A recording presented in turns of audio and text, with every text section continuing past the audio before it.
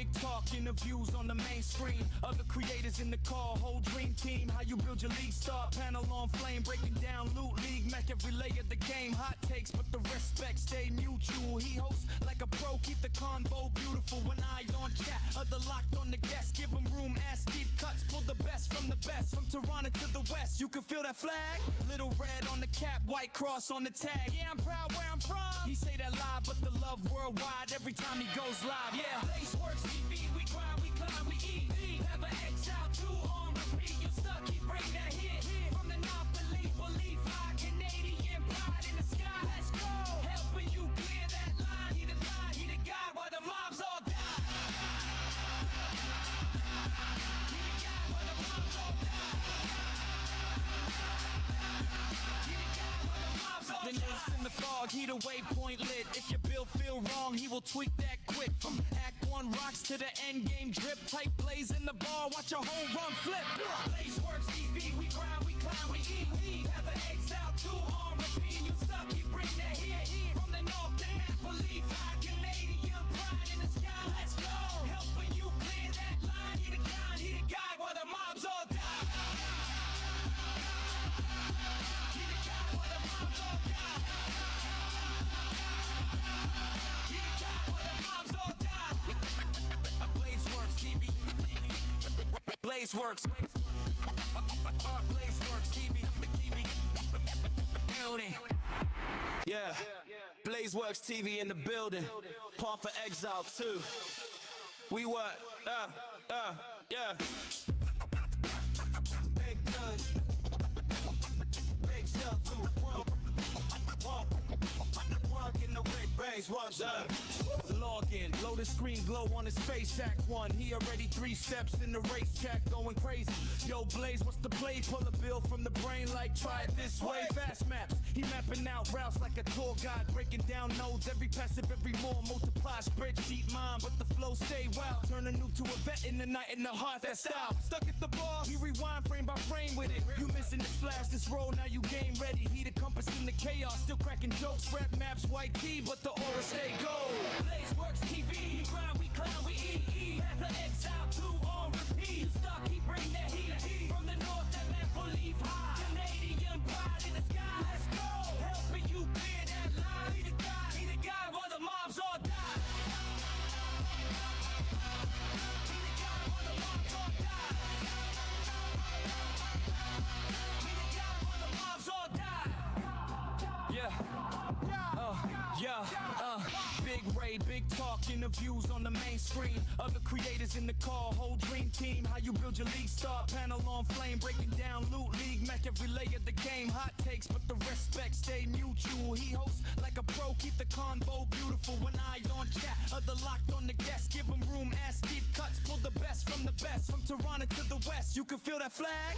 Little red on the cap, white cross on the tag. Yeah, I'm proud where I'm from. He say that live, but the love worldwide every time he goes live. Yeah, Place Works TV, we grind, we climb, we eat. Have an Exile 2 on repeat. You stuck, he bring that hit. From the north, believe high, Canadian pride in the sky. Let's go, helping you clear that line. He the guy, while the mobs all die. All right, good morning, gentlemen. Holy, we got everyone flying in here. Hello. What is up? What is up? Good morning, gentlemen. Yo, it's good to see you guys. What's up? Let me say good morning to everybody who's come in. All right, Gazilla, Table, what's up, boys? Herminator, Arjack, hello. What up, boys? Yo, Pow1 with the follow and first message. Should I try PoE or keep playing PoE 2 until 0.5? I would say try PoE 1, man. Why not? Why wouldn't you try it? I mean, what's your concern? What's going on here? We got a whole conversation happening. I missed out on this one. Hey, good morning, Wonder. Good to see you, man. Welcome on. PoE1 gang. Yo, what up, Peter? What's up, brother? Good to see you again. I think we're going to go with a hip-hop vibe today, boys. Let's start off with some instrumentals, and then we'll go into like the actual hip-hop. Let me put on some tunes here real quick.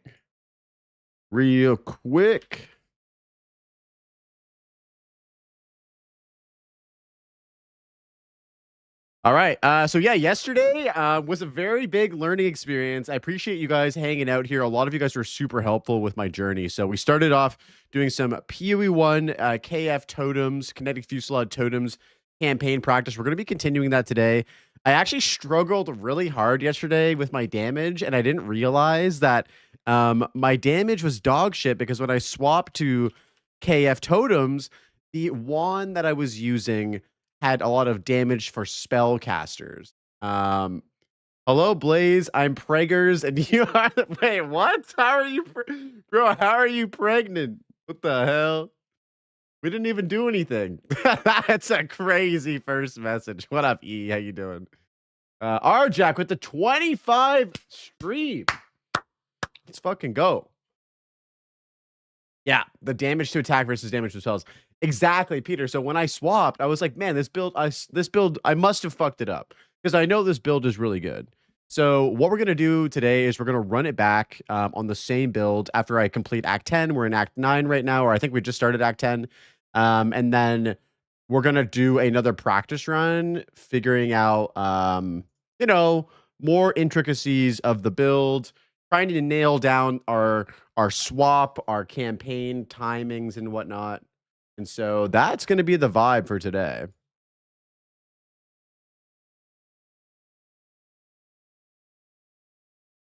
Let's pull up the game here. Hi, Blaze. First time on your stream. I watch most of your podcasts. You're a very good podcast host. Thank you for the great podcast. Yo, Enzo, that is very nice of you to say. Thank you so much, dude. You need lightning, added cold, and added lightning, and don't take increased duration, only less duration. Okay, got it. So, Enzo, first of all, thank you so much for stopping by. I really appreciate that. Glad you're enjoying the podcast. We also have a new podcast episode dropping today in about an hour and 15 minutes. If you guys missed the episode with Wooly, we're going to be doing that episode. And let's hop into the game. Okay, so I'm going to delete all of these other characters because I don't like having such a cluttered character window. The one I'm going to keep is First Time Freddy because that was my first character. Yeah, dude, super happy to hear that people are enjoying the podcast, man. Makes me so happy. I love doing it. We had such a good episode yesterday with Wooly, man. Like, you're going to love that one, Enzo. He's such a good dude. All right, so we're in Act 10 right now. Let me pull up the Act 10 tree here. And then we will compare this between Act 9.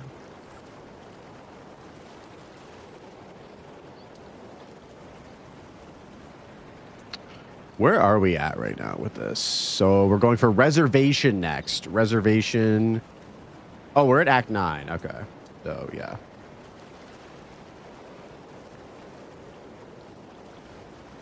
I hope you guys are doing well, man. Thank you guys so much for stopping by. Always good to see my boys pulling up. Find the Stormblade. Okay, so that is all pointing us in that direction.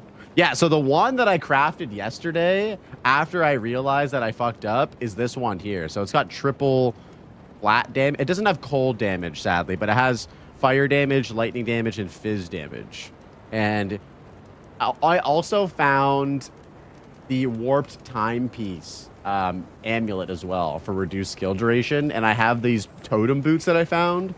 So it just made a massive difference. How many acts are there? Dude, there's 10 acts. Can you believe that? There's 10 acts, dude.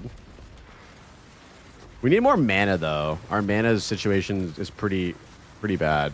I don't know what to do about it. Oh, we're actually going to fix that when we get more reservation. So in like a couple levels.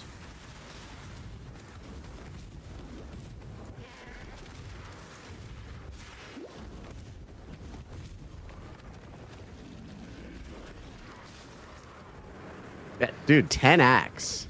It's a lot. It's a lot of gaming right there to be had. What else do you have? I have Precision, Herald of Ice, and Wrath at the moment.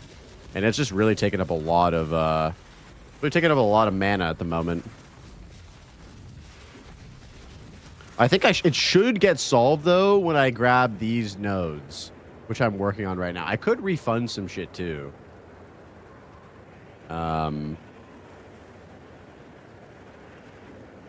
We'll get 5 Acts 5 to 10 and PoE 2 0.5. That's gonna be a massive update. That holy. I don't know about Acts 5 to 10 and PoE 2 at any point. Didn't they say there's only gonna be 6? I need precision at the moment, dude. Look at this. So if I turn it off, 80% accuracy versus 100. It's like really bad. I need it at the moment. Don't worry, we need a couple more levels and we'll be chilling. That's for your main hand, not for your totems. Oh, okay. Let's double check. So, how do I check the accuracy of the totems? If I turn it off.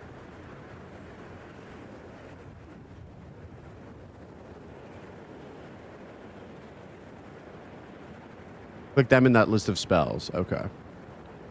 Okay. Hold on. Let me take a look at this real quick. Okay, so it's at 100%.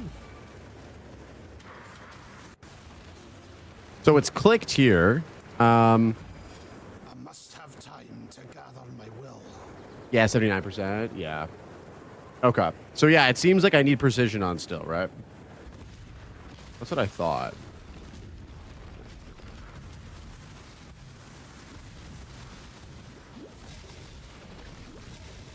Yo, Demiria, good morning, dude. Gazzy posted a minion video with a 4-hour completion yesterday, and I know there are speedrunner dudes. Like that one guy you interviewed with the worst take of all time. Yeah, dude, you can beat the campaign if you're really dialed in like 3 hours. Like 3 hours if you're like a pretty competent speedrunner, or not even speedrunner, just like a competent player is like, pretty good. For me, I'm looking at probably like 8 hours on this run. There was a lot of yapping and figuring out shit yesterday, but hopefully gonna try and bring down the next run to like 6.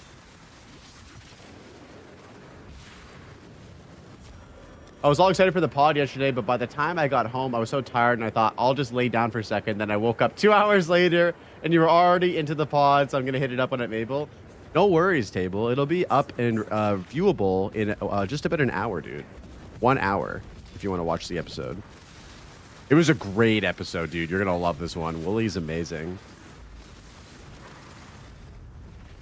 Your fastest was 7 hours. You've only played this league and the league before. That's like me too, Enzo. I think when I practiced a lot last league, I did like maybe 6.5 hours. Yeah. Also, a mistake that I made is that I leveled up my auras too much, and that increases the reservation of it. So I need to like not do that for my next run until I have like way more. Until I have way more mana. I thought like, you know, leveling up skills, just always a good idea. In this case, not a good idea.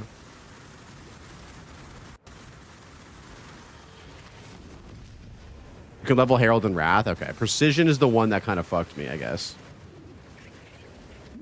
Different auras scale reservation differently. Okay. I can beat it in 2 minutes. I don't know what the campaign has to do with that though. Wait, what? What are you, bro? What are you beating it to? Yo, E, you woke up and you woke up unhinged as fuck today, bro. I love it. I love it, dude. You kill me. Good tip. What was my tip? Are you talking about the reservation thing? I'm just relaying information that I've learned, dudes. Like we're learning together right now. You're witnessing a live learning experience at the moment. Look at how much mana I just got from 1 node of reservation efficiency. 50 mana. That like changes everything. Sorry, not to overhype that, but that just feels like such a big upgrade.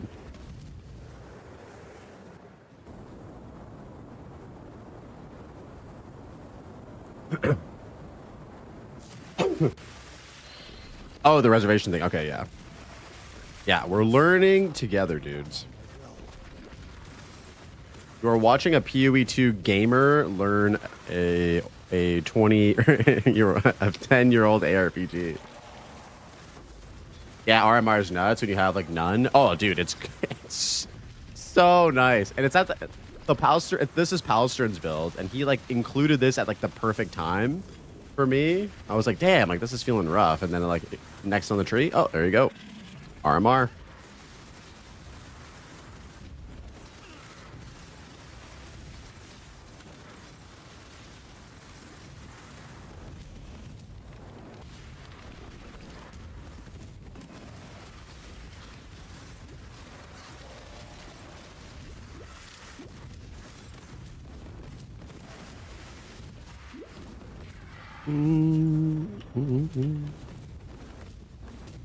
But yeah, it was crazy the difference of the build after playing with no wand flat damage to wand damage. I was like, oh my god, this is crazy. It feels so good.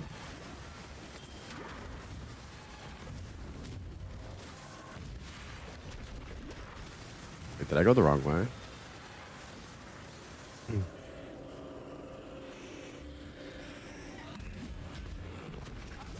Okay, no, we gotta find it here.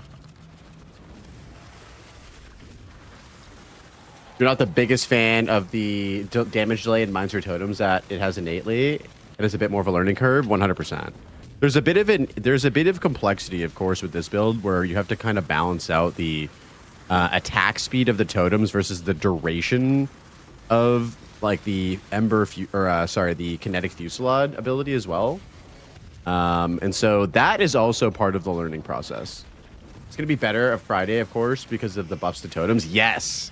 I mean, dude, if it's feeling this good already with the totem placement speed, I also have these boots, which give me 30% increased totem life and placement speed. So it's funny. The two items that I found for the two unique items that I found for this build, like, are very, very good for the build that I'm playing.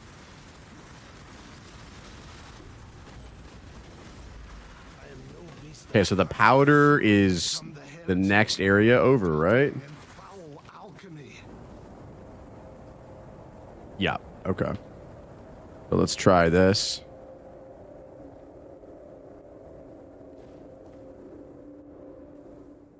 I also got Awaken Trade, boys.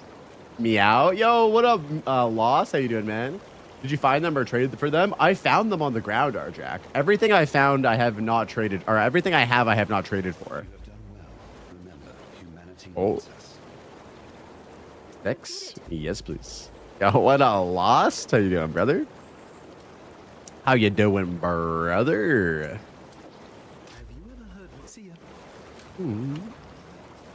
Morning. Yo, how's the streaming setup going, bro? I'm awaiting a picture. We never got a picture yesterday, dude.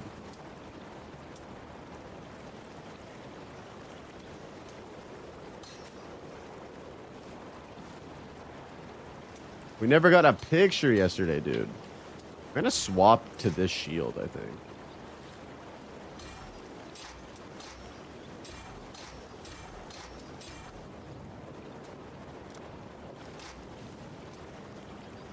Getting more totem placement speed will be more important since the base placement speed went from 0.35 to 5, but they emerge faster. Yeah, and that will scale really well with the Hierophant Ascendancy as far as I'm aware. I got an audio test today. I forgot my pick, my B. No, you're good, man. I'm just curious. You were hyping it up yesterday. I was like, damn, I can't wait to see the setup, dude. But, I mean, no rush. No rush. I can wait. I'm holding out. I'm holding out. Okay, so this has fire damage. This has an open Oh, this is spell and attack. Wait, this is good, right? This is good. I can craft a prefix on here with lightning damage. And it has attack speed. And spell crit chance. Spell crit chance is not good, though. We want to craft on either crit chance or flat damage here. We could actually use this.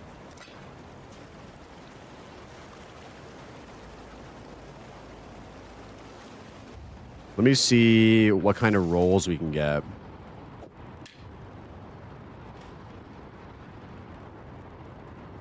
Lightning damage. Oh, I need 2 alchemy orbs. Do I have that? could do that. Yeah, there we go. Lightning damage, fire damage. So it's 1.8k. 2.28k. Okay. We're upgrading, boys.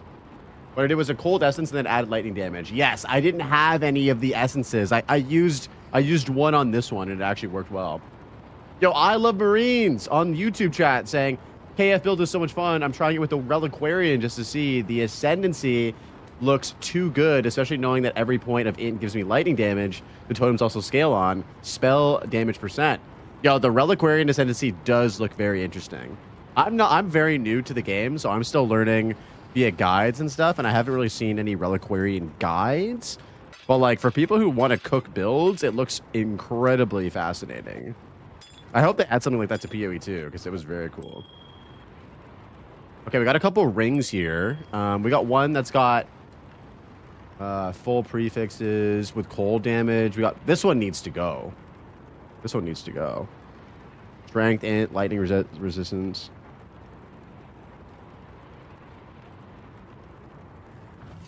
Convert spell damage at 200% attack damage. True. Yeah, that is very good, isn't it?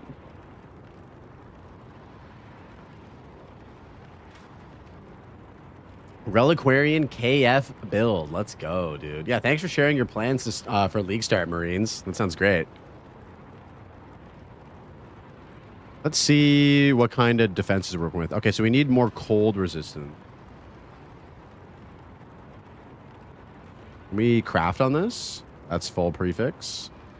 This one has cold resistance. Cast speed.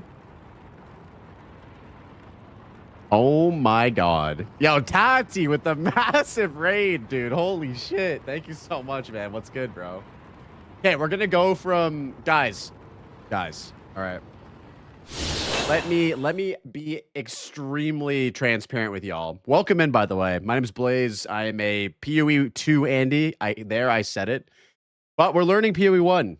So if you want to hang out, back seat, and teach a little bit, I'm here to absorb all knowledge. Thank you very much for the follows, guys. Yeah, I'm basically a PoE 1 tourist. We're playing Totems, though. So you're going right now from somebody who is a god gamer in terms of Totems to somebody who's brand new. So if you want to hang out, watch somebody struggle, backseat a little bit, you're welcome to chill. Always a pleasure to meet you guys.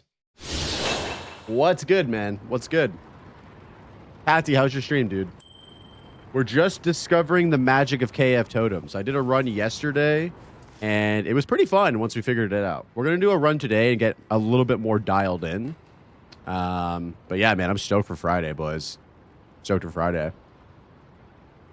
Yo, Mustache Melvin, KL Gates with the follow, Kata, Xebi. Thank you so much, guys. Yo, Tati, you're a fucking legend, dude.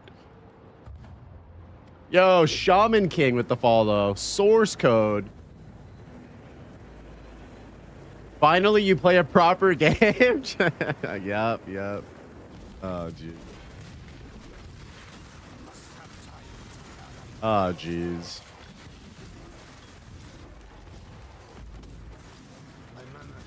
Exhibit followed?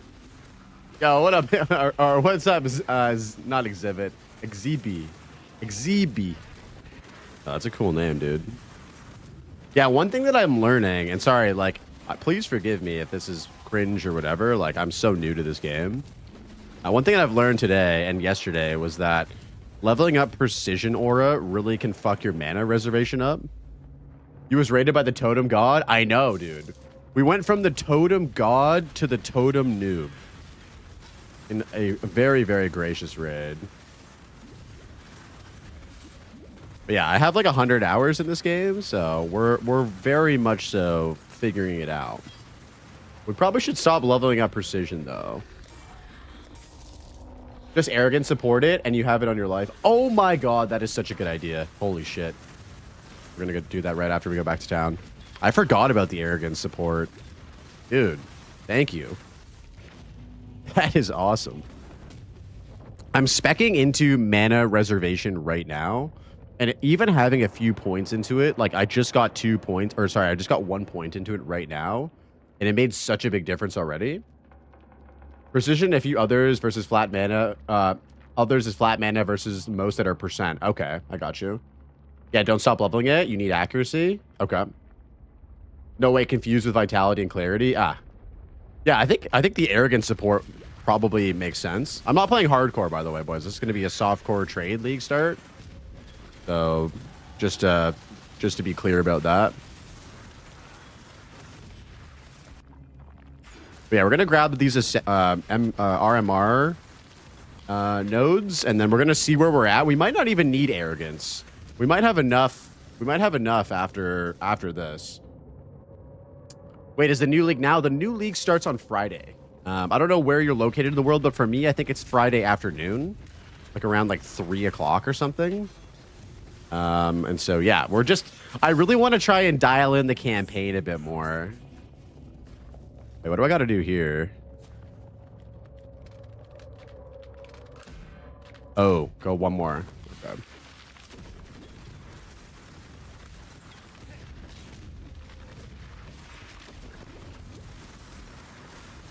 We're almost friends. Dude, what do you mean? I thought we'd been friends, brother. What? Yo, put in please and source code Will with the follows. Thank you guys so much. And Shaman King 077. Thank you so much, guys. Welcome in. Yeah, the goal with this particular league with 3.28 for me is to learn the game more so that I can play hardcore and hardcore SSF next league. Normally when I play PoE 2, I'm a hardcore SSF Andy. It just feels a little bit grief to commit to that in a game that I don't really know much about. And so that's kind of my vibe for playing software trade this league. I really want to just practice up, learn the game a bit more, and then come back to the game with a better perspective and knowledge so that I can play it like the way that I like to play it. So that means playing SSF, or sorry, that means playing trade.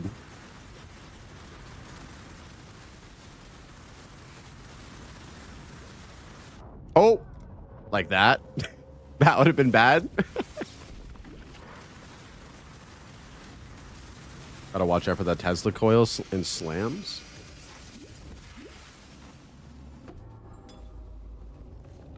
It has such a different feeling to it, though. Like playing softcore versus hardcore in PoE 1. Like, I feel like with PoE 2, it just feels way more readable, I guess. I guess with PoE 1, you're kind of just trying to go as quick as possible, right?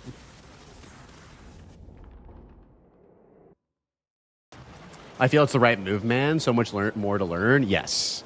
And to be like, dude, your name is hilarious. Dicks and butts all day, dude.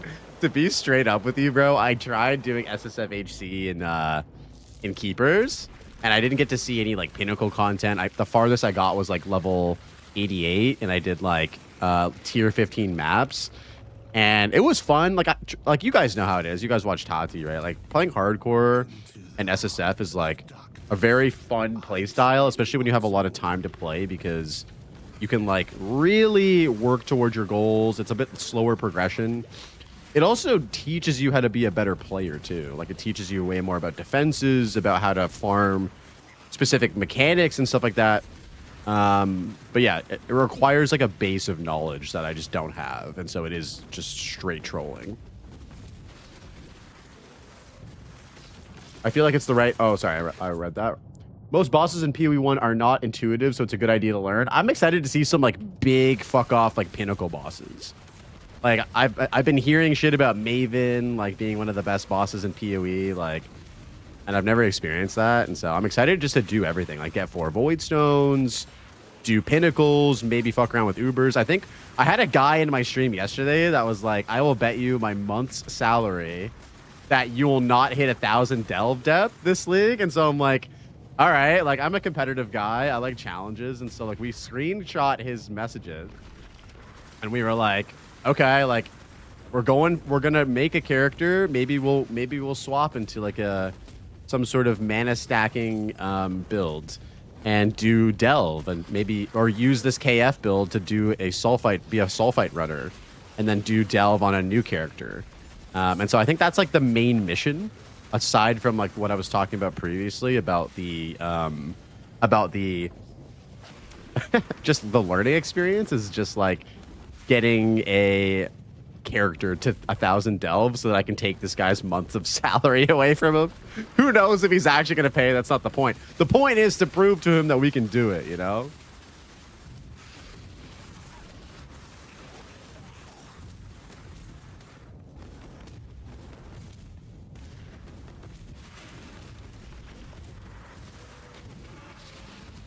Dude, the ball lightning build. I saw, I think I'm Exile has one from like Mercenaries League that looks pretty sick. That Demiria, actually, we were watching it together last night. And it kind of looks like an insane lightning version of Hammerdin from what's it called? Diablo 2, if you guys play Diablo 2, like the classic Hammerdin build. All it's missing is the hammer sounds. Whomp, whomp. We gotta add those in. Joke's on you. He's unemployed, living in his mom's base. Wait, you're talking about me? Oh, sorry. Nev, I missed your message. I play 50-50 HCSSF or softcore trade in PoE 2. I prefer hardcore. In PoE 1, I dislike HC. Deaths are about knowledge checks and can be more frustrating to me. I have 1K hours. Okay, yeah. I got you. Knowledge checks for sure. The guy offering his month's salary. Oh, okay. So I was going to say, like, bro, how did you know? I'm literally unemployed living in my mom's basement right now.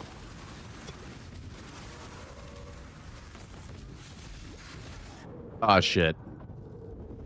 Why am I getting shit on here? I feel like my defenses must be trapped. I don't even have max res. 43%. I probably just need better armor, right?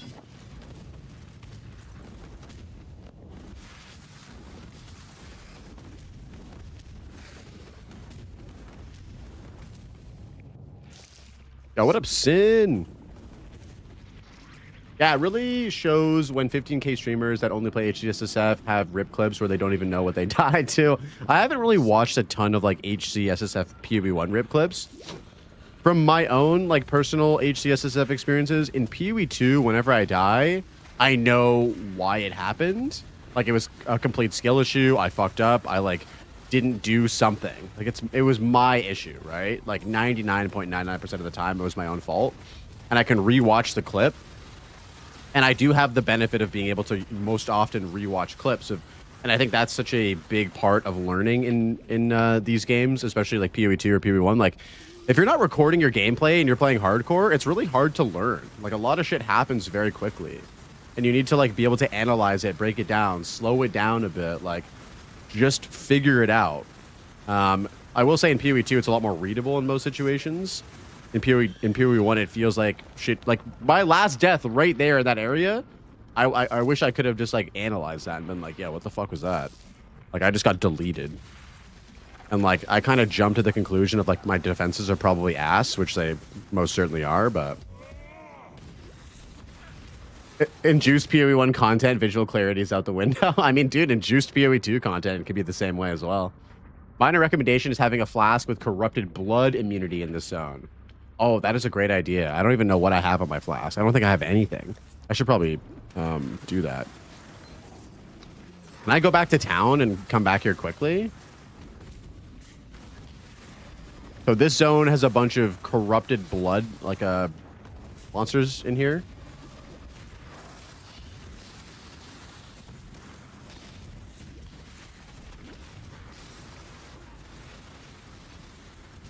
We need to get some better flasks.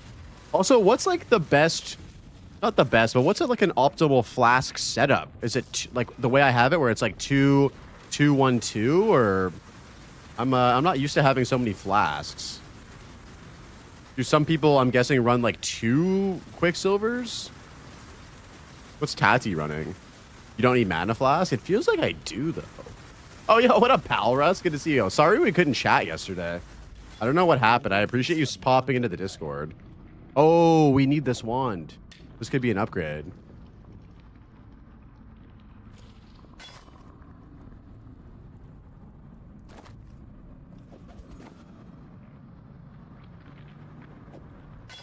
Typically just one flat mana flask at this point. Okay.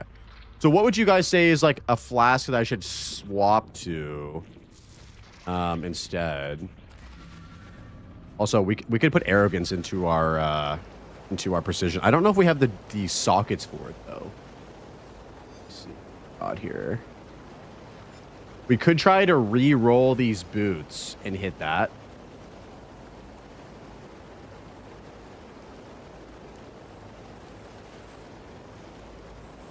Granite and Jade. Okay.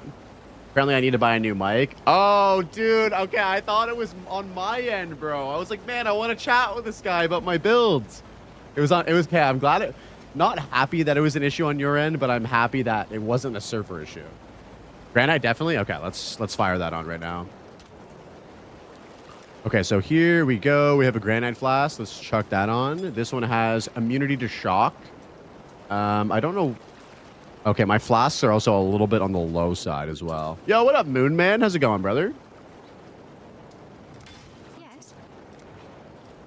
Okay, so we have a double res, increased fire damage, energy shields, shields. What does the guide say to use here for in terms of shields? So the offhand is a harmonic shield. So that's an energy shield base as well. I'm using an armor and energy shield base at the moment.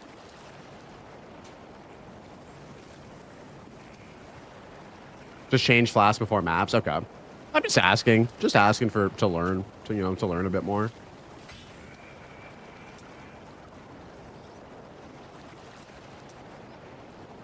I think this wand is not good. We will not use that. We won't use these.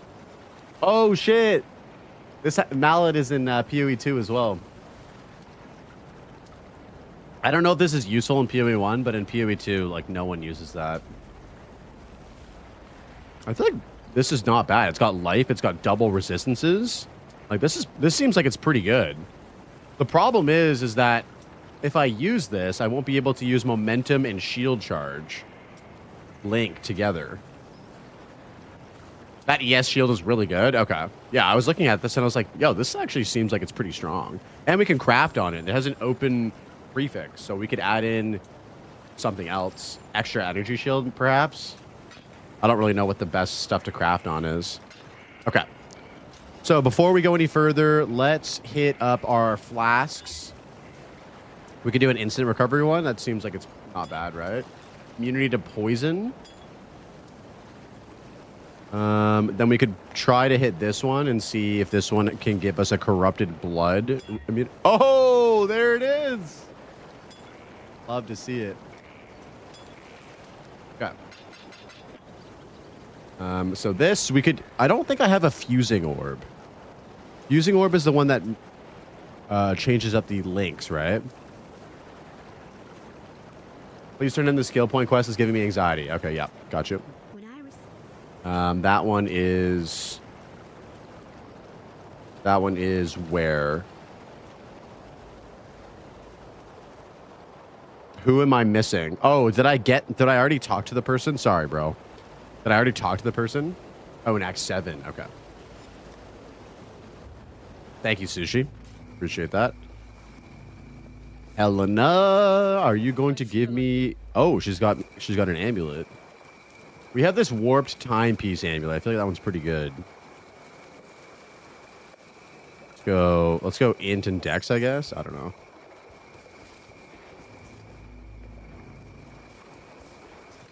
Many an arc goodbye. So, fair winds. Thank you for that, dude.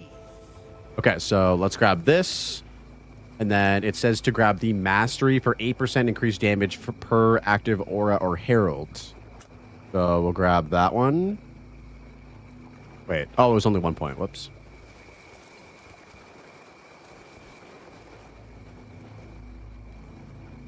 So what do you guys think like the best option is for this shield? Should I just save this until I can fuse the links together?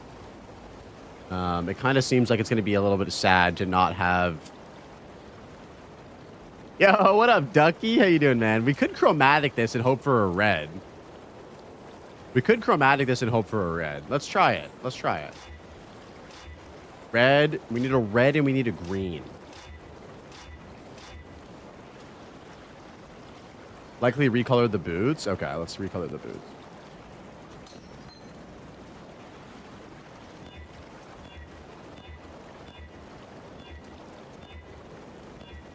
Come on. Oh, there it is.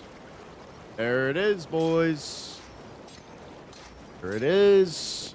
Oh, also, before we do anything else, we could actually take it into the crafting bench and see if we could get something else on there.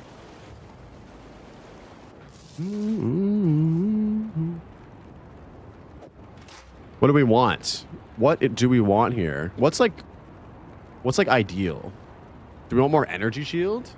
Yo, what up, Saget? How you doing? I'm doing great, man. How are you doing? We're just learning some PoE 1 together. Chat is very knowledgeable and helpful. Okay, so our options are like, we could go for more armor. We could go for more... Oh, wait, no. We could go for more energy shields. We could go for more mana. We could go for more... We can't go for more life. Do you have a macro for PoE 1? Yes, I do. I have the Awakened... I downloaded Awakened Trade last night. Maybe we just send it on the extra energy shields. Okay. Let's continue. Yeah, I have the Awakened PoE PoE thing. It's amazing. Oh shit, I have to redo this. I think. Didn't look like there was any extra waypoints that I got.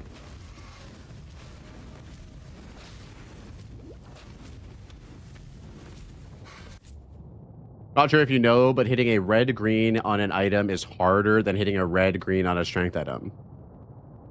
Yes, they have like different weightings, right? Oh, Jesus Christ. So when I'm trying to go for a red-green, I should always try and go for it on a strength item and not an int item.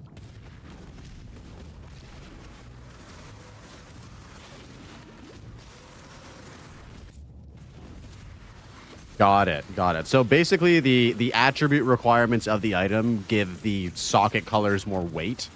And so on an int item, it's more likely that the socket colors are going to re-roll blue or green if you use a chromatic on it versus like a strength item, like it's going to be red. Are there any other ways to influence that? Like what about quality and shit? Oh my God, I'm getting clapped in here. What the fuck?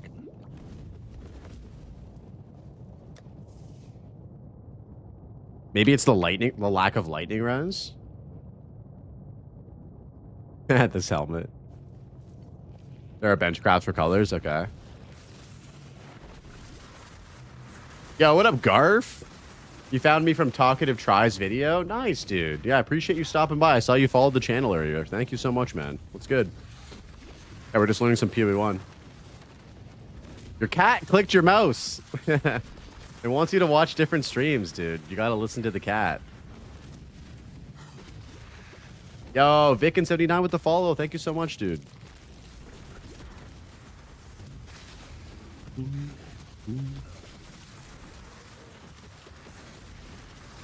This area seems a bit dangerous.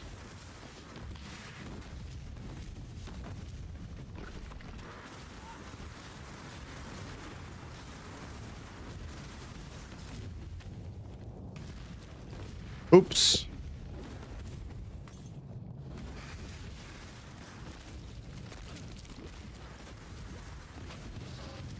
Ooh.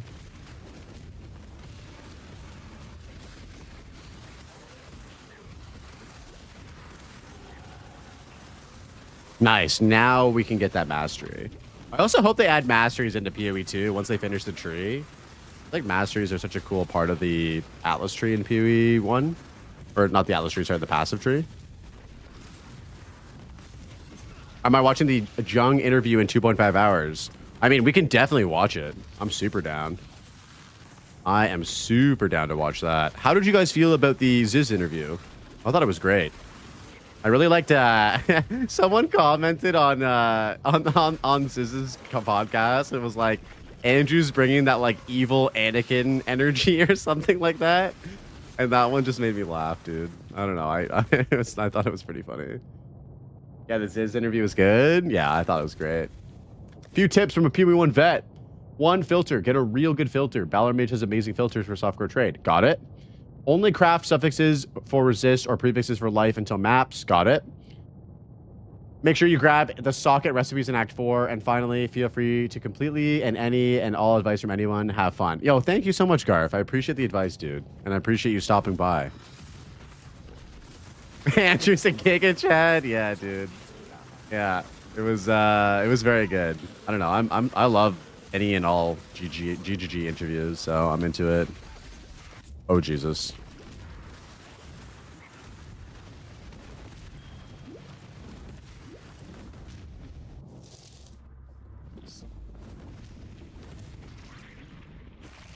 Wait, so do I have to do all of these over again because this is a new instance of the area?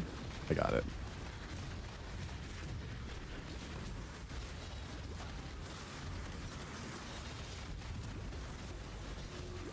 Oh.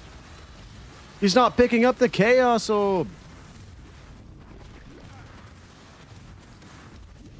Remember when Elon Musk didn't pick up the Chaos Orb?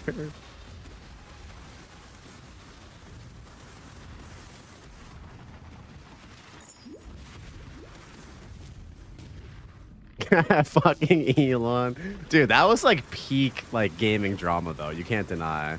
Like the whole like Quinn reacting to Elon playing the game. Like that shit was great, dude. Wait. I just don't understand like why lie about being good at video games? Like what does that do for you? That just makes you look like an idiot. I don't know. That was gold? Dude, that was crazy.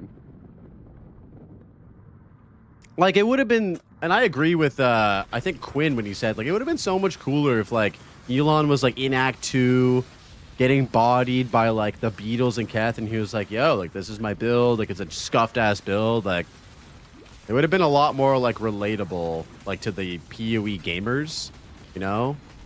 Than, like... I'm a god. I'm level 97. Here are my maps. They all have 4 things on them. Like, oh, it was so good, dude. It was so good.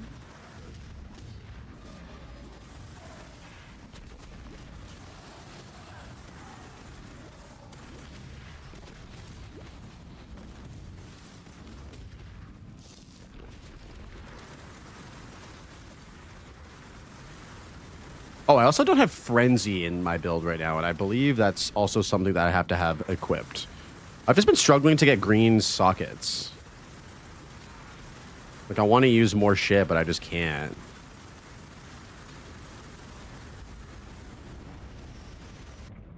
Yo, Lex, what's up, dude? Yo, guys, go check out my homie Lex. He has an amazing YouTube channel where he's dedicated his whole channel, essentially, to... playing Shield Warrior on PoE 2. He's a fucking amazing content creator, guys. Go check him out. Your boss damage is good. Frenzy's not important. Okay. Yeah. I mean, it feels good. I just want to try and follow the build as closely as possible just so that I can, like, fully understand and comprehend what's going on with it. And he was, like, despite the damage for bosses being good, like, I still want to, like, I want to figure out what, like, Frenzy actually does for the build, because I know that Frenzy charges in PoE 1 have like completely different parameters. Like they actually provide like inherent buffs to the character. So I just wanted to kind of see how it felt to have those like on my build. Frenzy gives you frenzy charges for attack speed. Okay, and so attack speed with frenzy charges will apply to the totem attack speed. Is that kind of the vibe with that? For reviewers, I got a huge raid from the homie Tati, the Totem God. Yeah, so super grateful for that. Super blessed for that. Frenzy charges give 4% more damage and speed. Okay. I mean, that seems pretty great. Like, despite having decent damage right now, like, it seems like it's probably really good for bosses, no? Oh, Jesus Christ. Wait, where'd he go?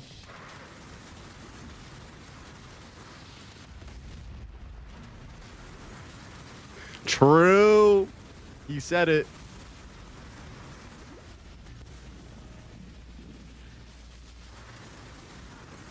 So at this point in time, would this be a good time to go back to town and re-get charged flasks if you were playing hardcore? That's why flasks are like almost dead. Darkness and blood with wrath. Hey, yup. Yup. Oh, jeez. Keeping up Arcanist brand to Tornado as much more valuable. Okay. I'll keep using that. Yeah, I wasn't sure if it was working. I feel like the visuals on Tornado is a little bit unclear. Okay, so talk to her. Go to Oriath. I'm excited to see the PoE 1-2 player. PoE 2 player tries PoE 1 the sequel. Lex, I already have the video ready to go. Like the concept. So yeah, I'm excited. I'm excited. Dude, I don't know if you feel the same way about this, Lex. I'm curious. We gotta have a chat, bro. We're overdue for a chat. It's been too long, brother. I miss you. I miss you. I'm not afraid to admit it. I miss you. I want to kiss you. Wait, what? Yeah, so for me, PoE 1 has been very much like an acquired taste. It feels like it feels like the gauge fucking emotes are gonna come flying in right now. Like, you know, like kiss you, not like a gay way, like a straight way, like a kiss your homies at. Okay, so I'll stop. Greetings.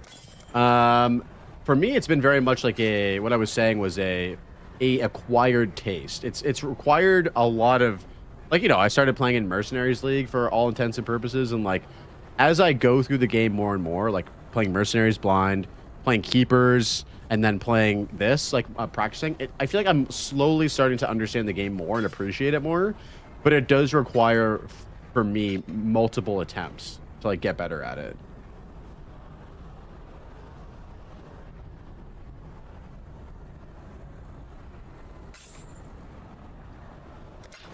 Remember, we do this for freedom. You can see at the top left if you have Arcanist brand active now. Oh, okay, I got it. Thank you, Palrust. I hope you have a great league start. Yo, thank you very much, Adam. Sorry I missed your message earlier, dude. Agreed. I have no doubt I would love PoE 1 if I had the time to fork over, but to be honest, I just have so much I'm still learning about PoE 2. I totally get it, dude. I totally get it.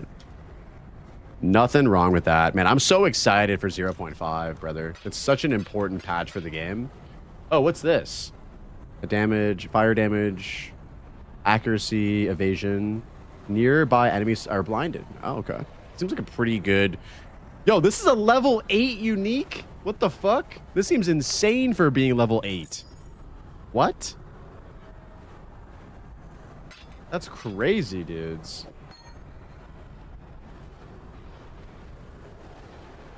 Yo, what up, Reed? How's it going, man? Good to see you, dude. I think for me, I enjoy the moment-to-moment combat of PoE 2 a lot. So when I play PoE 1, I want to click way less and play, so I can play builds that I would never even play in PoE 2, like Totems, Minions, and RF. I got you, Reed. I got you. Yeah, the moment-to-moment gameplay in PoE 2 is completely different than PoE 1, 100%. 100%. I'm just trying to learn how to appreciate both. Okay. So we got the efficiency thing. Let's go. Let's go kill Kataba, and then we'll restart. What do you think for 0.5 aside from the endgame changes? New weapon, new class. I would love to see a new weapon or new class. There's been a lot of talk that obviously that people want to see swords in PoE 2. So duelists might be a possibility. I'm of the opinion that like the majority of the endgame changes, they got done like really early on into like 0.4 or during 0.4's development. So I think we're going to be seeing some substantial, substantial like changes to the game, like massive changes, especially with regards to the end game. And like it's going to be very, very important because like this is going to be the end game for PoE 2 that we play until like 1.0 for the most part. So like there is massive pressure. Bring PoE 1 Atlas to PoE 2. Well, so here's the thing, Mustache. Like when I saw the presentation for PoE 1's new Atlas, it made me think like, yo, this could actually work really well for PoE 2. Like the, you know, they removed the actual map location from the map, and now it's just like a tier 10 map. And so it kind of feels like it's getting a little closer to PoE 2's way of doing it. And so I was like, whoa, like maybe they're testing. This is very tinfoil hat theory, by the way, but I'm going to go with it. It felt like they were making these adjustments and these changes to see what people thought about the Atlas so that they could, like, maybe do the same thing in PoE 2 as well. What do you guys think? You think that's, like, preposterous, or do you think that's plausible?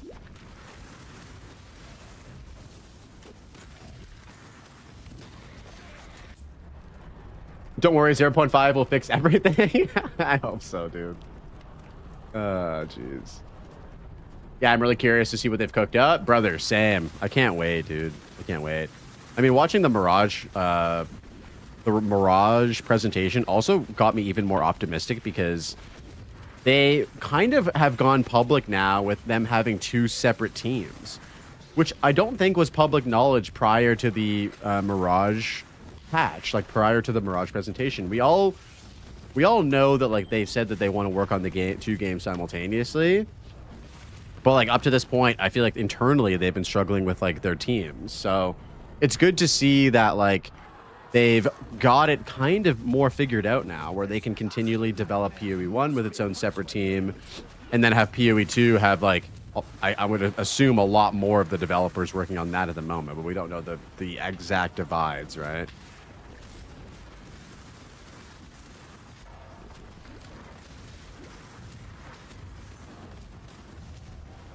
They say that, Cypher, but I don't know, dude. I don't know. I feel like it would be naive to believe that they make decisions completely based around each game individually and not thinking about them in terms of, like, their like what could work for either one. You know what I mean? Like, look at the League content, right? Like, all the League content that we're getting in PoE 2 is, like, a rework of PoE 1 stuff, from, like, Incursion to Breach to Abyss. Like, they're very much aware of, like, what's happening in PoE 1 and, like, how it can potentially work in PoE 2, right? Like, from a fundamental level.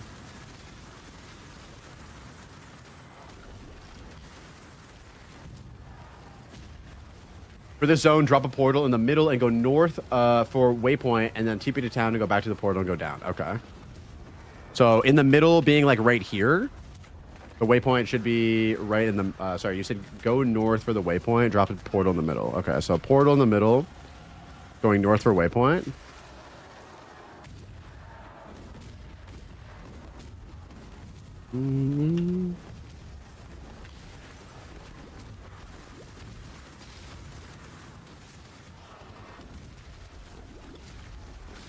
This might sound like a dumb question, but, like...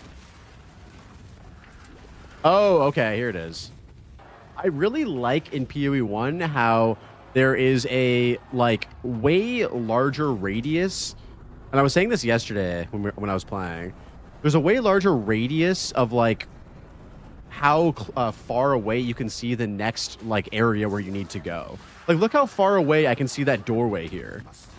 I really wish that would also come to PoE 2. Oh, it feels like in PoE 2 there's, like, you can narrowly miss an exit by, like, a few meters and it won't show up on your map. Where in PoE 1, it's like, it's so visible. It's so nice, dude. Just spec into light radius. Holy. That's crazy. But yeah, that's, like, a wonderful, like, change. And I think that's, like, isn't that, like, a relatively new change to PoE 1 as well? Like, didn't it not have that sort of QOL, like, before, like, Keepers or Mercenary League? Best stat? Yeah. Dude, I saw you were playing No Rest for the Wicked, brother. How do we do a collaborative No Rest for the Wicked playthrough one day? I saw you did, like, a build guide and everything. I love that game. It's sick.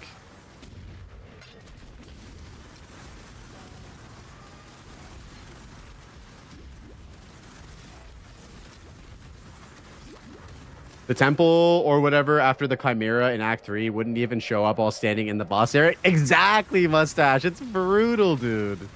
It's brutal. It's like, how is this supposed to be better for new players? How is this game supposed to be better for new players when, like... So the reason why I bring this up is because I'm going to ExileCon in November. So me and the lady, her birthday is the week after ExileCon, and so I didn't really convince her, but I was like, babe, we're going to New Zealand for your birthday. We also have to... Oh, my God. The raids keep coming in. Yo, Local Hole, thank you for the raid, dude. Welcome in, guys.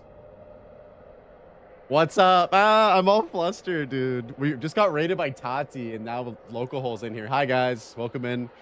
You have gone from a KF guru to a KF noob. If you want to hang out with me, my name is Blaze. I'm a PoE 2 Andy, but we're learning PoE 1.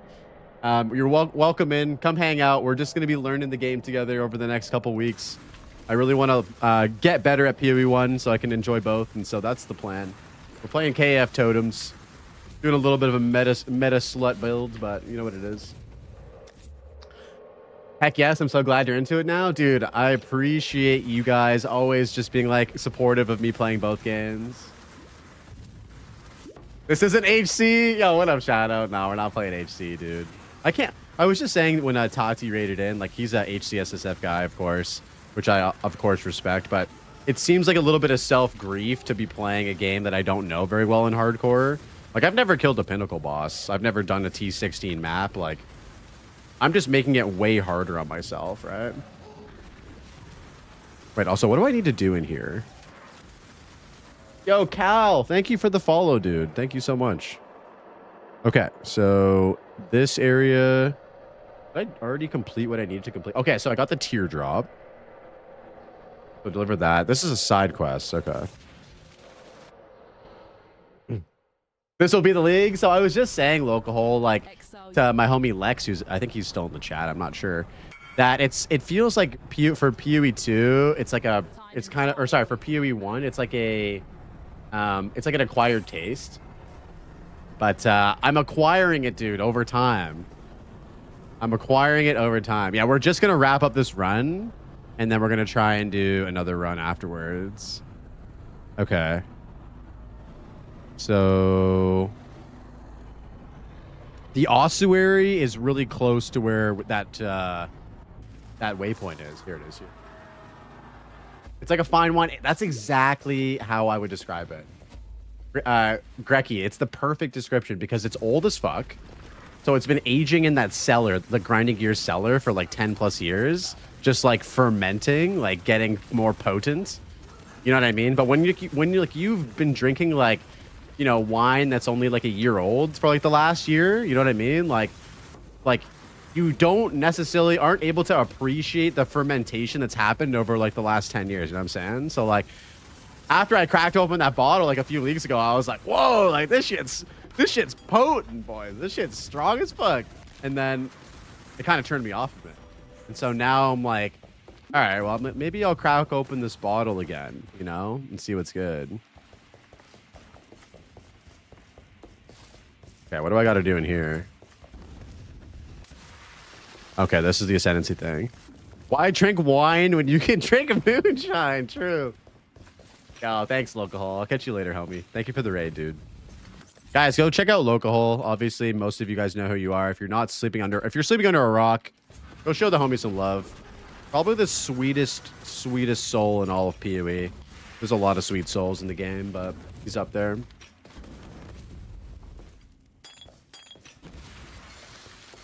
Okay, so I need to go to the Chamber of Innocence. Chamber of Innocence. Okay, so it's down this way. On the inside, it's all corrupted. It's crangled in there. Happens to the best of us. It happens to the best of us.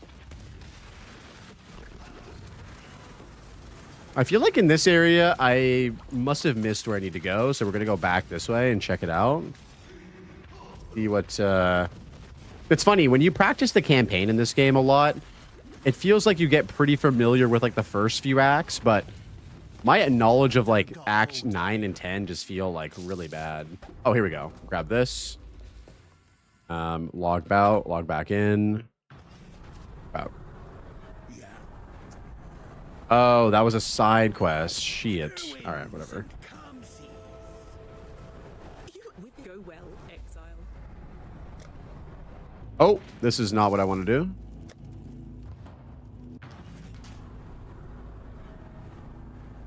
All right, let's continue on here. So We need to go further this way. You're running through the axe like a boss? I don't know about that. I don't like, the thing is, I don't really know where to go for the last like half of the game. So I'm kind of just still trying to figure it out. I'm really happy we're doing more practice. I need to do the campaign like 100 times. Yo, Ecto with the follow. Thank you, brother. Appreciate you. Needed to go the other way. Oh. Yo, what's up? Dapper, my boy. What's good, dude? Did we discover a League starter build for Friday, Dapper? What's the vibe?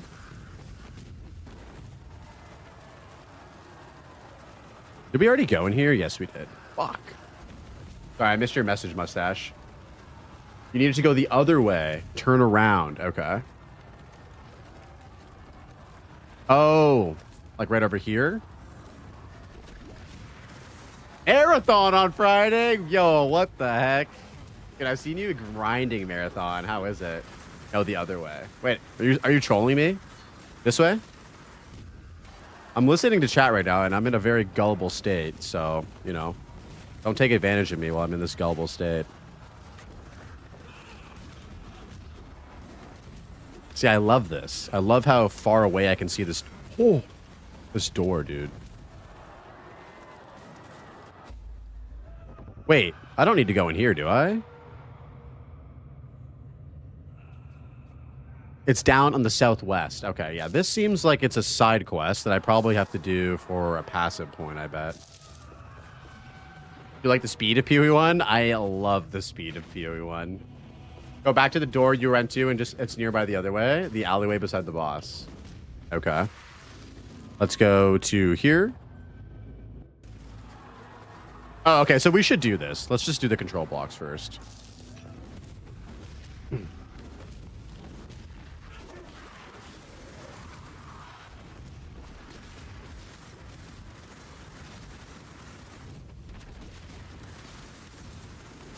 Oh, man, we're getting bodied, though.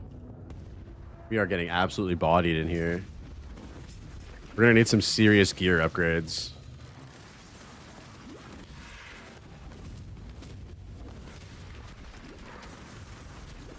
Music and song. Let me drop a link in for you. Pretty low life for Act 10. Yeah, my gear is atrocious. Does the plugin work, guys? Does the plugin work for being able to look at my gear? Wasn't able to see if that was actually doing well yesterday. Can my totems snipe these fools from up here? It works? Let's go, dude. Let's go, dude. I hope that they add that plugin into PoE too. Sorry, I feel like the conversation is for the majority of you guys being in here has been like a conversation about like the comparisons, but I do think that like as a PoE 2 Andy, it's just like fascinating to like talk about the differences and similarities. Yeah, the build's feeling great, bro. I'm a bit squish right now because my gear's trash, but the damage is pretty tight. We're not even using frenzy charges for bossing yet.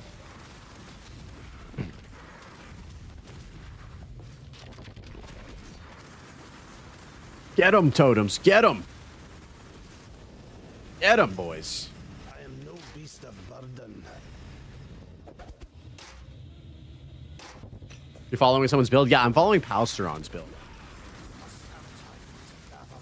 Imagine chat could mess with your loadouts. That'd be crazy, dude. Imagine if like, yeah, if you dropped like a 5 gifted, you could just like val an item in my inventory without even me doing it. That would be the ultimate like Twitch engagement right there. I would get griefed so fucking hard on League Start.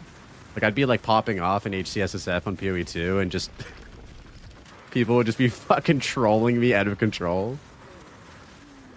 Rabbit did that? No, what I'm saying is that people can do it with the plugin so that I don't even have control of like what I do. It would just be like they gift and they gain access to my inventory. They can like corrupt an item, they can throw something on the ground, like it's not even up to me at that point.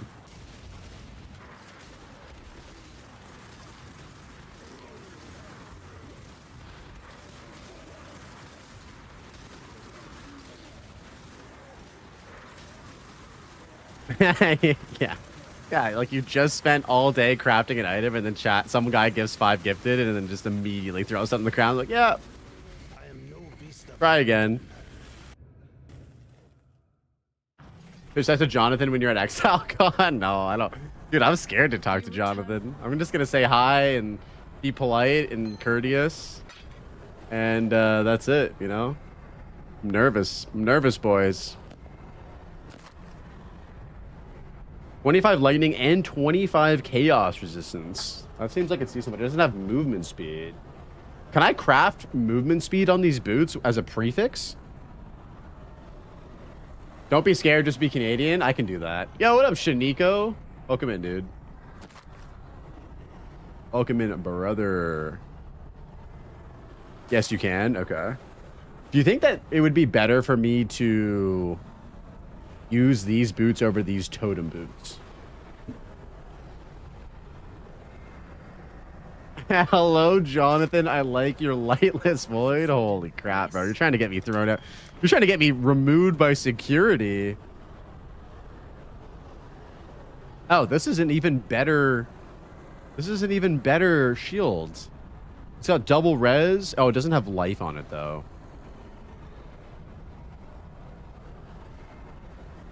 Oh, this helmet feels like it's a pretty big upgrade, too. It doesn't feel like it is a pretty big upgrade. Oh, shit. Feels like it comparing a yellow item to a blue item, and this feels like it's better.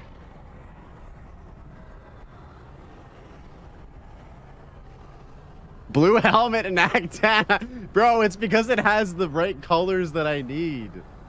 We could try and re-roll this helmet, I guess. We need, we're using Arcanist brand here with Tornado and Faster Casting, so we need minimum 2 blue, 1 green, to get that working. For freedom. Let's try and re-roll this. 2 blue, 1 green.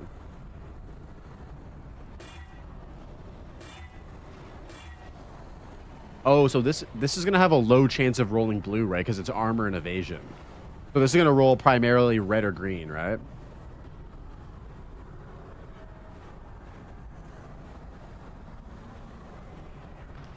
Well met. Goodbye. I'm here to Yeah, we're currently downloading the client as we speak, boys.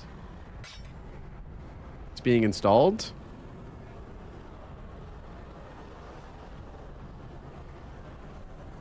Okay, maybe we just gamble. Let's do a little gamble before we fight Kitava here. Who is our gambling NPC? Yes. Remember, we do this. Good to see you. It's Good tidings to you.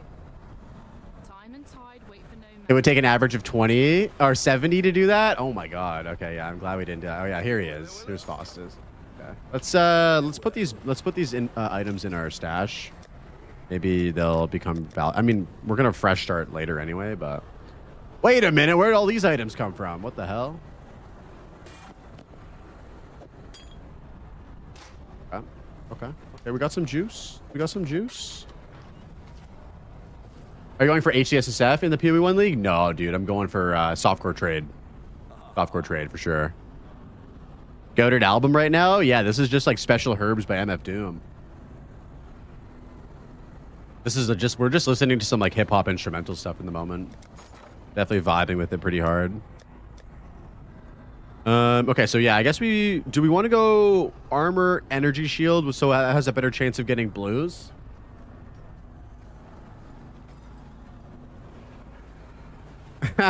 Thank you.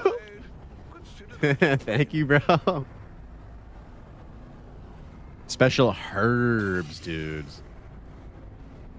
Yo, this seems like a really good helmet.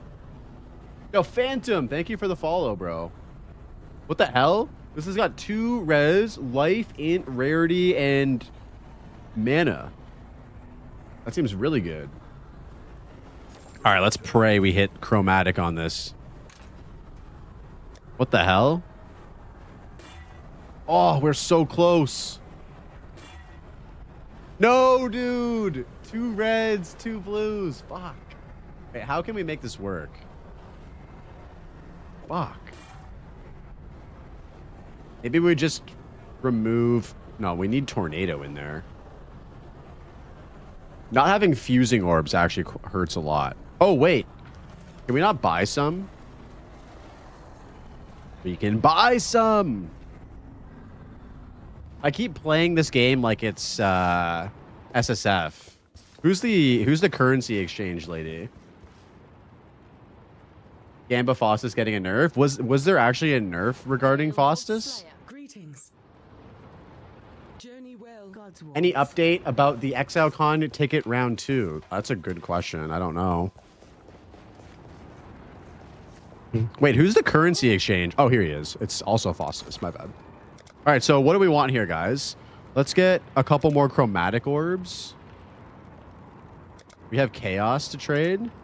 100 to 1? Easy. All right. Yo, I love trade. Yo, I love trade, dude. I'm converted. Yo, fuck SSF. No, I'm just kidding. Yo, what up, Arrow? How's it going, man? Dude, I'm discovering the magic of trade. Did you guys know about this currency exchange thing? This is great, dude. Holy shit.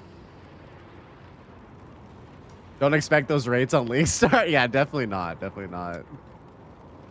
Okay.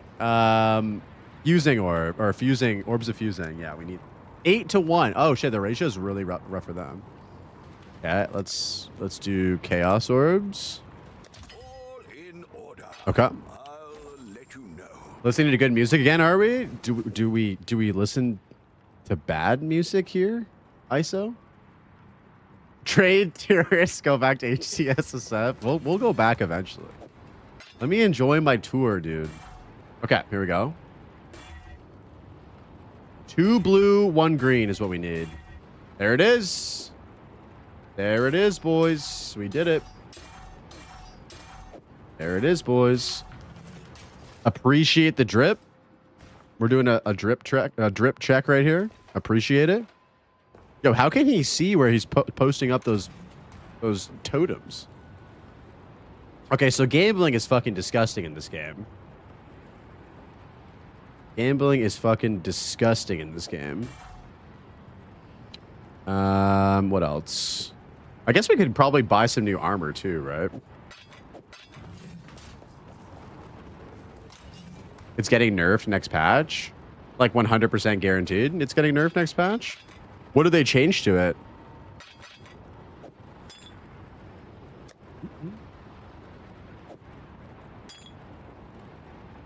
Body armor without life mods. Okay.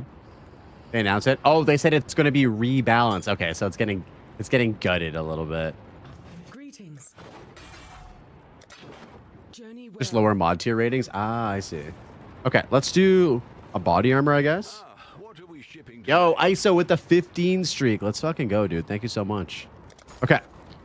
So the guide says to do armor as a armor base. So let's just grab that, I guess. Astral plate, it says in early maps, which is all armor. Okay, let's try that, I guess. You can put Wrath in here. We're going to need this armor to have at least 1 green slot. Not bad. Not bad at all. Yo, I think this will work, right? Toodles. Okay. So it's got armor. Maybe we'll just do like increased armor. Ah, shit, I don't have any alchemy orbs. Yo, we could buy some. Armor as like an armor base? Yeah, like an armor base. What are we shipping today? Currency exchange. Alchemy orb. Can craft 1 green on the crafting bench as well. Oh, okay. Let's take a look at how. Holy shit. 3,000 alchemy orbs to 1 chaos? Oh, dude, we're out of gold. Fuck. Okay. Is it because of that's how big of that's a huge trade? Why does this trade cost so much money? What the fuck? Bro, what the? Bro, why is this so expensive? This is like my mortgage on my house, dude. What the fuck?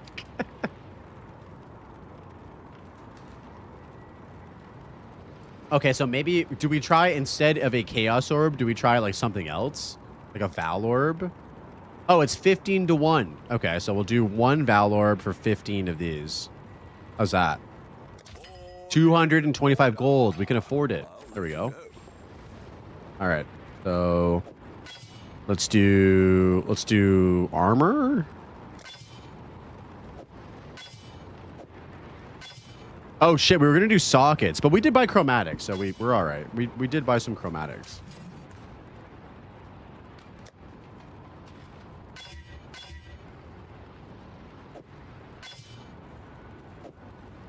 I feel like we could probably utilize another green in here, though. Like 2 green, 3 red would be fine. There we go. Let's do that, and then let's put Frenzy in. Now we can actually use Frenzy, which is sick. Oh, I put it in the wrong gear. My bad. All right. Sorry about that, boys. I hope you guys didn't, like, die of boredom there. That was like a lot. You just witnessed a man discovering trade for the first time. And also discovering the no pants gaming. Immediately unfollow. I think we should be a little bit more tanky now, hopefully.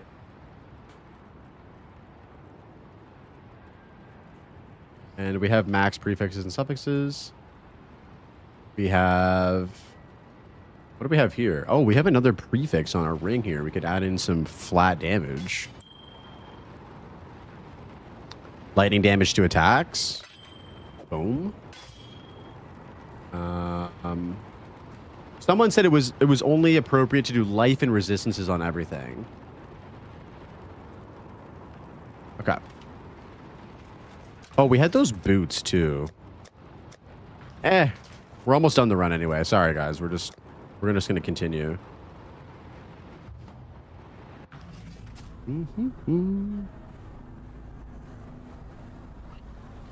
Flat damage on rings is also big for your damage. It scales the same as your rolls on your wand. Yes, dude. It's gonna be huge. We're gonna be doing big damage right now. If you don't have life on your body armor, there's a really good mastery for life nodes for 15% of your HP. Okay, so we don't have that. Where would we get that? Oh, we could get that right here. Do we get that right now?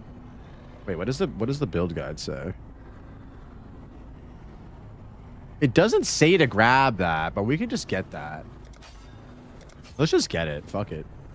We deserve it. Look at us. Deviating from a build.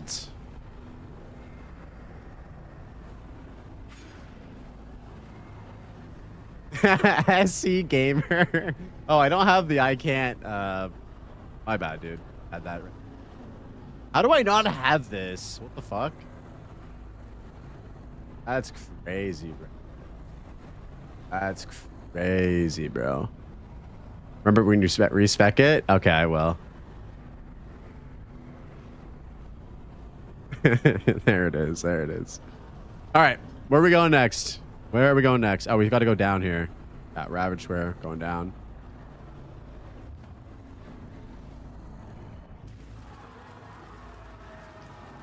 Peepo Cube? Okay, we'll add that. Guys. That's a lovely one.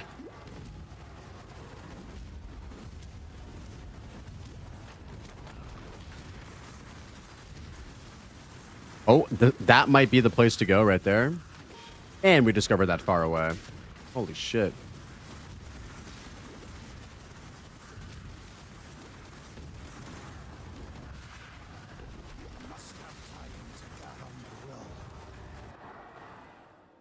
Nice. This is where we gotta go. Monka ES, dude. That's amazing. Holy shit, bro. That is amazing. There you go.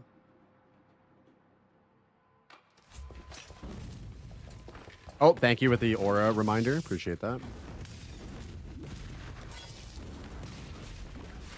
Man, these are some bangers. Holy shit. Monka ES. That's so good, dude. Oh, Chaos Orb. We can buy what was it, like 30,000 alchemy orbs now. Dude, the biggest trade of my life. I'm gonna be set for life in alchemy orbs. This is a joke? Is this not your first time? No, no, this isn't my first time. This is my third league. This is my third league. This is my third league. I'm new, but I'm not like a brand new, freshly born baby. Like I didn't just pop out of, you know, I just didn't just pop out of the womb. We have played the game before. We're just like really bad at it. I'm just really bad at it. Oh no, we got baited. Do we really have to go all the way down here and around? I just had the cord snip. Not we're fresh. We're not that fresh. All right, we're not like cord snipped type shit like that. We're like, how would we describe this? Like we haven't learned how to walk yet. We're crawling right now. We're at the crawling phase right now. Like you see what we're doing right now? We're crawling right now. We need to learn how to walk. That's what 3.28 is going to be. It's going to be walking league. And then after that, we can slowly learn how to, you know, we might get some new shoes. Like we might get some Nikes. Think about like potentially jogging in the future.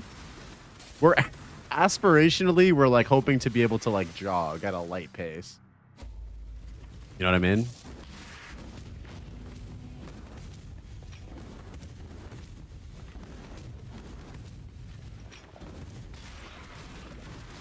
Oh my lord. Yeah, dude. We got 2 huge raids today. It's funny, like, the lady was like, I hope you have a great stream, and I hope all the raids happen for you today.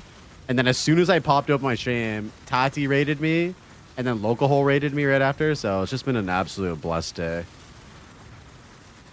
Yeah, we can watch the interview live if you guys want. It's up to you. If you guys want to watch me play, we can play. If you guys want to watch the interview, we can watch the interview. I know, dude. It was all her.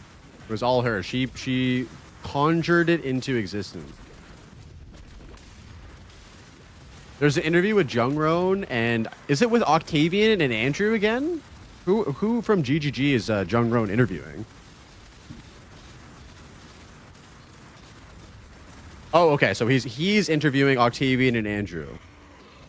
The same folks that is interviewed as well. Andrew's a Giga Chad? Yeah, Andrew's pretty cool. He definitely was giving off evil Anakin energy. In like a good way, you know?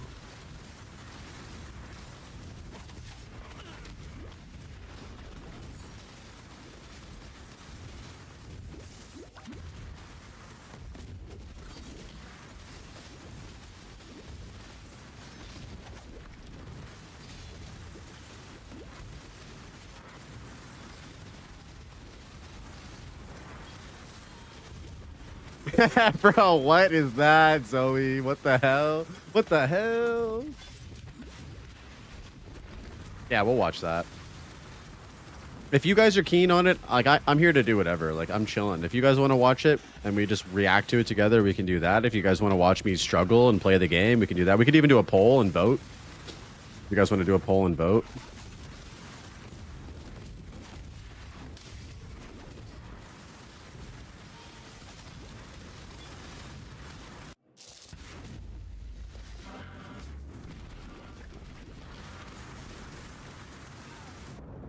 Oh, okay. I got one-shotted.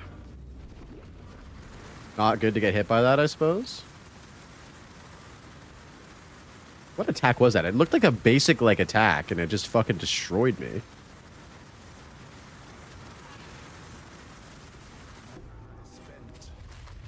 Rest now, my brother. God shall be your Plays as an HCS and set player, by the way. Not today! Yo, Lex, great to see you, man. Thank you so much for stopping by, brother. Have a great day. How many hours? I think it's in like 2 hours or so.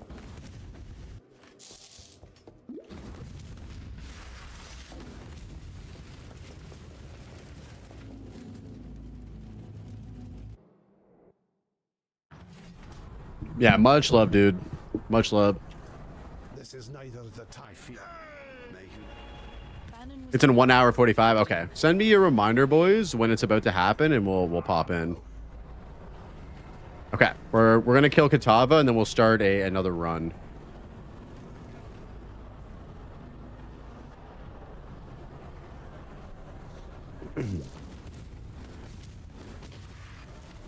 Hey, Schnoz. Oh, dude, thank you so much. Dude, the Wooly podcast was amazing. You watched the whole thing already? It just came out. Oh, did you watch the stream VOD? Yeah, you must have watched the stream VOD.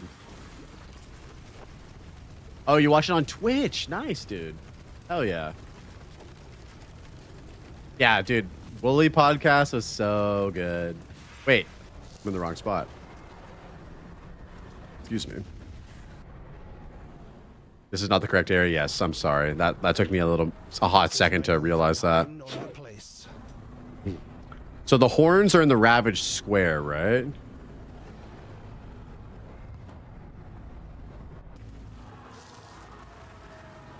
I found Wooly through Risk of Rain 2, and then I saw him do PoE 2 content, and I was hyped. Yeah, he blew up because of Risk of Rain. We talked about the whole thing in the podcast.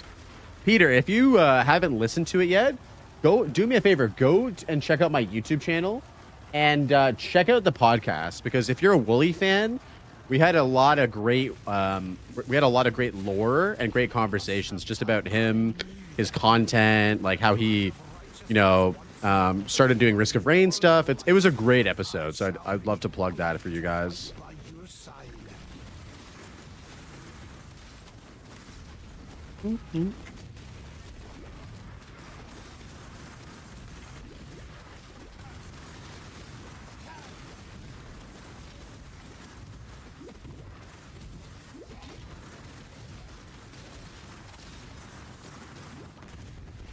Oops.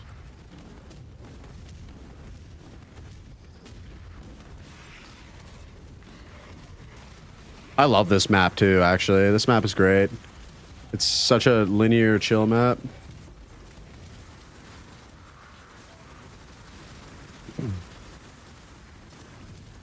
Yeah, dude. You'll love the Wooly lore. It was great. Wooly is just like a really chill dude. Like I've chatted with him quite a bit because we're working on this new ARPG called the Dark West. It's like a occult Western ARPG that we talk about. Wooly's on the team as well. And so, yeah, it's just been cool to get to know him through that. But then also be able to just have him on the pod, talk to him on more of a one-on-one convo. Because usually when we're chatting, it's very much we're in a team meeting and stuff. And I don't want to be yo, Wooly, what's up, bro? What's league start going to be and shit like that or whatever. So it was cool to be able to do that. Very, very down to earth, chill dude. A tornado wand. Beast of burden. That could be some good damage. The blood aqueducts, true. That one is pretty fire as well, isn't it?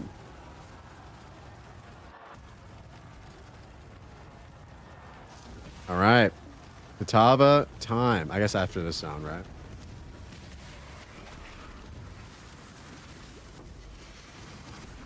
Wait, what do we drop? Oh, unique.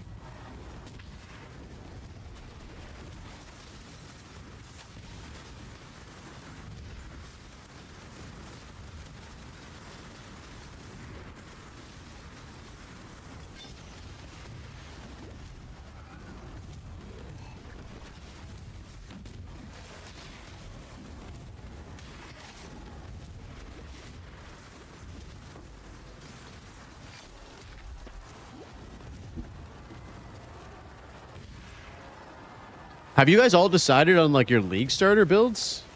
What are you guys starting? What's the vibe?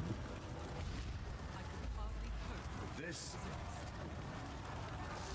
I shall strike you down. Siege Ballista? Oh, dude, someone shared with me PoE guy's Siege Ballista build. Apparently it's really good. KF Totems, KF Warden, unhinged Twitch viewer is my league starter. Dude, that build's gonna be meta this league, I think, Zoe. Unhinged Twitch viewer. We got a few of those in the chat today.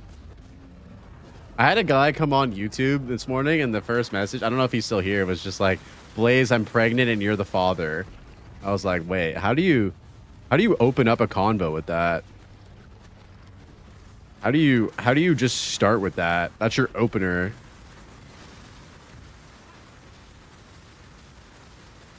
My mana is spent.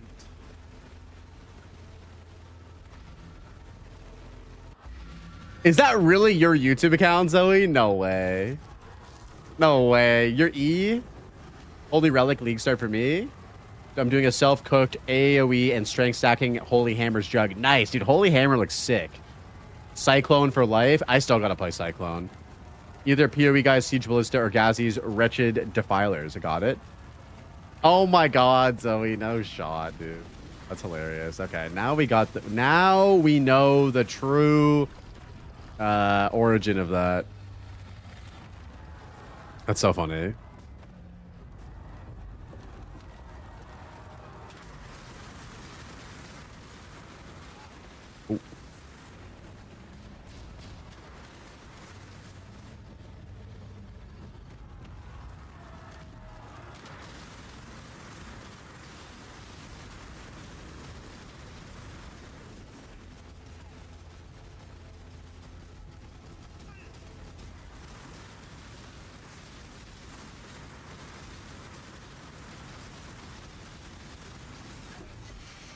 Yo, we did it.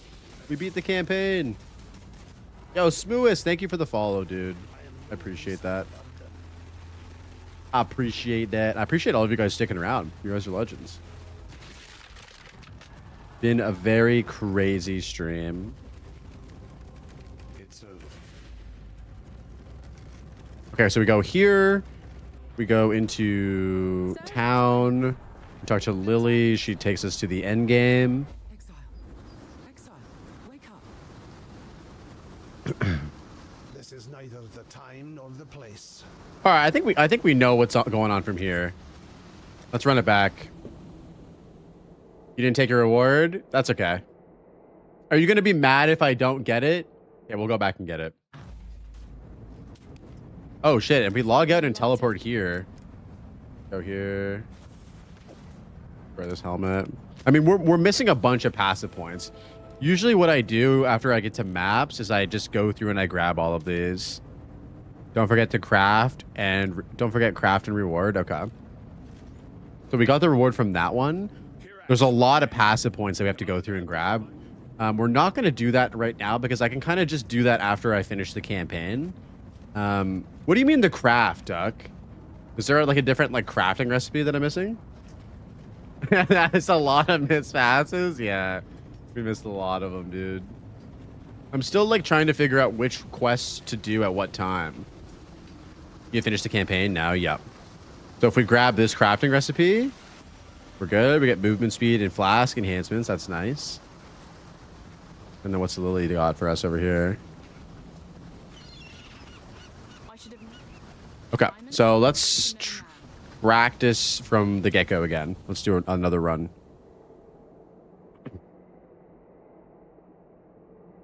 All right, so upon league start, we need to make a ranger to get the gems. Damn, running it back. Oh yeah, that's we need a lot more practice. Yeah, we're gonna get momentum. Oops. I always do the passes in Act 6. Okay. Let me know when, if you see a quest that I'm skipping and I'm not doing it properly, just let me know. Oh shit. Here we go again. The beach, a place I'm all too familiar with.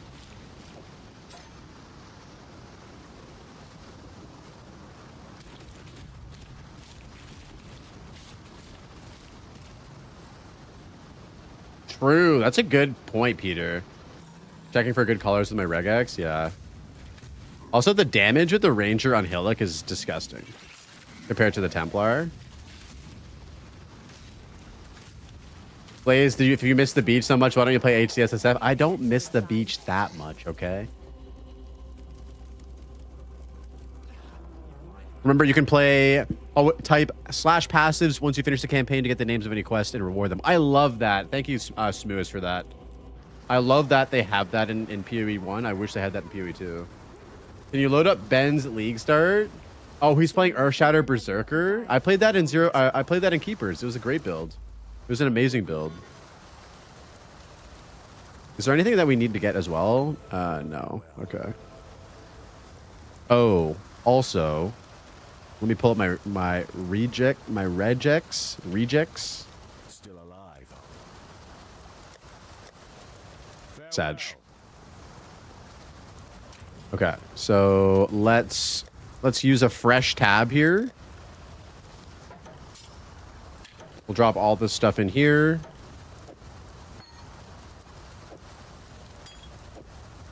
Classic Ben. I'm sure it's going to be a banger. I'm sure it's going to be a banger. I want to try something a little bit different, though.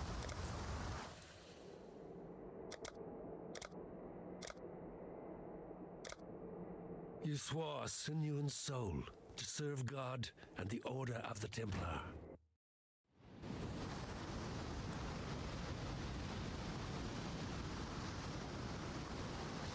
Yes, I definitely can add that. How do I not have these? It's just crazy.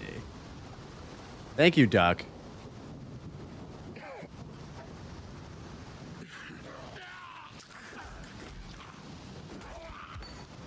Even death gives no solace in this tortured land. Appreciate you keeping me dialed in on the emotes. It's very important.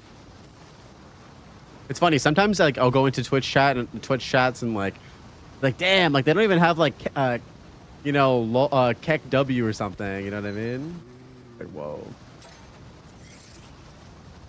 Yo, we planning on doing Palestrins League Starter? Yes. What up, Nihilus? How you doing, man? Yeah, we're gonna do Palestrins League Starter. We just did a campaign run, figured it out the build a bit.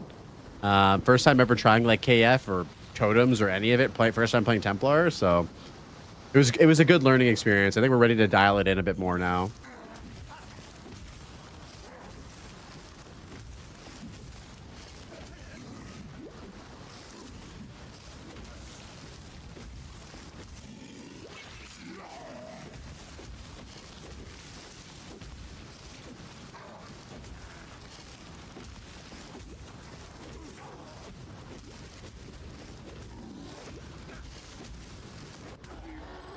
Double iron ring? What the fuck is that? Just yet.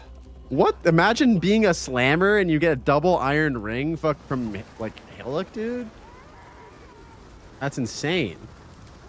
Oh, I should have fucking... I'm gonna do this because I need to get in the habit of doing this, but I should have just done that instead. I know you. Lion eyes won't be well. There's an oil. If you want to do a similar build but a little tankier, Taddy, yes, dude. I need to look at his POB.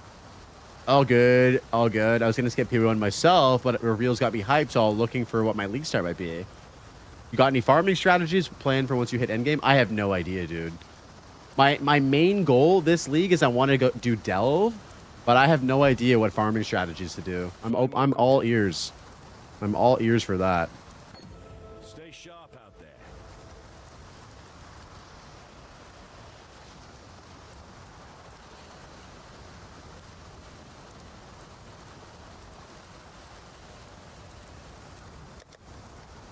Oh, triple blue.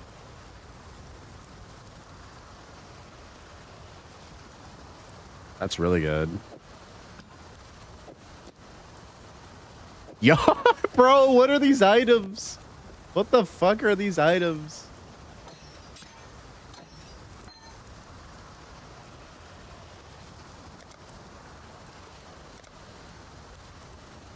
Stay sharp out there.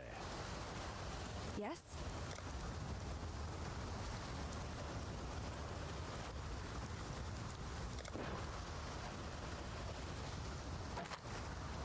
Wait, can I dual wield this? Oh shit, I can. Okay. Oh yeah.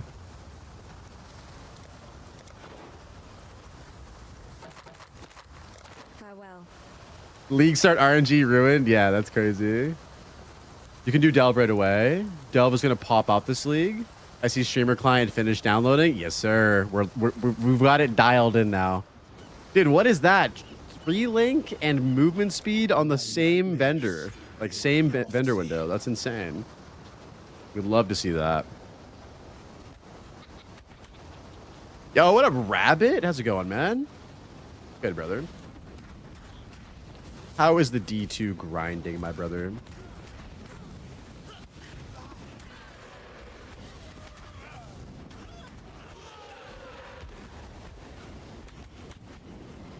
Dude, I feel like I'm just done with D2 for a bit.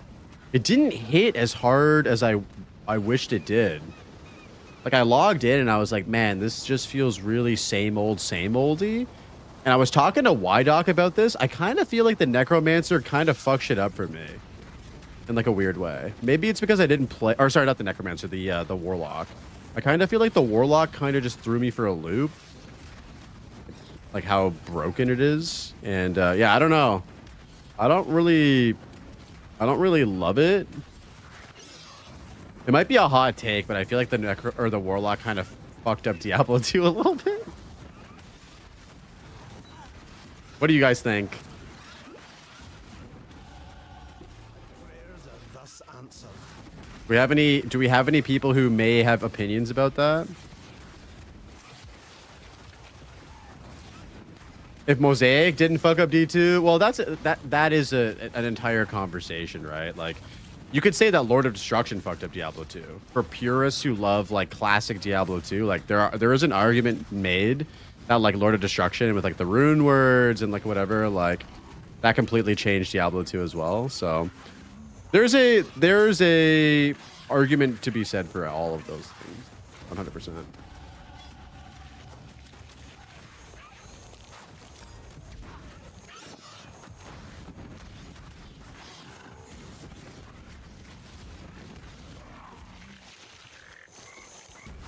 Oh, they're not sidestepping. But with regards to your like Mosaic argument, like, would you say that one item could be responsible for ruining Diablo 2, or do you think that there's a lot more weight behind an entire class? Because I don't know if like I would necessarily say that they share the same weighting. And the reason why I say this is because, like, when you go into a game and every single person is the Warlock, it just feels a bit weird. And I know that it's ironic because before, when you played Diablo 2, every single person was playing Sorceress at League Start. You know what I mean? I guess from a, like, nostalgic perspective, I had just accepted that that was kind of the case. Oh, and now that meta has shifted to, like, playing Warlock is, like, probably the way to go. Yeah.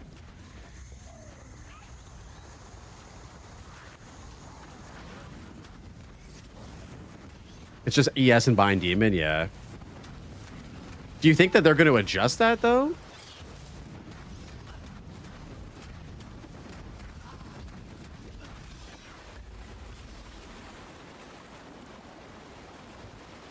Of course, though, dog, it's a new class. People spend $30 and of course you're going to see a lot of them. Yeah, and like they're not, and that's the thing, Alex. They're not going to release a class that's bad, dude. Of course not. Warlock and D4 would be awesome. I think they added it to D4 initial. The whole reason why they added the Warlock to Diablo 2 was to coincide with the fact that they added it to Diablo 4. Like, they wanted to have it... I mean, Diablo 3 missed the mark, but yeah. It is, like, a very, like typical... Not to throw too much shade at Blizzard, but they kind of did the same thing with Diablo 4 with the Spiritborn. Like, when the Spiritborn came out, it was just like... Oh my god. Like, this... I don't know how they didn't figure out how fucking busted that class was, you know? And they didn't like adjust it mid-league. Of course, they're not going to do that when they get people to pay for something like a new class or whatever. It's like, why would they ever mid-league nerf it? Right? It makes no sense. Like, financially speaking, like, people paid money. They're going to be so pissed if you nerf something that they just paid for.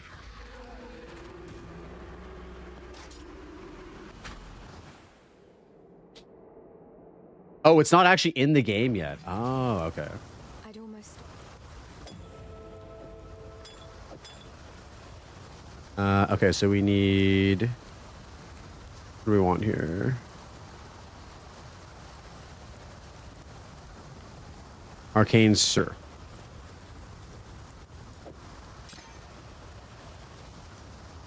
So, I said I would. We'll check tomorrow on stream. Okay. All right. I mean, I'm sure GGG has released stuff that was just incredibly broken. Like, don't forget, dude, when Lightning Spear came out in PoE 2 and 0.2, like, Lightning Spear got buffed because people weren't using it that much, and then it became the most broken skill in 0.3 for an entire patch. And it had a play rate of over 50%. Like, it was crazy. Yes? So, you know, as much as we like to glaze GGG around here, they definitely have released things that were also broken. Oh shit, we got a shield. Yo, this is good. Their shields are good. We can get shield charge. now that Holy flame totem. Shield charge. got a job for you. Man, we need an ID scroll so we can ID our shit.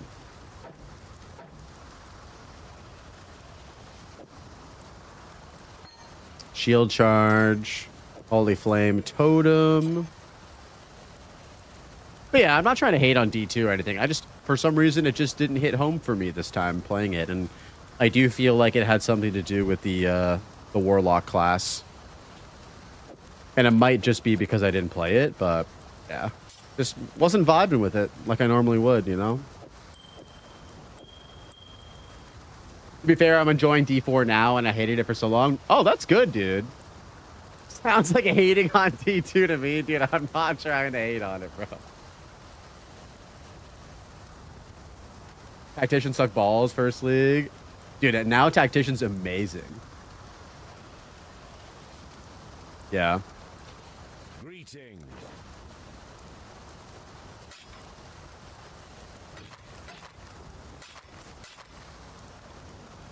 Farewell.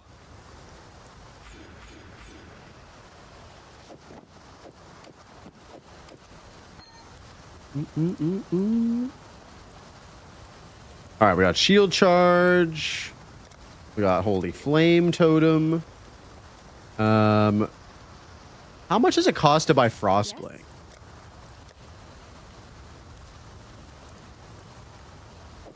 One scroll of wisdom. We got that. Beautiful.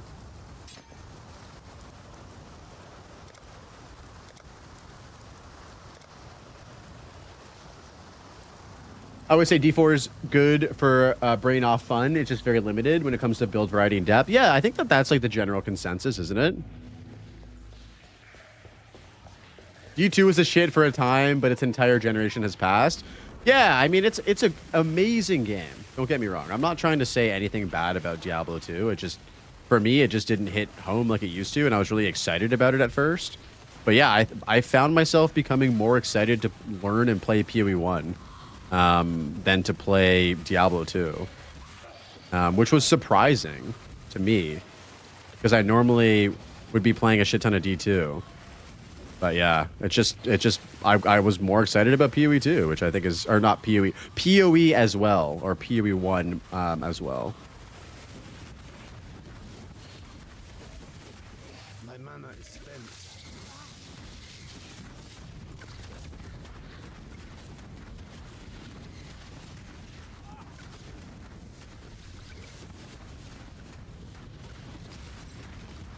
Surely Diablo 6 will hit home, surely. Absolutely.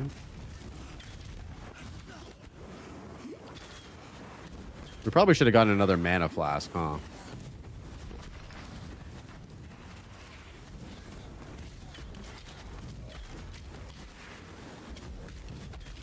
An RMT auction house.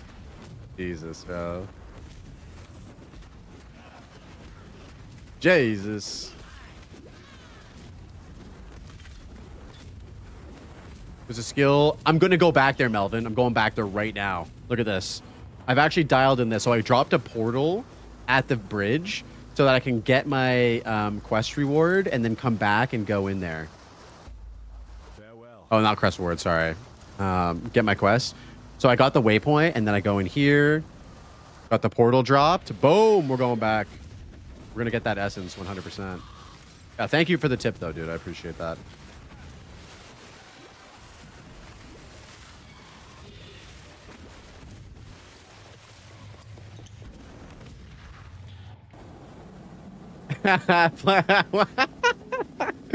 Oh my god, Fearless. That's so fun. Who is this man? Where did the blaze go that we knew and love, dude? He's gone. He's dead. You're looking at the D2 hating, PoE 1 playing, soft core trading. Dude, he's dead now.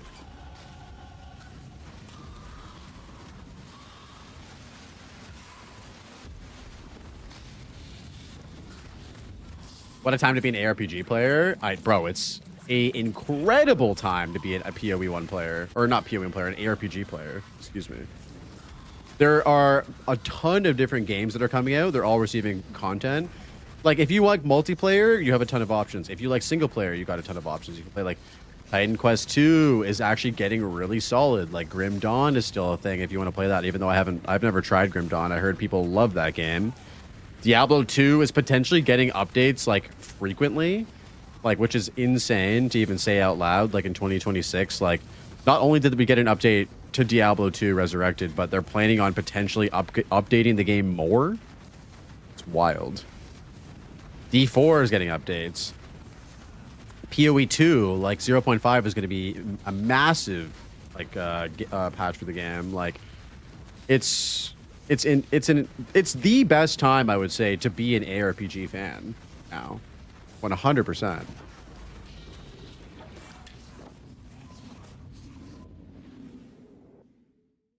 Because Blizzard recycles and people have caught on but haven't. Well, they recycle because they make money doing it, and until they stop making money doing it, they're not going to stop, right?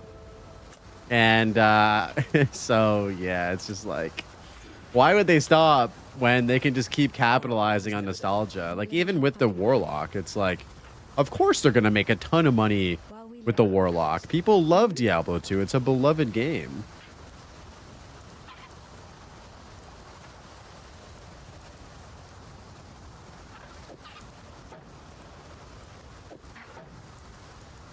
Should we try and buy a wand here? A goat's horn? Ah, shit.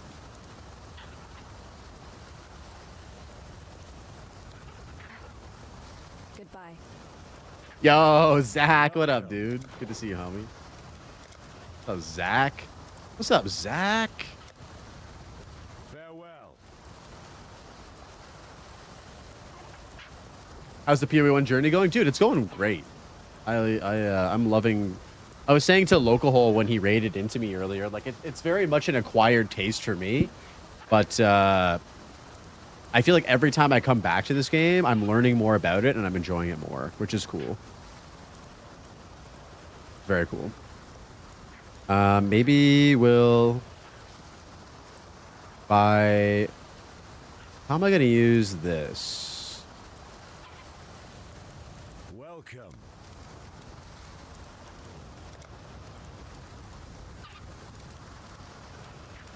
We can get rid of this vest. Get rid of this knife. Get rid of this wand. Oh, actually, we should probably identify that. Get rid of this. Get rid of this. Get rid of this. Greetings. We could probably buy this. Use this.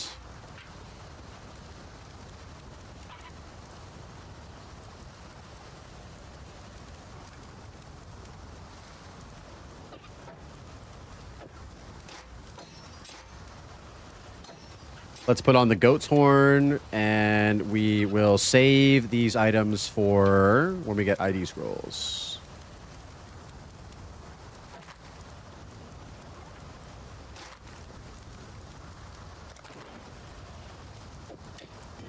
All right, let's boogie. Dude, Wes, I figured it out yesterday. I had such a breakthrough with the build, and it was because I wasn't fucking paying attention to what I was doing. I'm not trying to blame stream or anything. It was totally my fault. It was just like I didn't realize that when I swapped to KF, I needed to have a wand with a damage to attacks on it, not to spells. It was such a noob mistake.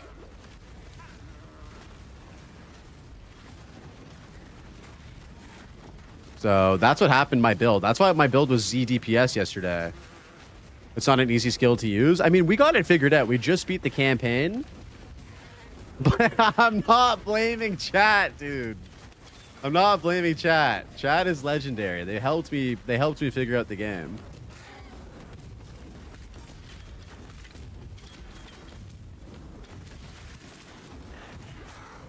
It was a complete user error mistake.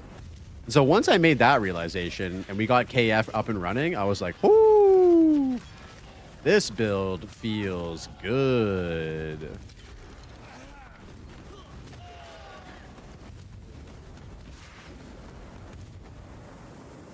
You should be blaming chat, SMH. That's streamer 101. I know.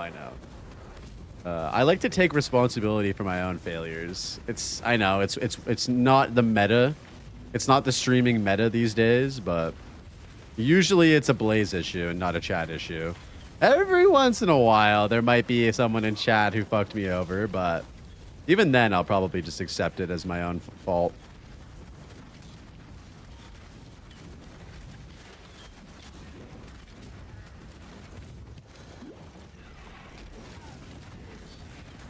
When in doubt, chat's fault. Yeah. I don't want to have that be the you know the card in my back pocket, right? To be real with y'all, like yesterday chat was so fucking helpful. Like you got like learning this game with a bunch of people, with like 50 people in the chat who like, you know, a bunch of people know more about the game than I do. It's just like it's amazing. It's amazing to have that as a streamer, you know, a bunch of people that are just like, yo, you should do this. You should like pay attention to this or whatever. Like it was so good, dude. Yo, Jolteon, what's up, brother? Good to see you, man. Where you been? Yo, Arjack, your boy is in the chat, dude. What? You don't know everything about PoE 1? What the fuck? No, I don't know anything about PoE 1.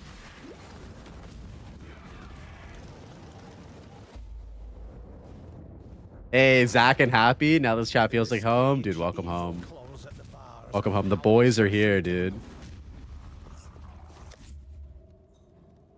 Happy, not sure if you missed your message, but there's a guy in town that can ID your items. I was looking for that guy, and the guy didn't, he didn't have the option available.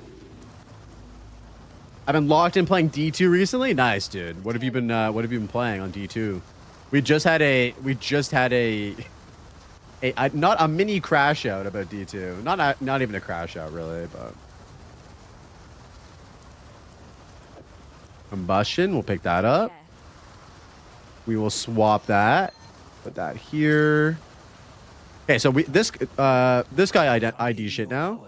Wait, who's the guy who ID shit? Farewell. It's Bestiel, right? Bestel, but I don't have the ability to ID stuff with him yet.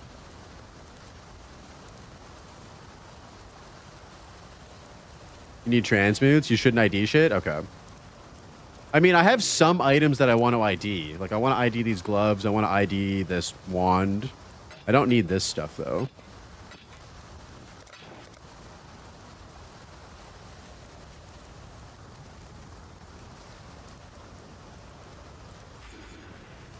Still working. You know what I'm saying? Like, here, let's hit these. Let's hit these. Let's hit this. Fire damage, global crit.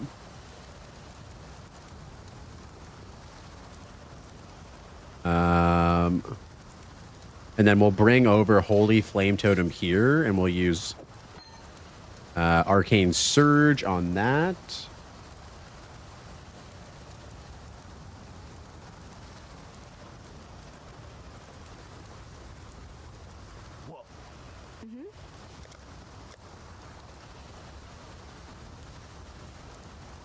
Grab Flame Wall. Actually, we'll use Flame Wall and Arcane Surge, actually.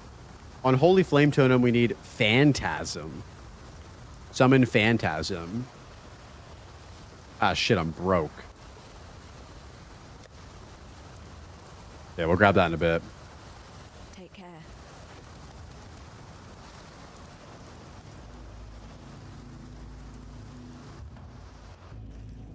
All right, Brutus time.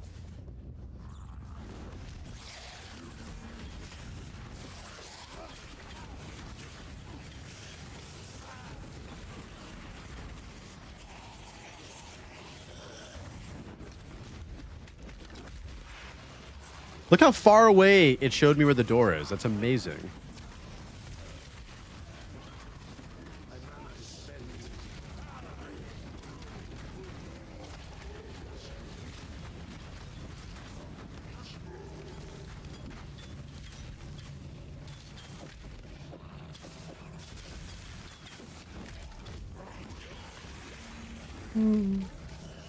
Forgot to pay your taxes. Oh shit, it's tax season, isn't it? Ah shit, I'm broke. Me every day. Yo, same. Ah shit, I'm broke. Yo, how are you doing, Jolteon? What's good, man? How's D2 treating you? Ripping some Warlock gaming or what? I was just kind of shitting on the Warlock actually a little bit. Oh.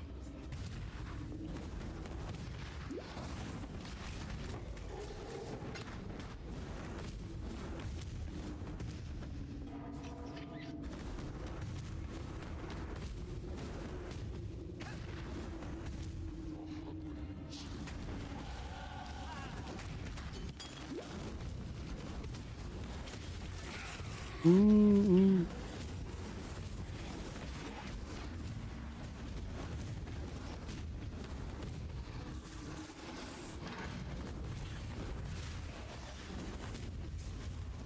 I know, dude. I feel like I just lucked out with the layout of that mustache. Usually that zone fucks me over. Random wheel spin on hardcore, so you played a bit of everything. Oh, shit. Nice, dude. What was your favorite thing that you landed on? Random wheel... Dude, hardcore Diablo 2 is, like, really fucking hard. Worst zone in the game is the mudflats. Dude, we didn't even die in the mudflats this time, boys. We need... Yo, that's a huge W right there for me. As a dog tier gamer.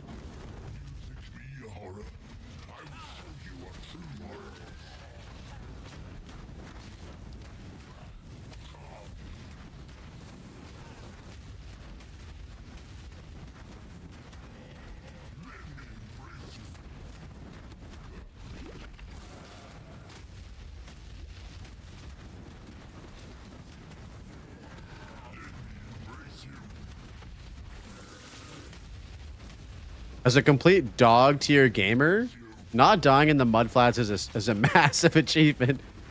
Oh, I thought I was gonna die to that hit. I can't believe I didn't die to that.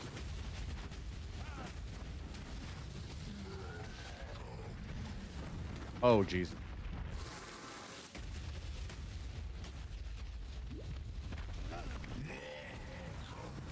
Oh.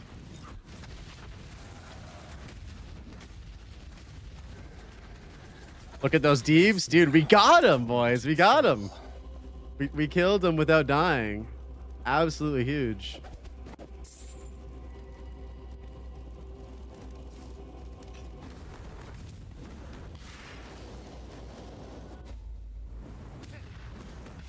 Ooh.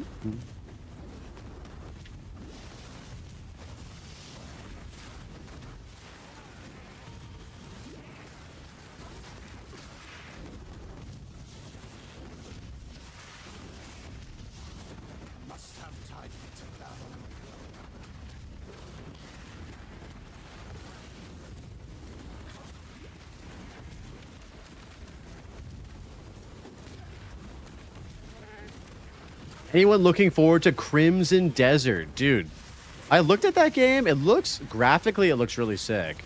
I never really got into Black Desert Online, so I'm not super amped up. What are you guys thinking about Crimson Desert?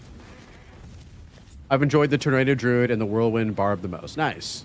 When I first downloaded this game, I was trying to blind hardcore runs. I died in the mudflats so many times. Yeah. Dude, the mudflats takes lives, dude. Those rows are nasty. I'm looking forward to retirement to check those out. Why you gotta retire to play Crimson Desert, dude? I don't even think Crimson Desert's an MMO. I think it's like legitimately like a single player game, isn't it? Oh, Jesus Christ.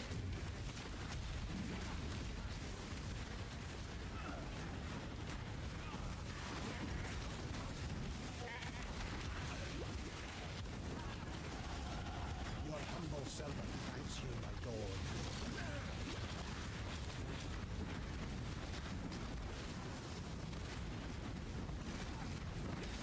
I am no beast of burden.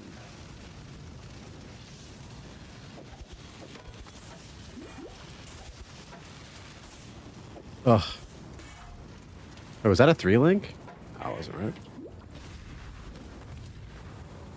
I heard about it. I'm on the fence. I actually heard Black Desert is decent. This is a I heard that it was decent too, but I also heard that it has like pay to win in it, so that always kind of deters me from wanting to try it. Friends, farewell. Farewell. Yeah, the problem is it's grindy and pay to win. I heard the combat in Black Desert is amazing though. From like what? From like apart from any other ARPG that has like tab targeting, it's pretty like action packed, is it not? I honestly haven't seen much. I probably need to get my 10k hours on PoE 1 and PoE 2 before that. 10, dude, you're gonna try and get 10k hours on both games individually or like together? Because that's a lot of gaming, brother. Black Desert is an MMO. Crimson Desert is not. Okay, I got you. Individually, Jesus, bro, that's some dedicated gaming right there.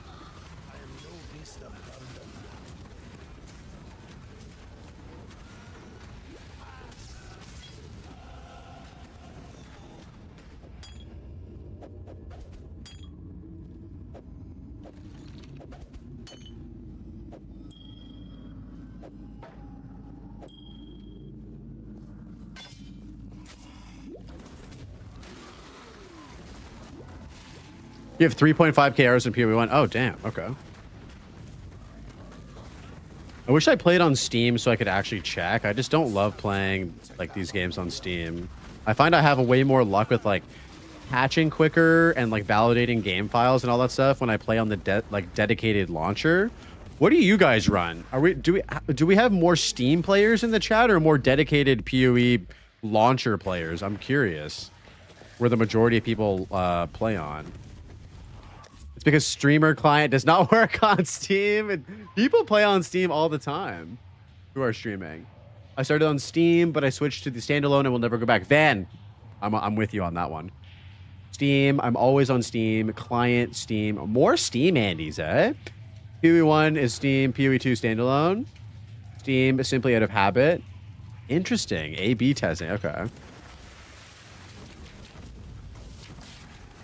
So it seems like the majority of people here are on Steam. I like Steam because it tracks my hours. I feel like that's why most people do it. It's just simply the hour tracking. I was having, when PoE 2 came out, I was having a lot of issues. And one of the issues I was having was I was literally stuck in the black chambers. The game was crashing over and over again, and I couldn't get out. And they were saying that, oh, that's an issue that you would have if you played on Steam. But if you played on the standalone version, you wouldn't be experiencing those issues. And so I swapped to the standalone, and I basically never looked back.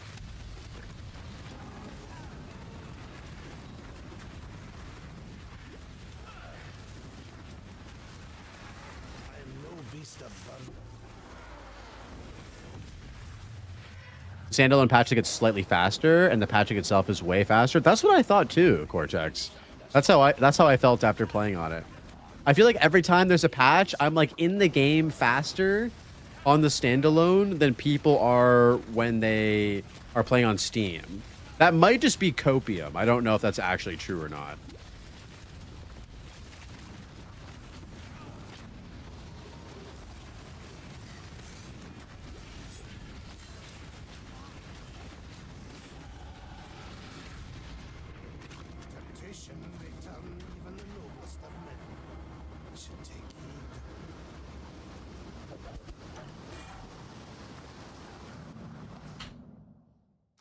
Must be a skill issue. Yeah, give me 1 sec, guys.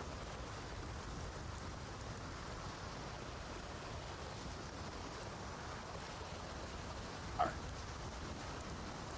I'm back. What are we doing on the beach? We're running it back, dude. Yo, Ben, how are you doing, man? Good to see you, dude. Welcome in. Fairgraves was a And good man. Demiria, welcome back. Yeah, we're running it back, dude. We're taking what we learned from the last run, and we're gonna do it better this time. For some, my veil We're gonna do it way better this time. farewell. No, I was never.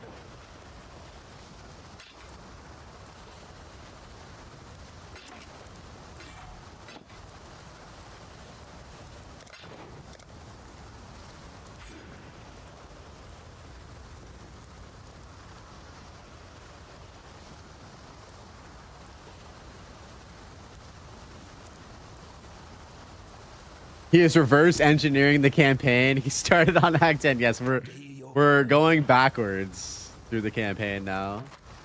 Yo, Ben, thank you so much for that compliment on the podcast, dude. That's very nice of you to say. What's better here, guys?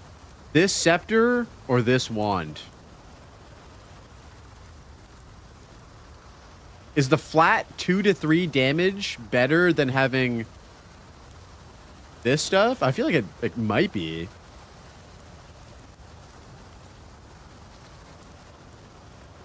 It is? Okay. That's what I thought. Flat is better? Okay, got it.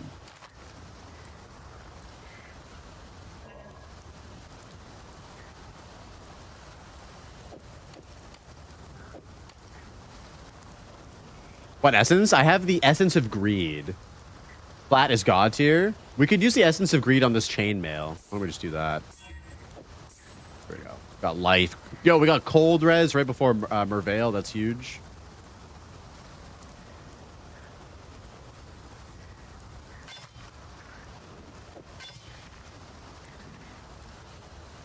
Come to heal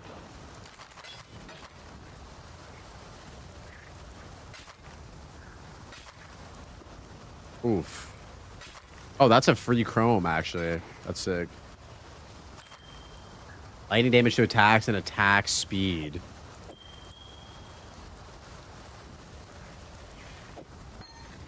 Okay, so what are we missing here for our gems? We need Phantasm. Hello.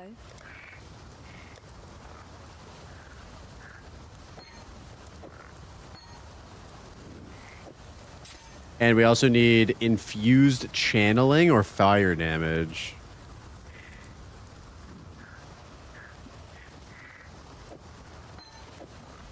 All right, there we go. I think we're pretty good. We're not going to be able to get Herald of Ash and Thunder until Act 2. What about Wave of Conviction? No, that's level 2 as well, or Act 2 as well. Okay. While we live, we are blessed. Are you going to watch Jung's interview? Yeah, we can watch it. What do you guys want to do? Do you guys want to watch it? We can definitely watch it if you guys are interested. If you guys want to watch it, just let me know and we'll fire it up.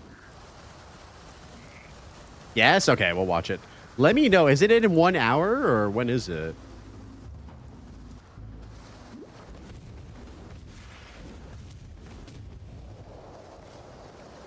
One hour? Okay, perfect. Let's watch Wooly's interview. Dude, we literally did the Wooly interview yesterday. Come on, man. We were the one who hosted that. Yes, sir. Let me watch you watch the interview while I continue playing. Sure. Okay, we'll do that, Nihilus. Yeah, whatever you guys want to do. I'm here for it.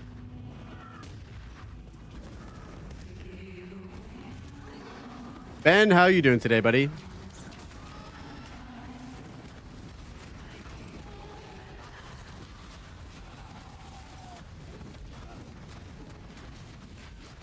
Purity will prevail.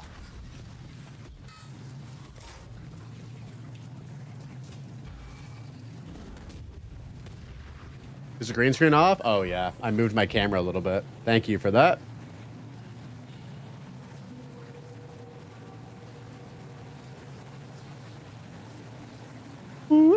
There it is.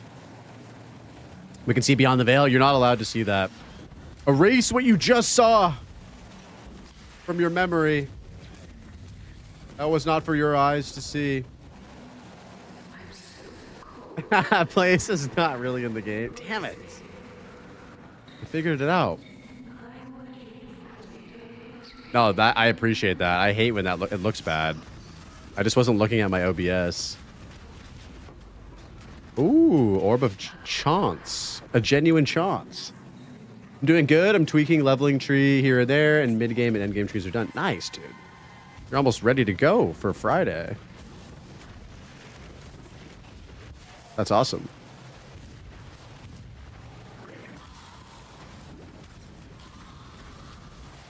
Ooh.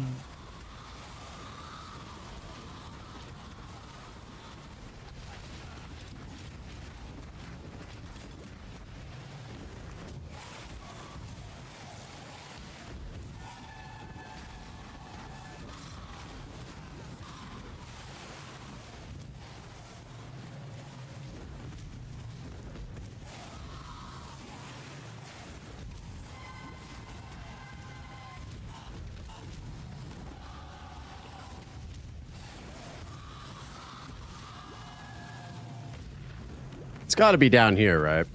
I'm waiting for that little orange door to appear. I might be relying on that too much now. It's too good.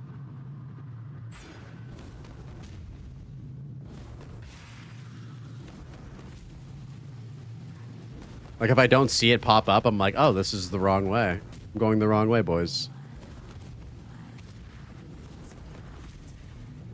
Yeah, relying on light radius. Yeah, see, there it is. Oh, shit, but I gotta go all the way around. Damn it. Alley through that wall? No. Who would have thought that light radius actually gave some sort of benefit? All right, here we go. Boss time.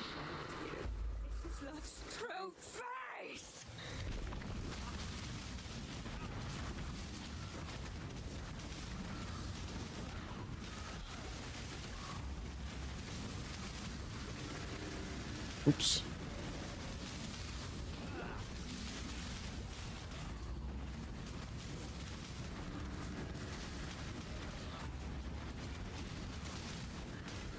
Must have time to gather.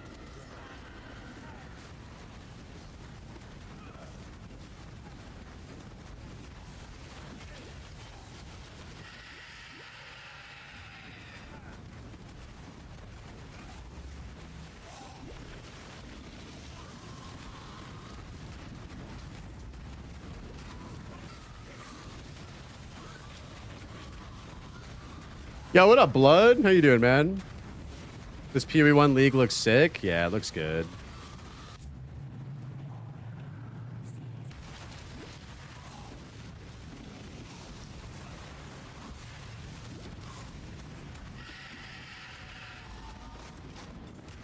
A woman corrupted beyond humanity. I must cure this plague. I haven't seen Blood in a hot minute, dude. This What the heck? forest, so twisted. It's been a while, bro. The tide of this corruption. I know people are sick of the boats, but I'm definitely farming ore for boats.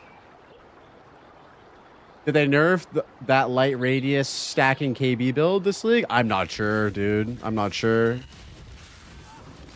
Yeah, it's been a hot minute, dude. Hope you're doing well, Blood.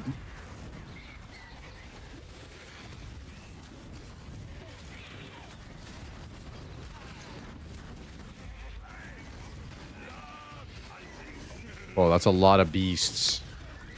That is a lot of beasts. Good tip to learn layouts. Pick the fastest character you can get in standard and run a couple times through the zones that trouble you. 2 to 3 hours of practice can shave off a good amount of time. That's a great suggestion, Ben. That's what a lot of people do in PoE 2 with Temporalis as well. They just get a Temporalis and they just do the campaign and teleport through the zones. You and me, we are the same. Oh, thanks, man. Yeah, we're slowly but surely. Like the viewers today are people that just stuck around from 2 huge raids, so incredibly grateful for that, man. But yo, thank you so much, Blood. How did yesterday's 2 stone run turn out? I didn't do a 2 stone run, NX. I just did a campaign run. Yeah, that was, but it was great. We just finished the campaign today, and so yeah, we're back running it back again. No, gonna play a HC trade, or sorry, softcore trade at PoE 1. Just want to learn the game, get a little bit more comfortable with it.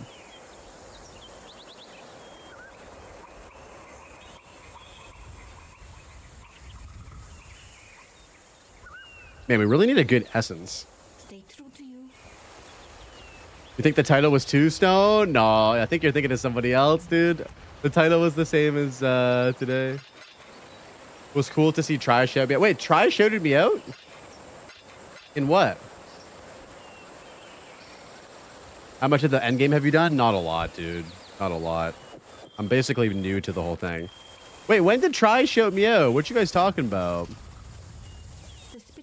Oh, in his most recent YouTube video. What? Dude, that's so nice of him. What the hell? Remember to live. That's super nice of him.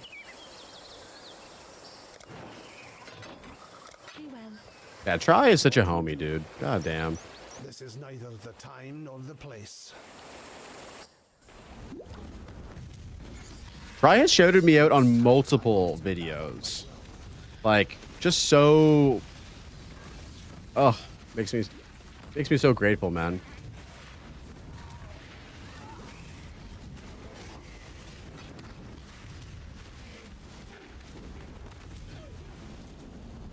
As someone shared the knowledge that the shop refreshes a couple times on level, a couple of items on each level up. It can be useful for checking flat damage or plus levels to wands. Oh, okay. So it's the same way that it happens in PoE 2, because PoE 2 does the same shit as well. That's good to know. I don't think anyone shared that specific knowledge, so that's helpful. Thank you.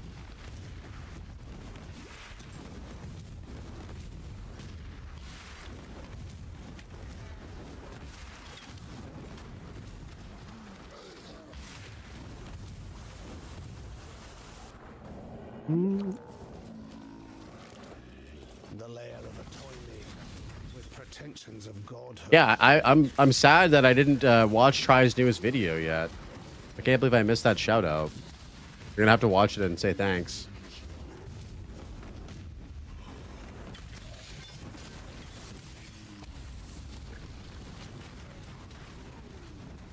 These guys have like what feels like an insane amount of health. These summoner dudes.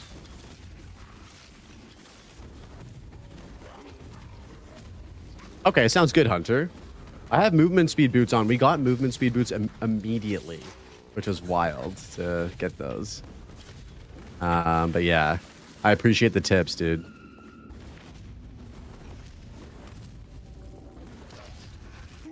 Yeah, they are very chunky. Why are they so chunky? I'm just gonna skip them.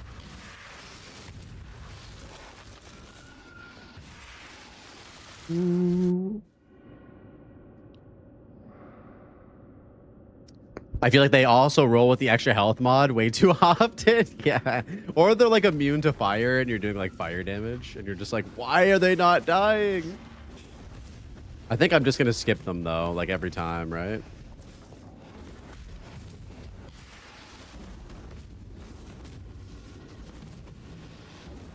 Going HC? No. Softcore trade. Softcore trade for sure. Just going to learn the game. Still very, very new. Immune to fire, plus health, regen, plus extra life. Oh my god, the stuff of nightmares, dude. The absolute stuff of nightmares. Okay, so I believe the next place we go is up here into the fire wheel, so trying to slowly memorize this as best we can. Campaign Uber bosses, yeah, exactly. And then in here is the first place we do the labyrinth trial thingy, so let's do that.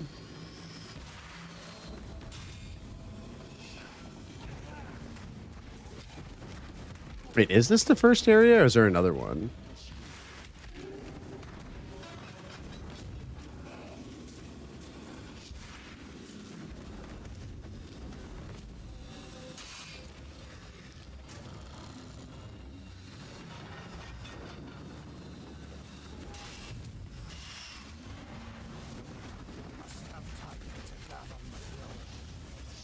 Skipping that. Yo, War God, what up, dude? Good to see you, man. Hope everyone's having a blessed day. Same to you, man. How's your day going, homie? Yeah, we were just chilling on a new fresh run. You had your own Winions. Damn. I gotta do some Winion gaming in PoE 1 eventually.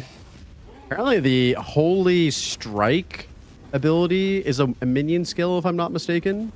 Like the one that Ghazi was talking about in his recent video. And that skill looks like it's gonna be insane. Is anyone like potentially looking at that as just like a build for the future, or not a league starter or a build? You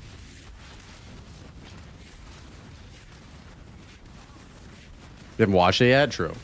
I mean, it's PoE 1, so I wouldn't expect you're not playing PoE 1, right, Arjack?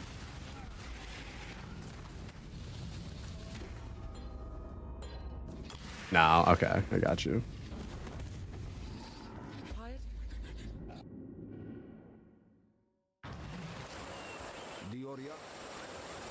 Oh shit! We get Herald. What Herald do we want to get? Herald of Ash. Herald of Ash for level 16. Good. You're just cheering on the boys? You would love to see it, dude. I have story for We love to see it. Hello?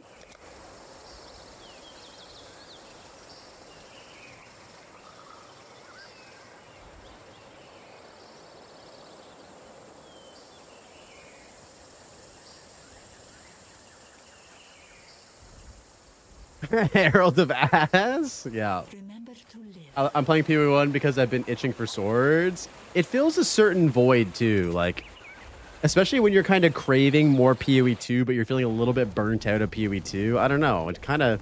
Oh my god, what am I doing in here? I'm taking the portal. You figured you'd join the league? Yeah, dude, why not? Quack, I forget if you've said how much experience you have with PoE 1, but... Can you do Cyclone Sword attacks? Yes, sir.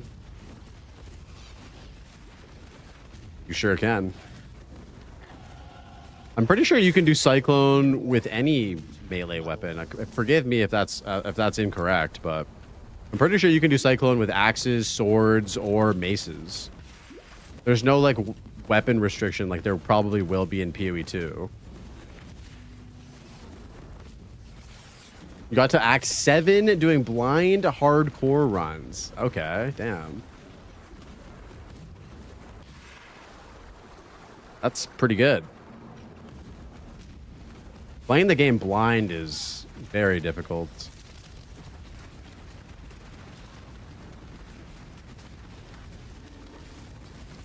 Yo, media, what's up, dude? How you doing, homie? How's the day going today?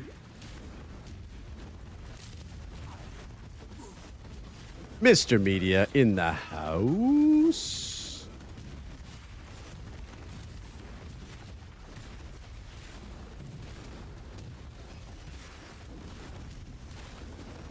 Just out here lunch breaking. Nice, dude. I hope your day is going well, homie. Always appreciate you stopping in. Ready for Friday? Dude, I'm so stoked. We're getting our build feeling a little better now. Our league start practice is feeling a little better.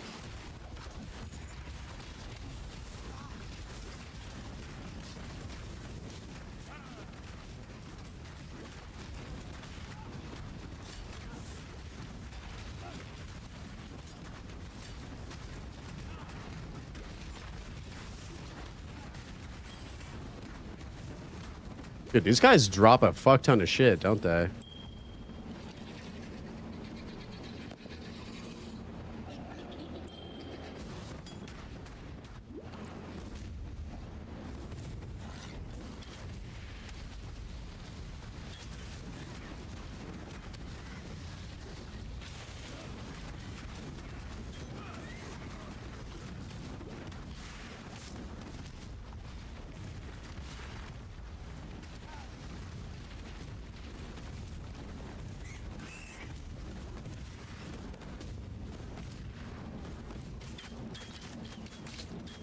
You're a lot less blind now. You've got the vision now, Quack.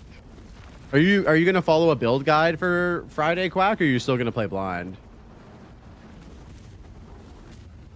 Oh, nice, dude. I mean, hey, Dude, there's no rush, bro. You're playing SSF too, right? So it's not like you want to be super active for like the economy purposes, right?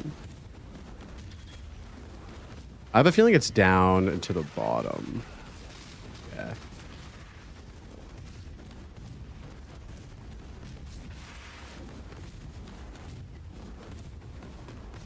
Yep, here it is.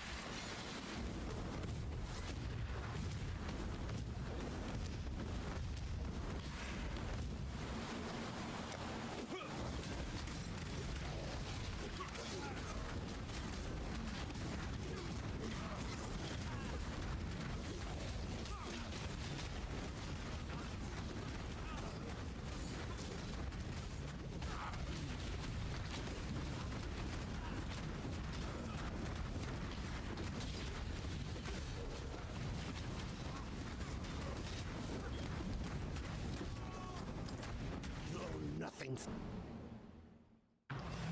Not following a build guide, but I am going to be looking up tips and keeping geared in the for keeping geared in the campaign. Oh, I got you. Yo, I respect that, Quack. I respect it. The spirit hunts. Dude, levels to fire skills on a wand would be huge.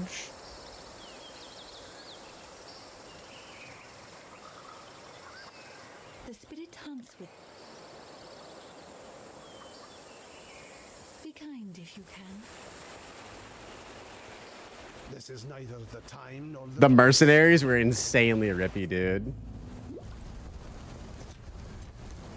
The gambler's your best friend. Yeah, apparently it's getting nerfed a little bit in 3.28, eh, media? Did you see that? That's what the boys were saying in chat today. must have time to gather my Yeah, but it's so powerful. Like, even earlier today, I was like, I didn't really realize how good gambling was. We bought like a couple items. It was like instantly like insane upgrades within like 1 or 2 attempts. It's not like when PoE 2, like, I think they're probably going to make gambling feel like a bit more like PoE 2, where it's like the chances of getting exactly what you want are a lot lower. You know what I mean? Like PoE 2's gambling feels like probably more in line with what they want.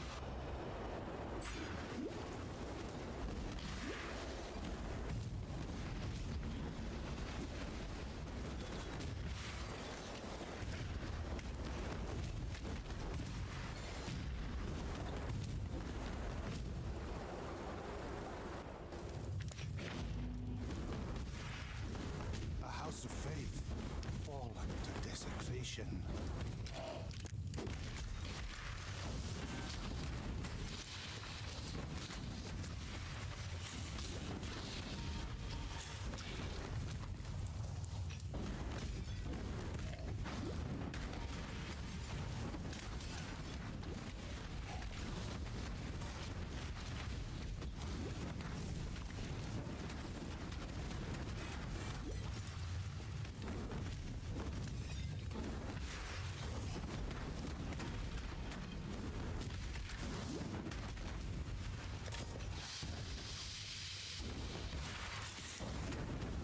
Gold for gambling is a lot easier to farm than currency orbs to buy vendor items. Yeah, yeah. I feel like with gambling, it's just too easy. I'm excited to see how it feels in the next iteration, like in 3.28. Also, like the Genesis tree is still in the game too in 3.28 as well, which hopefully isn't. Is readjusted and rebalanced too, because that shit was crazy good last league. I'm sure like it's not going to be as good in the campaign or anything, but it was like, whoa, that's a lot of gear and currency right there.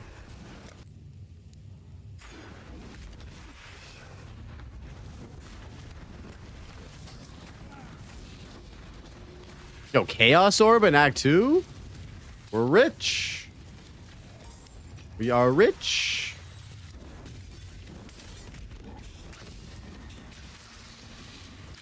I'm using up all my good RNG on this run.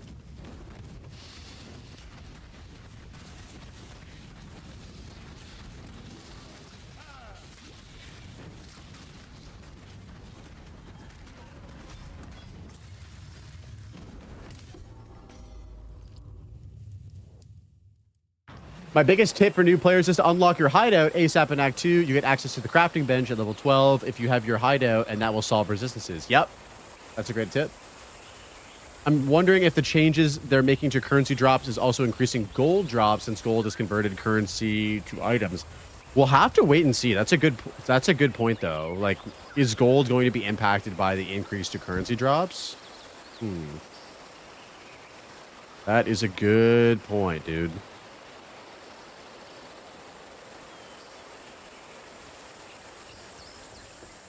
You are Let me see if we're getting the tree right. Yep. Here. greetings. Sell this stuff.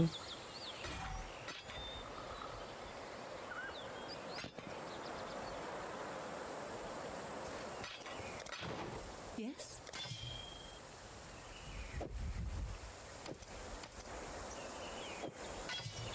53 strength for that. Holy.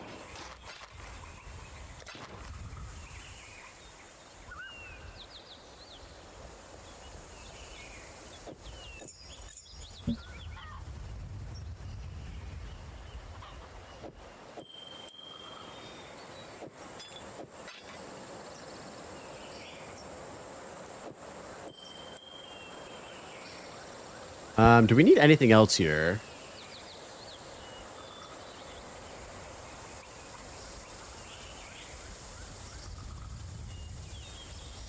Oh, yes. We need to put this in.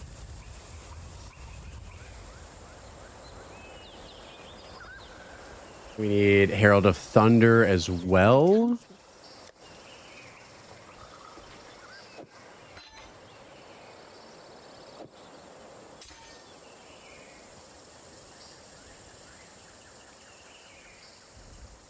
Okay. And we also can get Wave of Conviction.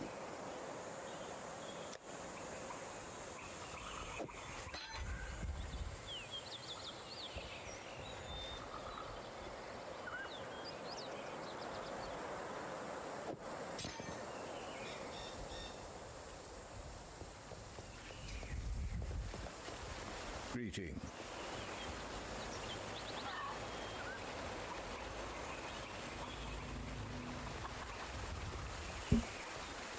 Oh, wow. I missed a bunch of messages here. What the hell?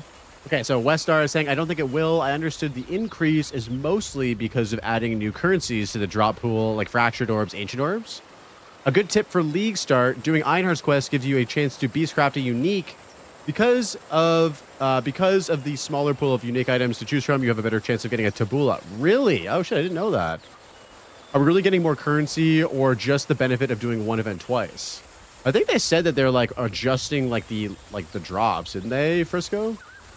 I'm just chilling. 0.4 was my first league in the game. It was so fun. I made 6 tunes. Yo, nice, War God. Let's go, dude. I'm glad you had fun. I'm glad you had fun, man. I feel like a lot, like 0.4 for PoE 2 resonated with a lot of people. A lot of people really enjoyed it.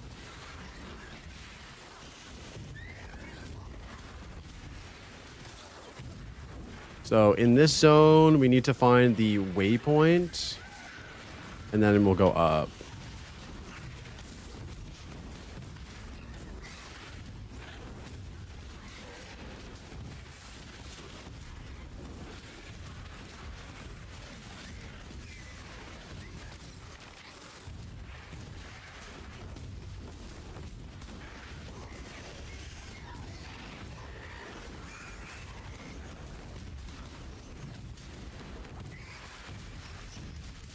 Go up. Philippe, you missed 0.4, dude? Holy. I mean, it's kind of hard to go back to 0.4 when you're about to play PoE 1, you know? You missed a good league, though, dude. Aside from, like, the temple fiasco, like, I think 0.4, I think for a lot of people, myself included, is probably our favorite league. Up until this point, 0.3 was definitely my favorite, but I really, really like kind of the direction of the game, where the game's going in 0.4. 0.4 was dope as fuck. Yeah, it was great. It was really great. Oh, you were playing more PoE 1. I got you. Nothing wrong with that.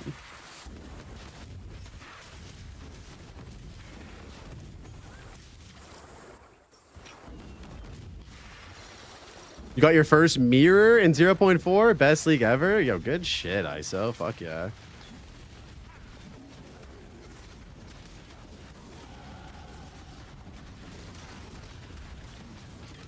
That's actually huge. I have yet to see a mirror. Although getting a mirror in SSF is kind of hilarious.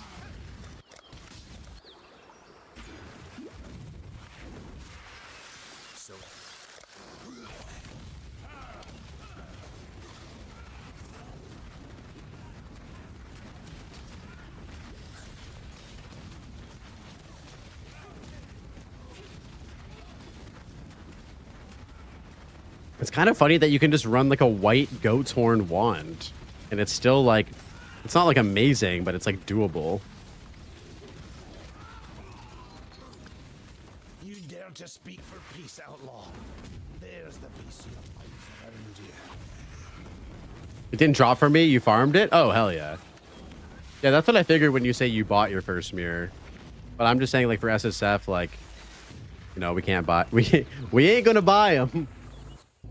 The only messed up temple thing was the Holton thing. Well, I think the temple itself was just overtuned, which resulted in, like, a kind of skewed economy. The Holton thing was expedited that, right? The Holton strategy, exploit, however you want to frame it, it expedited people getting those juice temples, right? So yeah, I hope that the temple gets readjusted, rebalanced when it goes core next league, because it is a really cool mechanic and a lot of people love it. I just don't really know what they're going to do in order to solve its inherent issues. It's just due to the flat to spells. It scales well since you get so much Ellie dam on the tree. True. It's nice to be able to not have to really like getting a new wand would be awesome, but it's not like a big. It doesn't feel like it's a huge deal to just have a white wand in Act 2.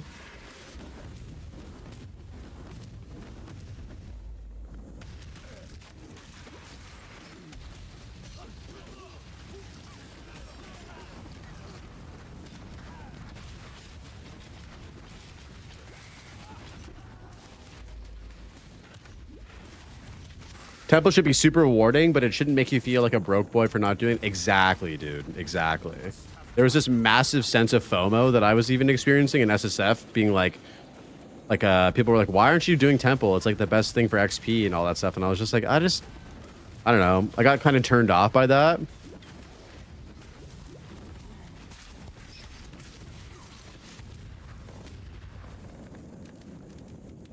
Feels good when you don't need +4 levels of all spell skills to play an axe. Sorry, not sorry. No, you're not wrong, dude. It feels pretty nice. Not to say that you can't beat the campaign in PoE 2 with like, you could beat the campaign with a +1 or like a +2. But like getting those items is like so important. The king of rats. That was all.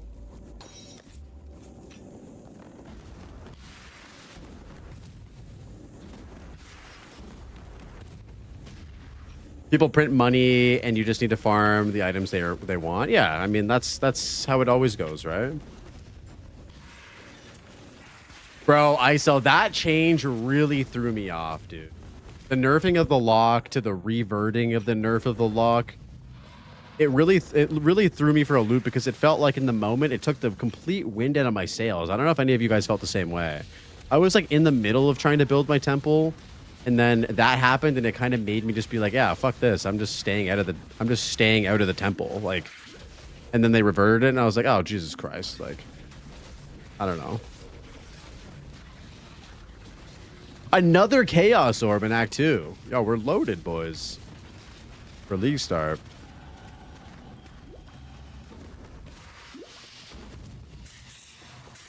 I kind of felt the same way. Yeah. Worst part, console can't handle temple. Oh no, dude.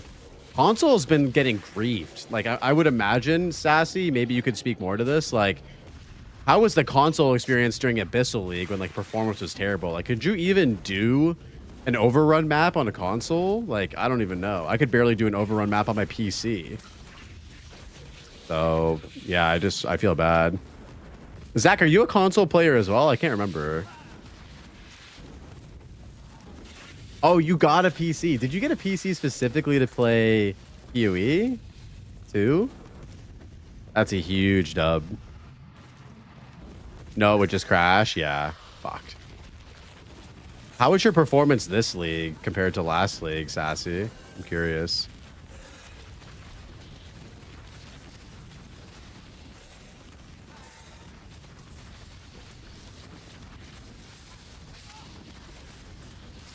Yeah, I added Palsteron on Discord today. I'm going to send him a message tomorrow morning asking if he wants to come on the Passive Tree podcast next week. Maybe Thursday. I thought it would be fitting because I popped in his stream and he said that he had listened to some of my podcasts before, so he knows who I am. And also, I'm playing his build. I'm not going to ask him how to play the build. I'm just going to ask. We're going to talk obviously about everything, but I'm going to reach out to him and see if he wants to come on the podcast, if he's not too busy next week.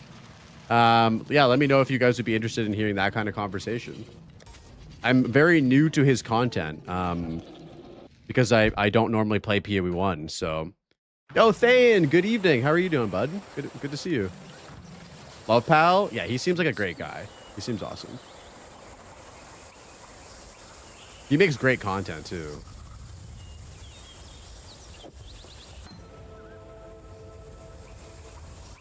Flame Wall with Arcane Surge. We have that linked up.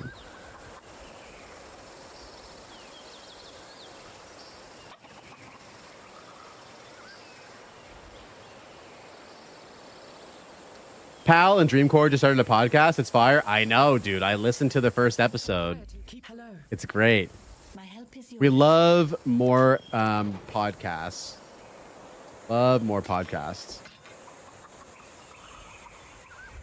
It's funny, like there are so many podcasts in the PoE space, and there's never a point where anyone. I don't know if you guys feel this way. I never feel this way. I'm like I could always listen to more knowledgeable people talk about PoE all the time. It's funny. It's so saturated in terms of like the content that exists, but there's always a need for more of it, and I just enjoy it all the same. It's not as good as the Passive Tree podcast. Oh, that's very kind of you to say. Yes. They're a little different. You know what I mean? It's crazy how many good content creators PoE has. That's so true. There's a ton of amazing content creators. I listen to a lot of PoE pods. Yeah, me too. I listen to basically all of them. There's a need for more high quality content. What do you mean high quality content? Like higher editing value? Like what is your definition of high quality content in your opinion? Just asking out of just straight curiosity.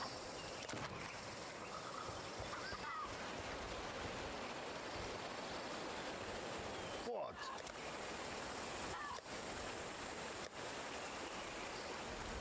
Ooh, 15% MS boots right here. But they have one red socket. Are we able to shuffle these around a little bit? I think we should be able to. Wait. I don't know if we're going to be able to, actually.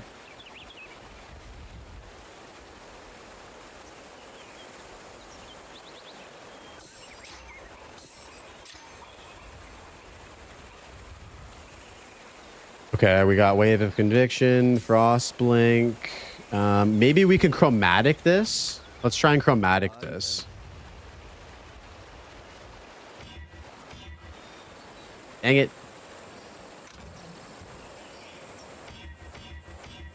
We're cheating right here. Sorry, guys. We're cheating. We're using our stash.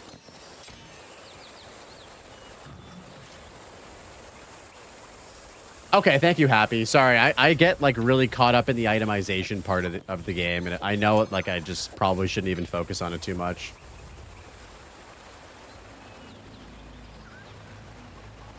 You and Y-Doc comes to mind that cover both. Oh, thank you, Zach. Yeah, I mean, I get really inspired by Y-Doc.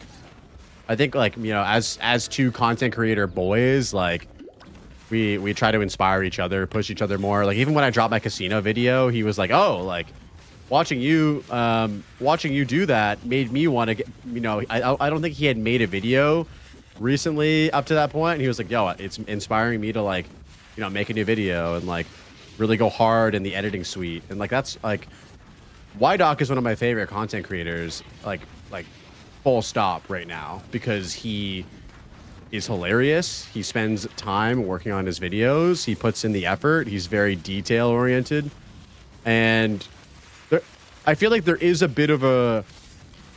lack of like that particular type of content within the ARPG space. There's not a lack of like good content, I would say. There's a lack of like high production value content, because you can make really good content on YouTube and have it be low production or low effort in terms of like editing and stuff. But I'm such a big fan of that particular style of content. I like Doc, but I don't think he can keep that shit up. Why do you say that, Fearless? Yo, what up, Beef? His process is very unsustainable. I agree with you. Like, he was breaking down his process to me yesterday in his stream, and he was like, I just worked 2 17-hour days to get this done, plus a day of editing, plus a day of script writing. I'm like, that is insane. Like, that is insane. I'm working on a 45-minute video right now, and I've been working on it for 2 weeks, and it's almost done. He did a 45-minute video in 4 days. Like, it's just an insane amount of work.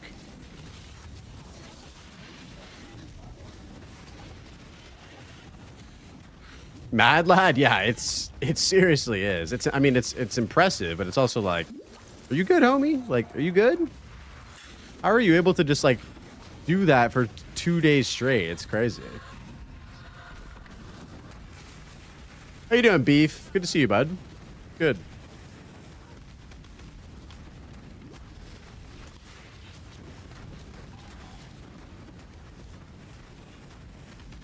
Oh no, this guy's fire resistant, isn't he?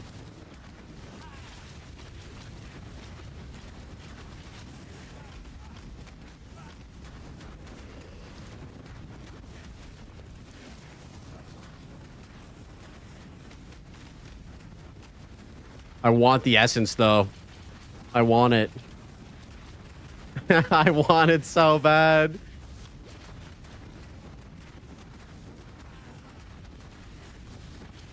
Fire and ignite resistant. It hurts. It hurts so bad. We got him though. We got him. Oh. Do we do it? Do we save this essence for a better goat's horn? This goat's horn could be really good with this, couldn't it? I beg of you, God, help me to lead this world back into the light.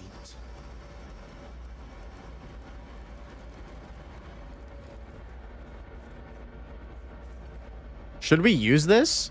It doesn't say damage to spells though. It just says damage, like fire damage. Yeah, it doesn't add to spells. So it's not, maybe we should save this for when we do the kinetic fusillade swap.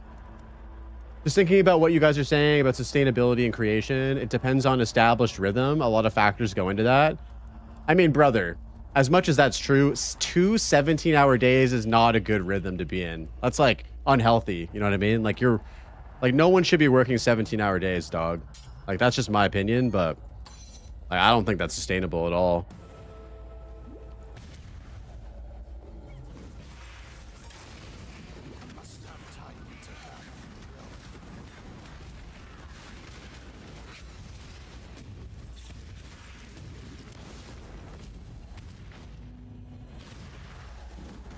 At the same time, though, it's tough because you want to get content out at a specific cadence, especially like the stuff that he was making recently, where it's like you need to take advantage of like very specific windows into content. So like that's a thing that we talk about all the time. Like, when's the right time to do a video? And the timing is everything. So if you miss a window, like if you miss the chance to drop a beginner guide, not to take it. Oh my God, I forgot to turn these two things on. Not to take advantage of like new players coming into Diablo 2. It's like, you know, I can see that impacting the desire to spend that much time in a couple days. But I think generally speaking, on the whole, like that level of like commitment to video projects isn't like the best like process, I guess. But I mean, whatever works, right?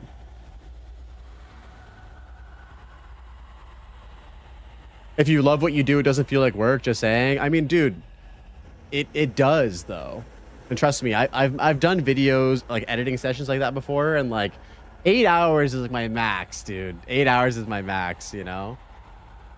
But if you don't love it, I think that would be disturbing. If you're spending that much time doing something that you don't love, then it's like, why are you doing it? You know what I mean? That's a whole other conversation.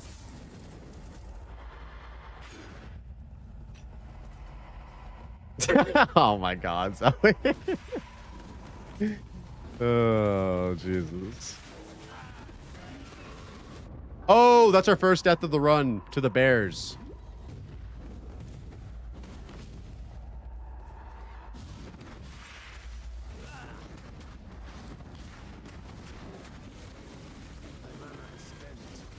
We got bodied by the Bears, boys. Oh, they had the shrine on it too. Yeah. Are you gonna do HCSSF from Mirage? No. We're gonna play softcore trade. Playing softcore trade. Softcore trade so I can learn the game.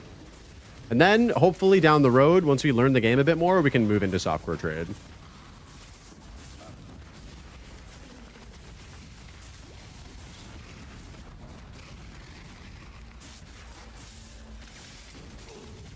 I will, dude. I promise I will. Especially with PoE 2, it's like I'm at the point now where I find it kind of hard to enjoy if I'm not playing in hardcore. Not kind of. I do find it hard to enjoy if I'm not playing in hardcore SSF. I just love that playstyle for PoE 2 so much. I'm not getting tainted, guys. Trust me. Trust me. I'll come back. I love the SSF bubble, too. It was funny. Like, even during 0.4, it was like... Oh, this is such a banger song. Holy shit. Even during 0.4, when all the economy stuff was happening, I was just like in my own comfy SSF bubble, being like, yo, none of this affects me. This is fine. It's like the "this is fine" meme where the guy's just sitting in the room on fire, and it's like, whatever. Not a big deal. I love this track. Straight out of the Kill Bill soundtrack. What a banger movie.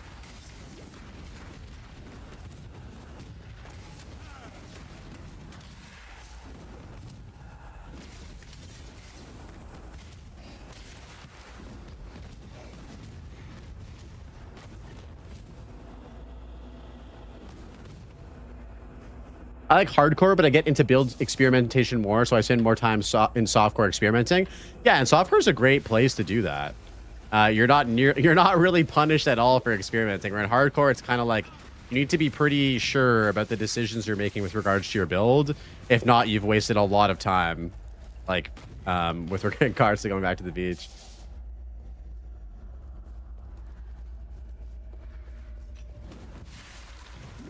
You don't know when this song plays? Oh, dude, this is like in one of the most epic fight scenes in all of like action movies. It's the big fight scene in Kill Bill, like towards the end of the movie.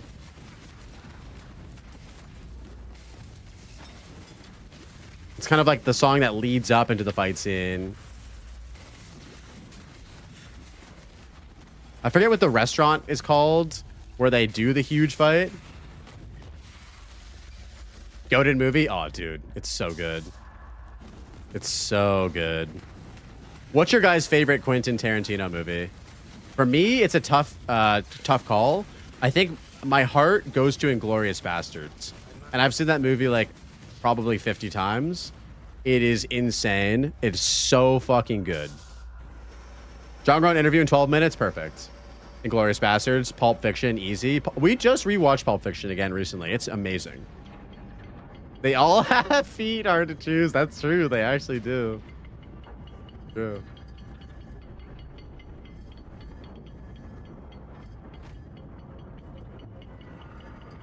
That bad motherfucker wallet is iconic. Absolutely iconic.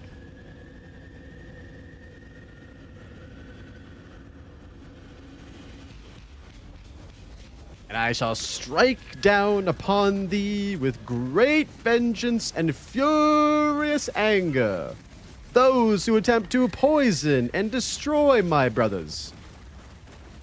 And you will know. I forget the rest. I forget the rest. God damn it. I tried, boys. And you will know I am the Lord.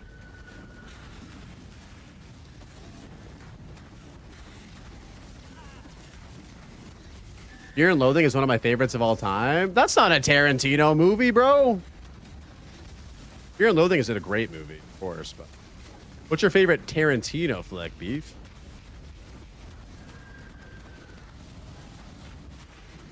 Man got dazed and confused for sure. Django Unchained is so good. Such a good one.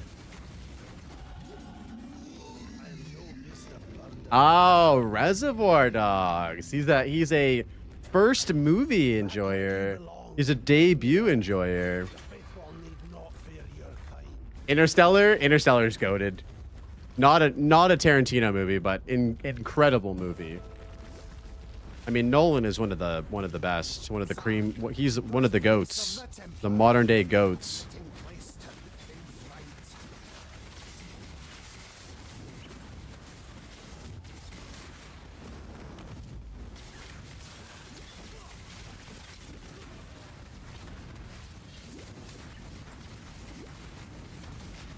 Did you see Children of Men? Bro, I haven't seen that movie yet. They're all Tarantino movies now? Yeah. Now we're just talking about favorite movies, which I'm also always down to talk about. I've just been going on a deep dive of like Tarantino like video essays on YouTube recently.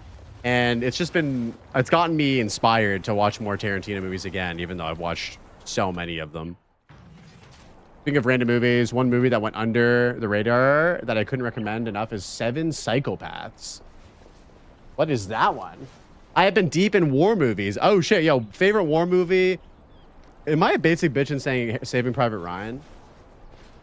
Saving Private Ryan is just so good. And then it also lets me watch Band of Brothers. Check it out, the cast is pretty stacked. Oh, hell yeah. Are you in the Discord, Fearless? We have a movies channel. Anytime you have a movie recommendation, just drop it in there. Oh, dude, Shutter Island is so good. That's a Scorsese masterpiece. I love that movie, man. Hacksaw Ridge. Incredible. Incredible movie. Dude, Vince Vaughn in that movie, actually, he kills it.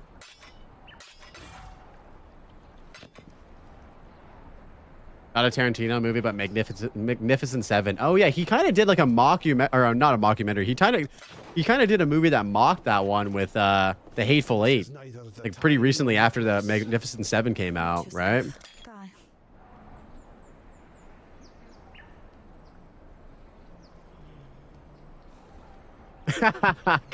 Just because we talk about movies a lot, dude. You'll like it there, Fearless. Trust me, you'll like it. I rewatch Shawshank Redemption from time to time. I rewatch that movie every year. Knows that's one of my favorite movies. Like that might be like my favorite movie ever made. It's incredible. The book's amazing.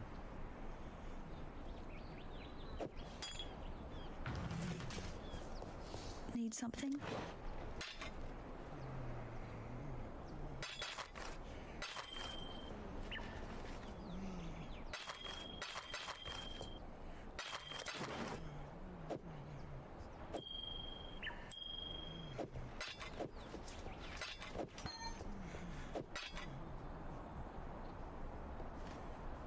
And I want to use his armor, but I don't have enough strength yet. Shit. You like Blade Runner? I fucking love Blade Runner. Dude, Blade Runner 2049 is so good. The original one's amazing too, but I would say that I like the new Blade Runner more. I don't know if that's a hot take or not, but I really like the new Blade Runner. They did such a good job with it. You're right.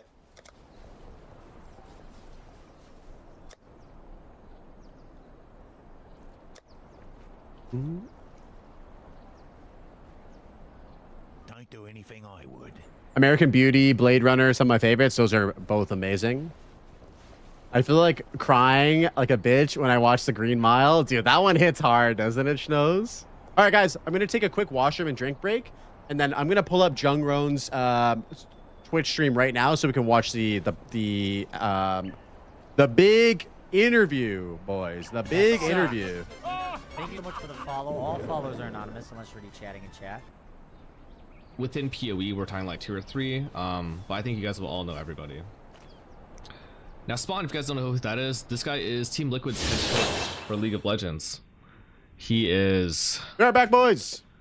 One of the most well-regarded coaches in League. Especially in a place where it's full of nepotism and grifting and just completely useless coaches. I can speak from personal experience. Shout out. Not gonna show, but you guys know. This guy is really known to care about his players. A great coach, a great dad, a great competitor, a really bad PoE player. But one of the people that I've met that I respect the most, formerly one of the most popular casters from Oceania as well, gives me that down under perspective that I can't usually see. You know, I think sometimes I think, oh, like I can only play, you know, casters, and then, you know, this guy will give some crazy cook perspective, like slams are fantastic right now. Who knows? It'll be that sort of vibe. So yeah, this is Spawn. Welcome to the Hour Pod. Okay, so we'll talk about the title after. What's up, Jake? Thank you so much for having me. When you said you were going to introduce me and I had to introduce you, I was a little bit nervous that it was going to be too serious. But thank you. Good introduction. I am Spawn. As John said, I'm pretty excited about this podcast. I think that we've been talking about doing something like this for a little while. I'm going to bring probably more of a casual perspective to the to the PoE side. But obviously used to work at Riot as well, so I have a lot of perspective about games from publisher side and from a coaching side, so should be a good conversation.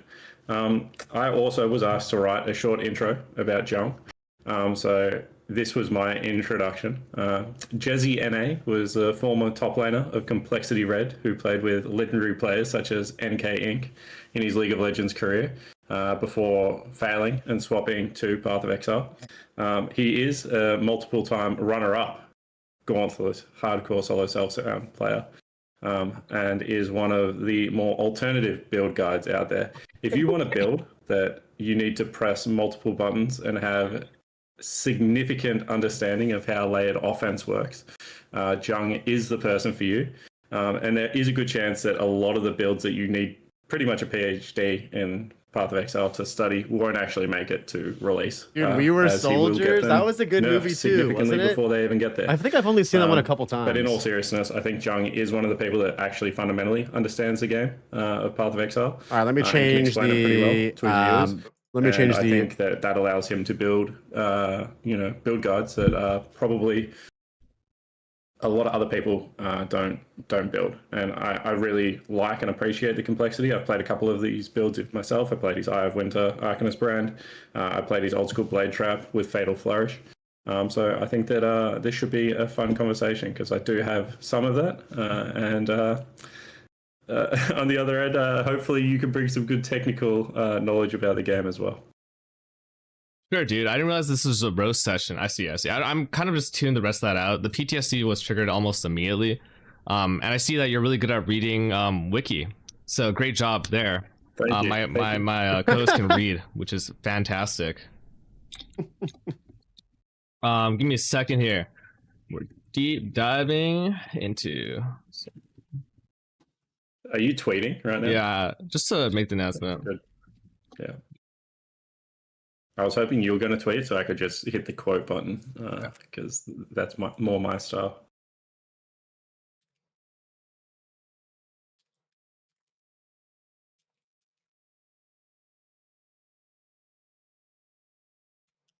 All right.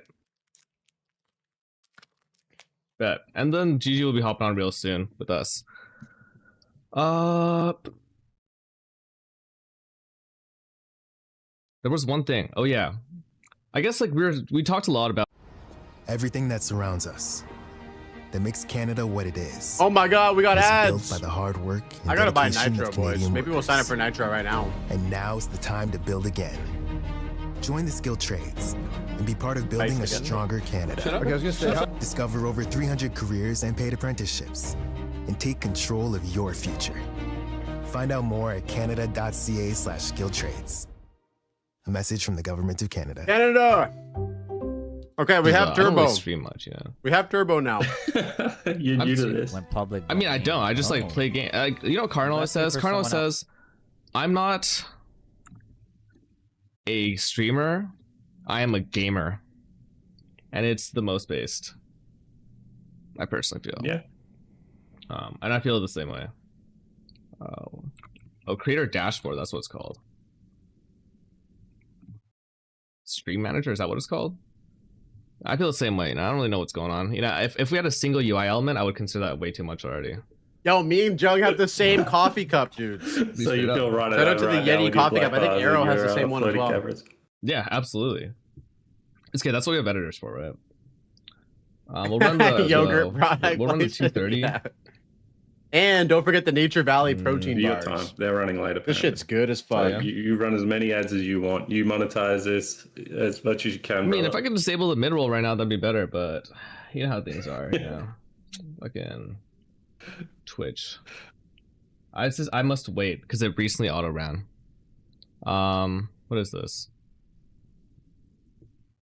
Okay. So yeah, I guess we'll talk about the name of our pod. What we actually want to, for now, we're tentatively calling it Take the Bait.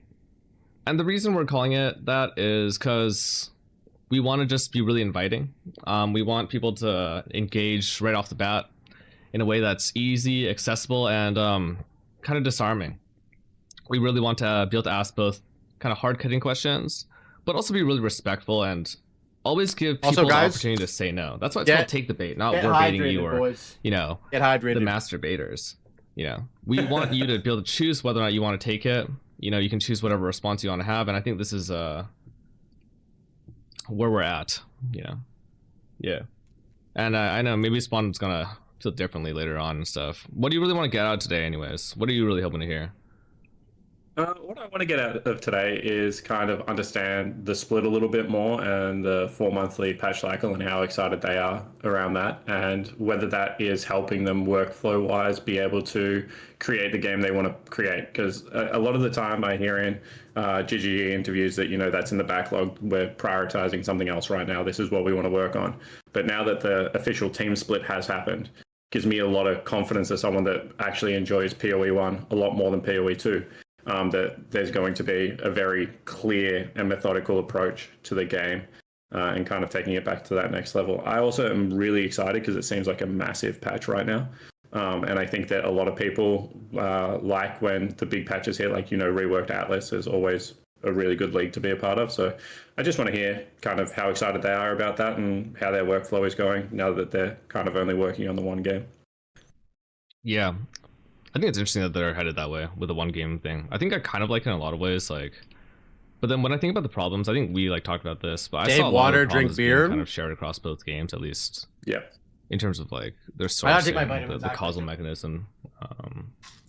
I'm on that vitamin D. Don't take that the wrong way. And out of this omega EP, 3s. Oof, you know that. I just want to learn about balance. Actually, I feel like maybe I don't know how long we'll have them on for today, but the one question I've always really misunderstood, I think, is about balance in PvE games. Kind of the ethos there, the theory there. Back in 2016, when I did interview Chris, or 2017, or maybe it was 2018, he had already been alluding to a lot of the really problematic things in balance that they were worried about, like it's not alcoholism, it's activism. About the life and damage scaling simultaneously, and I think we've seen a lot of continued inclusion mechanics like that. So I'm curious about that. What's going on there? Yeah. And maybe like what their plan is for the future, what they see as problems, how they do their problem solving flows, stuff like that. But really high level, really balance focused, and maybe like a little bit about just like what kind of people they are. I got you. Last Dude, time we Doug, got a lot about, I got like, you what's on upcoming about the all game. But the truth is, like, Andrew and Chris lots of space Octavian left. are the teams are still relatively small from what I understand, and they really spearhead and kind of have a lot of like discretion and oh my god, how do I not have happens. that? I think of course. gives you more predictive power as a player, as a content creator, as someone who just like watches PoE, someone who likes PoE, to understand like why they How do is the things they Jungron do, with a what 20-year-old they face want, for 10 what their vision years? is Yeah, for the Asian game, genetics, stuff like 100%. that. And I know we I have don't a know lot what of kind of bad words Asian in he is, PoE, but like the genetics vision, are helping. like friction, for sure. But I think these concepts, when they're introduced and contextualized properly, are actually really useful for showing where people are at. You know. Yeah, do you know the cool thing about, I was watching the Ziz interview with Octavian and Chris, and it actually reminded me like of early days Riot. Like they very much obviously care a lot about the game and are very protective about the game. And I think that one thing GGG as a studio has Did he done, mean it's like Octavian and whenever I Andrew? see interviews with people that directly work on the game, they are very passionate. Maybe and connected refresh. to it, and they haven't really. My get bet is the Korean. Yeah, he definitely could area be, for where they're sure. so big that they're completely disconnected from what they're building. Dream I actually blunt felt like I was rotation at on Riot my when some of that screen. transition Yo, who happened. starts Now with the Riot's blunt obviously tried rotation? to cull back and go back down to like the indie game What's up, studio Yeti? Good to see you, feel. big dog. But I think that from where I'm sitting, I get Dream very blunt. excited when I listen to people as passionate about the game as Dude, they are. the and blunt obviously as rotation at protective about the game, ExileCon's gonna be because, I think that crazy. it makes it easier to trust that the balance that they're trying to put into the game actually makes sense. And they actually know what they're talking about a little bit, which is nice. Yeah, I was surprised they were able to keep that like in the Tencent era, because like the acquisition did happen, but then I realized that like the culture there was actually like you acquire a studio and just let them do whatever they want to do and fund them, which is like what it should be, right? In terms How's the of sort of- volume for yeah, you for guys, sure. by the way? Is it like loud enough? Like, You, I mean, can you guys not hear really, everything? Still happened in PoE 2. Like that release was just absolutely insane. I mean, while we're waiting, do you know what you're starting at? Do you have a better idea yet? Good. Okay, nice. Do I know where I'm starting? The league start? Yeah. Yeah, I mean, I know what I'm going to league start. I'm going to league start Aurobot Champion, but I just need to figure out how to get there. So I All need right, to thanks for figure the out EP, guys. It's been good talking to you. what the first 70 levels look like. So I think, I don't know, like maybe I'll just run back some smite leveling with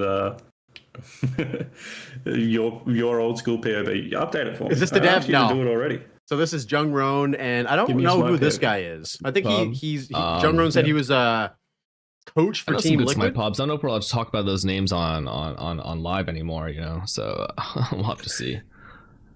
Give me a General's Cry POB. Can I play General's Cry again? Surely. Yeah, I wonder. Like, I've always been The lead coach? Ask about mechanics like that. Things That's like General's Spawn. Cry Okay, are that's my always so bad. weird, right? They're so complex and they're so specific, and I still don't know necessarily how they work. Like, I've been playing with Stack Strike General's Cry for a while, and I don't know why it does the thing that it does. I don't know why it is that He's the you can lead hit coach with for it, Liquid. Oh, I and got you. the General's Okay. Cry clones can hit and disappear and keep these static strikes on the ground, and they're there dealing damage, and then they only disappear when you resummon them. It's like, what are the instances tied to? What's the damage instance tied to? How come they can be gone? and people that are still be loving there, the but then they Wooly disappear at this point? podcast How come that doesn't episode, work the way boys? it That's works? awesome. Like, you know, I think like Guys, if you haven't checked out the Wooly podcast, how much more power it would give go us. show some love. But the specifics are always just like kind of feel New like episode you know, just it could dropped be this like spaghetti here, afternoon. spaghetti there, right? Yeah, I mean, that's what I assumed it is. Like, I know when I talk to people that I was really good friends with that worked on a League of Legends team, that, you know, you always say like, oh, peeping under the hood would be so fun. And they're like, no, it sucks. It's like, you know, you change how long Phoenix stance lasts on Udyr, and then you just completely break the whole game. Wooly is great. And, like, as a you goat, all of a course, sudden people have like the bugs in pod. menu. Yeah, So he is the goat. I assume General's Cry is built somewhere in that area as well, because the skill is... I mean, I think you actually had to put out like an FAQ on it, like when you created the build. Like I was just summoning clones way too quickly and just like butchered my DPS completely on that build. So it's good fun. Yeah, these days I'm getting lazier and lazier. I think I was really inspired by like Captain Lance. He recently was like, oh, you know, I don't even make League Start. I don't even use POB anymore. And then I'm like, oh yeah, I get why. I was like, he must be an absolute mathematical genius. But then I realized, I guess if all you need to do is get more intelligence or strength, then you don't really need a POB. You just need to figure out which items give you the most of those, and you just slowly craft those in Bestiary. And I was like, I guess I can start doing it that way too, not really think about the mechanics. And I kind of mess with that. He's like, it's right? Like, I think I don't like to reference Pumia too much, but like, Moneyball was such a great movie. And I think anytime you can distill things down and simplify things and reduce mental load, whether in like gameplay or in build making, it's kind of OP, right? I don't like the stacker thing for that reason. So you on stacker again? Is that what you just announced your whole stream? You finally picked your build? I'm playing Great Win this league. I mean, almost certainly Grey Wind. I don't think there's much of a chance I get away from that. It's like more fun than playing ES, and I like Assassin. I haven't played right side in a while now. I've been kind of stuck on this. You're not playing Midnight until 3 point. Wait, you're playing Midnight, dude? No, what the hell? Why? When I popped out, it's really interesting because like the endgame content is very like questionable, right? Like, what are you really trying to farm for? We used to farm like what does your character look like, how it's strong, but increasingly it's about specialization. Like, are you setting up your character for what X content? How do you do that best? And it's Fellowship like if I want to over do WoW? like all those I've never early and played stuff, I think Fellowship, so I like can't life say. stack could be decent. Classic WoW's good. I'm a little bit worried about budget, because sometimes on leagues I'm actually kind of poor, but then I realize all the leagues in which I look at a day 2 POB and I'm like, oh, I have like maybe like 200-300 divines on that character, it's because I've been sick and then I would only play for like 10 hours. But if it's like, if I'm not sick, it should be fine. And then I would make a really cool character, showcase some stuff, maybe see him, maybe it'll flop. Like, I don't know, I haven't tested anything. It's been a hard pre-league, right? This is... All right, let me ask you a question, right? Because you're obviously running back softcore trade because you're talking about hundreds of divines. What made you go so heavily, like I think the last 3 leagues now you've started softcore trade and tried to lead the economy there? Like, what made you invest so much more heavily into SC trade than kind of your SSF or HC trade days of 200 divines in day 2? Because you go on peaks and troughs, right? At the moment, you seem to really be on your SC trade era. I don't think I've gone hard in economy ever. Pre-show would be the closest thing, but it was more just I want to make a character. I think. Do you think softcore trade gets you closer to winning a gauntlet? That's my question for you. That was like, I feel like I'm going to run out of time to get to the end of the question. Regular person. So I'm curious. I'll put it this way. And this is I thought this was supposed to start at 2. What's going on here? I think that when I got COVID and then had lingering COVID symptoms and then went away for a year, but might have been carrying a certain, viral matter in my body. And then I met Ben at the Alpha podcast, at the Alpha release for PoE 2. That was more productive in terms of increasing my chances of winning Gauntlet than anything else that I've done. Even though he didn't get sick. If he did, that would have been my best chance. Maybe next time. But yeah, let's go check in with GG now. I'm gonna go hard in the economy. I just want to make some audio tests first week. Yeah. Okay. Oh god. And let's go here. I'm gonna turn Discord off for a bit, and I'm gonna skip calls. Cool. And look at the chat; it's popping off right now. Holy, we got a bunch of gamers in there. I'll check sources too. Let me drop it. Let me drop a message. What's good, dude? Couch is crazy.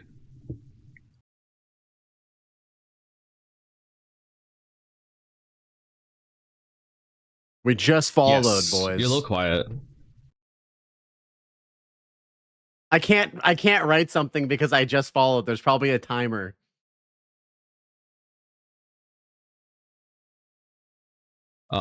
You're quiet. I didn't realize that, Emperor. I always have Discord open. I have you guys at 200 already. I think you guys should jump the mic side if you can. There shouldn't be gain problems. What's a classic first time message? What should we write, dude? I want to be positive. I was just gonna write like, can't wait to hear the interview. Yo, what up, Zen? Welcome in, dude. Yeah, we got raided a couple times. We got some people in here today. What up, Zen? Good to see you, dog. Get me prego? No, bro. I can't do that.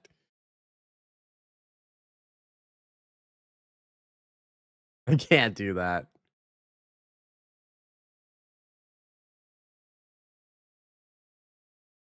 Everyone's spamming. No audio. No audio.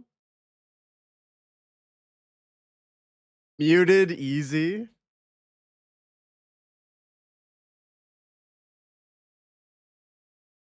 We're gonna write insane takes. Oh, I gotta be following for. I'm time gated, boys. I'm time gated. 1, 2, 3. Oh, here we go.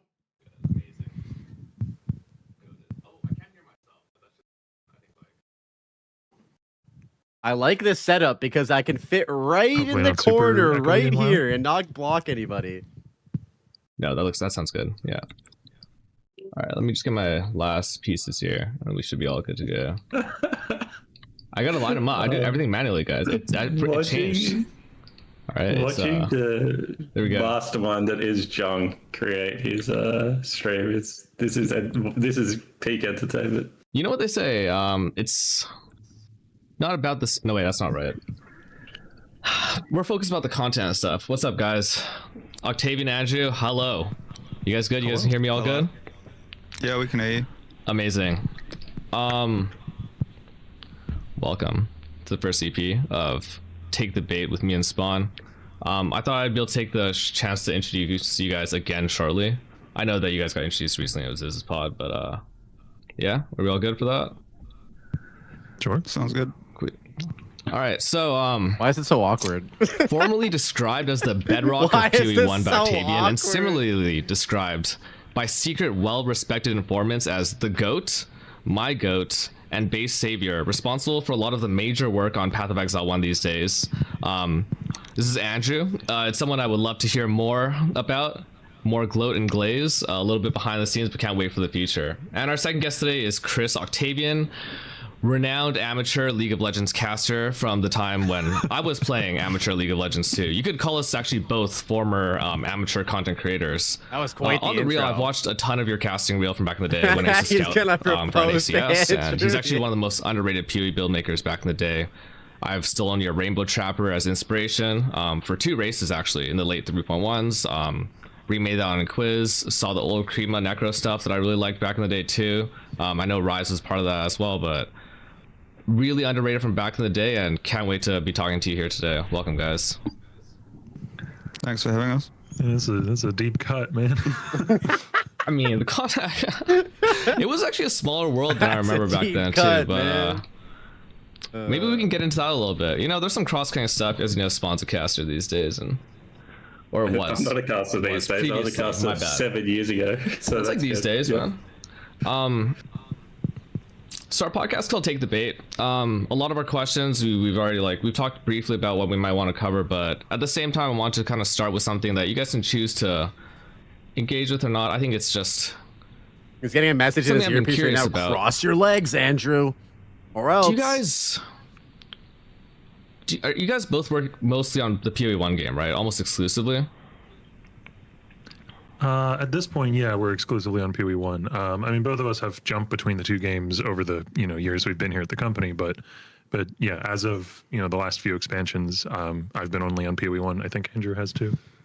Yeah, I think generally maybe from like that period of like 2020 up until like 2024ish, I would have said I was exclusively on PoE 1, and then in the lead up to like 010 and PoE 2's release, I was flicking back and forth a bit.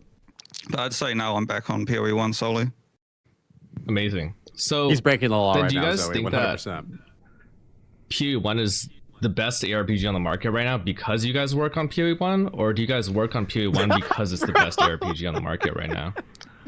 What is this question, dude? Well, I don't really think of ARPGs as like best and worst. I play all of them generally, except strangely I've never played Diablo 2. This is such a But I always PR play it at some answer point. right here from Andrew. I love it. I'd say my favorite historically might have even been Grim Dawn or over Path of Exile 1, but it's pretty close between those 2. Sick.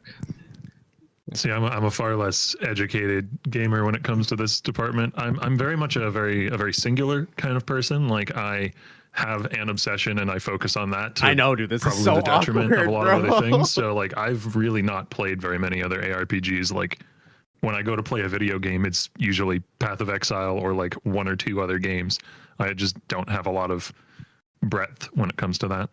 Yeah, I think I'm actually the same as you. Like I've had very limited ARPG experience outside, and I think like actually over the past couple of years, seeing a lot of convergence. Andrew's never and played cross-play Diablo from the 2 two though. PoE What games, the hell? Unreal now, and like it's like once upon a time when they said like, yo, the benefits, you're gonna see them in PoE 1, and we're gonna see like the iterations between both. I really like didn't believe that, but it's so much more present now. Yeah. Well, that's sort of the nice thing of having the 2 games now is like both games can just steal the best parts from each other. And it's like, you don't have to use them in the exact same way because they are different games, but it's like, have we talked about the volatile Varlord? Would you be okay if you want to explain it? Or whatever you want to talk about. Go ahead. Oh, well, you know how in PoE 2 you have the corruption outcome where it divines the ranges of unique items outside of their normal ranges? I think there's a Mirage currency that's going to be doing that, which we haven't talked about yet. Yeah, I actually don't. So another designer was the one who designed all of the like specific reward outcomes for various. He's dropping mechanics and the mirages. big So I don't drops actually right remember off the top of my head exactly where it comes from, but it does come from Mirage. Okay, so how much of those mechanics are like, hey, this cool thing exists in 2, I want to bring it to 1, versus, hey, let's design something that's going to go into both games simultaneously? Rarely is something designed with the intention that it cross-pollinates into both games. Yeah. I say rarely, like I can't think of an example. Often it's, you know, this is a cool thing that has been in one of the games or the other and has been, you know, has shown through battle testing, so to speak, that it's something either players like or we like, or hopefully both. And why not adapt it? You know, if it's a good idea and we can adapt it to one game or the other, working around however that game, you know, what up, Celiac? The constraints, so to speak, of whichever game, then wouldn't you want to do that? Yeah, for sure. And do you guys like feel like the selfish plagiarism in that sense then like exists in like across other games as well? Like Andrew, like how often are you picking up like a different ARPG and thinking like, hey, I need to figure out a way to do this in PoE 1? And then like hopefully therefore it's like going across like multiple teams, or is it something where you guys try and stay internally with that? Like how does the actual design philosophy work with kind of how you look at mechanics in that way? I mean, there's definitely conscious decisions to not straight up just like plagiarize something from another game, for sure. I guess most of the things you'd pick up might actually be like you'd unconsciously gather like certain cool aspects from other games. Like a funny story actually is like we started developing all these holy skills like right at the very start of this league cycle. So Chris was coming up with all these cool holy skill ideas, and then I think it was a few weeks later, Diablo 4 announced Paladin. So we were like all worried. It's like, oh, hopefully they don't think that because Diablo 4 dropped Paladin that we're going to have to, we're just like straight up copying them. You guys should have copied the monetization strat. Oh, sorry, go ahead. No, it's it. You should have copied the Paladin monetization strat too. Super smart. See, this is where my lack of knowledge of other ARPGs gets in the way because I have no idea what they did for that. God, but yeah, even like the fact that Holy Hammers is called Holy Hammers. Apparently, there is a skill in Diablo that has a similar name, and I got some feedback internally that like maybe we should change the name because players will expect it to behave a certain way that it doesn't. But I don't know. Holy Hammers is a cool name. I like alliteration. That's okay, yeah. Because when Spectral Helix came out, that was. Sort I find it hard to believe that they're not like time, on that top was of what's happening in like other really ARPGs. And It's we were really interesting. excited about Helix, but obviously it's gone through its sagas as a skill. Actually, it was kind of really dominant for a while, right? I think we had that as the premier like skill for a while, and I think I'm going to use that to segue into what I really am interested in, which is balance, because I think that kind of set melee weapon balance back for a long time. For about like a year, Helix was the skill. Damage numbers weren't there for anything else. They probably don't have I enough guess the thing time. that I've Yeah, they're always been probably thinking about super busy. is They're probably just like in their bubble of developing, and PvE game balance that's is all really they weird, right? focus on. You in know? a sense of you're not actually balancing for like play rate against other players or win rate against other players. And I've always been curious, kind of what the core It's probably a good priorities thing you're if thinking anything. about are. I just find it. There's a lot more fascinating. specifics. But how do you guys see that kind of concept in your context, in your domain?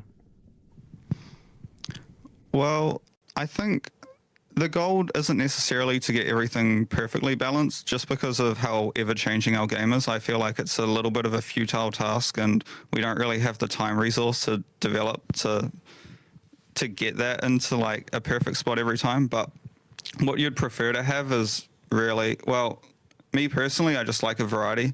I don't want the same skill to be running the meta for like 2 years or whatever, like historically. I mean, to be fair, we probably have had some skills that have been on top for quite a while now, and maybe we should more radically shift them out. But I think, yeah. Sorry, I lost my train of thought there. You have any follow up to that?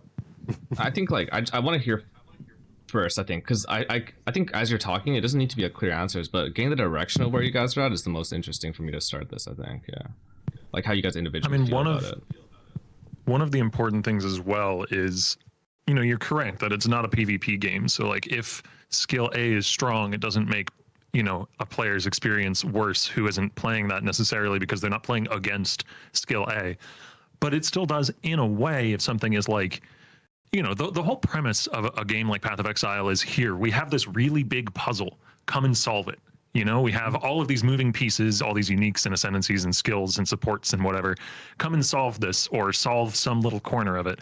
And if there's a skill that just does a bajillion damage out the box with basically no effort, it's not a very interesting puzzle anymore, is it? So like that is part of it. Like there needs Rest to be in peace, lightning spear. Some, you know, balance needs to be Economy's in place true so that it isn't PvP, just yeah. like I slot this skill in and win Capitalism without any extra effort, which, you know, you can have your own subjective opinion on how well of a job we've done on that historically. And then you also don't want players feeling like, you know, there are a lot of choices that are basically pointless because this thing over here does everything better than every other choice. So like those are probably the two driving reasons why balance is important, even in a game that isn't PvP centric. You guys feel like you're a little, or is there a reason why it's a bit more conservative these days as far as changing goes? Because I understand the resource side, but let's say that the concerns then that you're bringing up right now are things like a really stale meta. All right, see you later, Moose. The same, and then having like false heterogeneity, or false choice, like an illusion of choice, where you What up, could pick all Steeglin? these skills, How you doing, but man? like, you know, lightning strike is better than the rest. Not anymore, but hypothetically, right? What's sort of the hesitation these days? Because I remember we used to have those massive balance patches. We'd see like 20 on the low end or like a couple hundred skills just have their numbers changed.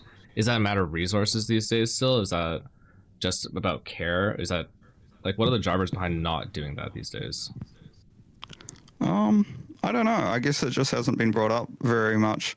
Like, I think there have been times in the past where the higher ups are like, don't shake the boat too much, because if people don't have their like tried and true safe skill, then they'll be more reticent to play the next league. So like from a personal point of view, I'd love if everything just got scrambled without even like a huge amount of thought going into like what goes up and what goes down. But going back to your like whole heterogeneity comment, that is one of the other axes of balance that we can address. Like, if all the skills he got in here because he was the from a same, like, a lot of the spells scale in the same way, and a lot of the attacks scale in the exact same way. So if one of them is 10% better than all those others, then why would you play any of the other ones? So you need to kind of like try to differentiate all the skills as well in terms of like their damage shapes and their clear speed and their single target potential and their scaling axes. So I have a question. I want to jump in here a little bit. Andrew, I don't know if you've played League of Legends, but Jung, Octavia, and I obviously have. Strangely, I've never tried it. Okay, cool. So then you're going to absolutely miss this one. But in League of Legends, when they balance, they like take an average player, like a gold player, and then they balance around that. But if there's outliers, say, you know, a champion is fine in gold, but then has like 100% pick rate in pro, then they'll obviously slap it down and be like, well, we don't want to see the exact same thing played in every single pro game. I was wondering if you guys could speak a little bit about what areas you look at when you're looking to balance skills. Is because like I was talking to Jung about this. Like, you're not balancing for Jung. He's playing like 20 hours a day on League Start. Are you balancing around someone that plays, you know, 5 hours a day and the journey that they have through Path of Exile, League Start? How do you look at that? And then I think that a lot of people talk about skills in terms of how League Start actually works around the abilities, but what other levers do you look at as the journey of the league happens? Because, you know, sometimes we're very slow to actually pick up which skills are good and bad as they're introduced into the game, in my opinion. This is a great question. I feel like that's more of like a global question that goes across many, many leagues rather than on a per league basis, because the game's been out for so long now that we've kind of ended up in this steady state equilibrium where this is how things are and this is the difficulty of the game.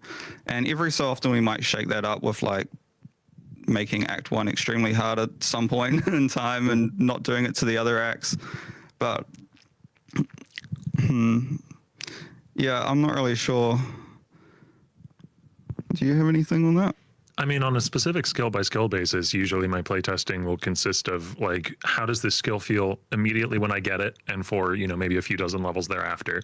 How does it feel in early maps? How does it feel in like Dude, this mic grip is maps? tripping How does it me feel out. in like red maps? And usually when I'm doing those tests, it's like alk, enter map, do some combat, fight a boss, So yeah, I'm not necessarily mic grip is tripping doing. me out, dude. I mean, we do have a QA department that also will test, and the QA department actually skews mostly, in my experience, towards testing things in their end game and like giga juiced and more hype? super Let's go, entrenched established player sort of context, because usually when we're hiring for QA, that is the kind of person that we hire. We're hiring people with thousands and thousands and thousands of hours in the game. So often what actually gets overlooked in testing is that stuff that I try and test while I'm, doing the major tweaks in the implementation to the skill. Is the experience of it when you first get it, and the experience of it in like, on a crappy character who's just hit maps. Because, and that's not to say that we always get that perfectly right. There are skills that I have implemented that I would like to go back and try and improve that specific experience on. But that is, the first impression, and that is quite important for sure. So then you guys are speaking from almost like a vacuum, not in a bad way, but from like your guys' perspective. There aren't like kind of key vignettes of like player vignettes or like player archetypes that you'd be thinking about, like, oh, we need to think about like Joe Blow who enters maps at like 20 hours. Like this guy is especially with the fact this kind of way. Does that sort of like, is there kind of average player or like medium player that you're thinking about when you do like balancing changes? Or is it just about like this skill compared to other skills? Or is it the tools in the system compared to other tools in the system? I'd say it's more on the skill compared to other skills and this tool compared to other tools. It's like I said, we're at this like sort of equilibrium state with the game where if we're thinking about the average player just getting into the maps, we're probably thinking on more of a global level. Like for example, in Settlers League, when we like decided to buff basically all the melee skills scaling massively. So that's a thing of like, okay, melee players aren't having a good experience. Players typically think that melee is behind other archetypes. So let's bring melee up everywhere.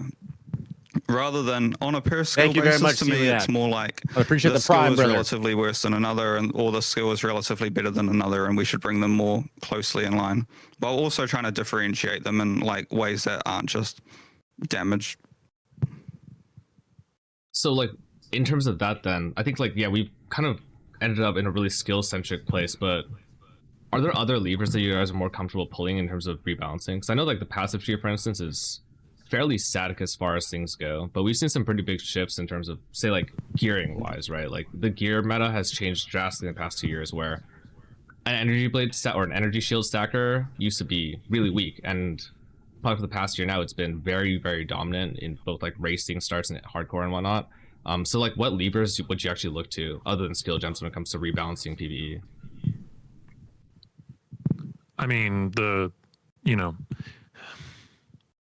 our head of QA likes to say that everything is always more complicated than you think it is, and he's absolutely correct there. And it's one of the reasons why the past few leagues, I would say, we haven't seen huge shakeups in those large systems, because you can't really adjust a large system like that in isolation. If we were to go in and make a lot of changes to the passive tree, it would probably have knock-on effects to some uniques and some ascendancies and some skills and X, Y, and Z. And that isn't a reason not to do it. I would love to do all of these things.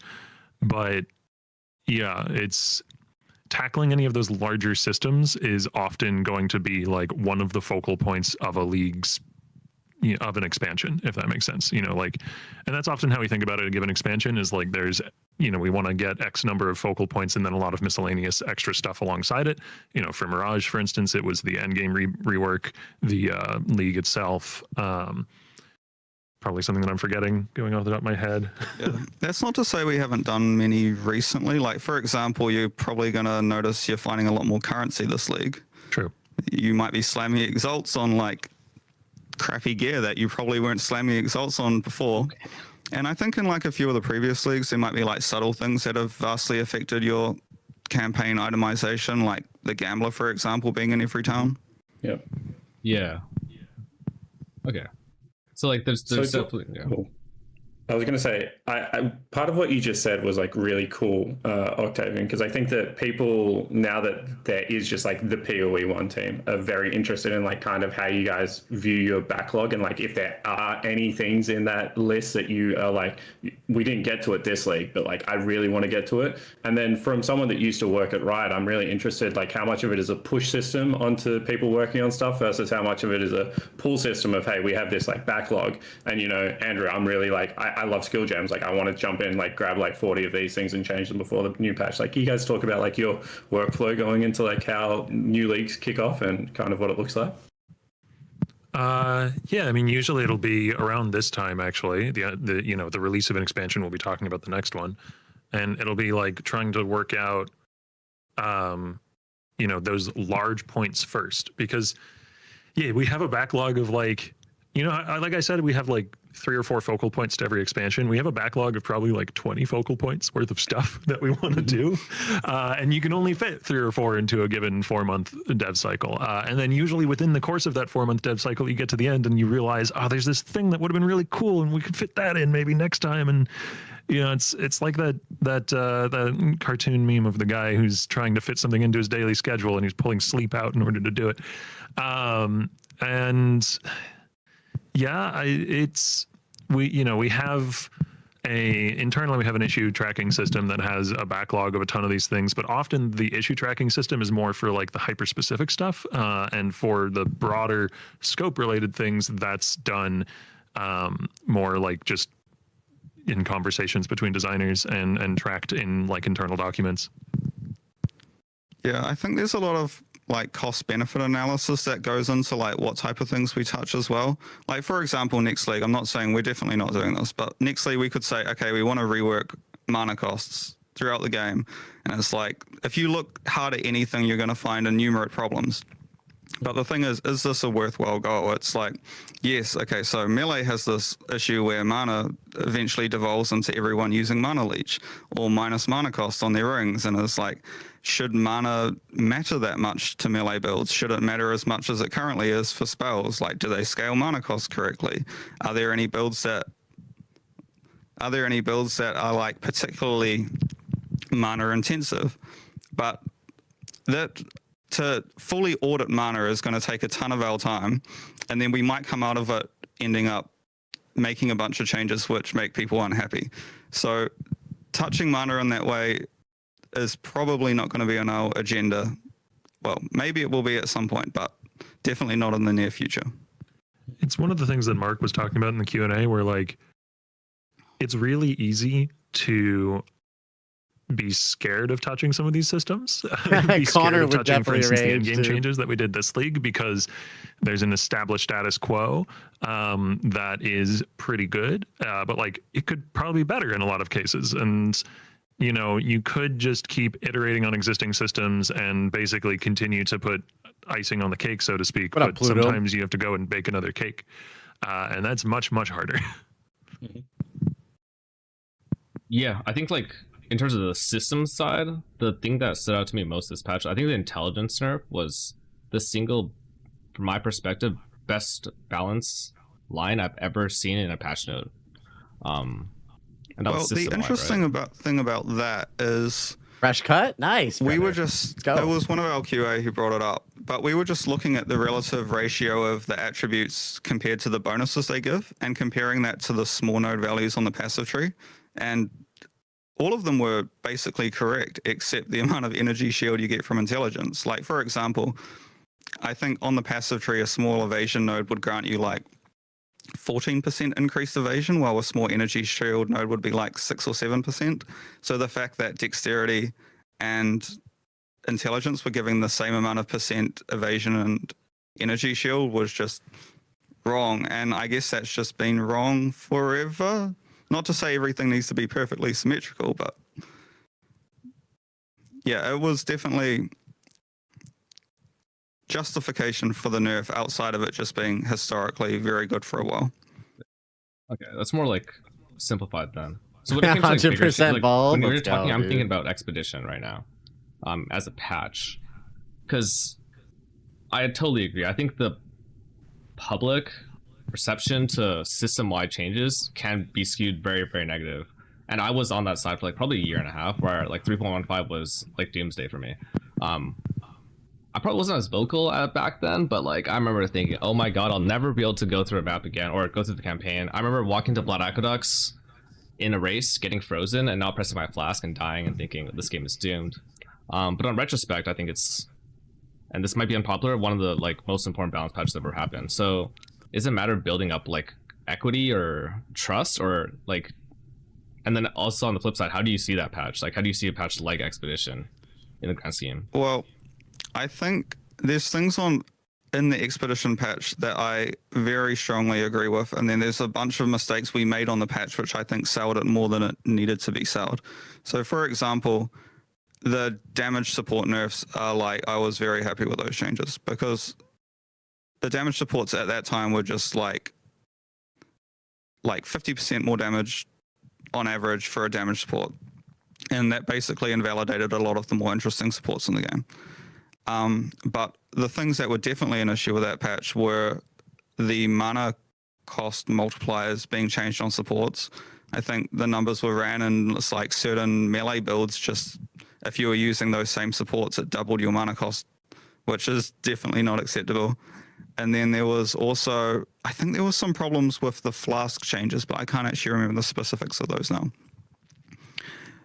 But yeah, I think who's Expedition that? Certainly This is a nice setup, dude. us a little bit in the sense of like going and doing a full nerf patch. I don't know if we've done a patch since then on that scale in terms of like character power nerfs. The one that I would be thinking about is not so much like system-wide, but casters took a pretty big hit, I would say, especially in early game during the Divine Blessing change. That one was like really big.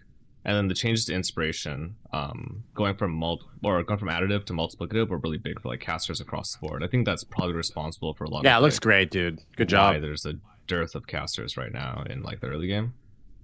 Can't think of anything else though.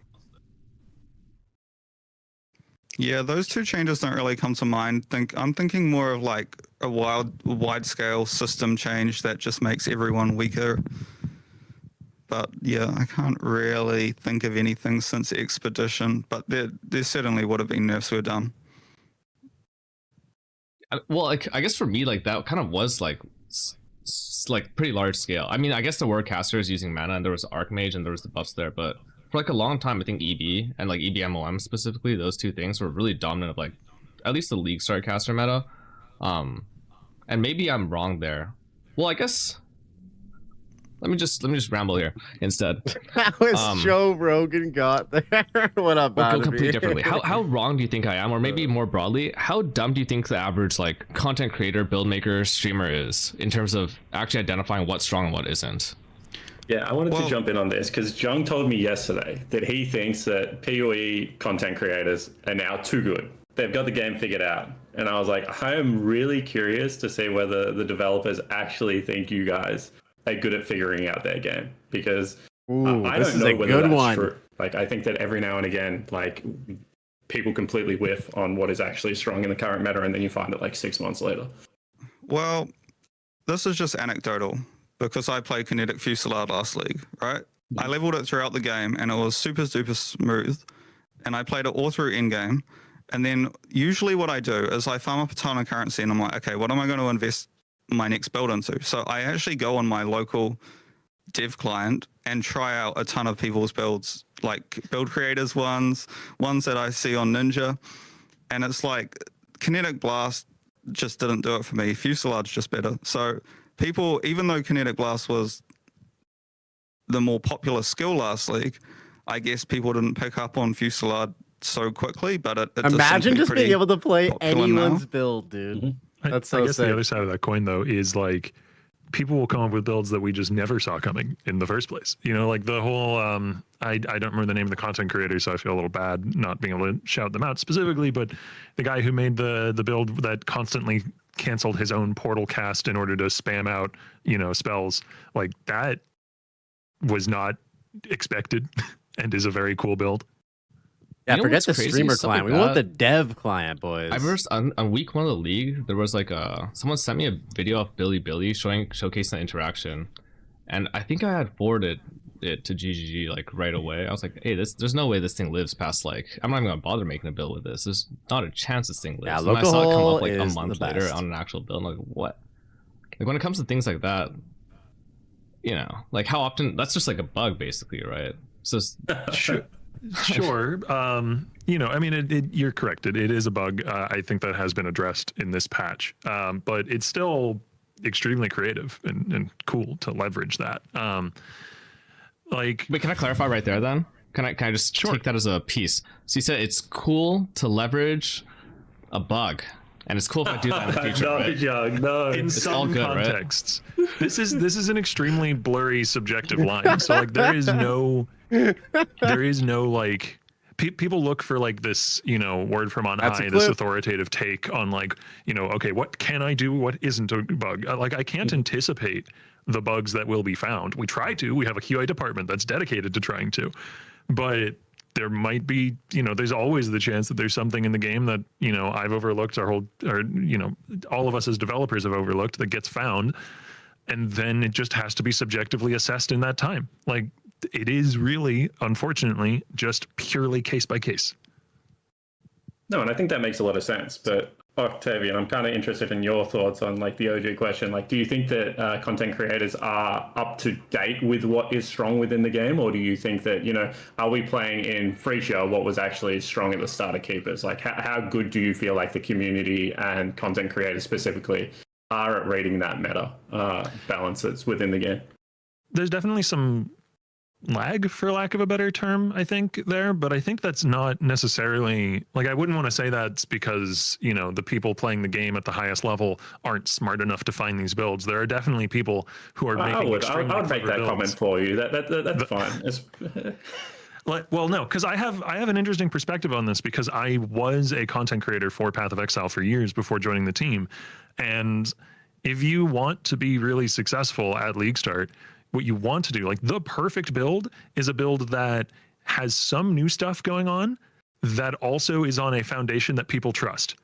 And then people will be like, oh, I know that this can be strong, but there's also some new cool interaction or new cool unique or whatever that it's using that can draw me in. Like, people want, you know, I know this is going to work. I know this is going to be foundationally good, and also a little bit of spice. Like, that's the perfect build. It's hard to find that you'll balance, get though. the most Too traction, much new the most stuff. people watching, you know. So like, there throws is an people off, incentive right? to innovate a little bit and not too much at League Start, to be honest. Okay, so let's talk about that, because on top of like whether they're good or bad, there's obviously PoE for a new player especially, and for a lot of intermediate players. If you don't have a build guide, you struggle to play the game. Like, that's just straight up true. So how do you guys view like dev versus content creator relationship in terms of like actually putting out these good build guides? Because you're right, if you have someone put out a bad build guide, it completely destroys League Start for a lot of people. They never log into the game again. So how do you guys view that, and, you know, what's your current thought on GGG's relationship with like content creators and build guide management?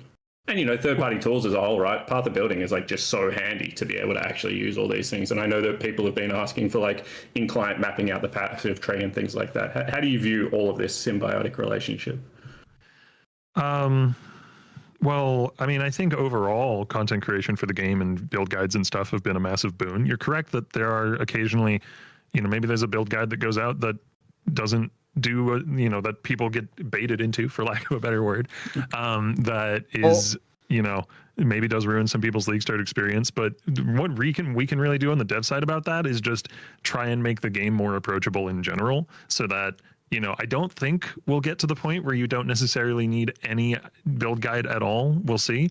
But we can definitely do more on that front. For one thing, like, the whole keywording system from PoE 2 is something that I'm personally really keen to bring back to PoE 1, because it's way better than the hold alt for reminder text system that we have right now.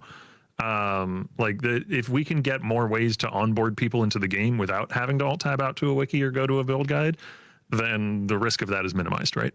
Are they actually going to do that, though? When it comes to like, just where does the name of this podcast come from? Just heard the word bait. I think people are really incendiary. Yeah, people will say all kinds of things. The truth is, I think that I have never, ever made a bad build. There's just bad players that copy them poorly. And if You're better than me. if a good player copied my I like how Andrew just calls them those out. they do not hold up.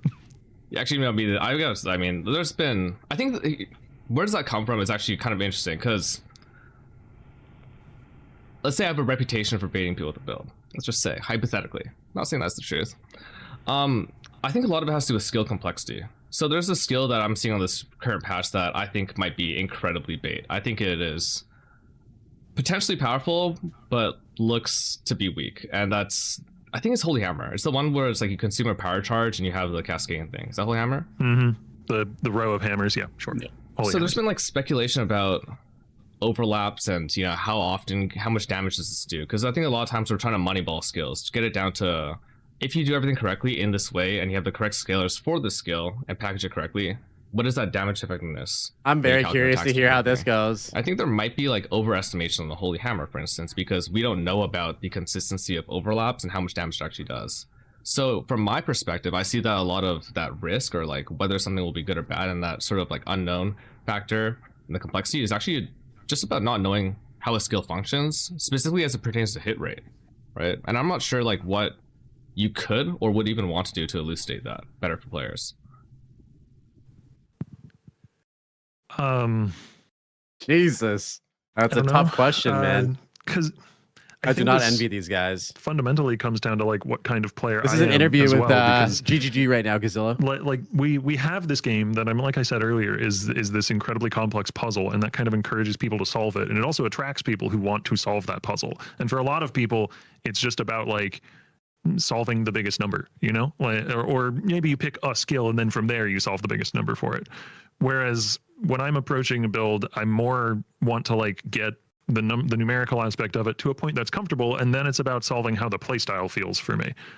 I don't know. I feel like I'm not answering your question super well. I'm not trying to dance around it.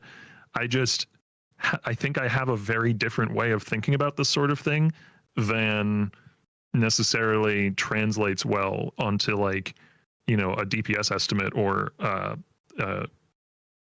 just numerical estimates of how effective a character is. Like that's just not necessarily how I look at a build most of the time. Yeah, I feel like from a player's point of view, the new skills are like there's more excitement in not knowing how effective it is just by the numbers off the gem because of all those external factors, by not knowing the hit rates or the number of overlaps, for example. So I feel like I sort of like there not being perfect information going into a release for that. I think I do too. Yeah, that's interesting. I was going to say that's interesting because you got someone like Jung that's going to look at a skill and he's going to pull it apart, and if the damage effectiveness isn't high enough, he's just never going to touch the skill, right? He's like not even going to do it. Then I assume that there's like, I fucking love Andrew's answers, man. He's been doing so good on this interview. Now paladin skills, they both no have matter been, how but little damage I goddamn, do, I'm going to try great. and grind this one out and stick with the skill. He's got this smugness and to I it guess too. like that in a becomes good like way. nearly an economy question, because it's like, okay, if the skill operates in that way, then how far ahead or behind do you become in the economy? Because if you play a great skill, you get ahead if you play the game enough, and then you're able to make the skill even better. So I think that that's actually quite interesting, going back to the first area of like balance of like how you approach like how these skills operate within in a game that has such a big economy on League Start, because I think that that is something that were also quite interested in, is like, do you guys balance your skills around like, this is mainly a SSF player that's going to interact with chat a little bit, or do you guys think about your skills as in like, hey, we have, especially in softcore trade, we have like a completely wide open economy. You have access to completely every single item in the game theoretically, and a lot of them are quite cheap after like 2 or 3 games. That's what we expect the players to be able to utilize to be able to create these build guides.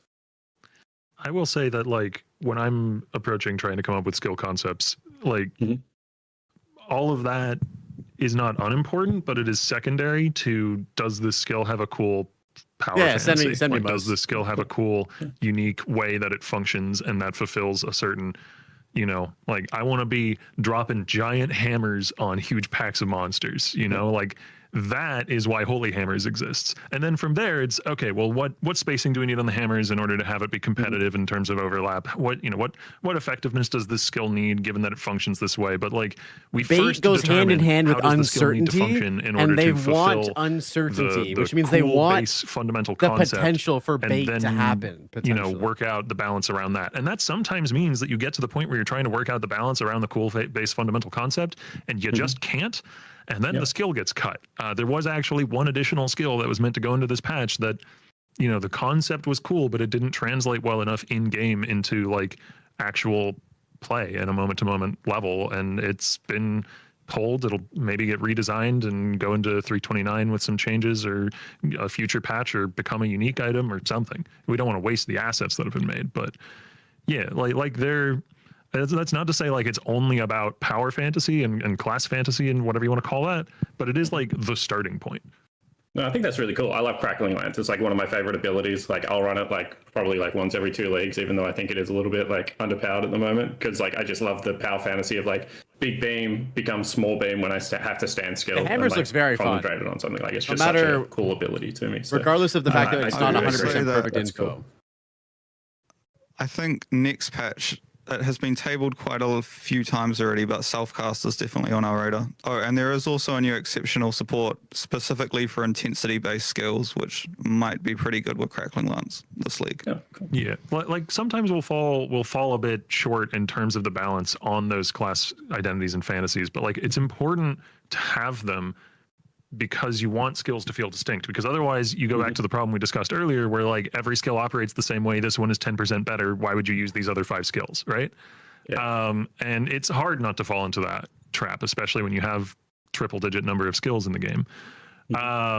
But yeah, something like Crackling Lance is a good example where it's a cool concept that maybe just needs some more numerical love, and that could be in 329 or 330 or whatever. And it's good to have those cool concepts in the game, because you can always buff numbers in a future patch. Yeah. To me, it seems like arriving on the right number has got to be really hard because of certain things as far as design space go. I think there's certain mechanics and items and skills that restrict the design space of everything else, because in their absence, you could be a bit more relaxed, but with their presence, it becomes ridiculous. Things like Penance Mark, for instance. I know on release, I actually do want to hear about that specifically when it was introduced, but at the time of Penance Mark's release, I remember building around it because I saw the trailer. I did a bunch of screen measurements to see, okay, is this within 1.5 radius sometimes? And I made a whole low tolerance Pathfinder proliferation setup. Skill comes out. Forget about what Peacock did on League Start, but now it's a 3.5 to 4.5 radius. And I saw, I guess, how problematic it would have been, but there's that aspect. But then I think about even now with that in Southbound, you get massive issues with overlaps. I think Nimbus is another great example of an item that might have greatly restricted design space. I've always thought about what if I just didn't do that. Return projectiles, kind of setting what you can and can't do in terms of introducing new projectile skills, balancing that. Do you think there's big problem outliers that you wish weren't there? Or is it just something that's more interesting now for your problem solving to create that puzzle?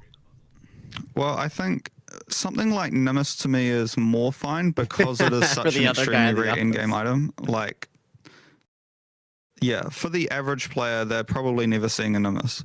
What was the other example? I don't know what a Nimbus is. Yeah, no, Penance Mark is getting near Wormblaster in terms of or the Writhing Jar in terms of levels are problematic. Whenever we design a new skill, someone's like, but what about this and this with Penance Mark? So maybe it will be adjusted at some point because it does keep on cropping up in terms of our QA testing. Now, this should not be taken as there being any changes coming to this keystone. But definitely not. Though maybe this will get clipped out of context still, we'll see. But CI is the biggest example of this. Just immunity to a full damage type is very cool. That's super iconic. CI is an incredibly iconic keystone, and it's great that it's in the game, and it means we can't have an endgame boss that's full damage chaos, right? Because otherwise you play CI. All right, guys, you heard it here first. You can't have CI, this thing that's supposed to be threatening and challenging do full chaos damage, or else suddenly you can click a keystone and be completely immune to it. So it is, yeah, exactly. But if you want to put cool stuff in the game that's transformative and game changing, you have to build those constraints for yourself. It's impossible not to, or else everything is milk toast. You know, everything is like flat and vapid if you don't have interesting spiky constraints that you have to build around. Yeah, I definitely see like some things is adding more and some things is adding less in that way. Like I remember when I was going through the unique design process, when I was looking back at some of them, I'm like, oh yeah, given what happened in the next few patches, this would have, adding this one item would have actually removed 3 different items, 4 different skills, and the possibilities for like 2 different skill trees. But when it comes to like overlaps and splash, I think that's always going to be one to consider. The other thing I had about that was, I guess like it was reminding me that penance marks, that specifically, the implementation, it basically, and correct me if I'm wrong, it changed from the time that from the trailer to when it was launched, right? The skill functionality. I think yes. The radius at which the ghosts spawn around the monster was made further away, I'm pretty sure. I don't know if there were any other changes, but yeah, that was certainly the case. So then do you think there's been like an increasing degree of comfort from your guys' side in terms of changing the game, or like changing what's the state of balance or skill functionality or item functionality from the point at which the patch release happens on Thursday to when the patch actually drops on Friday? Or sorry, the trailer on Thursday to when the patch drops on Friday? Because I feel like from my perspective, there's been a lot more. Every day we have like a brand new list of notes, whereas back in the day it felt a little bit more conservative in that way. Well, I guess also it is, we used to drop the patch notes on the Wednesday before the release, so we do the patch notes far earlier than before. So I guess it hasn't really changed our like freneticism in terms of like trying to get more and more changes in just before release. Yeah, I guess you're now just like seeing a lot of the changes that would have previously been invisible at that point, because yeah, there is usually, you know, last week before release, there's something that comes together and we didn't realize, you know, this is going to be a problem, and then unfortunately you have to fix it. I want to avoid that as much as possible. Like, I really dislike, one of my favorite things about the role, about the job, is being able to like show players cool stuff, and I really dislike when I show a player a cool thing and then it's like, oh wait, no, actually we have to change that. So I want to try and minimize that as much as humanly possible, but sometimes it slips through. Yeah. What do you guys think about your timings at the moment? Because I know, Octavian, in the Ziz interview, you were saying that you love that there's a certain amount of undiscovered things going into every new patch, and sure, it gets data mined and stuff, but the average player probably isn't looking at that. Do you guys now like the change where the patch notes are way earlier and people get a longer time to plan, or do you think that there is a way that you would go back to, like maybe later patch notes and having a little bit more surprise going into the actual league start week? And I remember like waking up, like I'm Australian, like waking up at like, you know, 2-3 a.m. putting the final touches on builds, you know, the morning of the league launching.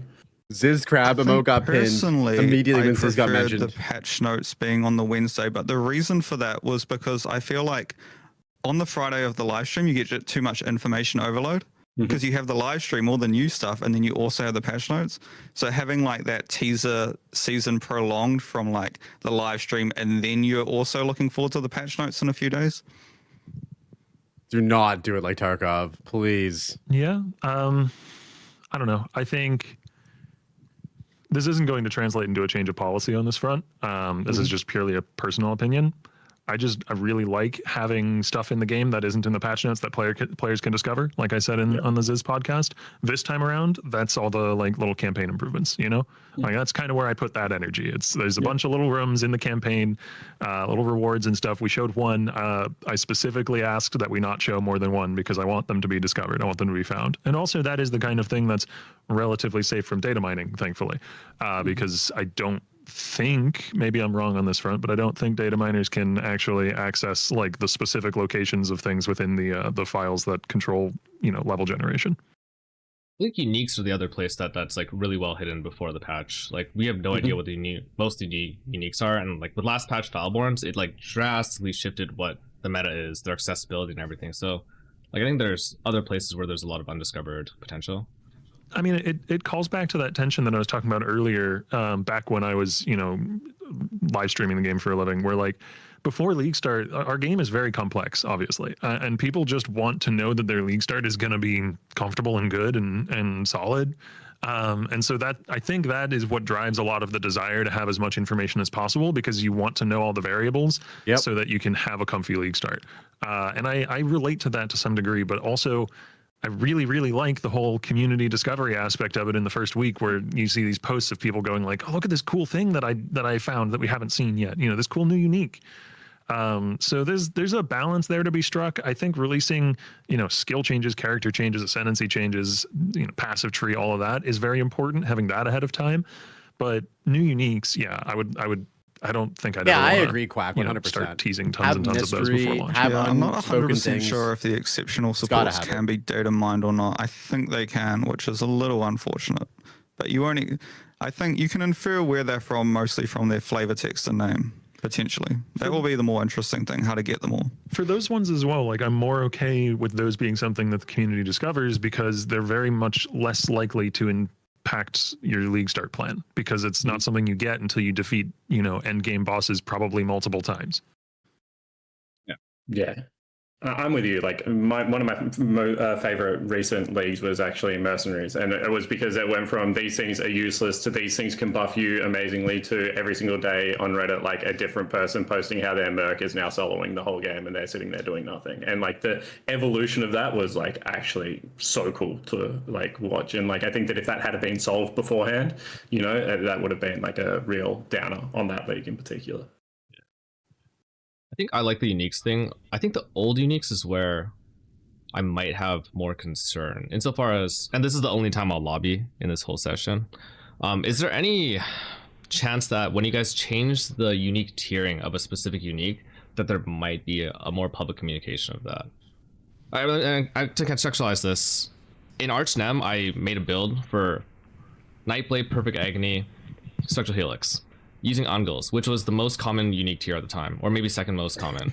And that, for some reason, it was bad, by the way. That build was bad. You can talk about bait build. That build was worse than just not. I unclicked Perfect Agony and that build got better. Anyways, that patch, Ungles went up to I think T1 or T2, in like kind of in secret. So like on the league start, it was one of the more inaccessible items. I wonder, could we have like a communication of that when that does happen? Because for instance, this patch we have Foulborn Ghost Ride. Will things like that be accessible, or that'll be like hard to get?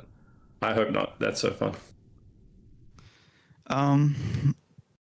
Well, interestingly, it is now easier to know when a unique has changed rarity on release than before, because you can just go to ROG in Kingsmarch and see how much dust it sells for. So I was actually contemplating if that is like that's a very obscure. If we wanted to make it more secret, like, in that I would not have when known we change the rarity, of I uniques, know we that don't now, actually though. affect their dust cost at all. But honestly, I don't really have a strong opinion either way on whether or not we should be revealing. I just know that historically we haven't really announced weighting changes to the players. Yeah, you should do this that. Is something That's amazing. That we would probably need to, you know, loop Mark, maybe Jonathan in on this, because it is a very established historical trend with, you know, this game and PoE too. So I wouldn't want to, you know, make that call without at least consulting them. And how, sorry, John, but just before, because I was really interested in this, when an item's normal version is not very, like, it's fine, but like, you know, not exceptional, but then the Foulborn version of the item is insanely powerful. Let's use Go Thrust for the example. Like, is there ever going to be a splitting of the tiers, or are they always similar tiers? And again, like, I understand this is probably not a concrete answer. The same thing applies for gold I will costs. say Okay. we have the ability to control like what percentage of a time the unique does become Foulborn, or if it has more than one Foulborn outcome, we can like make one of those outcomes rarer than the other. So I'm not gonna like say which ones are rare and which ones are common, but yeah, we do that for a few of them. Cool. I hear what you're saying. It scares me what you're saying, Andrew, in particular, for sure. I think like the only reason why is, or the greatest positive that I see is like the potential for build heterogeneity at league start, insofar as like I think Paul Strom was kind of ranting about this the other day, the idea that all his league starts kind of need to be all based around blue or rare items, which is in a sense in a vacuum neither here nor there, but in terms of what you could do in terms of distinct builds that feel different, that are different right away, it becomes a lot hard to set plans for that, right? And so then your league start kind of looks like, oh, let's just play, you know, Explosive Arrow Ballista. It's going good, dude. There's been some pretty funny and awkward moments in this on KBSC Path. until we know. I feel like that could be like a really big upside, right? In How you terms doing, of bro? knowing what's still accessible to us. Not so much the new uniques, but just knowing that. Yeah, I think from my point of view, I don't feel like the majority of unique items actually like bias towards one skill over another. Like most uniques are more of like, I mean, there are certainly a few where it's like, for example, kinetic fusillade, you want to stack as much reduced duration as possible. So you really need like 2 or 3 key uniques in that sense. But for the majority of the skills, I don't think they're like super unique dependent. Okay. How do you feel, Spawn? Bounce? Oh, I'm happy. I think that all the unique stuff. I don't know if you want to move on to a different topic, but I've got what I need. I did want to kind of delve deeper into that content creator thing, in terms of how they impact, and streamers and build guys and all that, how they impact the meta, how they impact how people see builds and skills. Beyond just that, do you guys see it as like, or is there some perspective of it as like a bit of an arms race between creator and developer when it comes to that? I'm not sure I follow. Like, an arms race in what way? Let's say there are currently 5 really overpowered skills in HC racing. Let's just say hypothetically, and one of them is known as seismic trap. And then next patch we discover like, I'm gonna wait and then release like DD ignite for next patch, and then you guys are nerfing that, like, oh, can't wait for this guy to do this again, and so on and so on. Are you guys worried about, or are you guys excited about that sort of dynamic appearing? Because I've felt that way at times. Let's put it that way. Sort of adversarial nature in terms of balancing.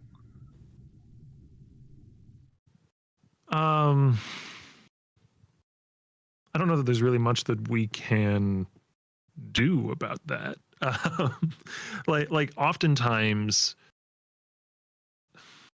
it goes back to the whole philosophy of skill balance in PvE games being partially to try and make it not feel like there's one thing that is just drowning out everything else, right? And so if a skill becomes popularized because it's incredibly strong to the point where it feels like it's drowning out everything else, we kind of need to address that. Or if we don't, we lead to a stale meta, and that is something that people very much dislike. So whether that was because it got popular just because the numbers are obviously insane, or got popular because, one person was super responsible for that popularity, like how it got to that point doesn't seem as relevant to me as like just addressing a stale meta if one comes up. Is how like biggest popularity of skills still factoring in? Because I know it used to be like really publicly mentioned as the premier thing that you guys look to in terms of reducing power. It's probably because of the perception, or I don't know, probably because of the fact that people will become very unhappy with a stale meta. Popularity factors in because that is a large part of what determines what a meta is. I wouldn't say it's the sole factor. Like any time that I come to Andrew with, hey, maybe we should take a look at this skill or this archetype or whatever, Andrew's response is always to pull up a bunch of spreadsheets and start comparing balance numbers and comparing damage numbers. Like it's not like, ooh, this is really popular, make the numbers 20% lower. But it can be an impetus point for like looking at it and seeing, well, is this actually a problem? Is this actually overpowered? And in the case of like Detonate Dead, yeah, the answer is was often yes. Actually, I had one more thing, but yeah, go ahead, Andrew. I was going to say there's like often it's not necessarily the skill itself, but there's external factors around the skill which could be problematic instead. Like Detonate Dead. Well, Detonate Dead is very, very closely tied to Desecrate, but for example, we had years and years of players having lots of different specters so they could pollute their Desecrate pool with more and more high life minions, which is a very PoE thing to do. But triple tab, at some point, we it's still got like time. We're balancing around a very non-intuitive way of playing the skill. So that's the reason we'd want to get rid of it. You know what's really intuitive, but I hate, is stackers. How do you guys feel about stackers right now? When you say stackers, are you talking about like attribute stackers or herald stacking, or is there a particular type of stacking? I think the last time I ever talked to Chris Wilson, he said Righteous Fire was the most problematic skill in the game. This is a decade ago. Because it lets you scale life and damage at the same time. And I talk about this a lot. These days, the premier builds, I think, for endgame are still Energy Shield stack. There's a life stack, Great Wind setup, Power Charge stacking with Eternal Separation, like Elgin Hubris, and then Strength stacking. And seeing that kind of convergence, I think, in the endgame towards stacking has made some people kind of feel like build making is more linear now, less interesting, less complex, I guess, at least in terms of horizontality. Do you guys like the presence of stackers, their current power? Do you guys like that kind of building? Just general thoughts, I guess. And armor. It's a very thorny balance problem that I've been kind of bouncing around in my head for a number of leagues now, because it has the upside of giving you builds that have these like really, really high ceilings that you can keep incrementally improving, and that's a good thing. We like, you know, we don't want a build to become static, like reaching level 92 or whatever, and you have, you know, you're just kind of done. But then the other problem is exactly what you're saying. Like, it sort of funnels the build making meta into, you know, pick your top level thing that you're stacking around and then find ways to stack around that, be that ward, int, dex, strength, ES, life, whatever. And PoE 1 has become so complex with so many different avenues at this point that like it's just proliferated to a lot of different parts of the game. But it's not something that we should be like super hasty with going and just chopping away at. Like, there are upsides and downsides here, and the perfect solution would retain some of the upsides while making it feel less one-dimensional. This is also the kind of thing that I feel like is a problem for the 1% of the 1%. You know, like, it's a problem for people who are getting to that level 95 plus build and really investing in, like, you know, then making another build and maybe making another build and feeling like all of the build making is very similar. You know, it's not the kind of thing that's a problem if you know, play one build a league to level 90 and then finish. So I don't know. I feel like I maybe went on a little circuitous rant there, but regardless, like, it is something that's been on my mind. I just can't speak to any specific changes because I haven't figured out any specific changes. It's the same thing. There's a number of problems at any given moment that are always just in the back of my head, and I'm trying to come up with a solution, and usually something pops into my head at 2 a.m. some random day. You know, Mercenaries is on that same list. Like, how Mercenaries? How? And eventually my brain will present some kind of answer. We'll see if it's a good one. I hope so. The way I see it is that it's about a separation of offense and defense, right? Because all the skill and mana and armor stacking are the same. All of these stackers are able to really scale at a very high level, both offense and defense at the same time. But you'll notice one I'll never mention is dexterity stacking, because I think the only defensive scaler for dexterity, save for like during Freesia and whatnot, is guard cons. Basically, you could say Shaper's Touch, right? So isn't it about the separation of those things, which kind of, from what I understand, used to be one of the core principles in terms of introducing like mechanics, items, and skills. Yeah, I feel like over time we have added more and more things that scale both offense and defense, or scale damage off life, or scale damage off the energy shield, stuff like that. And it's certainly, like it's been brought up, as like the more and more of those mechanics you add in, they're like multiplicative with each other.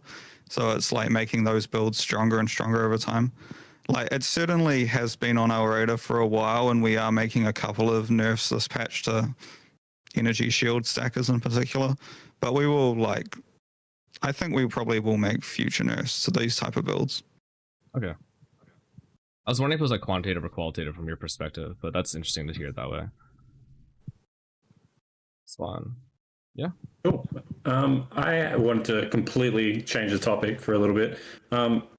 Crafting is a skill in PoE that I think like is really entertaining to watch, and the people that craft the best are like actually like can separate themselves into another tier. I think crafting leagues lately have become a little bit, they do all crafting better than the other crafting mechanics in the game. Like, you know, the tree, for example, just spit out fractures better than anything else, spit out like high DPS axes better than anything else, spit out like everything better than anything else. And then like I go back to Necro, that was kind of the same. Every single piece of the gear eventually was like double fractured off Necropolis. Then you go back to like even Harvest. Does that make you scared to introduce new crafting mechanics into the game? And if not, do you think that the current power level of like, because I think you need to engage in the league mechanic, it needs to be slightly better than the other mechanics in the game, probably on launch, but it just seems like the power dynamic seems a little bit off to me at the moment, because it feels like if it's a crafting league, it feels like I don't engage in the other avenues of crafting probably as much as I would. That's a good question. I think it was definitely slightly unintentional how strong the breach equipment tree went out. Yeah. And it took away a lot from like fossils from my point of view. Because it's basically doing fossils but with like mod tier rating on top of it. But I also agree that if you're going to have a crafting league, then you need to make sure the crafting is front and center. So it does need to be relatively powerful and feel good to players. Do you have anything on that? What it kind of needs to do is iterate in a different novel direction from previous crafting methods. And that's where I think both Necropolis and the tree kind of failed. Because they essentially were just, here's crafting and it's very good, and they don't have like, you know, some new thing that they're doing that isn't something that the other systems can do. Because if you can, and that's just really hard, by the way, like the crafting system in Path of Exile 1 is so tight and so, you know, extensive with so many things going on that it's really hard to iterate in a new and meaningful way. And that's probably why the tree and Necropolis didn't, because there just wasn't some fundamental new thing to throw in at the time. So like going forward, if we have a league, you know, Mirage is not super heavy on the crafting, though there are a few things you can find in Mirages through other league mechanics. No, they're just talking about crafting, and it's like it's not like a crafting league, so to speak. If we have a league in the future their thought process that is behind more crafting centric, leagues, I'd want to make sure that it has some new, unique, novel selling point that the crafting can be built around, because then you can put the power budget there rather than putting the power budget into just, okay, it makes rares with really big numbers. Yeah, that makes sense, because from my perspective, the thing that I liked about Necropolis is, like, I was playing, I think, Poison Molten Strike at the time. Like, I still had to go to Heist to actually get the corpse to be able to make my pneumatic daggers, right? So I still had to engage with different parts of the game to be able to do the crafting that, like, I needed to do, whereas it has felt like in the past, some of the leagues were like, you just did the core game of mapping, and then you were able to access, as you said, like fossils or, you know, it seemed like strange that it would pull you away from the part of the game that item came to, but I really like that you guys are addressing that at the moment. I don't know if you feel similarly. An emphasis on all league mechanics, and we're not in that place yet. We're certainly not in that place. But an emphasis on all league mechanics having some interesting, unique draw that you would want to do that thing for is very important to me personally. Like that I think is what gives the game its longevity, or is one of the foundational things that gives the game its longevity. Being able to go like, you know, oh, I want to specifically, you know, build around and invest into Heist or Delve or Delirium or Blight or whatever, and be rewarded in a way for doing that I wouldn't be rewarded in for doing one of the other choices I could have picked.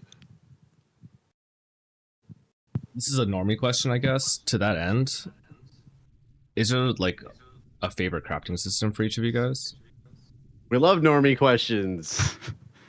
Well, it's definitely ROG from Expedition. Oh. And I think the reason I love ROG so much is because it just strikes the right balance between non-determinism and having a lot of player skill knowledge to like leverage your way to like economic returns effectively. So it's like, yeah, strikes the right balance between RNG and like me thinking that my skill is what is causing me to do well when I'm crafting from ROG. ROG is a really interesting one because he doesn't actually answer. give you anything that you couldn't get from other systems. It's more like the way I of love ROG interacting crafting with in it is PoE the too. thing that's unique there. Yes, I also like how he gives you like very strange items sometimes. Like he'll give you some crazy looking item which is like might be hyper specifically very good for some random person's build, and it ends up selling for a lot. Boys, we might have to do some ROG crafting in Mirage. Probably fossils and resonators and Delve in general. I mean, it's probably one of the reasons why we started there for this whole trying to make league mechanics more sequestered and contained, is because I have a soft spot for Delve, and I like the fossil resonator system. I think it's pretty solid, despite it being almost a decade old at this point. God. Yeah, we definitely still Maybe use not them. Quite that old.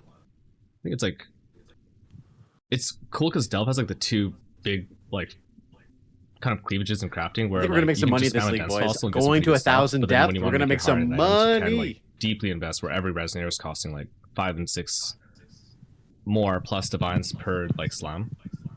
From my perspective, I really thought one of you guys would have said like Recombinator. What are the thoughts? Because, or I guess Sentinel broadly, because it's a progressive crafting system that's like Send it to me on actually Discord, building other things, right? But it's still separate.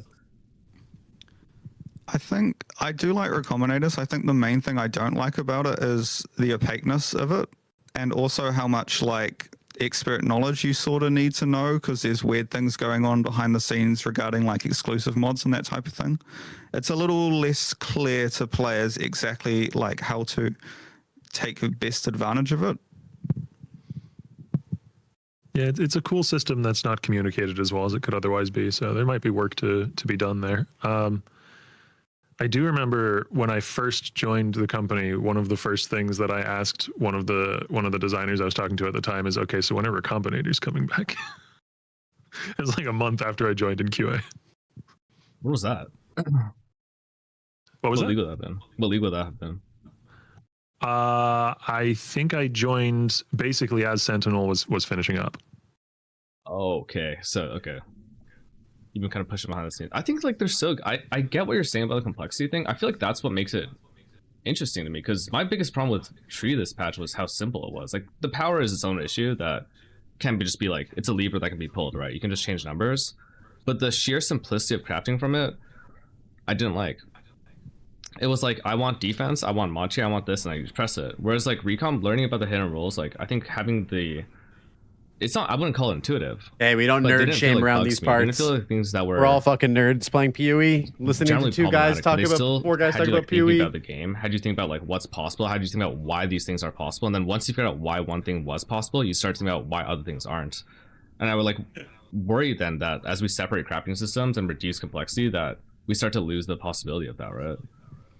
Yeah, I feel like the breach tree is more like a means of getting your starting item, but given how powerful it was, it probably was like, yeah, this is your starting item and your finishing item.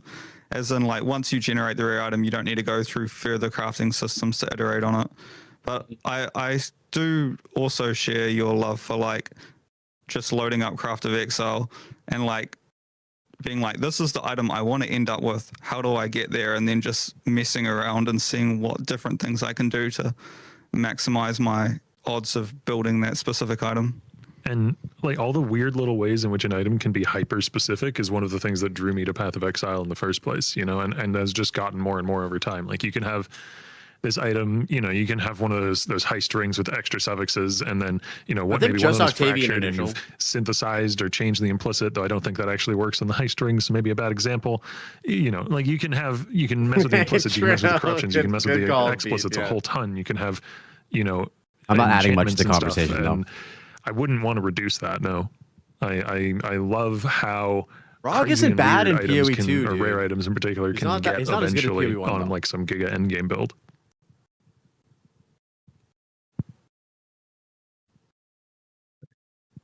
I mean, when I'm thinking about that, it's like the random item stuff I would like a lot. I like the idea of like having these weird items. Lastly, I made a character that was based around a ring that had minus 200 mana on it.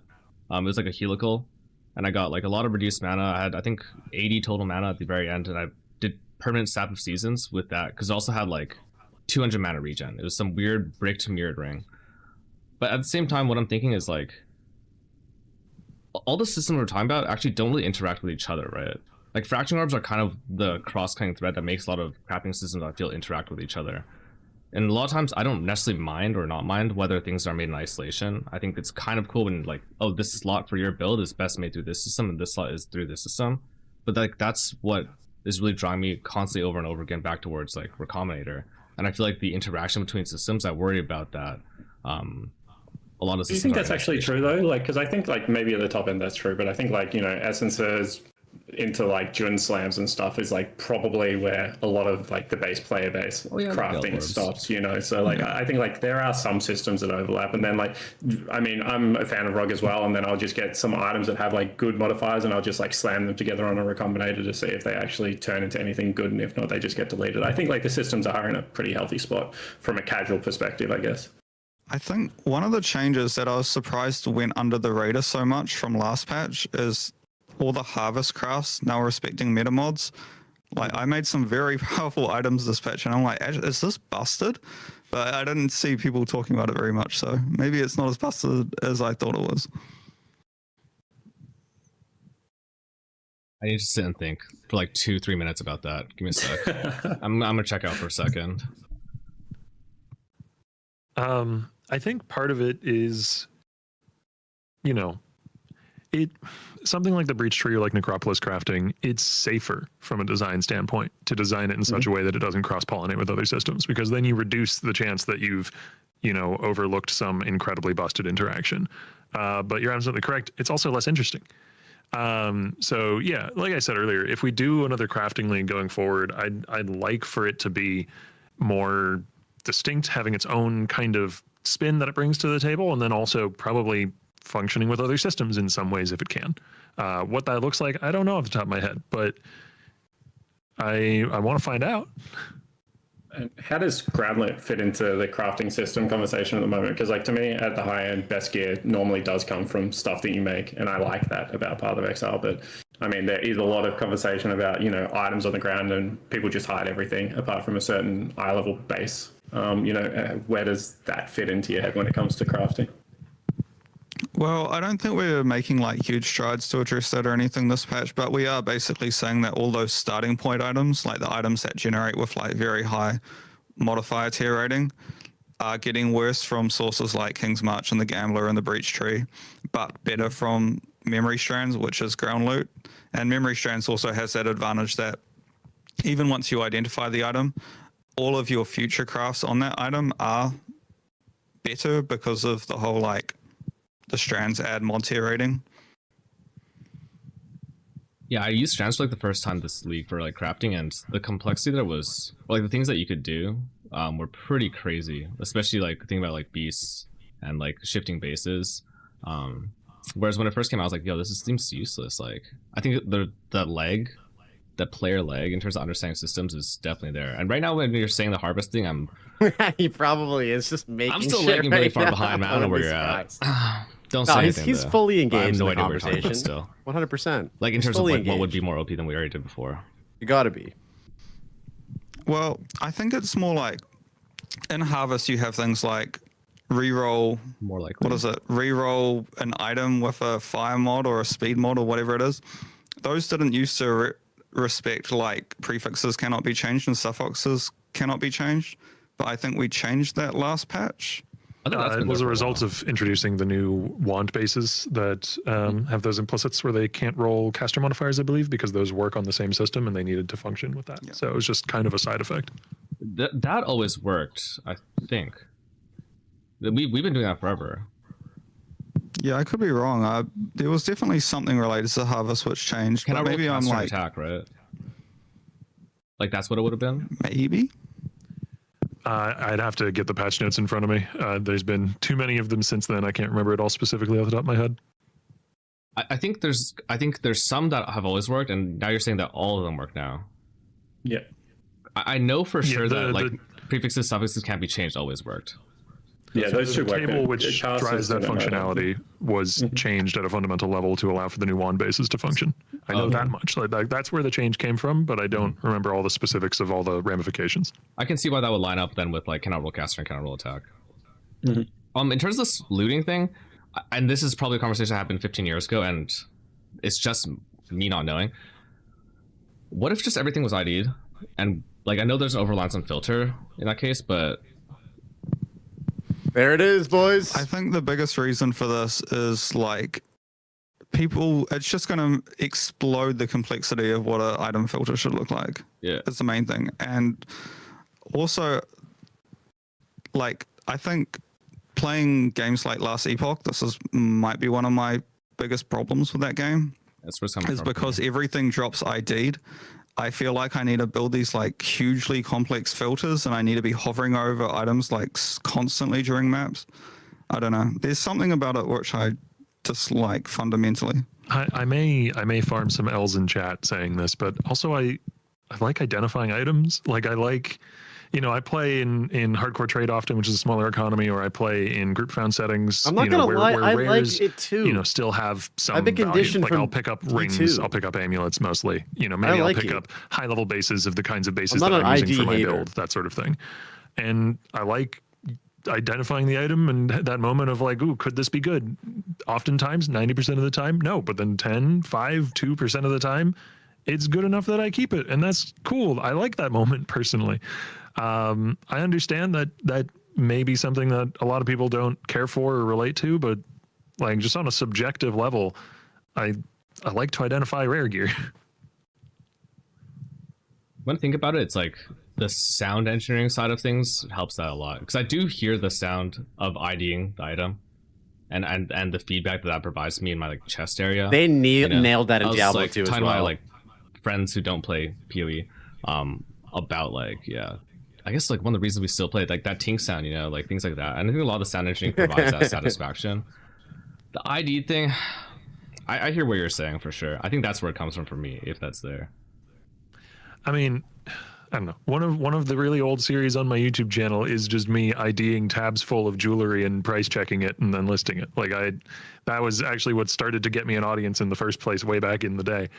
I would rather we try and address loot to the point where there are some There's a rares lot of dropping loot that drops. sometimes, not hundreds. I don't want people In picking up both games. multiple inventories worth of stuff to ID. That gets tiresome real fast. But you pick up a handful of items in the course of a map that you identify and assess. Do you want to keep it? Do you want to vendor it? And then you get rid of it if you don't want it.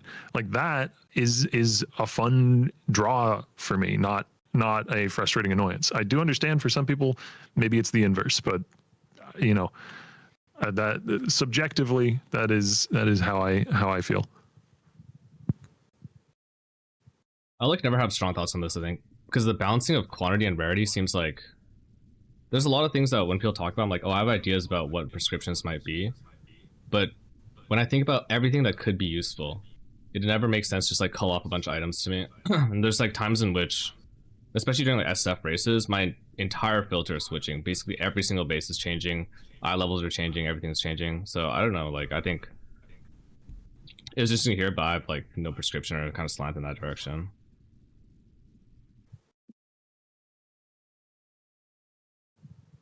Where do you want to go, Spawn? I mean, honestly, I think the ground loot thing's been talked about a lot. I'm kind of with Octavian. I like IDing. So I have that one. I am interested in the dopamine feedback. That's a good suggestion. You guys just spoke about with the noises, though. I actually have like a little bit of a funny anecdote. When PoE 2 came out, we were all creating our loot filters. One of my friends put exalts on tinks because like he was like, I just want to hear tinks every now and again. And then 2 weeks into the league, he's like, this filter completely sucks. Like I'm just tinking like every 2 seconds. It's completely destroyed the game for me. So how do you guys balance that dopamine kind of feedback reaction? Do you guys think it's in a good spot? I know that people are saying divines are too rare at the moment, like maybe chase items are not happening as often as they want. Like, is there a sweet spot that you guys talk about in terms of like how often you guys want people getting that really big feeling when they play the game? Because I've never dropped a floor mirror, for example. I think that the temple ruined people's dopamine like receptors hard. So like the day that happens, I'm sure I'll be very happy. What's easy to design there is the mirror. Tinks. What's easy to design there is the thing that happens 1 in a bajillion times and is super exciting when it happens because you just set the weighting stupid low and you make the item really powerful. What's hard to design there is the middle class, so to speak. Like it's easy to make a super common currency that nobody cares about and they'll hide on their filter like a transmute, and it's easy to make a mirror, but it's hard to make something that sits in that middle space that is exciting but drops often enough that it doesn't feel completely impossible to get. And like a part good of pulling something. ancient orbs and fracturing orbs into the core drop pool is an attempt to further populate that middle ground. Because if we were to just make, and we are making divine orbs more common with the currency changes, but if we were to make divine orbs as common as say alterations, just as an extreme example, they wouldn't be a tink anymore, right? Like everybody would have 1,000 divine orbs, so they would be worthless. So you can't just arbitrarily pull down the rarity so much that it gets to that point. But there might be some merit to like maybe this thing is a little bit too rare and it needs to drop a little bit more often to give people a little bit more in the way of the dopamine hit. So yeah, I don't know. But you do that too much, and then you have the problem that existed, back when I was streaming the game and playing it regularly. Where it felt like there wasn't nearly enough in the way of chase drops. basically for a chase drop to exist, definitionally, most people can't drop it. Or if everybody's dropping it, it's no longer a chase drop. I don't know. Like I said, those ones are the easy ones though. Like just set the rarity stupid low. That's not difficult. It's the middle class that's hard. Yeah, I think it's more to do with the fact that it's like what proportion of all the valuable drops in the game are coming from the ground, because what is a valuable drop is entirely constructed by the players and whoever sets up the filters. So it's what we are doing a little bit this league is shifting more of the very valuable drops in the game from other places into ground loot. So, and not to say we will monitor this topic and do it more in the future. Like, for example, it's the whole like contention between window loot and ground loot. Arguably, you could say it's boss loot as well, but I think bosses having a bunch of exclusive valuable rewards is completely fine. And then another thing that came to my mind when we're talking about this is the value of the currency to a player base versus the value of the click. I feel like divines at the moment, like especially for uniques, have like skewed very hard, where I assume the majority of player base like actually just don't click a divine on an item at the moment because they're like, I can buy something always like way more valuable with this. Whereas in the past, I'm sure that was with Exalt. So like, what are your thoughts on like the actual value of a currency versus the usability of the currency?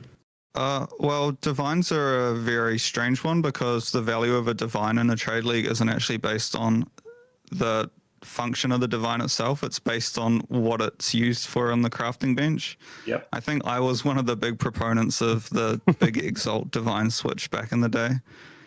And that was the reason for that primarily was Exalts are a currency we want players to be using quite frequently, whereas Divine Orbs are not really. They're supposed to be for like perfecting an item at the very late game.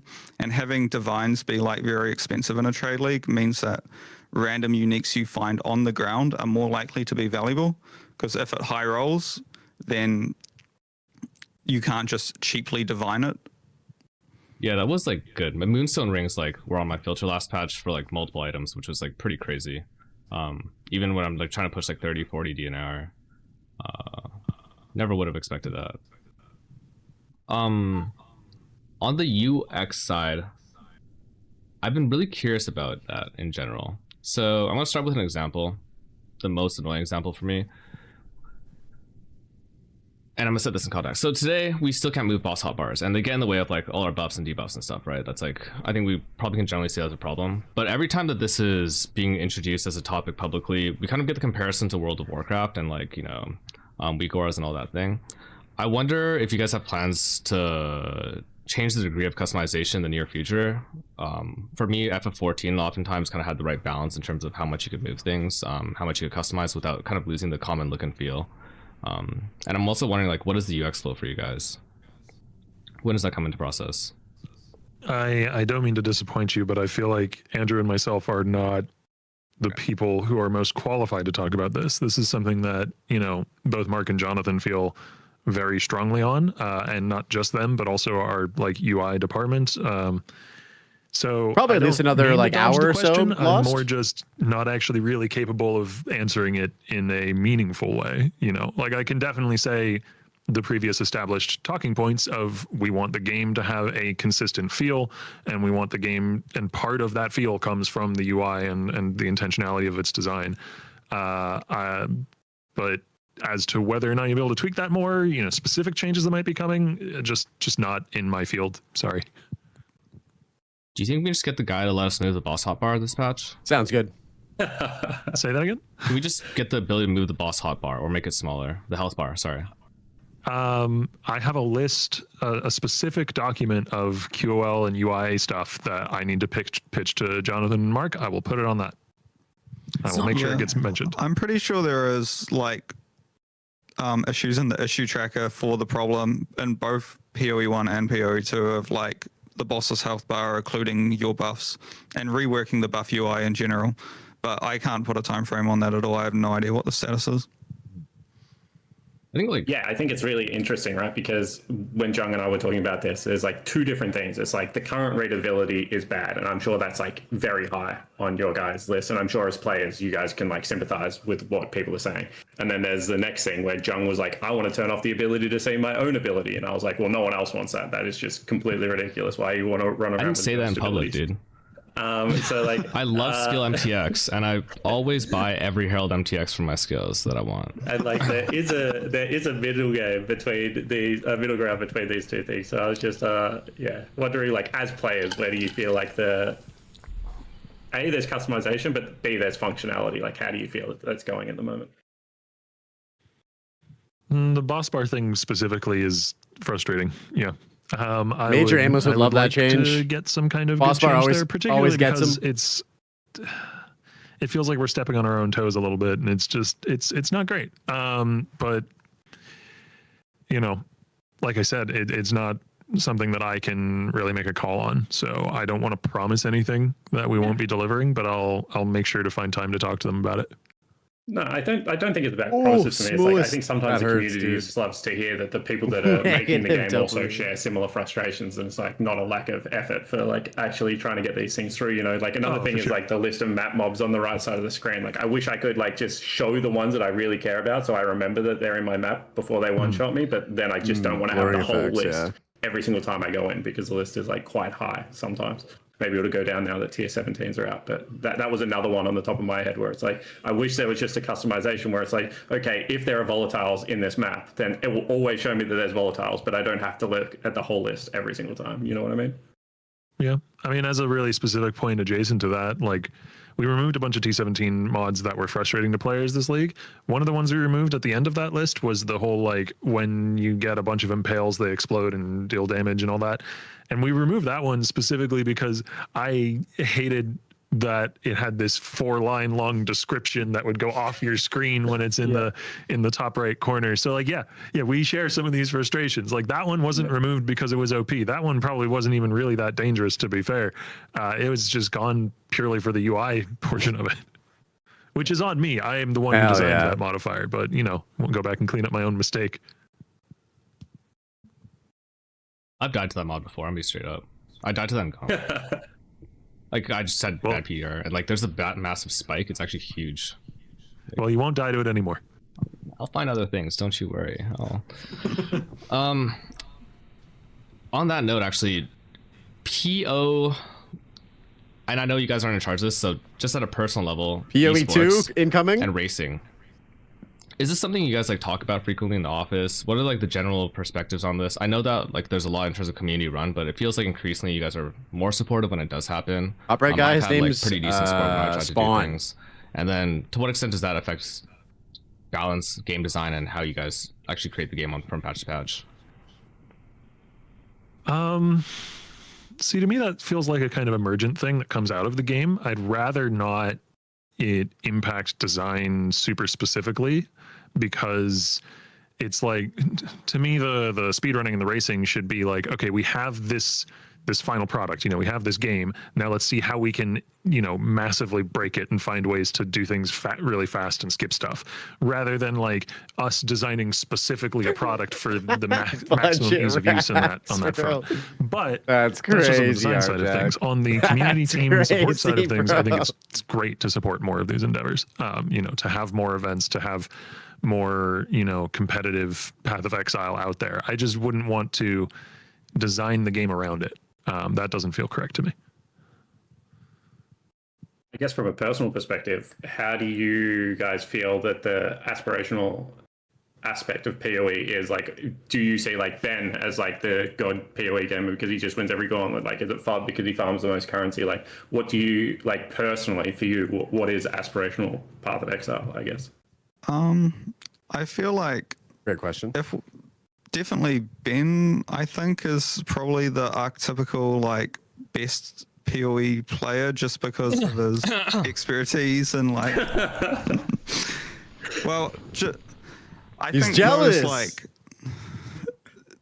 basically in those type of races, he's leveraging all the tools necessary to like take down Ubers, whether that's a combination of like leveling very fast, but also knowing how to itemize and create a build that's strong enough to handle all of like the tests at the very end of the end game, rather than someone who necessarily is just about farming up as much currency as possible. Like, to me, that's Yo, Z a Boo more with exciting the raid, thing. dude. The raids are flying in. Thanks for the raid, man. Appreciate at you. One of the Exile cons, I forget which one it was. I got to meet PoE Dan, and I felt like a fanboy.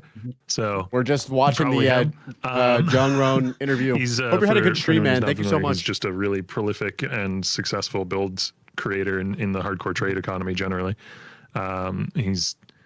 He basically every build he makes is extremely well thought out, extremely powerful, and very well rounded. Exactly the kind of build that I like to try to make. I don't always succeed. Though honestly, I would say like that was skinny probably with for the prime. average Thank you, player, dude. it would be somebody like Mathel who can take seemingly any skill, unique combination, and turn it into a viable build. You know, and just do that over and over and over again. A big agree on Mathel. I love the like X item, X class, 3 question marks. Try and get something to actually function. Usually it works out. I love that mindset. It's so good. I think he's underrated as like a build maker. Just side note, like I think a lot of narratives, and I think the narrative space in PoE is really interesting, have been shifting towards very extreme ideas about like if it's not this, it's not valid. Like if you're not farming X way, you're not really valid. If you're not racing this way, your build isn't valid. If your skill is not rolling magma, it's not really valid. That kind of thing. And I think that like whenever I watch him play and watch him do stuff, it is like really, really eye-opening. Kind of reminds me of a time in which we used to be kind of more human, more grounded. When you used to have fun, John. When you used to have fun before you solved the game. On like a very personal level, that is one of my evergreen frustrations from back even before I joined the company, from back when I was a content creator, is like it doesn't seem to matter the tier of content that gets put into the game. The expectations of what is minimum viability will just rise to meet that. So like ever since Uber bosses have been added to the game, for instance, I will often make a build that doesn't quite reach Uber boss viability and still be personally quite happy with that build because it accomplished what I wanted it to do. But it does sometimes feel like, particularly among entrenched players, there's a feeling that if the build doesn't, demolish every Uber boss in the game, that it's not valid enough, it's not good enough. And I would just encourage people to, cut yourself a little slack on that front. Like there are a lot of degrees of difficulty and challenge in this game. There's a lot of rabbit holes you can go down, and if you theory craft something that's cool and interesting, but it doesn't quite, kill Uber bosses in 12 seconds, it's probably fine. It's probably still cool. Like that could still be a really cool build. Have just tone back the expectations a little bit to allow yourself a little more room to explore weird, cool stuff.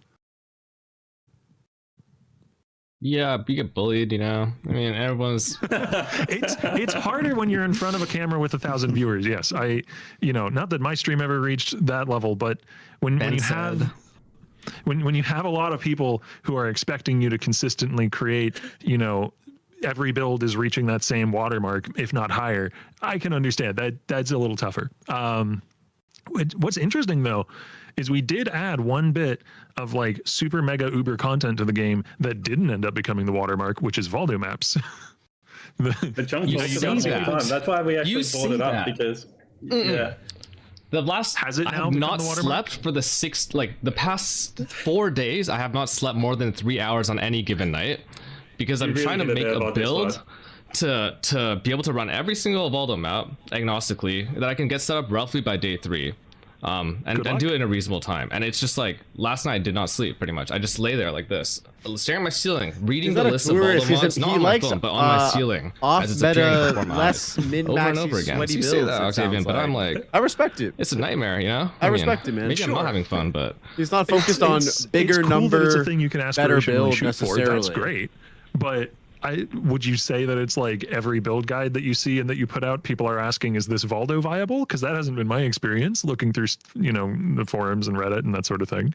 Like for my content these days, people are just asking if it's 5 or more buttons, I think, to play. So they don't like that, Andrew, can I ask, who do you like watching when you do consume any PoE content?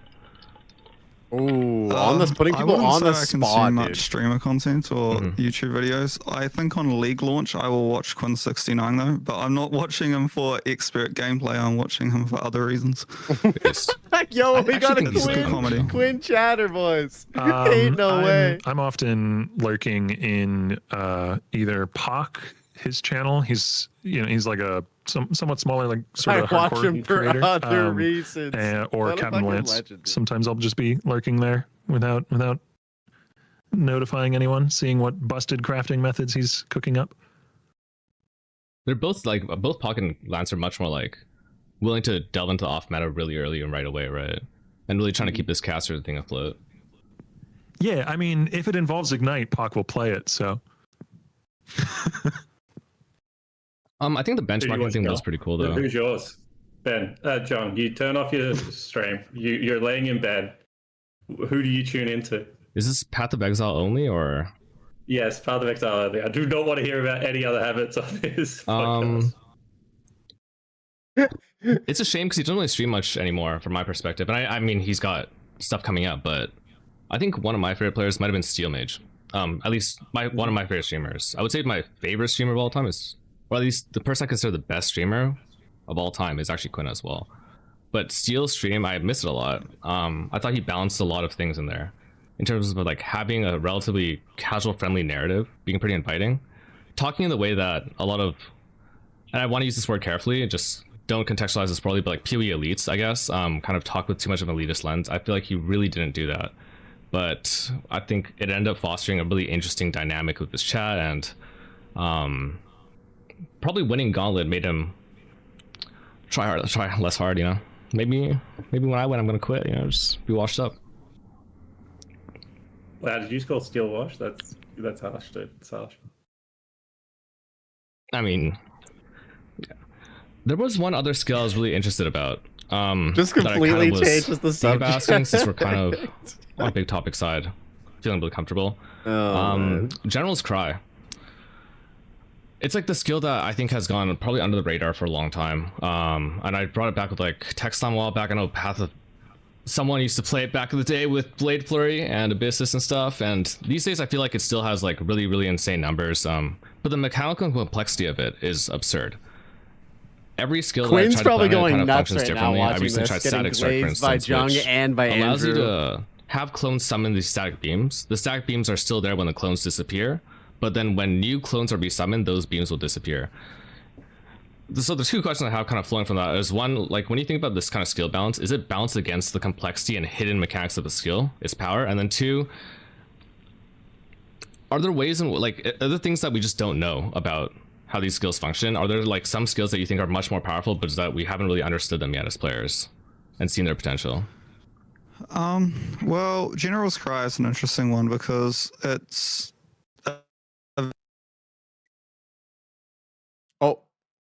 often creates a lot of like unintended or even buggy interactions. Like I think for a long while there, you had like the alternate tectonic slam gem, and it's like the General's Cry minions did not consume endurance charges, but they still benefited from all your endurance charges, making it very strong. So I wasn't actually aware of that static strike case. Sounds slightly buggy, to be honest. So maybe we should fix it at some point. I was maybe going to league start that. Oh. Oh no, we're definitely not changing it in time for tomorrow.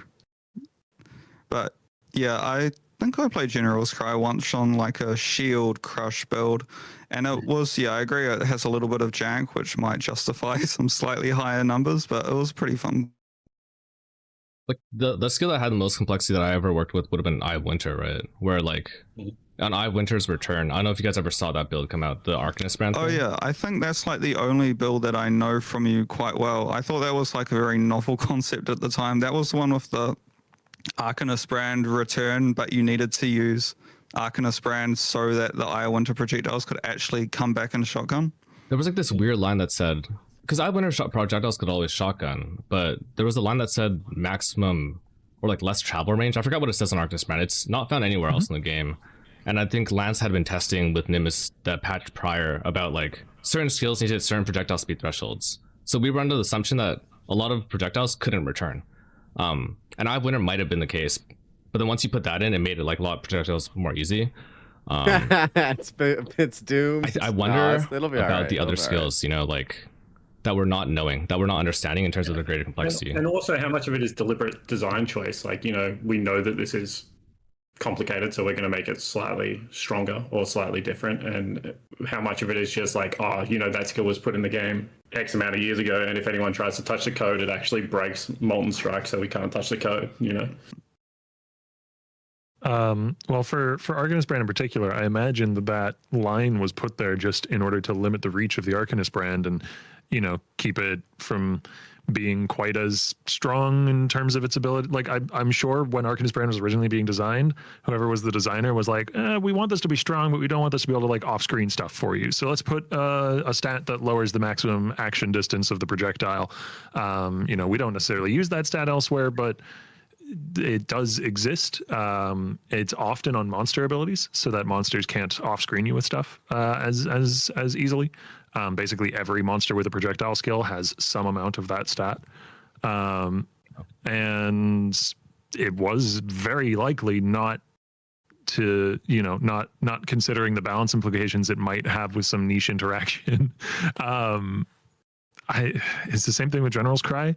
Like, General's Cry is one of those things that I personally really like. I've played like 3 or 4 General's Cry builds over the years, but it can be a little frustrating design-wise because it means every time we design a new skill that can interact with it, you have to test it against it, and you have to test that new skill against, you know, the Savior if it works with that. You have to test it against traps, mines, totems, Arcanist brand, triggering with the various different ways, and like, it's just another example, you know, it's similar to like something like Reliquarian, where we design ourselves something that we have to have maintenance and upkeep, but that's what makes the game cool. Like, you know, I say it's frustrating, but it's what makes the game cool. So it's worth it. Definitely. Sorry, I went off on a bit of a tangent there. No, I agree. What I was going to say. I have another like kind of niche question around that as well. There was a bug in League of Legends. I don't know if you kept up to date with the game, Octavian, where Rumble on blue side would just do more damage for some reason than Rumble on red side. And it was just because never of how played League it? of Oh, you got to Legends try was Ice coded. Strike, So dude. for Ice Strike's like awesome. genuinely, since the inception of League of Legends, Rumble on blue side has just had a 5% higher win rate. And then Freak looked at the number, and like Freak was a caster, Andrew, and like a big community guy. Now he's on design, which is like really, really cool for me. And it was like, okay, I know that this number does not make sense. It has nothing to do with match symmetry. I'm going to go in, I'm going to look at it, and then I'm going to fix it. And he said like tearing through that code was like a nightmare. Are there any niche bugs that you guys have come across, or like any experiences you've had with like legacy code and like how PoE as a game kind of was written versus how it is now, that have like had funny stories like that internally? Because like stuff like that to me is just so hilarious.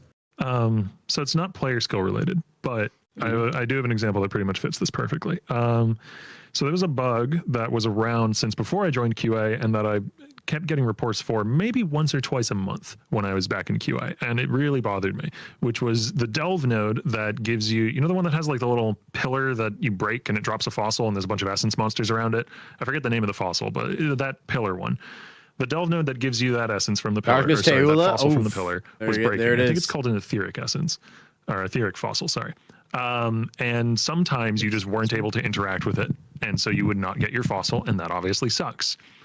And I couldn't. So when somebody does a bug report in game, we get what we call a repro of that area. So we get a cheat code that allows us to then go to exactly that area with all the stats that are applied to it.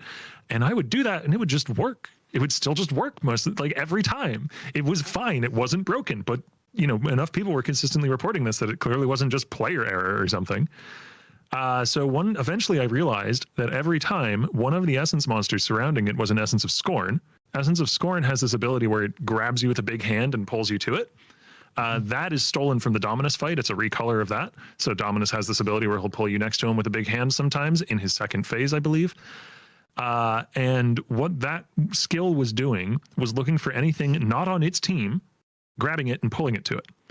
The pillar that drops the fossil is technically a chest, so it's not on the monster's team. So it could sometimes, if the player was standing at the wrong place at the wrong time, grab the chest and move it.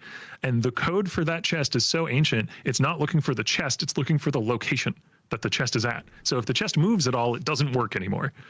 So what we did is we made the hand skill look specifically for, you know, things on the enemy team, not just things not on its team, so that neutral objects like chests don't get grabbed. But yeah, it was a bit of a rabbit hole. That's crazy. There's a bug right now. I don't know if you have an answer for this. Earthquake of amplification with General's Cry. After 5.4 seconds from the point at which the instance is created, will disappear instead of resolving. We heard about this. What do you mean by since the instance was created? The earthquake instance. Like, not from the point at which you attack, but the point at which it hits the ground. No, internally the word instance is used to like refer to an area. So I was thinking damage instance, but like, yeah, sure. A skill. Let's say skill. After the initial animation has resolved, that would be the point. Yeah, no, I haven't heard anything. Maybe someone can look into it after this, but it's one of those things where it's just like there's just so much complexity and permutations of interactions within the game at this point. We're really there's definitely not enough time for everyone in design and QA to test them all out. So community members will find them 2 years later since the gem was released. Is there something that like, or what's like the area of the game that you guys like working on the most in terms of design for like the future leagues and stuff? Especially like, I kind of see Path of Exile in two ways. One is as a loot game, like a looting game, and one is a character creation game. I'm sure there's lots of shades in between. And I think from those two lenses, there's lots of different sub aspects that like I kind of value the most, or that I am most excited about when, say, I read patch notes or when I see changes. What are the systems that you guys look at and like get most excited about when you're working on it, and why? Personally, I'd probably say ascendancies, and I think that's just because I just like the idea of having very few but very punchy and transformative passives. I think skill design for me, which is which is why we've had new skills the last two patches, because I've really pushed for that. And like I've said in some of these previous Q&As, I want to push for every skill to eventually have its own transfigured version or versions, partially just because I really like working on skills. It's very, very fun. Though the endgame boss this league is the first endgame boss that I've like designed, start to finish, and I really enjoyed that process. Hopefully people like fighting him. So because that was a lot of fun. All right. Following up with the first one first, what is the Sensi that you think is best designed then? When you like, and like, what's the rationale behind that? Well, I'm trying to discern between best design and my favorite. I think historically my favorite is probably Trickster, and I've always felt that Trickster has struck this nice medium of just being like, it feels like a nice balance of both offense, defense, and utility all wrapped in one. It's usually had a lot of like varied choices which you could go for. I don't think I played it in a while though, so I can't actually speak to the current state of Trickster, but historically that's probably been my favorite ascendancy. So maybe by that token, I also consider it the best designed.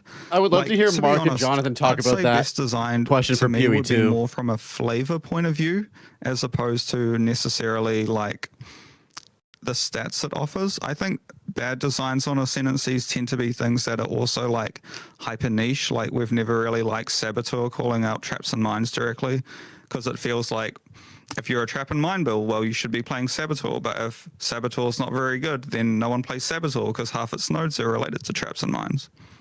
It's interesting because I think prior to you saying this, I had the opposite idea of what I thought you guys thought. Insofar as I thought PoE 2's ascendancy design would be considered like better in the sense that a lot of things are much more unique, right? Like from ascendancy to ascendancy, they're very, very transformative. Whereas I thought PoE 1 ascendancy design is more like it gives you baseline power or scaled power in different ways, but it's more interactive with what's already there. So like I guess like between the tension of like heterogeneity and homogeneity and generic modifiers, it seems like prioritizing choice is actually what you're seeing as like good design as far as ascendancies, right? Are you saying choice within an ascendancy or choice between ascendancies? Once you choose the ascendancy, you're still granted further choice. As opposed to like, I've chosen ascendancy, it gives me X skill. Yeah, well, I definitely feel like, say I'm just playing Fireball, for example. Yeah. Then I want to, like, I think we internally had this test of like a good ascendancy. I think this was primarily when designing PoE 2, but we've also used it on PoE 1, where it's like, can you play this ascendancy on Fireball? Do I have enough nodes to take if I'm a Fireball build? And can I play this ascendancy on Flicker Strike? is there enough nodes to play if I'm a Flicker Strike build? So if you can answer those two questions, then you probably have enough generic. It doesn't have to be super generic. It just needs to be like, it can be super weird, but you could still theoretically make a Fireball build around it. We're chilling, So homie. yeah, having it Enjoying be the pod, dude. generic Enjoying enough the chat. you can It's do been- that. it's is had some like really good probably questions one and of funny our moments. main goals. That's really interesting because if you like working on that, and if that's something that you guys discuss internally, how do the bloodline ascendancies come in? Because I feel like what bloodline was for me is like, okay, I There's, have like, like a couple kinetic of hyper twister niche things, and then I have all the other build in ascendancies where I PoE1. can get my generic power. It's not the and same I think that design spear choice ship, was but really it exists. like actually a beautiful solution to a rather complex problem, to be honest. Because I was always like, give me Forbidden Flesh Flame for like Freesia, or give me the access to one Freesia one, and then you kind of came up with this hybrid middle ground, and it was pretty cool to me. Yeah, bloodlines are certainly designed differently to regular ascendancy nodes. They sort of are a bit more niche, and they can be niche. The reason for that is we don't really want you to be saying, oh, I'm an occultist. I take one node on the occultist, and then I take 3 nodes on the bloodline. And then are you really an occultist at that point if you're only taking one node on the occultist? It was sort of meant to just give you like enumerate other options that are often very niche but can like pair with your base ascendancy. The other danger if you go the route of making bloodlines less niche and more broad is you water down the identity of the other ascendancies in the game, where like, if there's this really powerful bloodline that's also really broad, half the builds in the game are taking that bloodline, and suddenly it doesn't really matter, like, I'm a Slayer versus a champion versus a trickster or whatever. Most of my power from the ascendancy points is actually coming from these 4 points I put in my bloodline that everyone else is taking. So I think niche is important for bloodlines. They're sort of a capstone niche, direction you take your build in the end game. But then why is Slayer the worst ascendancy design then? That feels like a very loaded question. What I would Someone say else would about ask Slayer, I feel like Slayer historically Damn, bro. has got fewer changes than a lot of the other ascendancies. Like I feel like it still has a lot of the same nodes that it probably did like 10 years ago at this point. If ascendancies have been out 10 years. Stuff is relative. God, it feels recent to me. That's still probably years ago. I think that's been since Legion League. Yeah, that's probably a while ago at this point. Yeah, Overwhelm has been. Yeah, I think Masterful also got a rework, right? The Frenzy Charge Endurance thing. That came in later as well. So in terms of, I guess, like the same thing to you, Octavian, in terms of skill design, is there something that you look at and think, like, this is the most interesting skill to me in the world? Most interesting? Yeah. Is going to be an answer that I don't think a lot of people will resonate with or expect, which is, I honestly think, what's it called? Stormbind, the one where you place the rectangles on the ground and then you charge them and they explode. I honestly think that skill is an incredibly cool design for a different video game. Like it doesn't, and this was designed before I joined the company. This is not me trying to toot my own horn. This was 2019, 2018 that it was designed, I believe. Like it's a really cool, interesting design that like takes stats and leverages them in different ways than any other build would, where like your cast speed sort of becomes your AoE in a way, and your mana cost sort of becomes your cast speed. And it's really cool. And it's that meme of like thinking about Stormbind versus playing Stormbind, where like in another slower paced, more methodical ARPG than what Path of Exile 1 is, it would have been perfect. But yeah, it's probably the most interesting. Sure. That sounds super leading. What's that? That sounds really leading. In a more methodical ARPG, similar to Path of Exile 1, but not PoE 1, yeah? It could fit there. For sure. I didn't mean it that way. Yeah, sure. I could see where you would interpret that. No, I don't. I don't work on PoE 2. I have no idea if Stormbind is going to PoE 2. Probably not. But I've kind of always held that opinion that it's this really, really cool skill that would do extremely well in some other video game that isn't PoE 1. As far as like some of my favorite skills in PoE 1 that, I wouldn't put in that bucket of not really being too viable for the game is, I don't know. It's very basic, but I really like Shield Crush. I think that's mostly down to the audio, though. Like the You think you ruined his did an chances with excellent this job one, on that Zoe? skill. It sounds great. I don't think it's really so. satisfying to use. I also You really kinda like knew it Cremation. going in. I like Shit. I've come to realize over the years that some of the skill design that I like is things where you place something in an area and then it does something for a while. Like I like, flamethrower trap, seismic trap, cremation. My other league start option in this league was siphoning trap of pain, the alternate one, because it's that same sort of design. I don't know. I could talk about this for hours. I love skill design in general and so many of the skills in the game. Maybe one day, maybe in like a year, I'll come over and we'll have a conversation about that. Because I would just listening to why skills exist and what like you can glean from them, I think is a really, really different perspective than what I take. I think it's really easy for me to get too distilled. You think down it's to, been like, that this bad? does X number in this Really? content, and this does X number against other content, and kind of have that be too prolific in terms of like how it's affecting like my build creation. Yeah, I mean, a lot of the time, whether or not I end up going with a given skill design is, it's a mix of like talking to Andrew and other designers and seeing if they think it's cool, but then also pitching it to like somebody on the art team or somebody in environment art or somebody in audio.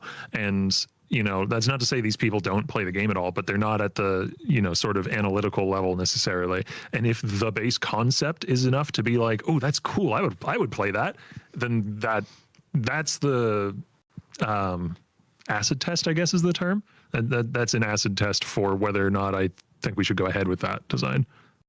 Some of them, not too many of them though, Coach. Sorry, you go, Andrew. I was just gonna say that I think the skill that got me into like thinking Path of Exile is a like insanely cool game is Ray Spectre.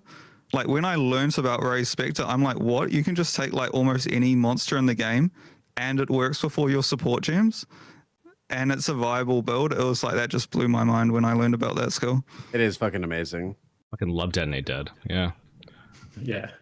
I was going to say that, like, how does skill design work for you when it is one button versus two button? Because, like, I think that simplicity skill design wise is like always a nice thing. I love that you mentioned Shield Crush. I think it is a really good new skill. You just had to think about his answer Detonate for a Dead, while before he things answered. like Essence Strain, Contagion. Like, how do you think two button versus one button skill design works, and how do you reconcile that? Spawn asked some really good questions too during this. I think it all comes down to like whether or not you have a good core concept. I feel like I'm not communicating this well. I don't mean to be dodging the question if it sounds like I am, but it's like usually my method of skill design is I come up with some strange weird thing or core foundational concept of what the skill should do, and then it's about building the architecture of the skill around that. So like for Holy Hammers, for instance, it's like, what if you had a slam and then that slam repeated if it hit something, and that was the foundation for that skill.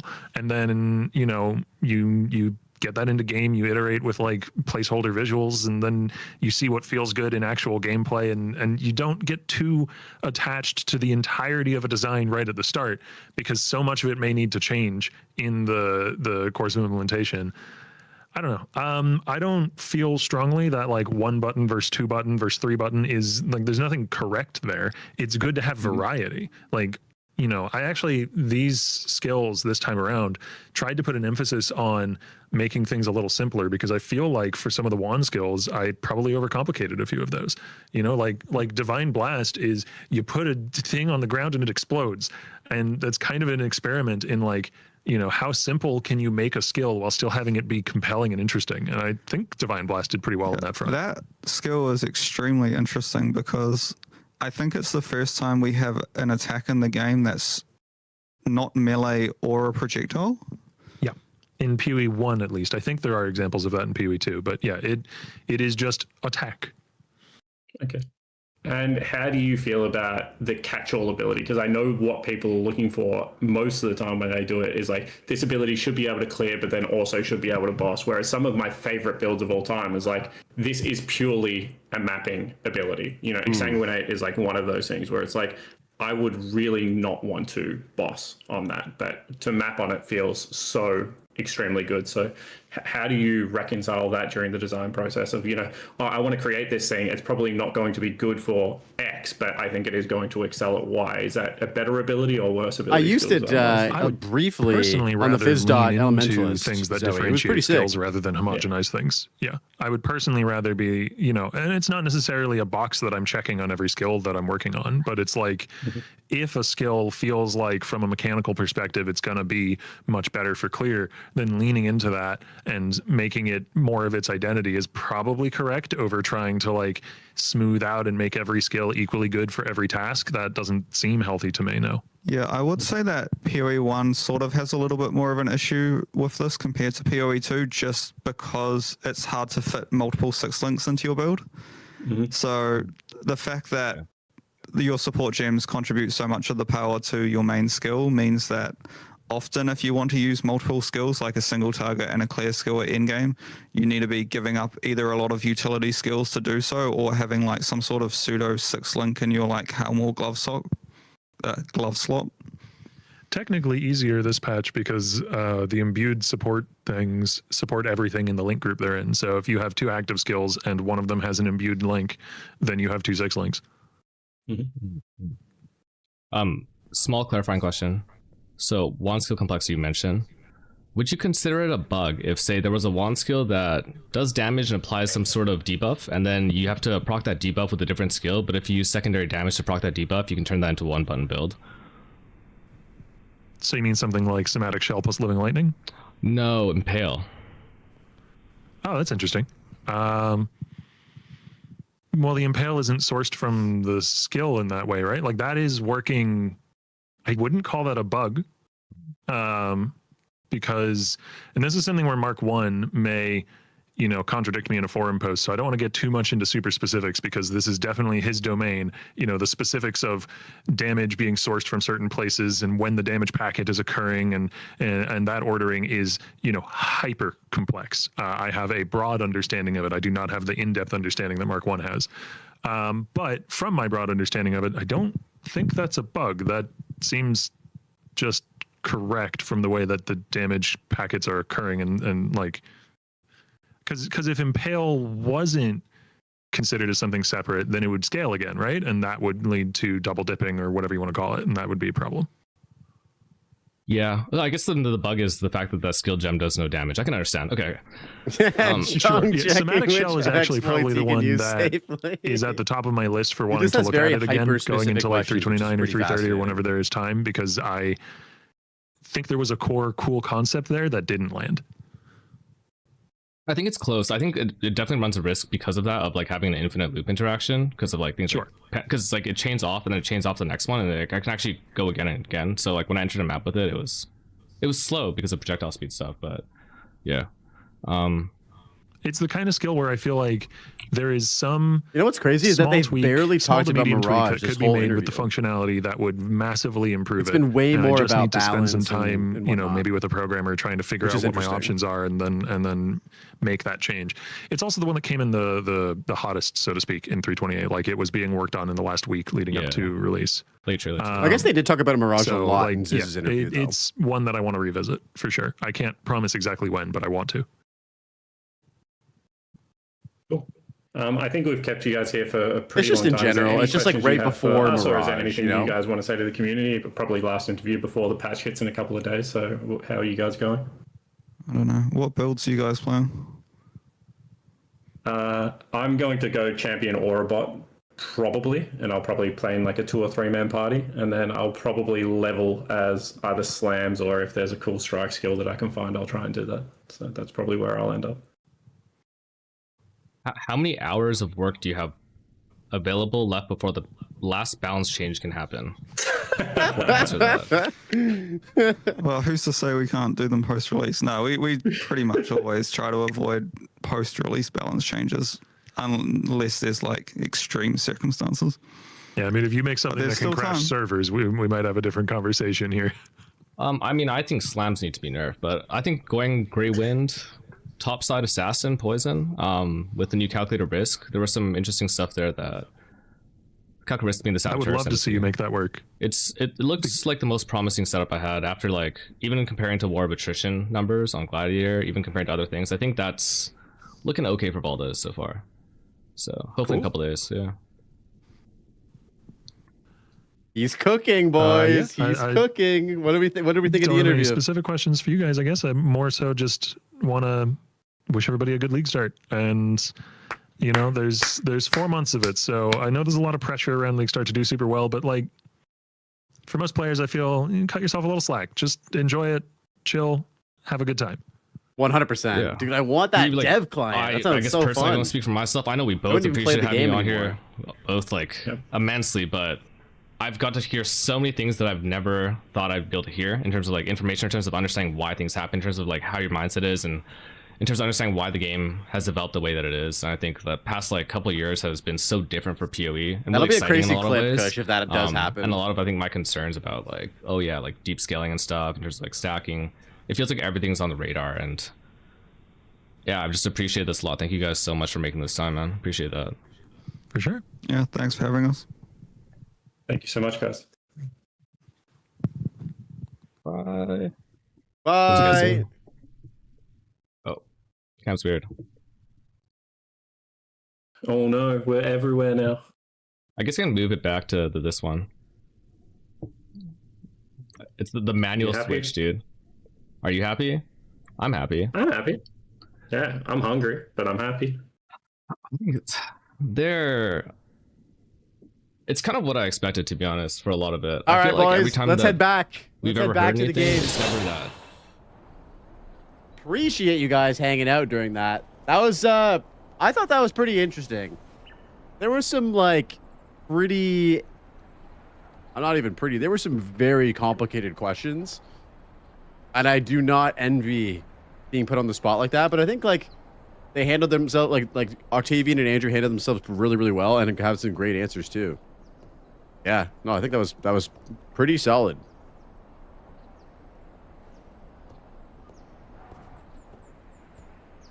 I zoned out on most of these questions. I mean, they were very hyper specific, right? Like, they were very hyper specific. I didn't expect the questions to be so good coming from Jung. Really? Why is that? I don't think they're gonna discount him. Like, I think they knew Fearless what they were getting themselves into. Yeah, I can't wait to log in as well, boys. Friday's gonna be lit. BGG is spot on with everything. I love it. Yeah, they're great. I love Octavian. I love Andrew. I think they're both wonderful. They had some great takes, some great answers. They also, I really liked like Andrew's, Octavian's answer about, like, I don't know. He kind of felt like he was, I don't want to put words in his mouth, but encouraging people to be less sweaty and less min-maxy and more just like have fun and enjoy the game, which is cool. Yeah, they definitely are aware of like who they're talking with, right? Like, obviously, like they know that Jung is like a hyper specific, like super min-maxy, like mechanic and skill interaction and system focused player, and so I don't think there was any surprise that like the majority of his questions were about that, right?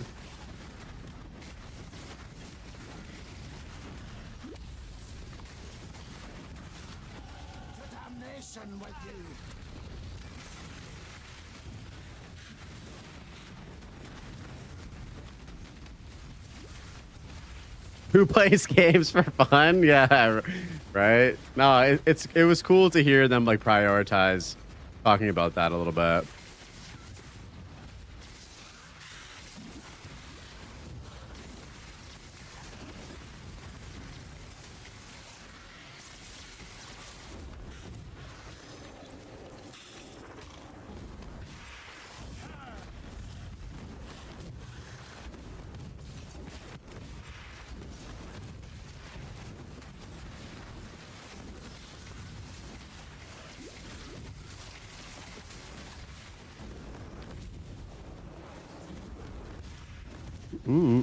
Oh, I gotta change my title.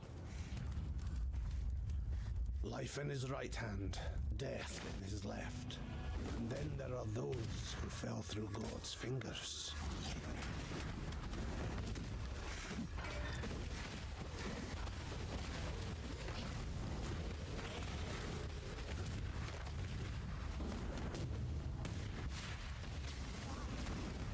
Yeah, Fearless, dude. I'm already having quite a bit of fun learning the game on softcore. It just feels so less sweaty, and it's very nice. It's so much more relaxing. It's just nice to be able to chat on screen, laugh if we rip, like all this shit. No clenching, dude. It's anti-clenching. I'm just Yeah, maybe I won't say that, but but relax, dude. It's nice. I don't think we've died this playthrough though so far. I'm trying not to die. Like I'm trying not to play like shit. We've died once. Okay, we take that back. We've died once. Yeah, we got killed by the bears. You're right. We shield charged into the bears, and the bears deleted me. I forgot about that.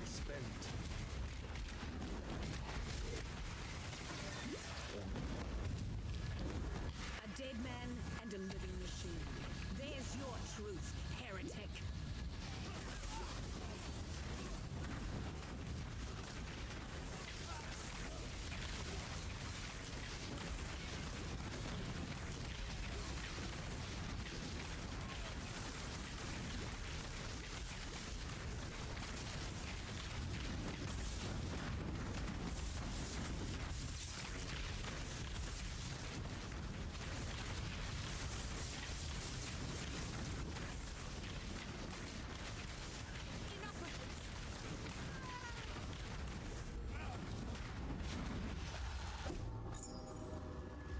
Since PoE 2 came out, I can't go back to click to move. I know. For a lot of people, it's the same way, Zoe.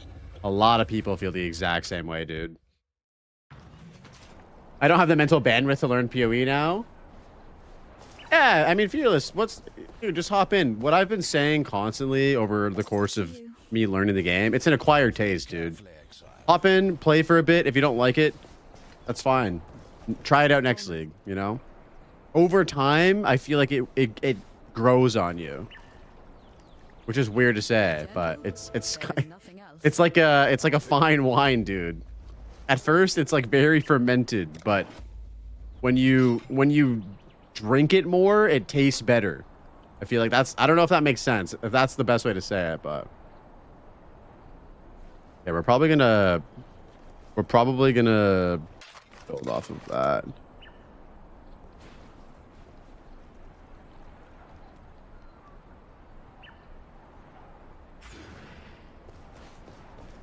It does grow on you like a fungus. That's alcohol. Yeah, yeah. It's like booze. It's like booze. This is neither the time nor the place. Oh, by the way, still using a white goat's horn wand. Actually, we should really look to see if we can find a wand here. Let's see if we can find something. What is it?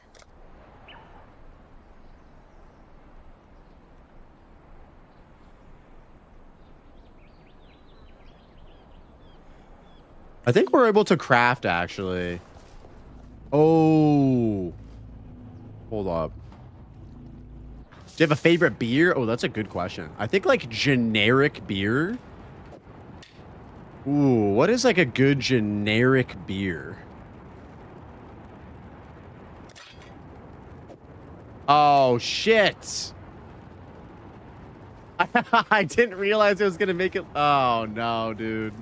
Okay, hold up. We're gonna have to buy a wand for literally that was such a rookie mistake right there. I upgraded the wand before I could use it. Fuck. Need some help.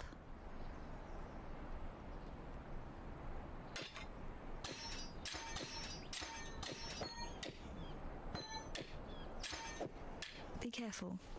Yo, what up? Hey, what up, Vicious? How you doing, man? Good to see you. I think my favorite generic beers are, if we're going like Mexican, I really like Modelo. If we're going like Italian, I really like Peroni. Peroni's really good. If we're going Australian, obviously you got to go with the Victoria Bitters. You know, shout out to the VB Longnecks. Canadian beer, there's a ton of like really good craft Canadian beer that I really like. Bellwood's Brewery from Toronto is like one of my favorites. They make a lot of good shit.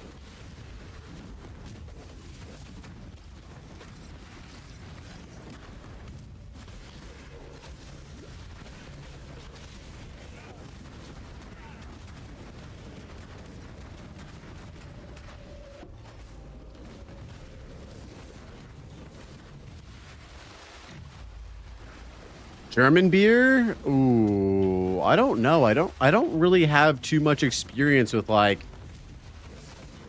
like good German beer, to be honest. I would love to go and visit and try some. You can have any brew as long as you like it, as long as it's Corona. Vin Diesel. I like Corona too. I like just like Modelo better. I think Modelo's a better beer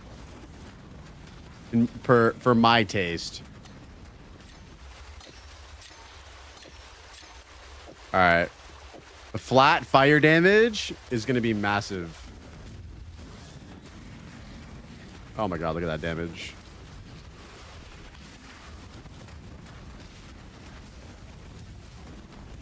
So the first real breakpoint is like level 24 when you're able to craft onto your wand. You don't get that recipe until later on in the act though.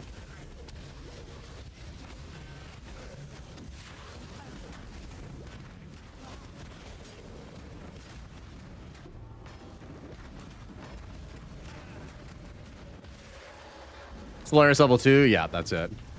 Here, let me drop the song in for you. Yo, ISO, you need to check out this whole album, bro. This whole album is amazing, bro. If you haven't heard Cold Water music album, it's insane. It's so good. New shit sounds so good in the whip. Let's go. Wait, do we have all the busts? Yeah, we do. Yeah, from what I know about your music taste, dude, you will love this album. So good. One of my favorites. I actually want to buy it on vinyl, but it's hella expensive. Hella expensive.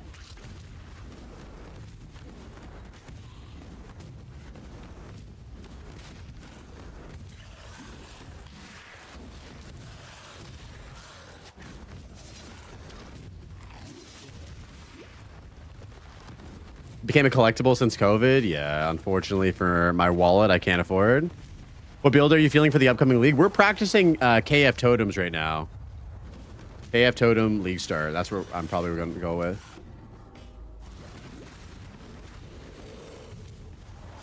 What about you, Vicious? Are you playing this league or no?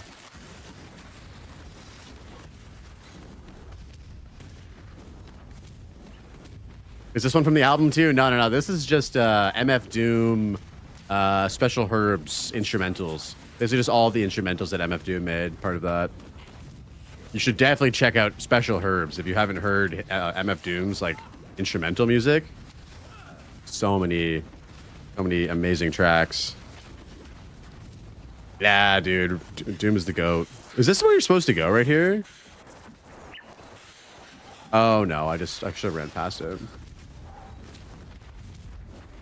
You have a very good taste in music? Yo, thank you, Zoe. Appreciate that. Glad you guys are vibing with the tunes.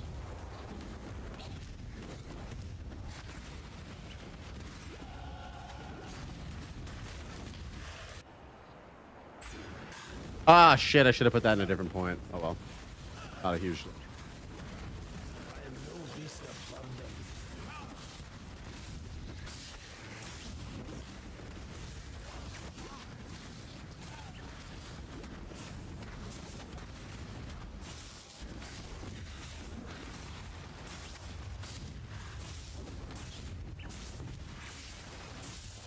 The Battlefront.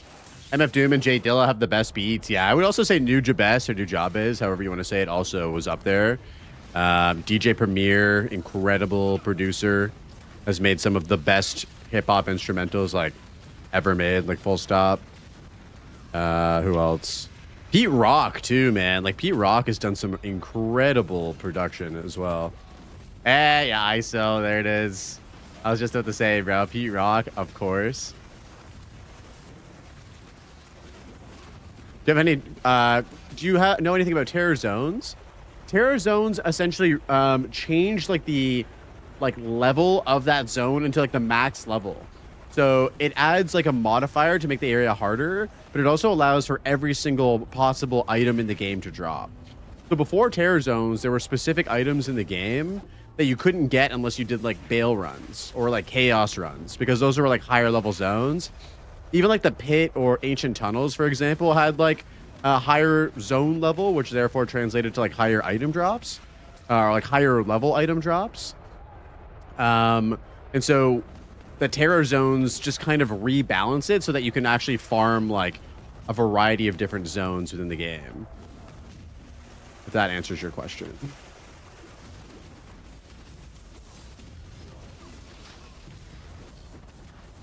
Yo, we could also hit our wand with a augment too, right? Attack speed? Yeah. Yeah, it was just to help them freshen up the quote-unquote end game of Diablo 2. The question is, how? Dude, are you quoting the lyrics that you wrote for that song? That's crazy. What up, Gazilla? How you doing, brother?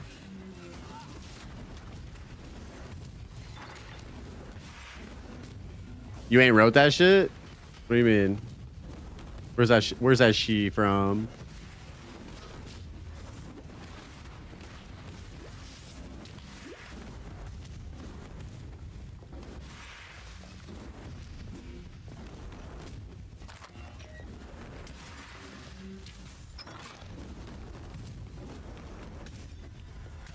Did I get baited into going the wrong? Oh, it must be up, dude. Oops. Okay. And by wrote it, I mean AI wrote it.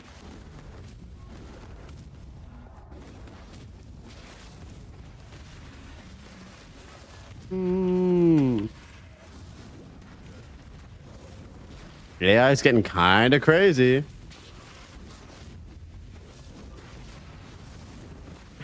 Could you make me Frago? Dude. That guy's a legend in this chat. I feel like he's still following me. Or they're I don't know if it's a guy or a girl. They're still following me, though. Hey, if you're the one to push the button, you're the one that wrote it. There it is. There it is.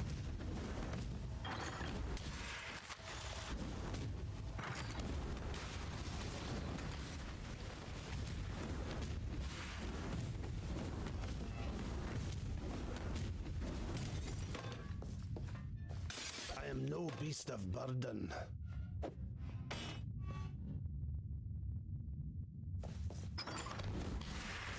Normally, I would pick that up because chromatics are pretty nice, but we did buy a lot of them for 1 chaos in standard. We're going to be trade Andy, boys.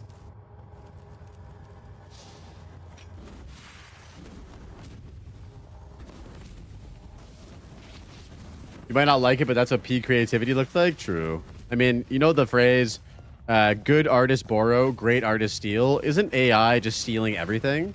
Doesn't that make AI the best artist known to man? It's just stealing everything. That's like a direct quote from like Tarantino and like everybody else, you know? Like with that type of shit, bro. It's like, fuck. I may not like that, but...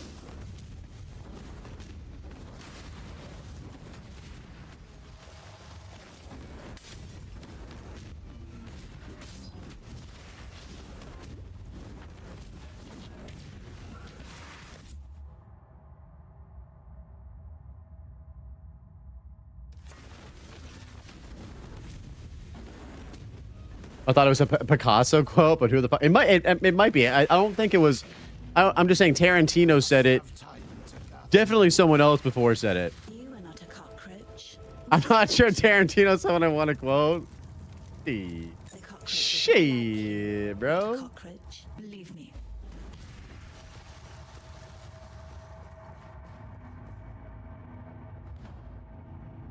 I thought that was Banksy. It's been appropriated by many artists. Wait to talk to her? Oh, I already talked to her.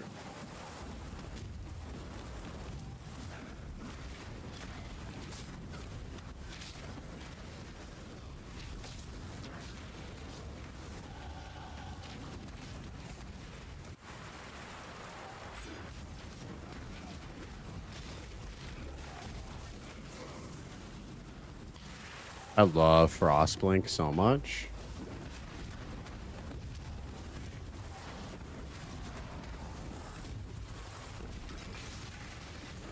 This guy fucks. You gotta be careful here.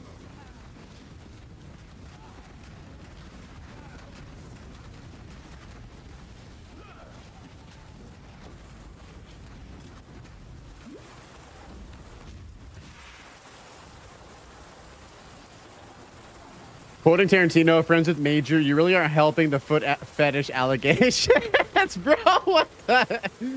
Pluto, how could you come back and just choose violence like that, dude? Also, when did Major Aimless become a foot dude?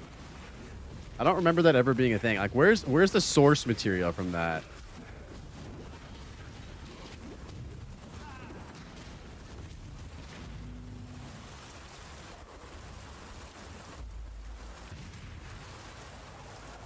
We're talking. Oh god, the foot stuff came back. Yo, Muzz, what did you think of the interview, dude? I'm not even like the biggest foot enjoyer, to be honest. I'm sorry. You sent me a clip yesterday. It wasn't even that foot forward. Put your best foot forward, you know? Lumpy butts? Yeah. I'm a big lumpy butt guy. That's why I like all of you. Y'all got lumpy butts. You heard me. You fucking heard me. We got dump trucks. Yo, Zoe with the T1. Guys, we got a new sub in the chat.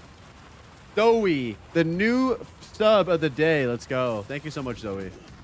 Pleasure having you in the chat today. I appreciate all the unhinged messages. I love non-PR interviews with excellent technical and philosophical questions. I want more of this and less of the typical interviews we get. Well, they had the right person for that, didn't they? They had the right person for that. If I ever interview GGG, it'll not be anything like that interview. And I'm okay with that.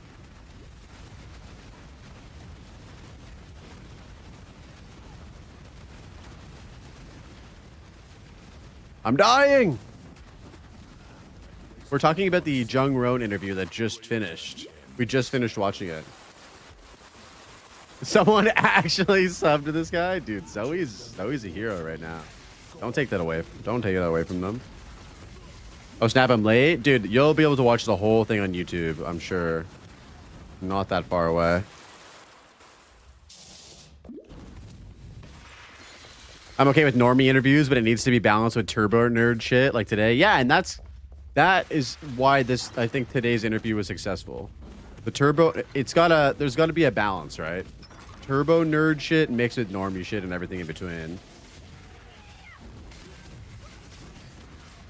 I think with regards to PoE 1 stuff, like the turbo nerd shit hits equally or harder than the normie shit, right?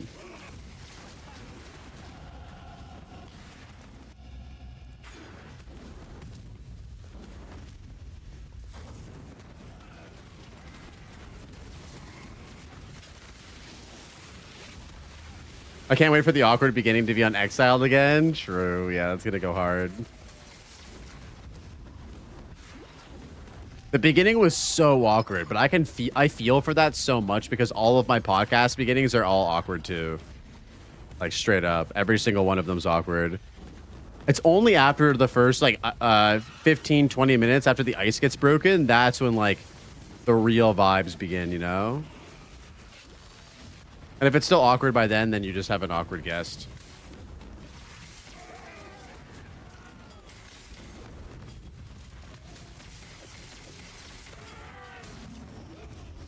You stop saying, how the heck are you doing? I've just been switching it up, dude. That's crazy that you keyed in on that. I did say that for like 10 episodes straight, actually. Turbo Node shirt is more interesting in PoE 2 IMO because no one knows anything beyond what normie content creators push. Ooh, that's an interesting take. I'll bring back the how the heck are you doing take for you, okay? Muzz, I'll say that next time, I promise. Bro, what is that? What is that, dude? That's crazy.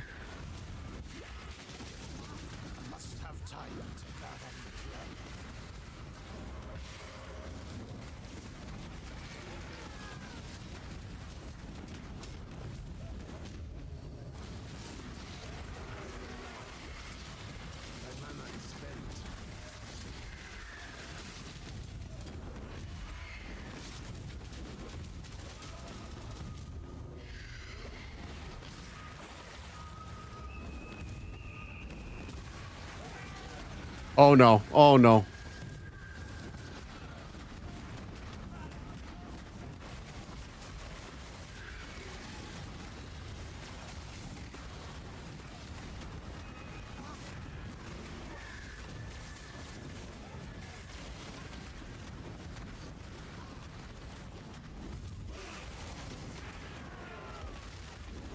I love this maps vibe. I kind of miss that from PoE 2. Which kind of vibe you talking about, Zoe? Which vibe? Man, I'm getting dicked on this layout, like straight up. Oh, I missed the spot here. Oops.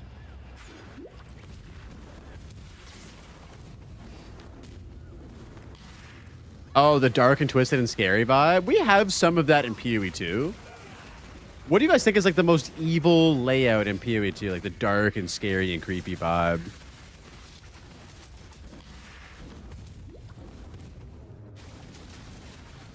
I think the prison is easily, for me, like the scariest, creepiest, most badass vibe.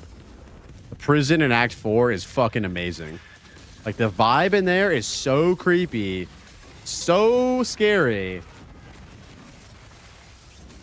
They nailed that zone like so hard. And then on top of that, you're like slow half the time because you're running through like waves and shit. Dig site is scary. Not like aesthetically, it's not. I feel like when you're fighting Benedictus for the first time, you're kind of like nervous about that, but the Black Chamber is another one. They nailed the Black Chamber. They nailed the Black Chamber. I just want to be in Itziri's bloodbath water. True. Yeah, dude, they fucking nailed the Black Chambers. That's probably one of the most fucking crazy zones in any ARPG, like straight up. Like the fact that they have interactable torture devices in the Black Chambers is wild.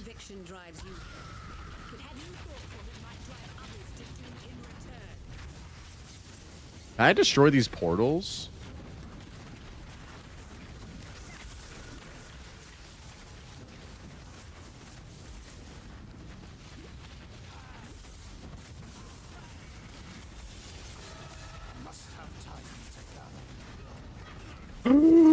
I don't like this dude. This dude fucks me up. Oh no! Second death? Why does when piety transforms, it's just like disgusting? Probably has something to do with the fact that my gear is trash, dude.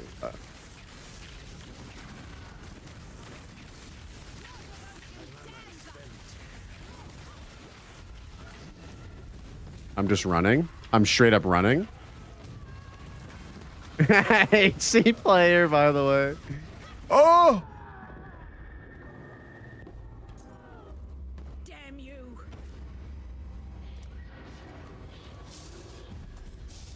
The ignite got her. Beast of burden. If you pop the portal, she won't. Oh, okay. I fucked up the. So guys, it was a mechanical issue. Guys, it was a mechanical issue.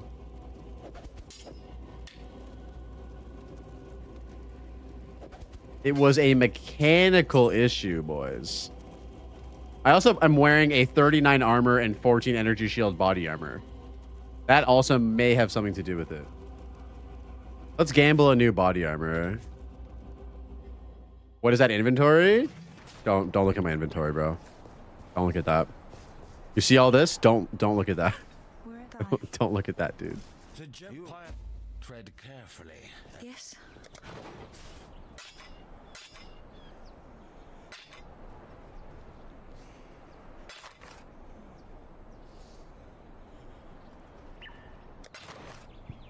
Look at it!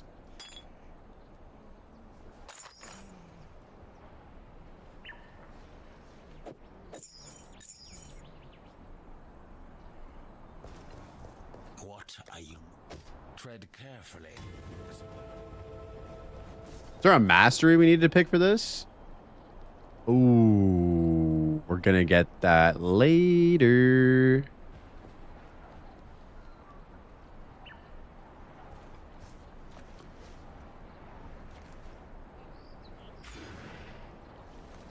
Time to stand up and stretch. Okay.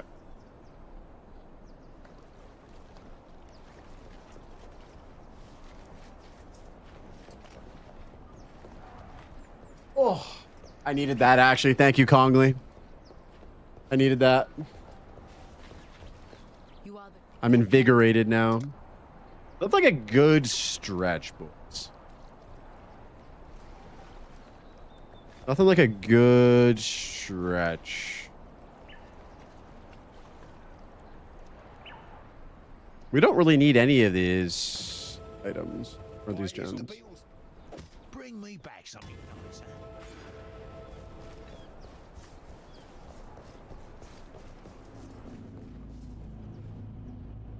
Oh yeah, we could gamble for a singular piece of gear. One singular piece of gear.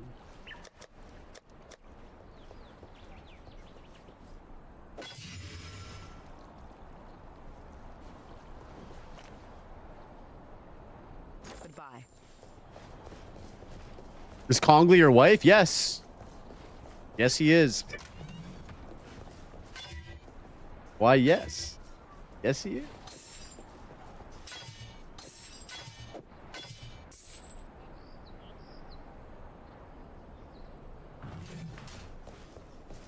Hello. Be careful. If you had any food of your choice, free for life, but it's the only thing you can eat forever, what are you picking? Oh my god, bro. That is such a hard question. Is it like a singular meal or is it like an entire cuisine? Can we narrow that down? Is it a single food or is XP? Oh my god, bro. That's crazy. I'm adding an emote for that right now. So I don't have to see this. There we go. How about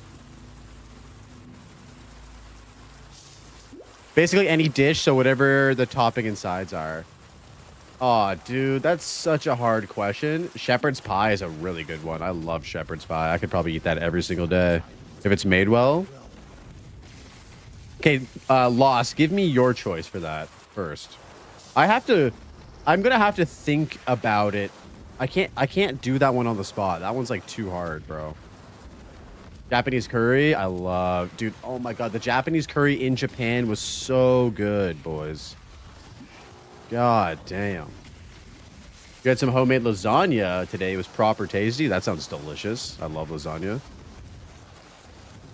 This is the problem. You guys are all listing your types of food, and it's like, oh, that could be me. Oh, no. Japanese curry, that could be me. Prime rib, next question. True. Every single meal, prime rib. What are the accompaniments? What are the sides? Oh shit, this is where you go for the library, right? I need to go to the library real quick.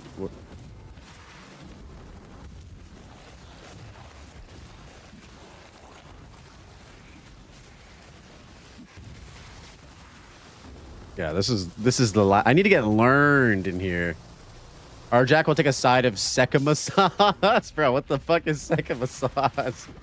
Sekima balls sauce? Wait, what? Wait, what? I didn't know our Jack got down like that. That's crazy. We're gonna go with a Cajun steak bowl. Okay, is that like on rice? What is that?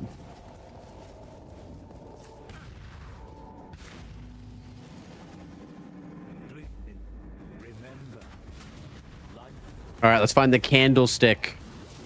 Let's find the candlestick so we can get into the library. I remember the first time I ever came in here, I completely missed out on the fucking the library. I didn't know what it was. I didn't realize you could buy all these jewel or all these skill gems here. It's just such a beautiful place.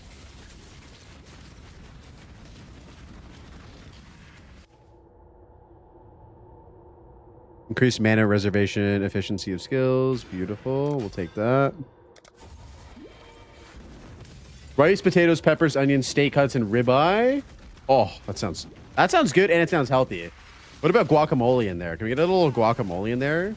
Maybe a little like spicy pico de gallo, like a nice medium heat, not something that's gonna like ruin my meal and my booty later on.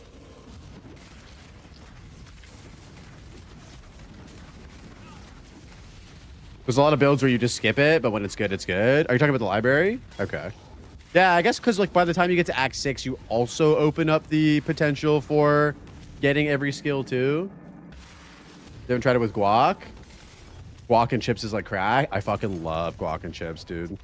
Or like nachos with Cajun chicken and guac and salsa and sour cream and cheese. Ooh. Maybe I get nachos today for dinner.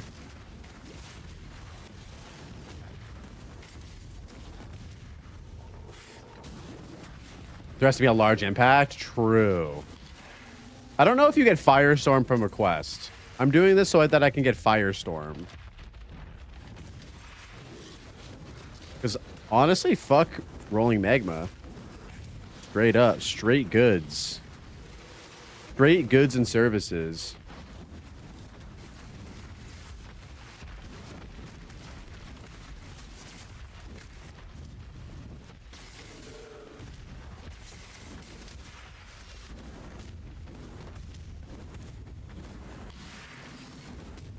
Loaded Supreme Nachos absolutely fucks. Yeah, dude, that sounds insanely good right now. Why you guys have to do the food convo? I guess it's pretty much going to be dinner time for me shortly, so we're going to eat up, munch up, and then finish my big video. Man, I'm so excited to share this video with you guys. Very stoked. Not going to release it for a little bit, but... What's my league start food? Oh, dude. That's a great question. I usually buy like a bunch of like pre-made like sandwiches. Like deli sandwiches. They're just easy. You put them in the fridge, take them out, eat them with some chips and dip or something. I don't know. I'm pretty simple when it comes to like league start. I'll even like order Uber Eats on league start sometimes. Did I really miss the candlestick, dudes? I thought I saw it earlier, or I thought I would find it. Is the video all about feet and PoE? Yes. Yes, it is. I've been cooking this feet video hard. It's gonna be massive.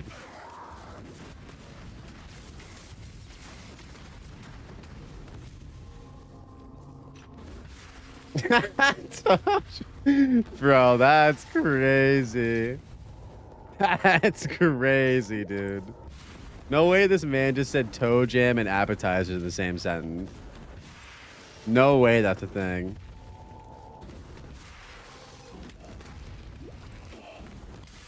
Yeah. Oh yeah, I forgot to mention it's a toe jam and peanut butter sandwich. Wait, what? It's a tier list? Yeah. It's a full-on tier list. Yeah, with lost commentary. Man, am I fucking up here? Like, where the fuck is this candlestick? I'm sorry to have to full clear the library. I hate this so much.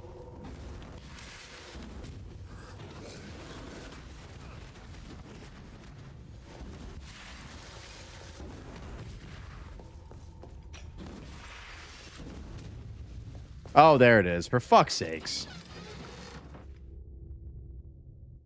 Honestly, I don't, dude. That almost made me crash out a little bit.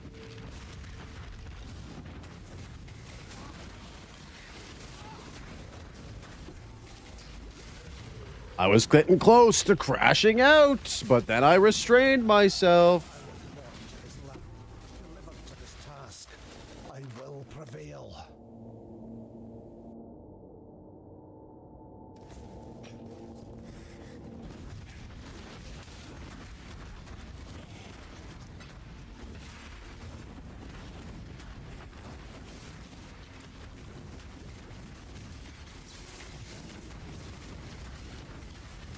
You messed up your socket quest. Oh, dude, you can do it again, though.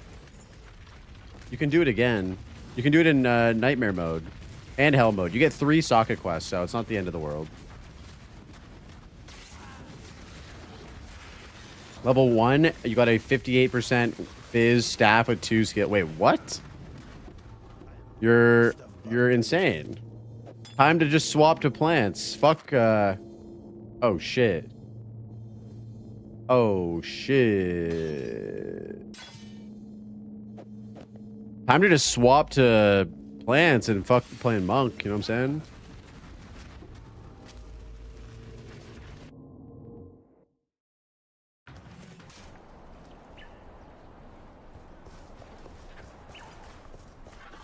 Need some help.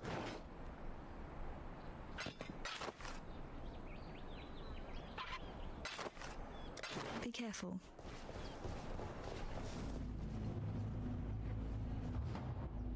What is the price of Firestorm? How can you put a price on Firestorm, dude? Oh, arrogant support? That's pretty good too, actually. We may want to grab that one. Let's grab that one, actually. It's pretty nice. Is Firestorm all one word? Oh yeah, it is. Augurs.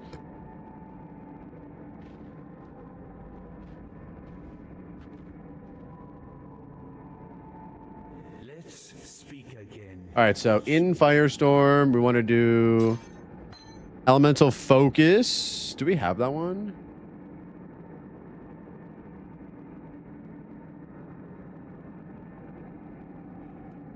It's so.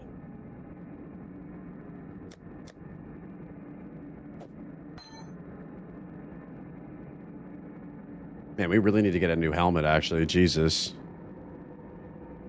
Faster casting and arcane surge.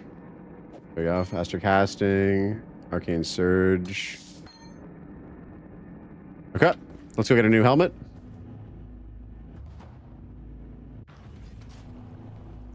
I know, it's just funny that you found that and you're not even playing plants.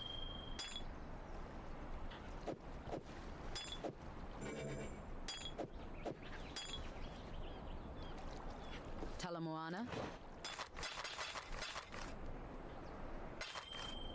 Oh, we never ID'd this amulet. What does this do? Power charges, power charge duration, mana per power charge. Okay, that's not for us, unfortunately.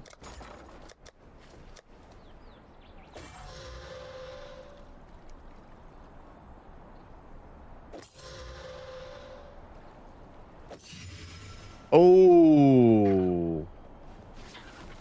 Unfortunately, that's level 2, but it is a 4-link. It's a 4-link.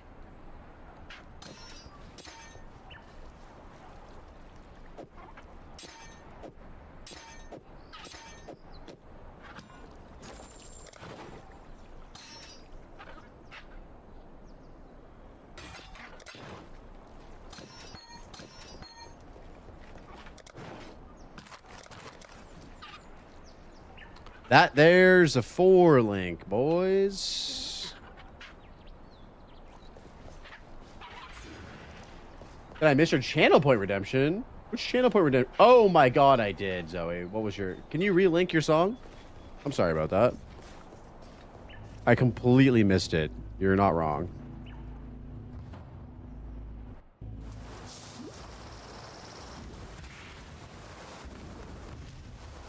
That was some good Gamba RNG. We'll take it. All right, it's added to the queue, Zoe. Sorry about that. That's my bad. Yeah, I'm over here just... Oh, jeez.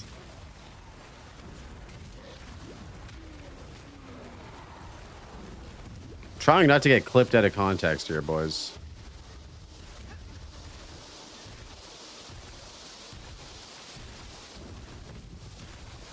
Yeah, I was just focused on trying to find that stupid library guy's pages in the area, you know. Frustrating. Oh, we found the plum.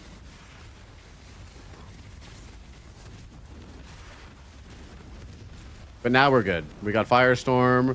We're chilling for another like 10 levels, and then we can make the swap to KF, and then yeah, we're chilling.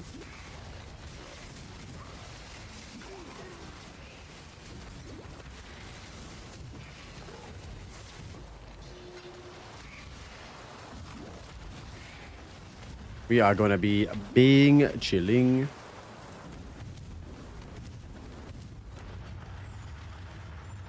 Kinetic Juicelade? Yes, sir. Yeah, that is a good good sounding skill name, dude. We're gonna be kinetically juicing.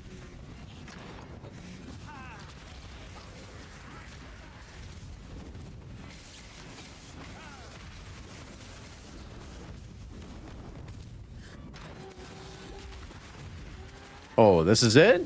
This is it, Zoe? Oh my god, this is already so much better than any song Godzilla has recommended. You're already winning. You're already winning against Godzilla.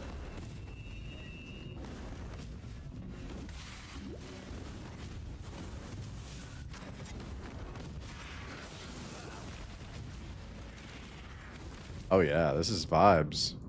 This is big vibes. We might even add this to the playlist we were listening to.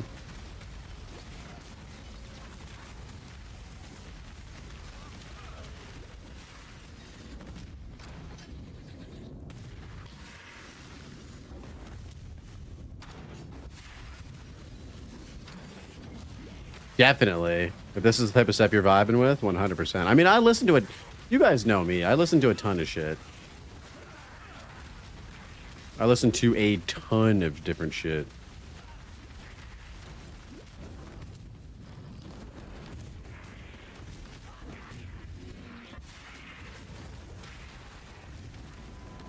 I feel like this is exactly what I would hear if I like walked into like a chill like Japanese cafe in like Osaka, Tokyo, you know what I mean? I'm just there to get like my Americano, you know, my shit. Wait, new interview tomorrow? Wait, what? Wait, wait, what? There's a Ziz, Mathil, Steel, and Quinn, and oh, they did that last league, bro. Yeah, they did a big podcast before. It was hilarious. The day before. Oh, you're in an ad, okay. Must have time to gather material.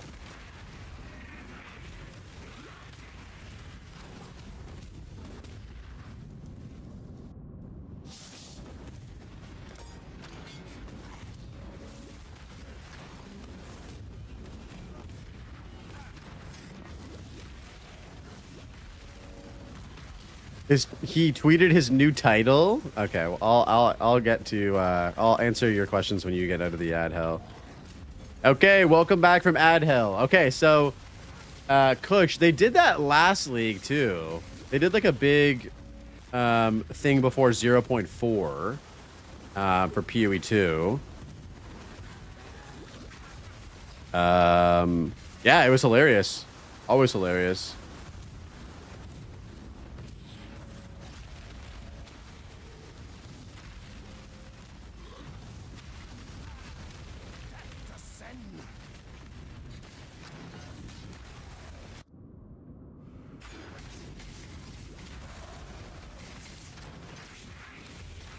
I'm excited. There's so many conversations about the game happening right now.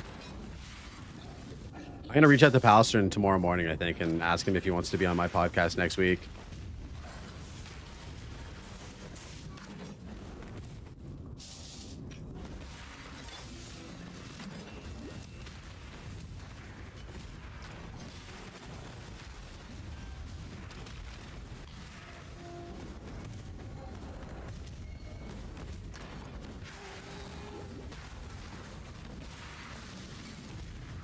All right, here we go, boys. We're bossing.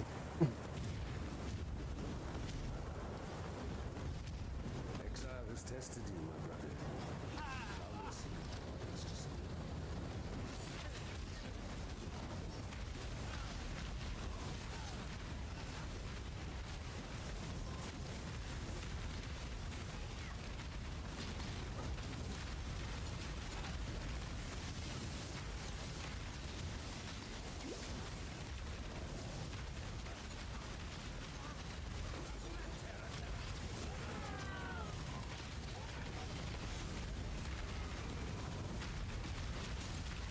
Yo, that was good. Zoe, good shit. Good recommendation.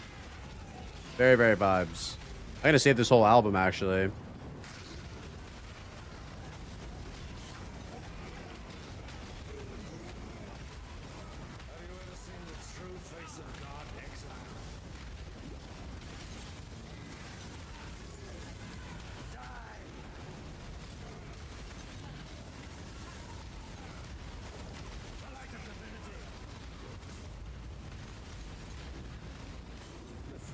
That boom bap she. Yeah, this is some MF Doom. Some classic Doom. Doom.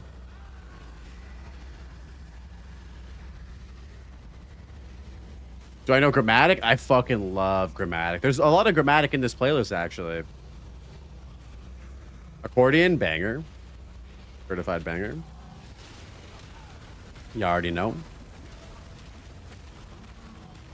Grammatic is so dope. Yeah, he's fucking amazing. Didn't he do a bunch of music for Cyberpunk 2077? Like, he legit made, like, the play, like, the, not the playlist, the OST for that game as well. By exiling me, you were my genesis dog. Have you listened to Grismatic? I don't think so. Am I sleeping on that shit? What is that? Away my sins and baptize me anew. I love Grismatic. Yo, someone drop me the link in the music channel in Discord. I'll take a look at it maybe tomorrow on stream. We can listen to it.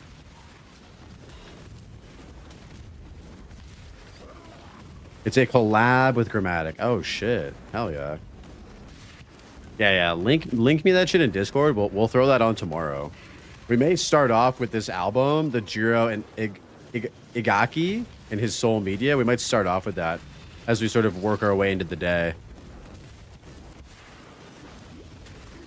That's like good, like stream starting. We're like having our coffee. We're chilling.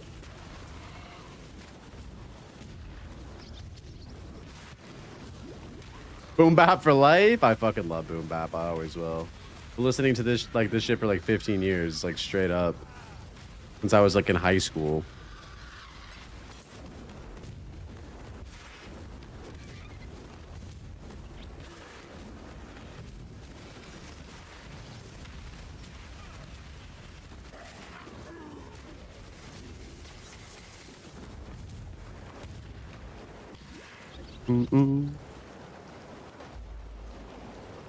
Oh, we also didn't ascend. We should probably do that.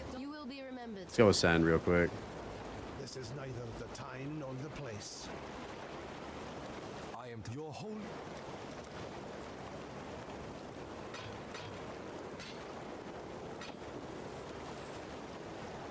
Trap boots.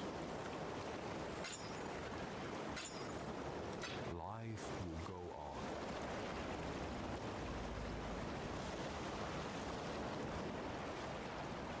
Good luck.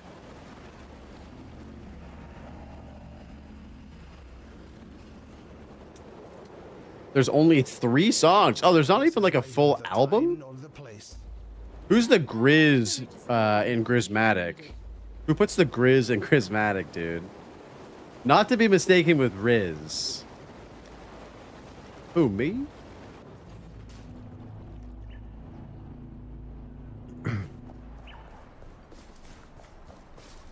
Talakota. Grizz puts the Grizz? Okay, there it is. Grizz sounds super familiar, but I don't know if I've ever listened to them. I probably have. Grizz puts the Grizz. That makes a lot of sense.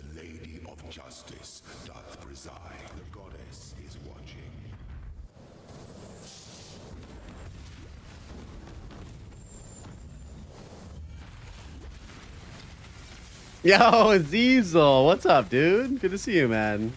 How you doing, brother? I feel like it's been a minute. Well, I guess probably since last week. How's it going, Blaze? It's going very well. How are you? What's good, homie?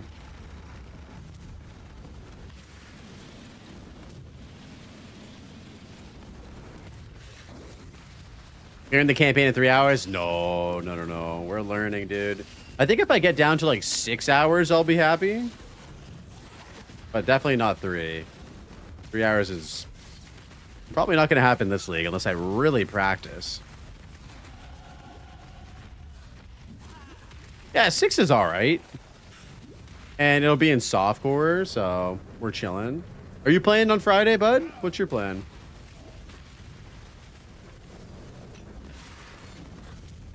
Someone came in here the other day and like, are you going for rank 1 in PoE? And I was like, absolutely. You're logging in too? Nice. What are you playing, bro? What's your vibe?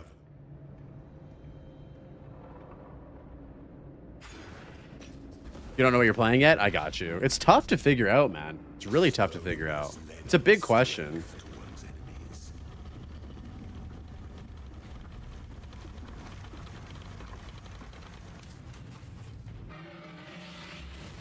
Don't give up yet.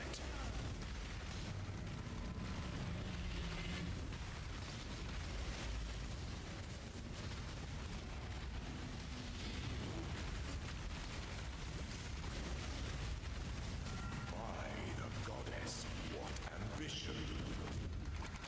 10 hours? Okay, you know, that's a start, dude. Are you pretty new to the game like myself? Are we both learning together? How much like PoE 1 have you played?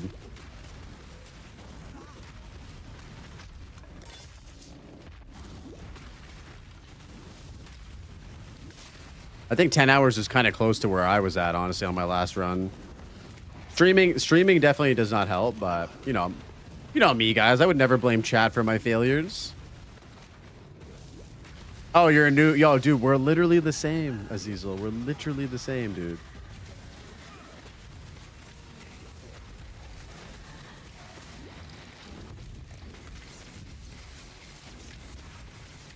What's the plate on this guy? Oh my god, almost 5 hours. Holy shit. When the time comes to strike, an emperor strikes without hesitation. There's definitely no way we're hitting a good time. When in doubt, blame Arjack? Always. It's always Arjack's fault.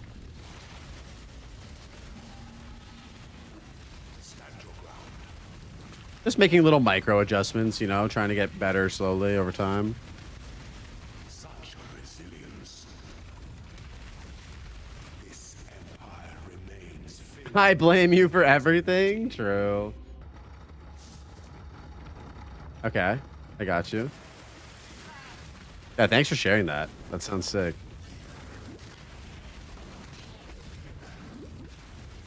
Oh shit, this song sounds like it's gonna be a vibe. No?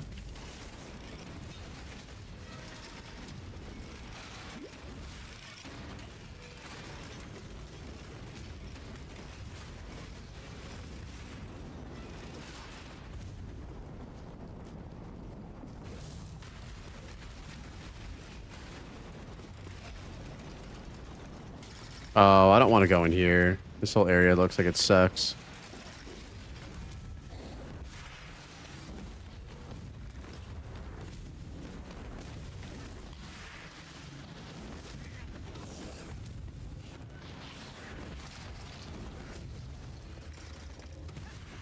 You have to believe? Go that way? Really? I don't want to go in there.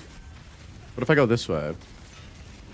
Just humor me this. What if we go this way? Oh. That's what happens. God damn it. Do you like trip hop? It's been a while since I've listened to it. Vicious, we're not going to talk about that. Humor me this, Vicious. What if we go this way? It just wraps all the way around. God damn it.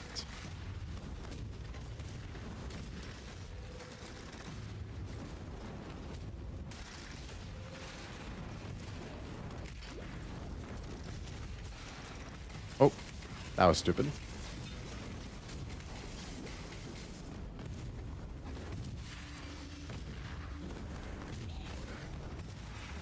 Ladies and gentlemen, he was right.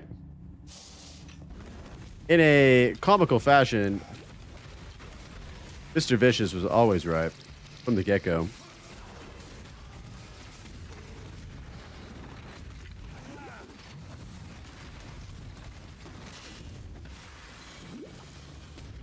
A locked door.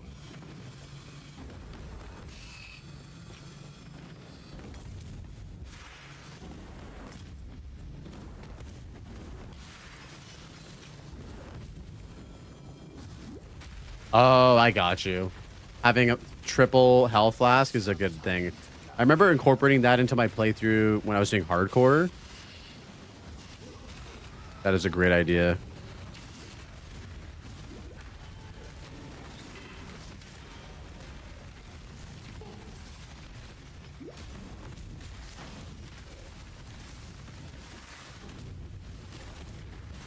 Surely there's a door down here, right?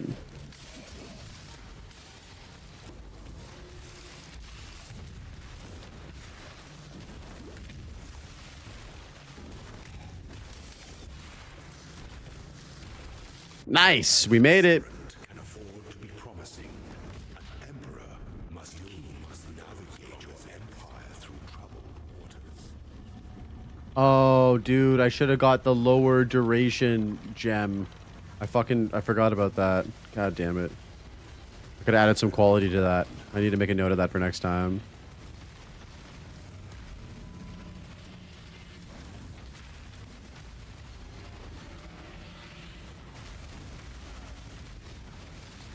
Destination is more dangerous than the journey, Ascendant. Before Emperor, you are worthy. Before the goddess of justice, you are worthy. Damn, yeah, we could have had quality on our lesser duration. Fuck, dude. Is there any way to come back here or no? Is the ending that we all deserve. There's no way to come back here, is there? Nope. Okay, yeah, you just gotta not be bad. Drink deeply from You have to run it again. Yeah, I know you can run it again.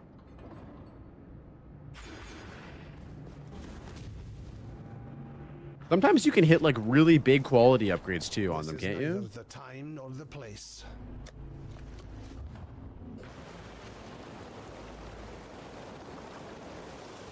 What do you want? You will be remembered. Yes? We need to find a wand with the no Bye. in preparation for the KF switch, we need to find a wand with no spell, like that can't roll spell damage mods. Maybe we can craft something. See you.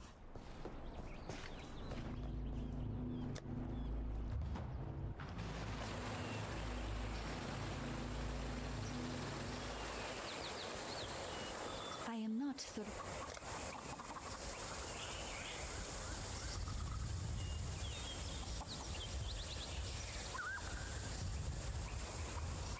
Be well.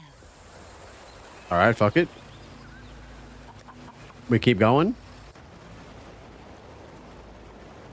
This is neither the time nor the place.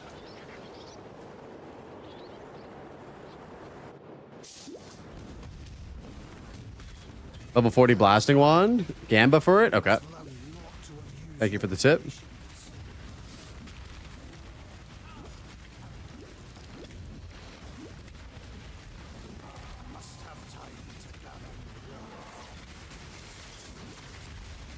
Much appreciated.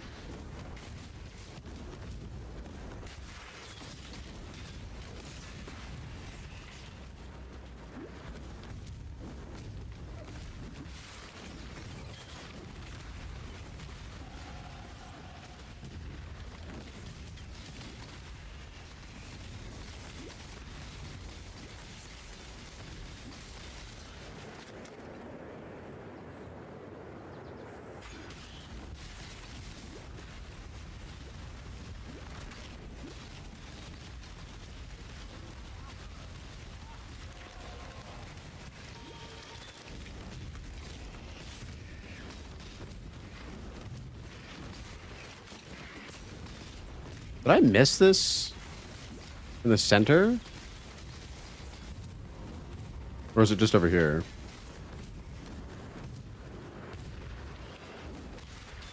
Ah, yes.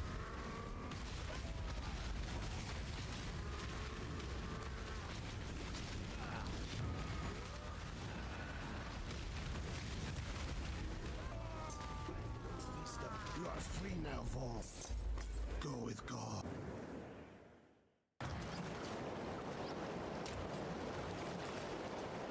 What is it?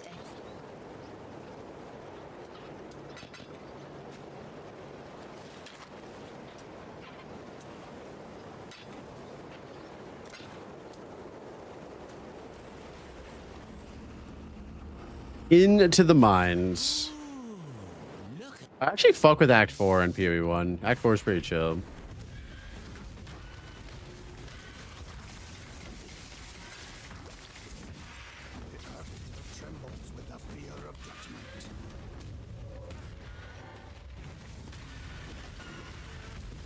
I do yearn for the mines. This league, Zoe, is gonna be a mining league, dude. We're gonna be in the mines, just like Derek Zoolander.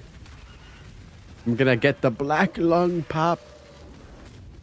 Nico's a homie. Yeah, Nico seems like he's a pretty cool dude. We're gonna be real acquainted with him. We're gonna see Nico's feet this league for sure. Wait, what? Wait, wait, what? Wait, what? The black lung, dude. You remember that clip? I've got the black lung pop.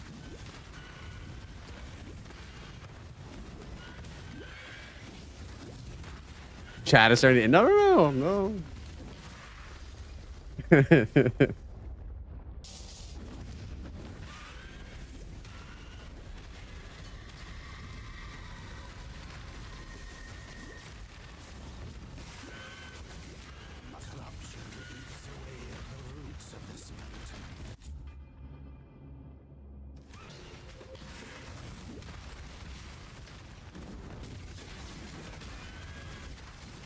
Yeah, we also need a very specific like for link to make KF totems work. And so I'm wondering how hard it's going to be to get that in what do we need? To get it to work, we need a 1 blue, 2 red, 1 green, 4 link, probably on gloves or a helmet. That's going to be a gambling angle, probably.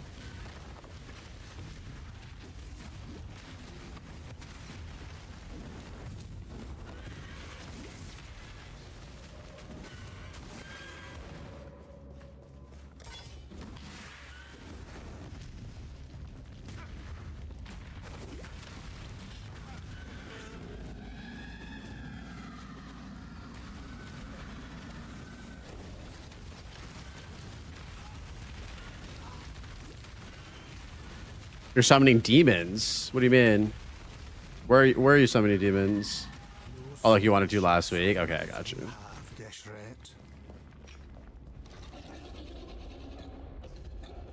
You're in trade, you could buy currency to roll a good base. True! That's fair. I definitely could do that. I definitely could do that.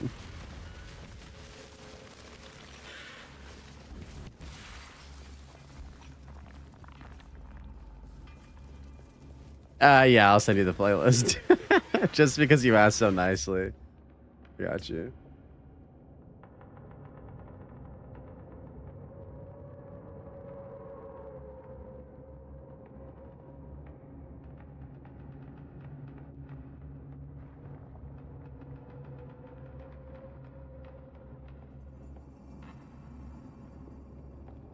I'm gonna remove that last song though, because I always skip it.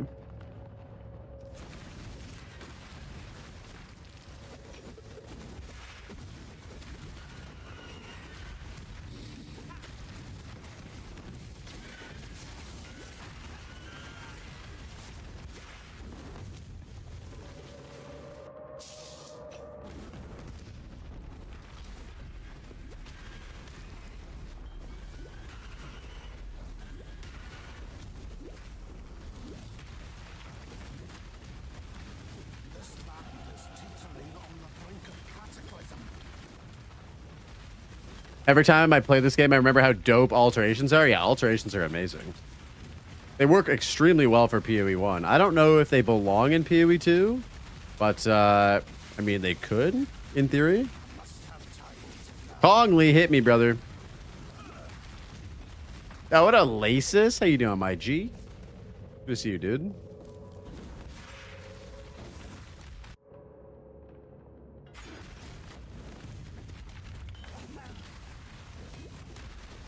It'd be too strong in PoE 2? Yeah. Coming through? Okay, let me add it. Let me find it here. Got it. It's been added, Kongli. How's the interview? Any TLDR? The interview was hyper specific and very technical questions. It had some amazing moments. TLDR, hard to say. It was like, it discussed a lot of balancing. My favorite thing from the interview was Jung asking who their favorite streamers were, and Andrew was saying that he watches Quinn on League Launch not for mechanical skill or gameplay, but for other. He said in quote, I'm not paraphrasing verbatim. I watch him for other reasons. I don't watch him for mechanical skill or gameplay. I watch him for other reasons. That's what he said, and it was fucking hilarious, dude. It was fucking amazing. Definitely my favorite clip from the interview for sure. Bye-bye. He said nothing and everything at the same time. Yeah, 100%. Get the waypoint? I thought I did get the waypoint, no?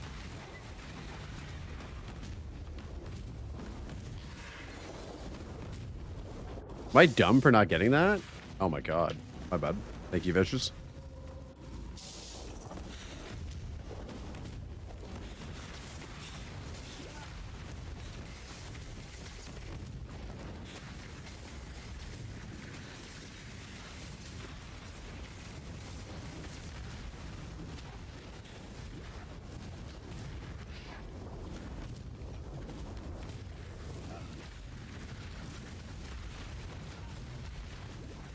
Is this the song you added, Kongli, or is this on? Was this just like a playlist recommendation?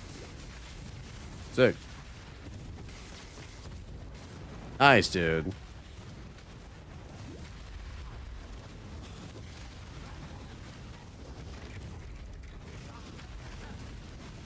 Was this guy in Swollen Members? Why am I forgetting who where he was from? Oh, he was from Jurassic 5. I'm tripping, dude. He was in Jurassic 5, right?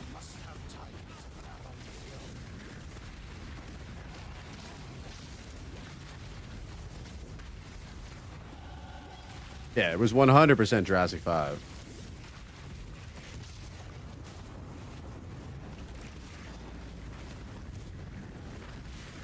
Okay, yeah. I knew he was from. I was like, yo, his voice sounds super familiar, but I can't remember exactly where it's from.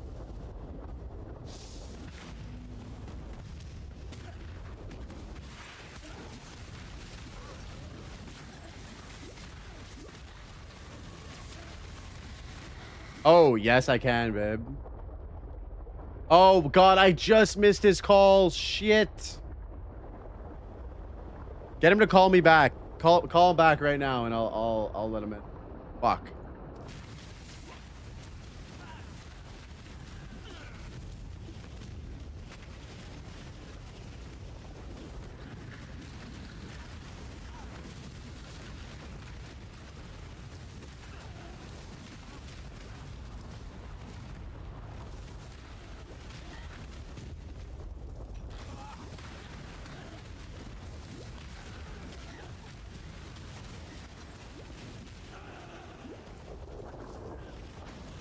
Swollen members aren't bad though, Kongli. Why, you think swollen members are bad?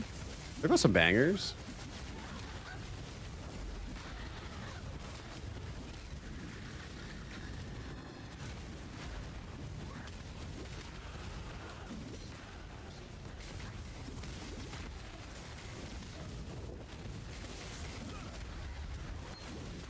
Not bad, but Jurassic 5 is just that good. Yeah, Jurassic 5 is banger. Blaze, can I ask you a personal question? How much do you bench? I don't bench anything right now, dude. I don't work out at all, really. I'm trying to get back into like the swing of being healthy. I've been working on like not smoking cigarettes, so I'm like over 2 weeks nicotine free as of like this week. And so I'm kind of working on getting my addictions locked in first before I like start hitting the gym and stuff. So yeah, that's like where I'm at right now in my health journey.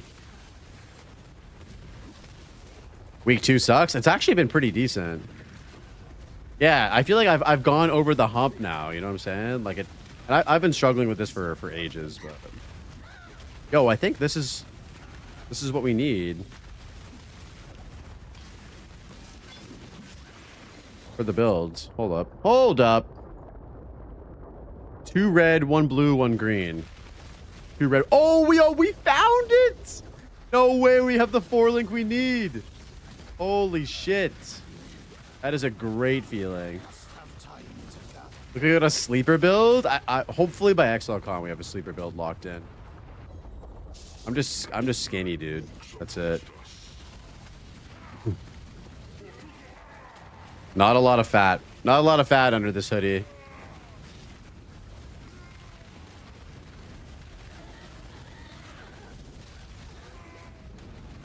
This man quits? Yeah, that Lost knows the struggle, dude.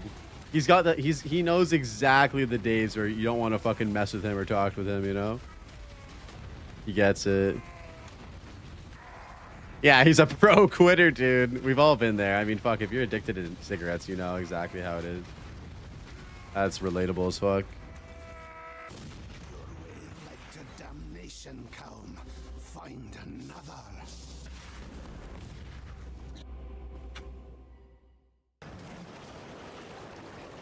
That you will be remembered, yes?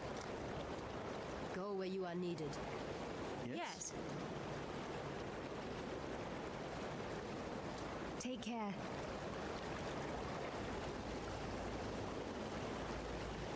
Did you ever listen to breakbeats? Yes, dude. I have a couple records actually that I bought specifically for the album art that ended up being like these dope breakbeats, dude. Yo, you're on year 3? Good shit, man. Congrats. That's huge. Wait, where was I supposed to go again? Oh yeah. You still vape? True. Yeah, I really tried hard to when I was quitting smoking cigs to not buy a vape this time.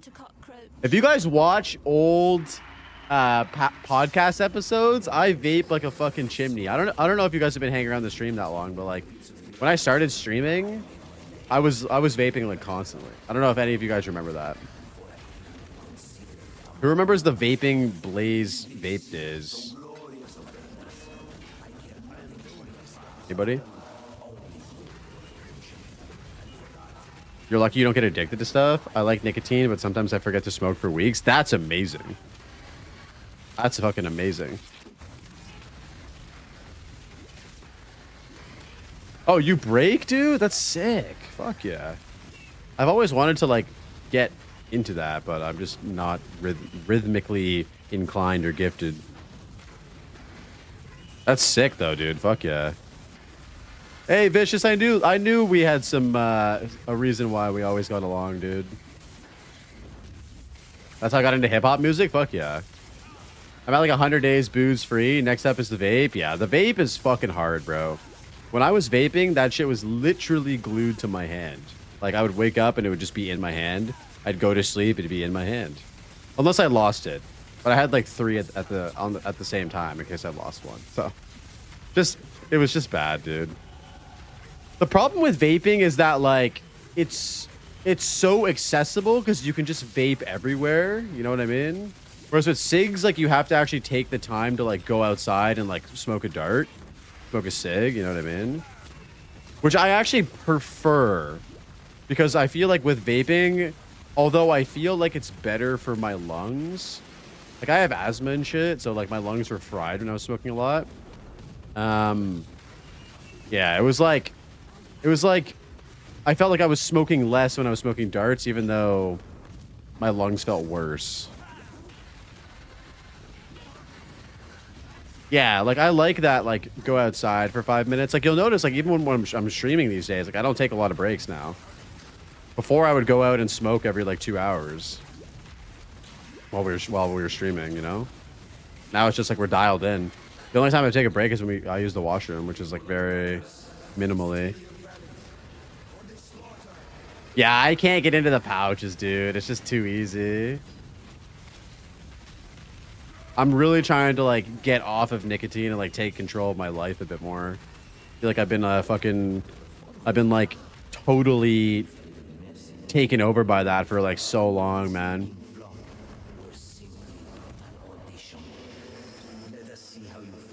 And yeah, everybody's on their journey of like self-improvement, you know what I mean? Like everybody, there's no No need, like, I'm not trying to compare to anybody or whatever. Like, I'm on my own, like, journey, you know? I'm on my own journey. Just start meth? Fuck, dude. That's crazy. What makes you think I'm not on meth right now? That's the... How dare you assume that I'm not on meth right now? That's crazy.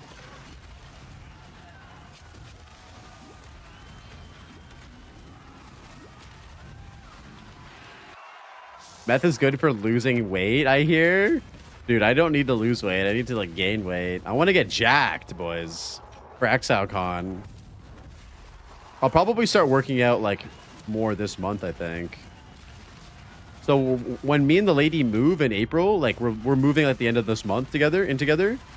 There's a YMCA about a 5-minute walk from our new house. And so I'm going to get a membership there. Yo, what up, Kadachi? How you doing, man? It's going well. And yeah, I'm going to be in there every morning, probably working out, hitting the sauna, maybe do a little sleep, little sleeping, do a little swimming and shit. Just like try to get on like more of a healthy routine. Right now I'm walking about 30 minutes a day. So I'm trying to get a few steps in per day before sitting at the computer all day.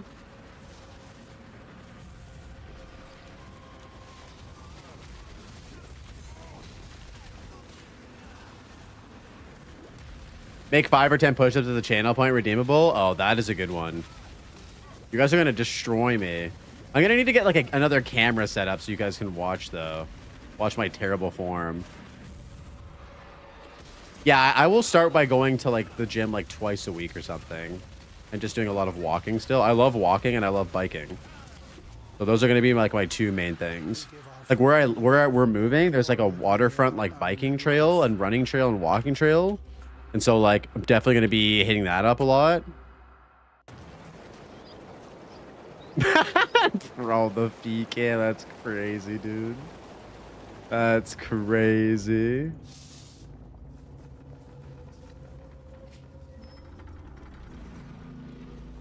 Treadmill gaming? I do have a standing desk. I could do that, honestly.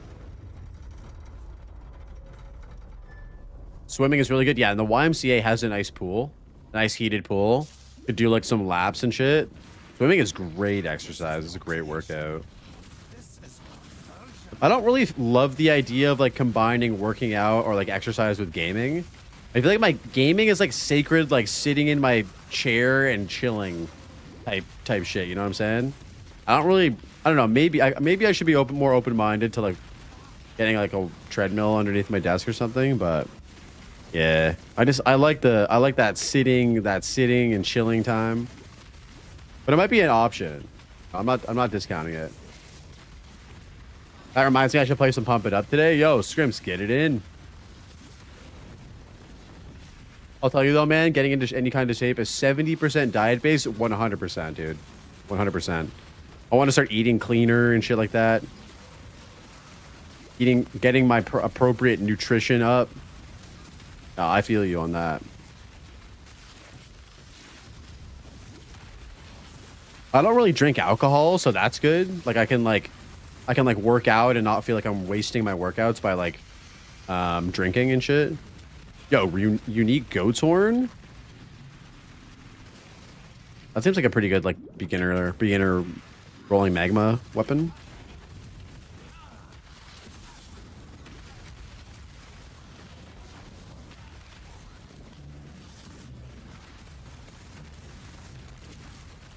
Shout out to my beer gut since birth. Hell yeah, brother.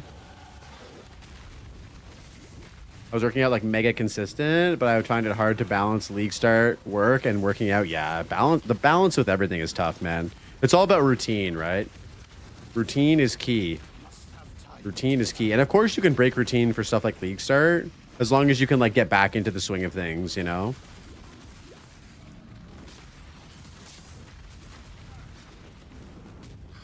Consistency above all. Yeah, consistency in your routine is very important.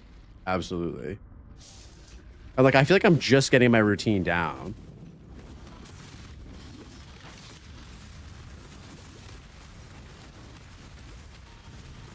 Yeah, I feel like it's harder to push yourself to do shit that you don't want to do like that after work when you're tired and you just want to fucking chill.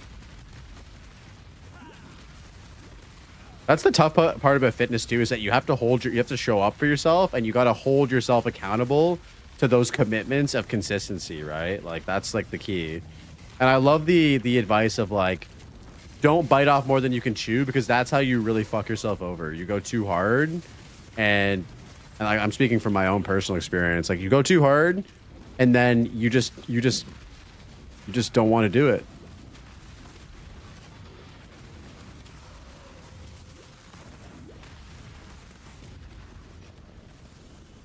It's not a routine if it's not consistent. Yes. If you can't eat properly, just fast. Yeah, and fasting's pretty good for you too, man. From what I hear. I'm not a nutritionist or anything. Oh my god, Vicious. Jesus Christ. How do you know my routine? Crazy.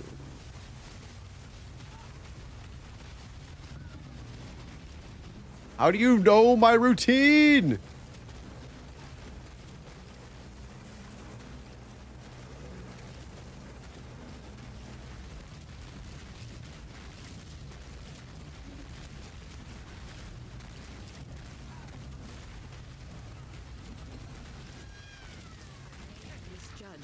Open sesame.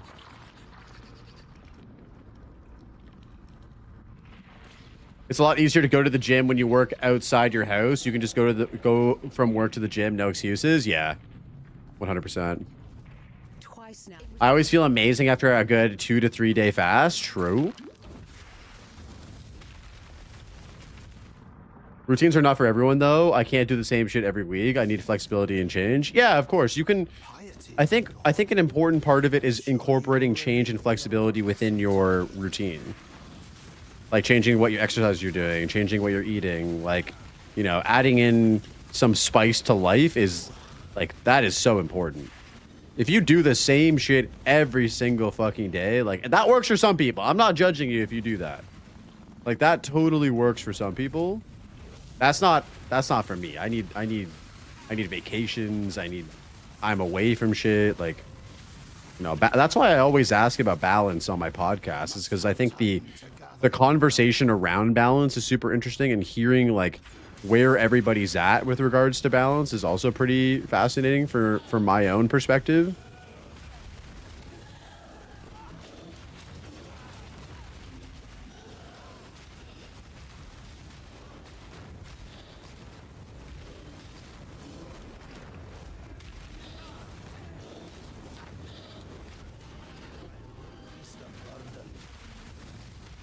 I got the black lung pop. Wait, that was a 4 link as well. We should probably hold on to that.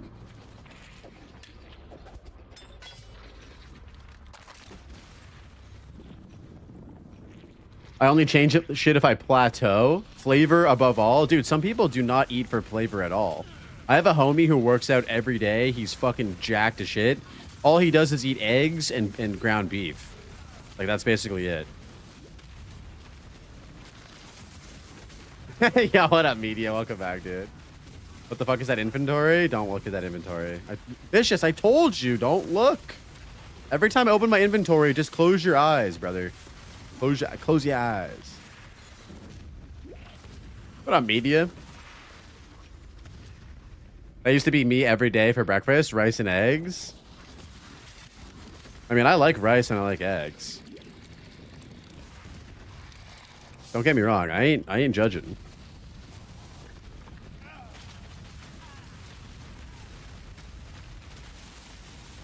What up, media? How's your day, buddy? You lurk and drive? I appreciate you stopping by, as always. Hope you had a good day at work, dude.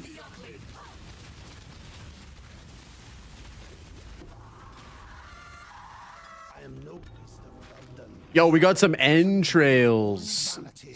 Some entrails. Actually, fuck it. Why are we keeping these? We can gamble for shit. Easy day. Let's go. I pay an extra premium for tasty food. I'm a little gourmet. I'm gonna start cooking a lot more when I move as well. You know, there's a thing that we are going to be buying. I know a lot of you know about this. It's called a Costco membership. And we will be going to Costco quite frequently. There's one like not too far away from our house. I'm excited to show you guys the new office setup when we get it all set up. It's gonna be lit. I'll be keeping you guys in touch, keeping in touch with you guys on Discord regarding that, the new setup and everything. Mike Perry got you. No, Mike Perry's my boy, dude. Mike Perry's my fucking boy, dude. That Wydot guy, yeah, I don't know about him. That Mike Perry guy, though, fuck yeah. I'd go to the gym if I didn't have to sit in traffic for 3 hours every day. Fuck, dude, yeah, that's rough. That is fucking rough, dude. All right, here we go. Is that where all the feed pics are? Yes. There is a channel on Discord, if you're a tier 3 sub to the channel, that unlocks, that is where all of those pictures are. Every single one. There's Arjack's pictures in there. Vicious has ones. Media has ones. Azizel's in there with pics. Like, it's crazy the amount of content that's in that channel that no one has access to because it's for tier 3, unfortunately.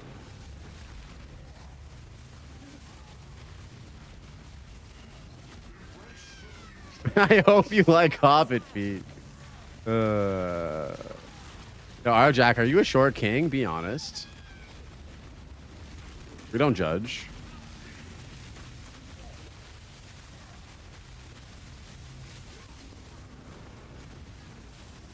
You're 5'10"? Oh. You're absolutely average as fuck. I'm 6'10"? Wait, what? You're a giant. How are you 6'10"? Isn't that like illegal to be that tall in some countries?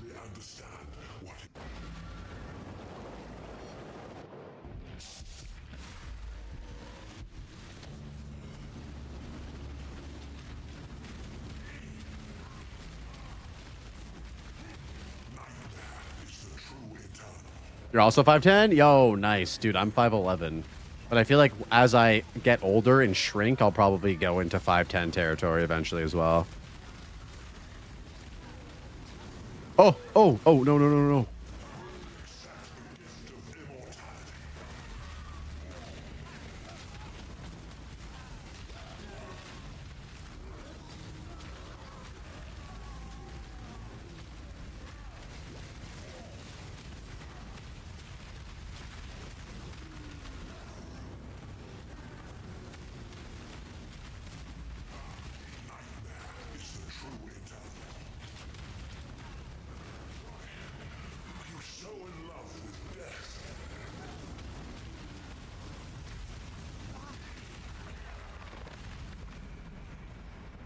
I'm less than 2 meters, short king. What is that in feet? Blaze had to one up us. Yeah, I'm better. I'm 1 inch taller than you guys. I'm better than you guys. That's crazy, bro. You fought against death your whole life, Malachi. What's we? I'm watching. Right, I think it's time we swap, boys. I think it's time we swap.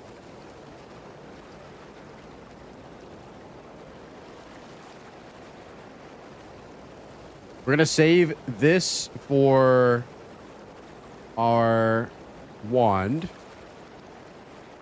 I wish I was 5'10". I always got to reach for stuff for people. It sucks. Wait, how tall are you, Kongli? Are you tall as fuck? According to Google, 2 meters is 6'6" or 6'7". You're 6'5"? Holy, dude. What the hell? This guy's a giant. Oh, here we go. Here's our level 40 wand. We'll probably swap there. Let's hit it with this. Oh, it's got an open prefix. We're chilling.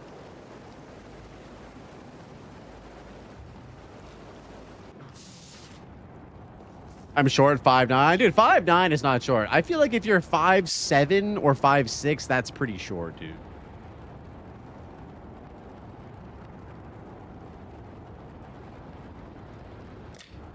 Yo, look at this wand, boys. This is a KF wand right here. Look at that shit. 5'5" and below is short? Yeah, I feel like that's fair.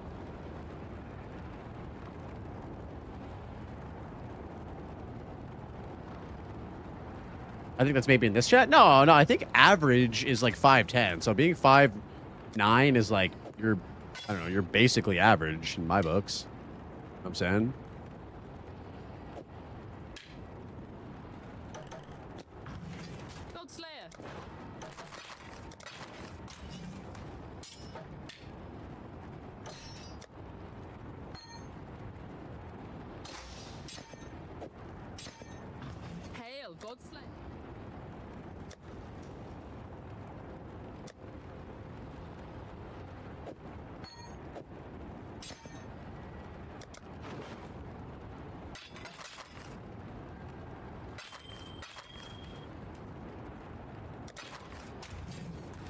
No, Vicious, you know why I'm doing my inventory like this, dude, is because I'm trying to do a fresh start without like all my currency that's in my stash.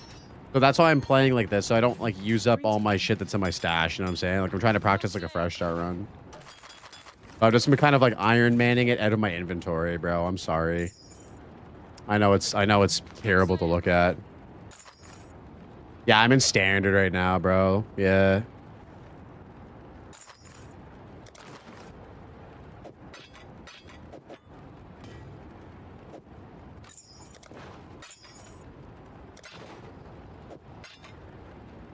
All right, we just need to get 3 more levels, and we are chilling. My driver's license says I'm 5'11", a whole 2-inch off of how. I don't know how they got that. I mean, don't you have to tell them your height, dude? According to Google conversion, I'm 6 feet. Oh, nice. Oh, you're taller than me. Oh. And it is a hybrid of measurements: short distance, feet, inches, and long in meters. I know it's fucking confusing for anybody who, like, it is confusing as fuck. 100%. Go where you are needed. What do you wish?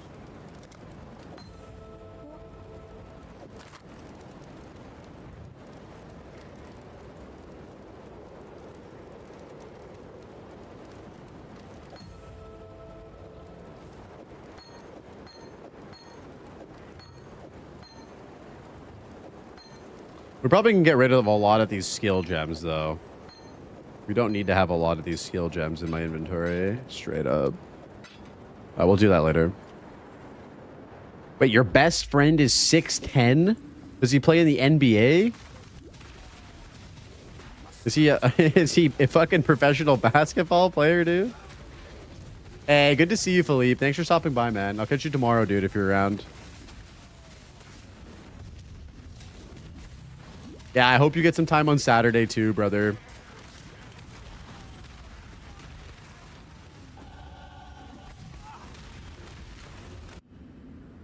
Then I believe we path down here for the next 2 levels.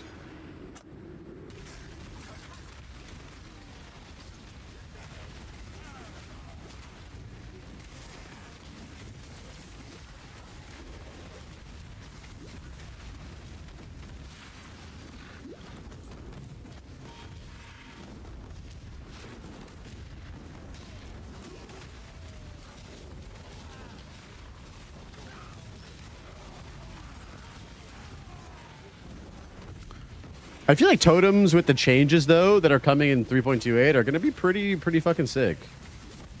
Oh, God. Stop doing that to me.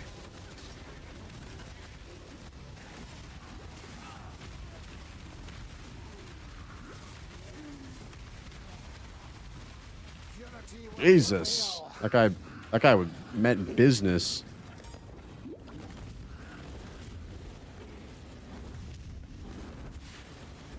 Totems are going to be Giga. I always league start totems. Oh, hell yeah. Yeah, I've never actually done the totem thing. Yo, Zen, what's up, dude? Welcome back.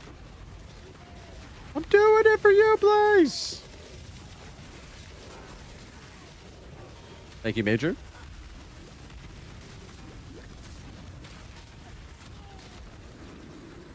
I'm doing it for you, Blaze. I forgot to mention you'll need 3 endurance charges to cast totems. Damn, this PoE 2. Oh, shit. PoE 2 stays catching strays.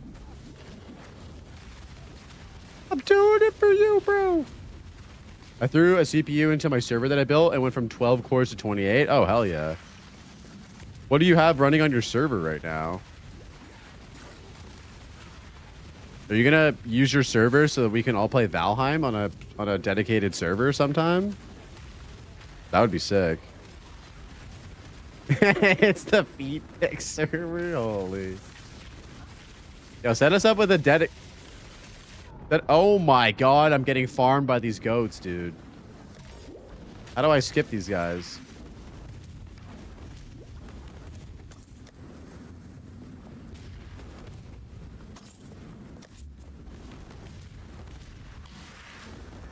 Yeah, we gotta be super careful here. These guys are just ending my career.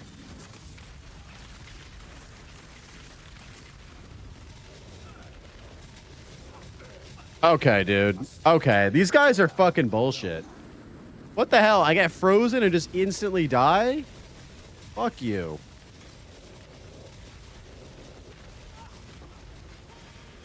Fuck you, dude.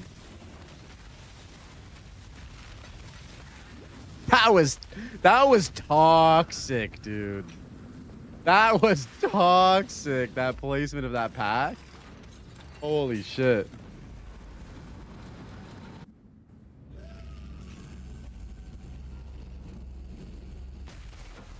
My return marks judgment for those of hollow faith.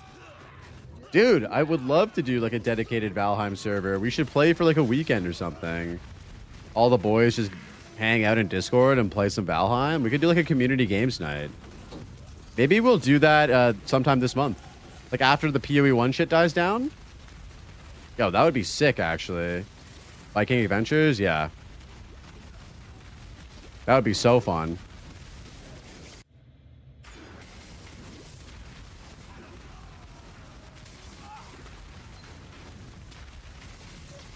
Yeah, man, we could maybe we could start making that a thing like once a month on like a Friday.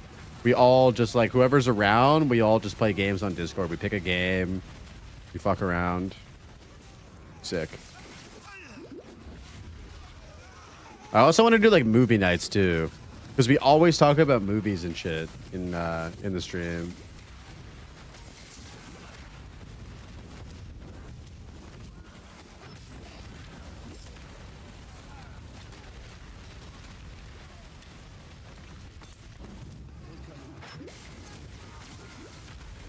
All right, we're so close to swapping. Movie night, sign me up. Oh, hell yeah. Yeah, Benny, are you in the Discord, dude? You have Valheim, but you've barely played it? Oh, dude, that was a perfect time, Marjack, if you've barely played it. It's so good, dude. Valheim is such a vibe. The music and everything. Oh.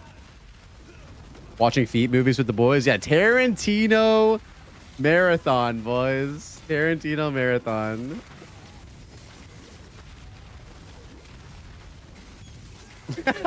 Bro, what? That emote is hilarious, Scogley. What the hell? Grindhouse? Grindhouse is good, dude. I like Grindhouse.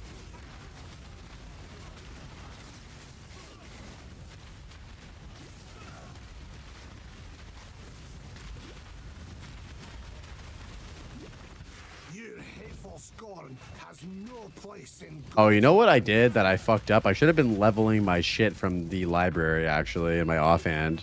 That was a huge mistake. An egg, and thank you. I'm gonna go buy them right now.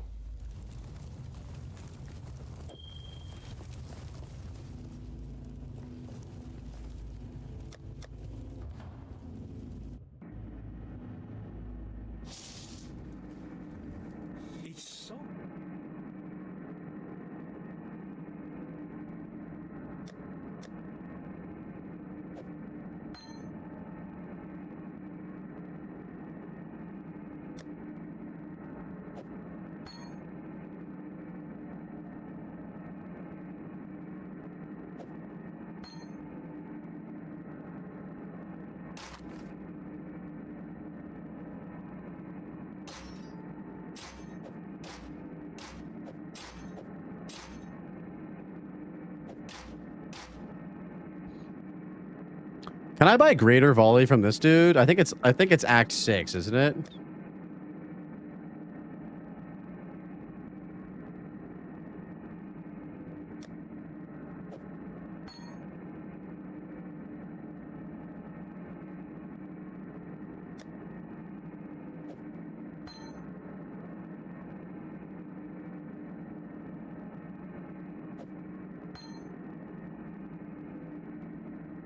Wrath.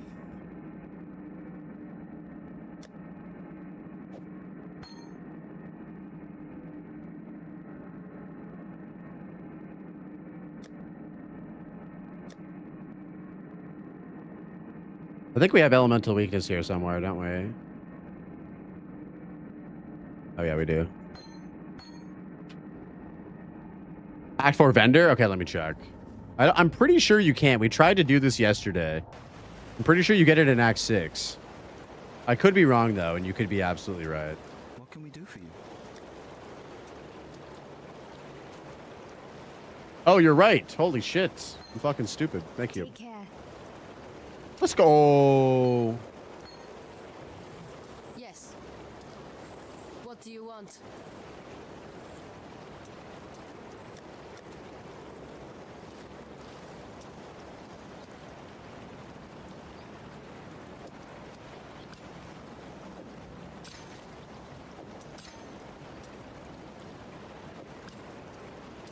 Go where you are needed. This is neither the time nor the place. You're in? Nice. Perfect. Thank you, the bug baby. Now, where We got it. Act 4. Oh shit, 20 MS. Oh shit, 20 MS.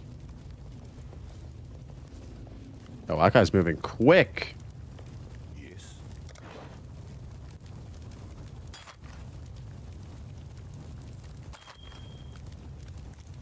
Oh, we can craft flat damage on this?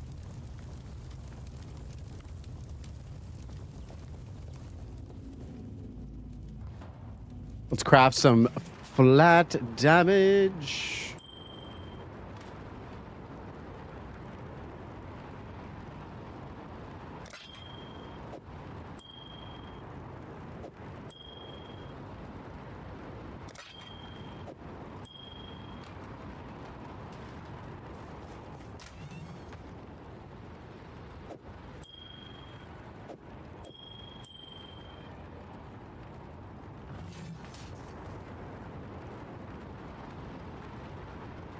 Okay. We're almost ready to make the swap here, boys. We're almost ready to make the big old swap. You just did a campaign test on this run on this build as well. It felt really nice. Dude, once you get the swap happening, it's awesome.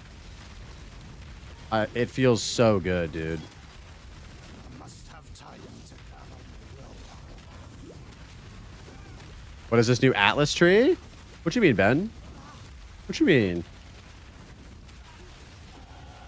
There it is, level 40. Okay, we're gonna make the swap now.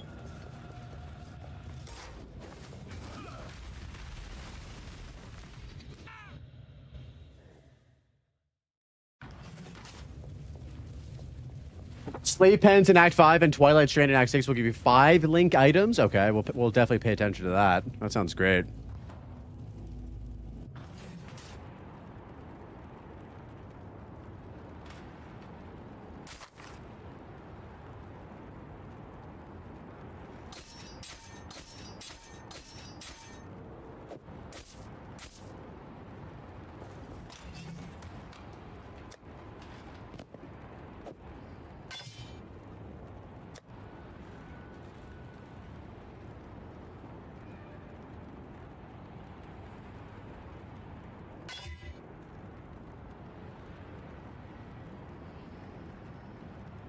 Yo, this rolled triple red. What the fuck? That's crazy.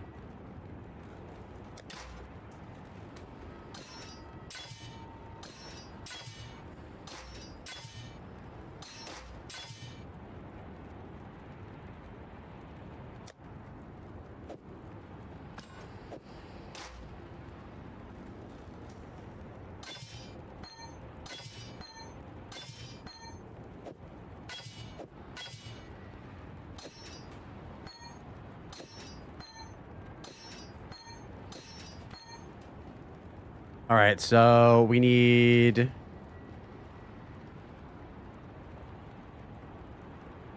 We can do Arcanist Brand in here with faster casting.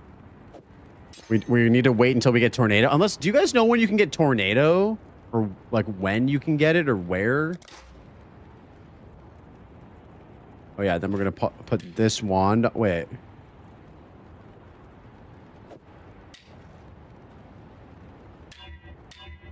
There it is.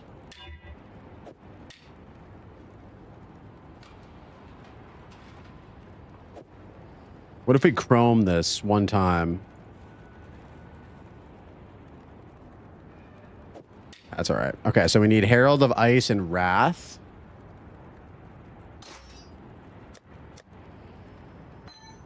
So Herald of Ice can go in here. Elemental Weakness can go in here. Wrath can go in here.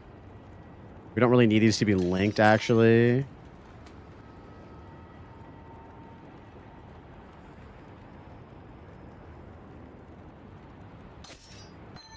Get rid of these totems.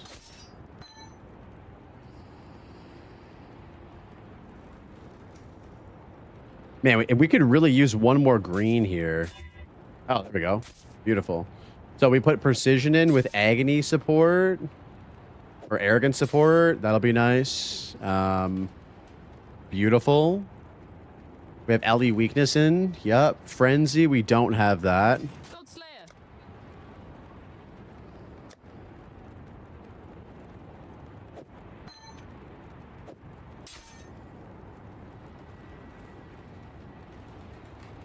Frenzy. We'll put our auras over here. Wrath. Herald of Ice. Precision. Take this off. Always attack without moving. Attack without moving. Shield charge. Get rid of this. This will be LE Weakness. Arcanist Brand.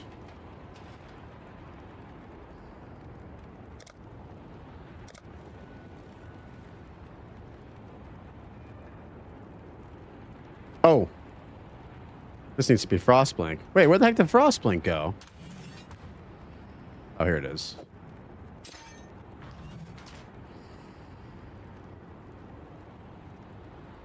All right, are we missing anything? We're just missing Tornado. Okay, we're good.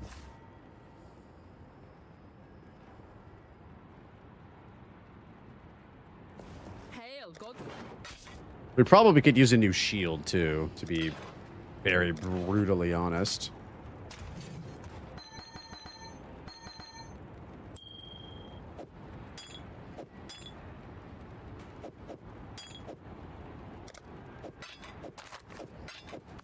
All right, guys, I missed a few of your messages there. Are you using Arcanist Brand? Yes. I just don't have Tornado yet. I got Brand in here. I just need to get a green socket on here. And then we can use it with Tornado.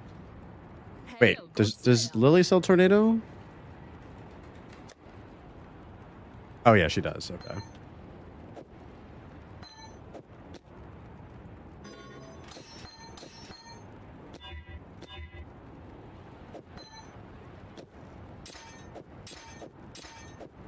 There it is. Use a timer to track your runs. Not right now, Taff, because I'm not like trying to put pressure on myself to do it like that. In the future, I definitely will. 100%. Right now, we're still very much so in like the figuring out the game stage of playing, if you know what I mean. Like, I feel like it would be kind of just like not really adding anything to it, but in the future, 100% I want to do that.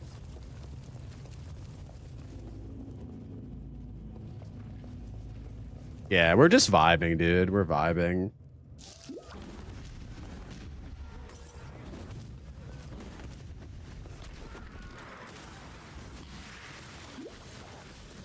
I must have time to gather my will. Use a double travel setup? What you mean?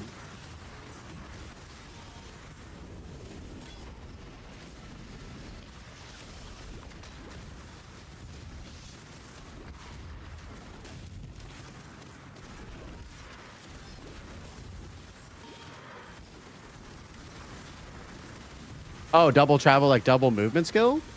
Yeah, we're using shield charge and frostwing. If that's what you meant, I'm not entirely sure what you meant by that. My bad, my bad. I'm super new, dude. And we're learning together today. Oh, that's what you meant? Okay, got you.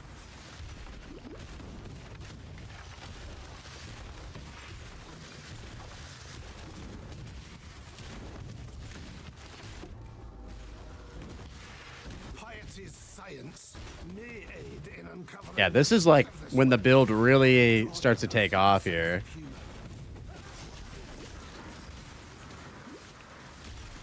This is the first time I'm actually taking the league a bit more seriously. Oh shit. Okay, so what are you adding to your prep to start taking it more seriously, bro?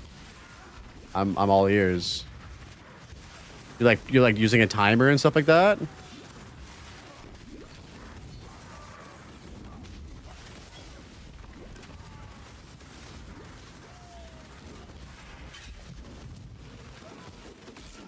We are ramping. We're definitely ramping now. I gotta just stop leveling up precision.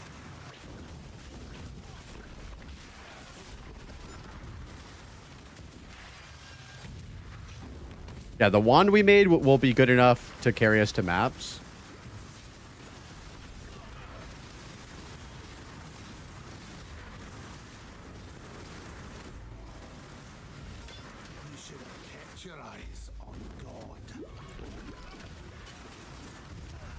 Oh, use a timer just to see how long it takes? That's a good idea. I honestly should start doing that. Maybe not this league, but maybe this league. If I get bored of like where I'm at, I might just run the campaign more and trying to get it a little bit better. Oh shit, we also need to respec. That was a huge mistake. Where's Faustus? Just do a slash time play. I don't want to show you guys. It's embarrassing. Wait, what is that, Zach? I don't think you need a timer yet, Blaze. That's what I'm saying, dude. I'm not really down for it yet. I'm not really down for it yet. We're just figuring it out, you know?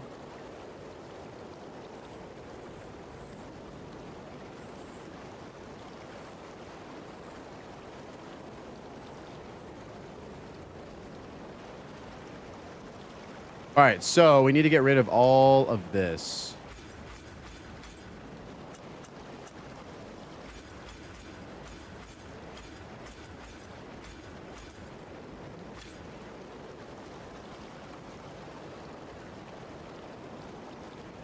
Wait. Look me in the eye.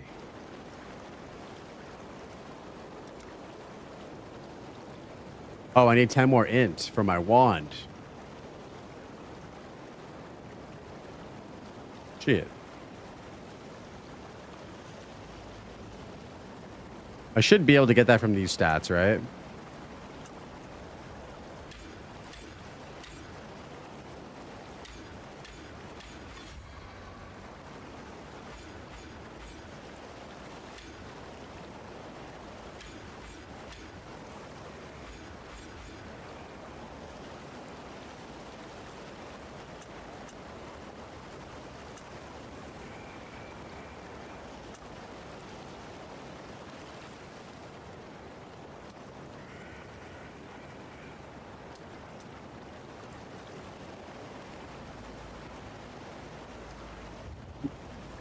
Let's use the crafting bench.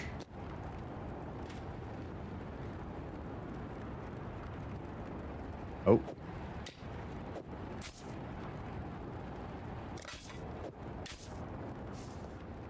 Man, crafting bench is so good. Oh, sorry, Taff. I missed your message there. I was busy respecking, dude. My apologies. And rather than start new characters at each act, I don't click leveling gear or change gear, and then I just run through the sections. I want to practice more specifically to get better used to those areas. I need to do that for the latter half of the campaign, 100%. Have fun on the run. Dude, thank you so much. I appreciate you stopping by, bro. Yeah, have a great league start, dude.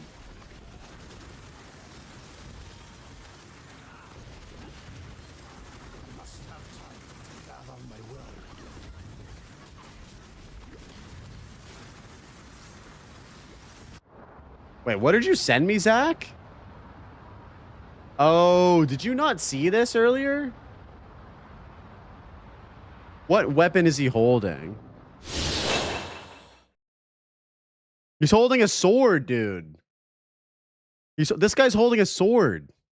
But there's swords in PoE 1, Zach. Don't forget. Wait, in PoE 2.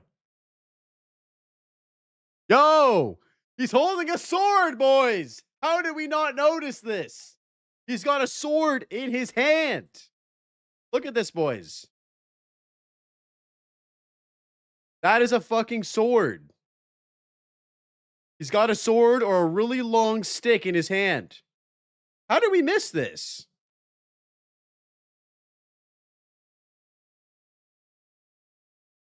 What if it's a really long one? That's what I'm scared of. That's what I'm scared of.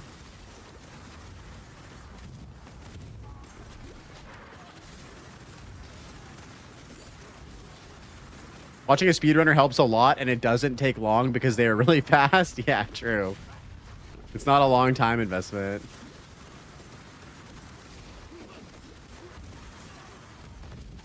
Zooming in on a man's sword. I mean, dude, we haven't seen a man's sword in PoE 2 yet. Of course I'm zooming in, dude. I'm zooming in 100x on that bitch. I want to see all the veins. Wait, what? Wait, what? Wait, what?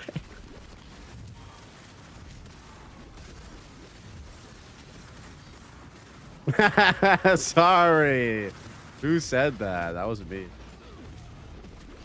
Oh my god. Okay, Palestrin comes in at this exact time I say the most unhinged shit this whole stream, dude. What up, Palestron?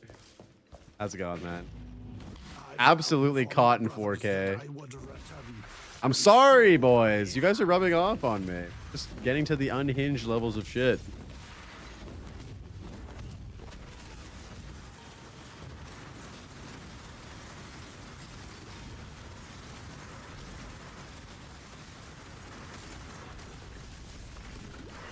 Wait, why is he not dying?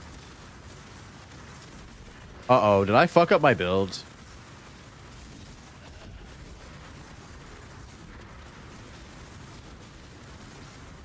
I thought I had more DPS than this. The build is cooking now until we fought that essence. That essence took forever to die, dude. Wait. I was going to say, are we using the wrong weapon? Wouldn't be the first time. Orzhov? Holy shit, you're so right. Thank you, thank you. I think that should make a massive difference. God, it feels so nice to have the guy who made the build in chat telling me how to play the build. Guys, this is a fucking luxury, isn't it?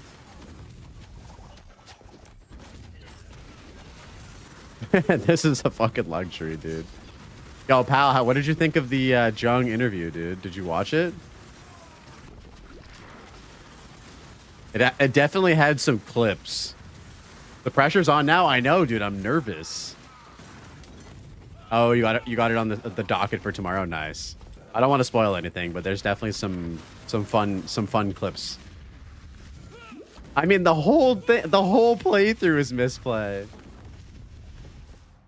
The whole playthrough is misplay, dude.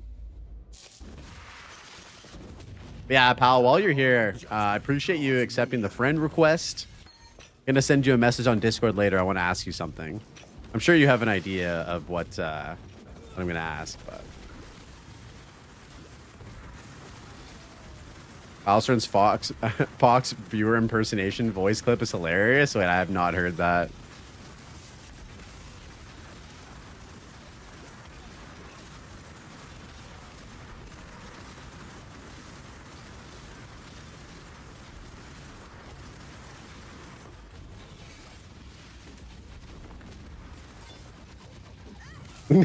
No, guys, settle down.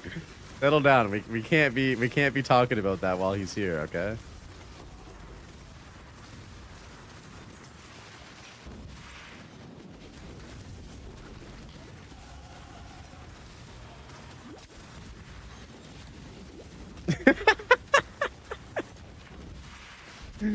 Oh my god, dude. Chat's been like unhinged today about feed pics. Yo, hobos! Thank you, dude, for this. The T1, bro. 2 months. Pal, I don't know if this ever happens to you, but sometimes chat just gets in these like unhinged grooves. Today has been one of those days, you know what I mean? Not fueled by me at all, okay? We didn't add any emotes to support this unhingedness at all, okay?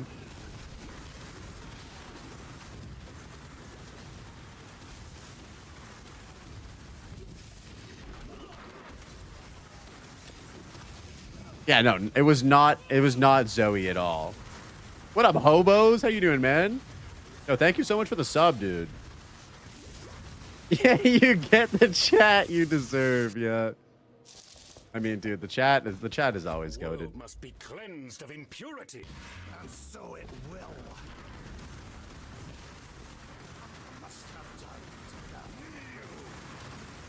Yeah, no, I'm not messaging you to hit on you. I'll do that publicly in your chat.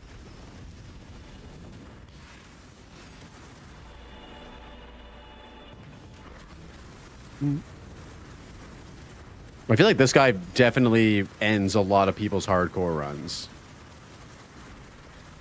including one that I've had.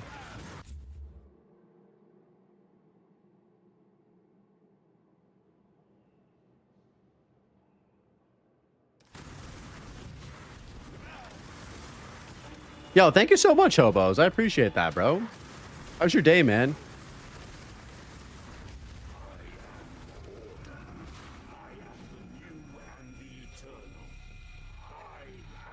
Steel Mage shamed the chat. Wait, what happened? Missing something. Hold on. Let me fight this boss first before we watch more clips. Oh.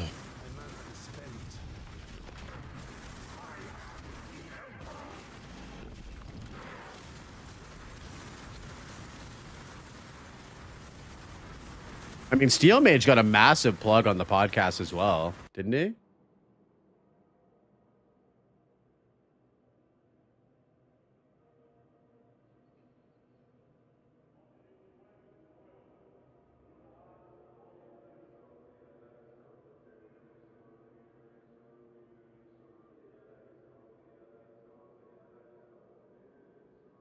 All right.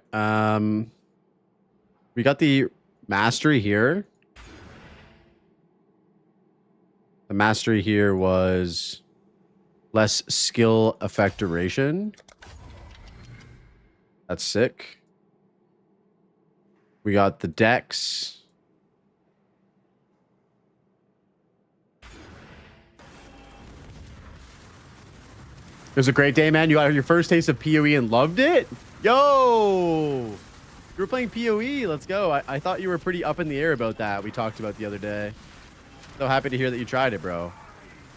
I hope that if I can do anything by you guys watching me like haphazardly struggle through this game, it's just to help you get inspired, especially if you're a PoE 2 gamer, to try this game out. I'm not saying you're going to love it. I'm just saying, you know, it's good to try. Get your feet wet a little bit.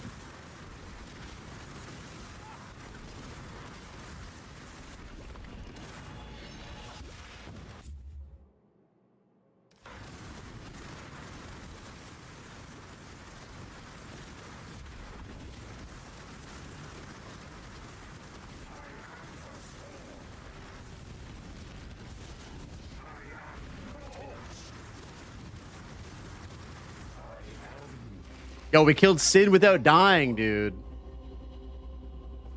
Got to lock in for this midterm. Okay, let's see what happened. What clip are we watching here? You and only you. I shall save. Yeah, that's fair. I mean, I think it's... Ask Pox if PoE 1 gets new players. I'm in Pox's chat sometimes in day 1, day 2. Those are not all new players. Those are people who are used to getting everything fed to them. And whenever there's like the slightest bit of friction, they ask Mr. Streamer, even though he has a fucking wiki dedicated to the skill. They're like, oh, I slightly degen. What's going on? Pox, can you help? I'm degening 10 life per se. I don't know what's going on anymore. I even have the ruby ring. I don't know what's going on. It's like, It comes with the territory of the earlier is he conversation wrong? around, like, you know, stale Is leveling he meta and stale wrong? leveling skill. I don't think so.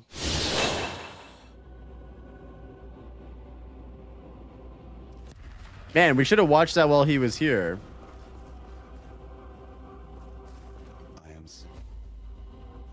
I can't imagine, dude. I can't imagine what Pox's chat is like in League Start, bro. It's probably just insane amounts of questions constantly.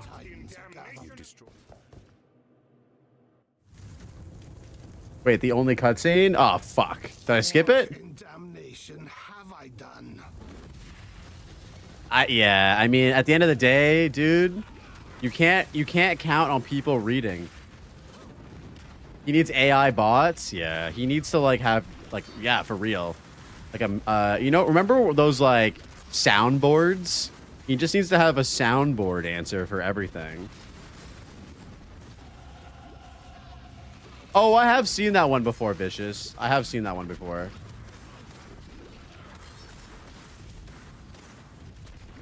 We're not here for the cutscenes, brother. We're here for the blasting.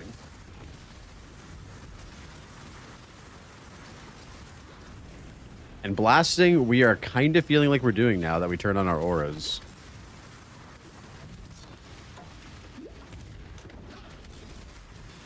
Yeah, bro. I'm not gonna show you my time played, but we're doing. It's in the hours right now. Okay. RFGPT. True. It's pretty funny. That is good.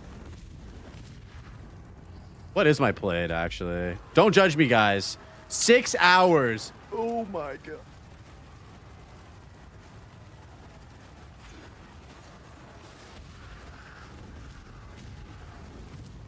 Six hours, and we're in Act 5. Oh, guys, I know why it's so high. Oh, my camera died. We're back. Something's happening with my camera. It's because we left the game open while we were watching the interview. It should be at 4 hours right now. It should be at 4 hours. We left the game open during the interview, all right? I'm not even joking. I'm literally not even capping. That is exactly what happened. The game has been open the entire time. All right? Yo, don't get it twisted, boy. All right? Just don't even get it twisted.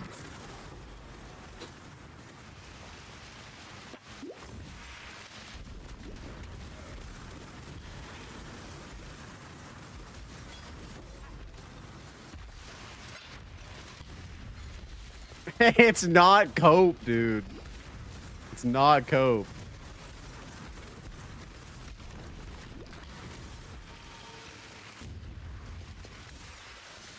Yo, Becky with the follow. Thank you. Yo, Joe Fry with the raid. Thank you so much.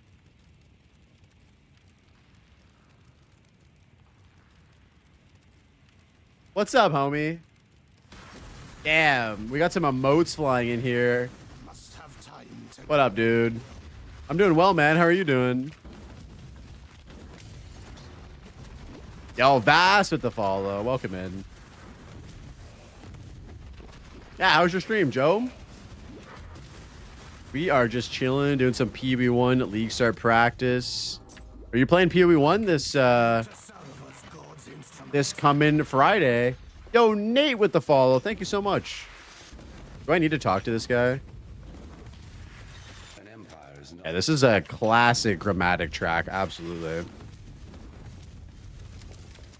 Okay, so the rooftop is in the ruined square.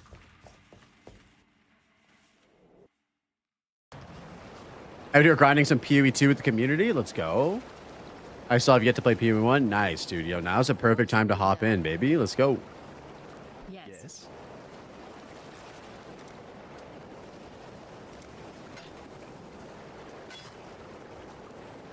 Double res. Take care. I like how I just learned this game from Joe Fry, and now I can continue to learn after raiding out. Perfect raid to a new streamer. Yo, welcome in, Becky. Thank you so much. Yeah, we are learning PoE 1 together right now. Not PoE 2. Are these gloves decent? These gloves are decent, right? We'll probably have to do some shit with them, right?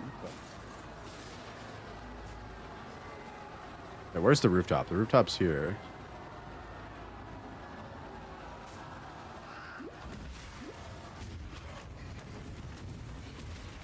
You'll probably need them after Katava for your res. Okay. You're going to propose to your girlfriend of 4 years? Like right now? Like right this second? Yo!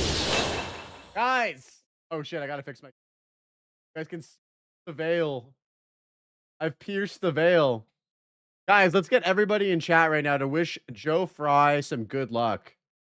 All right? Good luck, bro. You got this. She's going to say yes, of course. You got this.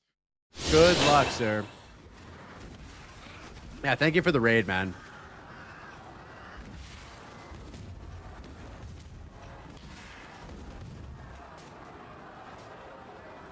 Yo, CH. Thank you for the follow. There is always redemption, even when all looks lost. Yeah, keep us posted, man. It's a 50-50. I mean, everything in life is a 50-50. It's either it happens or it doesn't. Then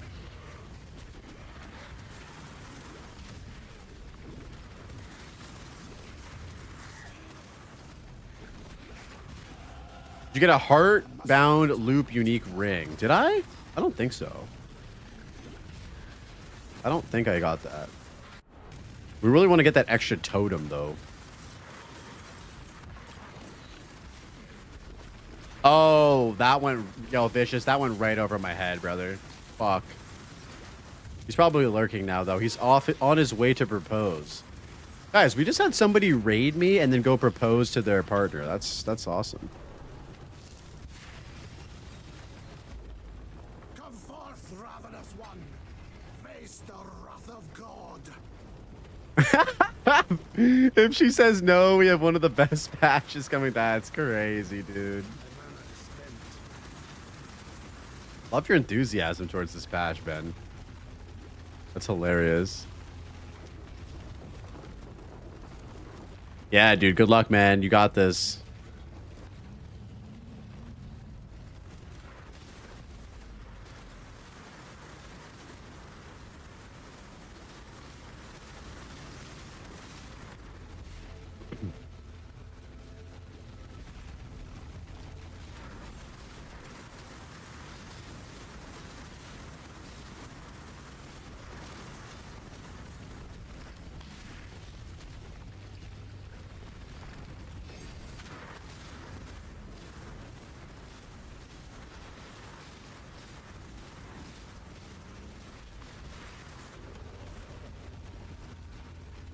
Are we doing good damage or bad damage? Kind of hard to tell. Will I be playing SC Trade? Yes, I'll be playing SC Trade.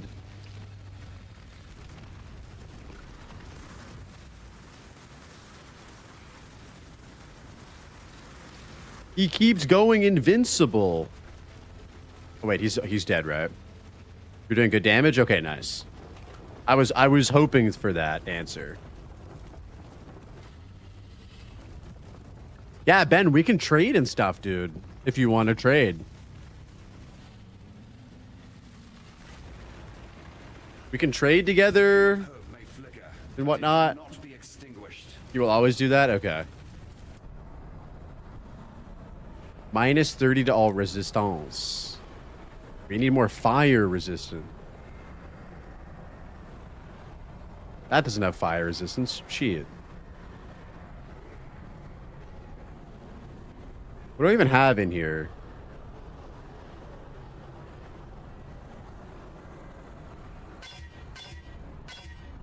Come on, 2 green, 1 red, please. Damn it.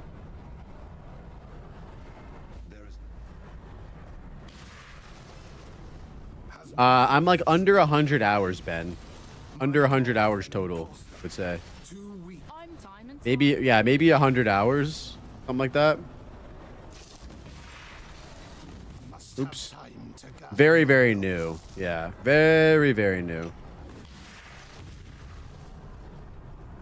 Remember, I'm excited, man. I'm excited. I'm already having a lot of fun. This is neither the time nor the place. Despite your farewell. Oh, Blaze, I don't know if you know, but the bases reflect how easy it is to get the colors. Yes, we spoke about that today. Don't judge me, guys. We're gonna pray for 2 green, 1 red. Oh my god, I went past it. I'm dumb.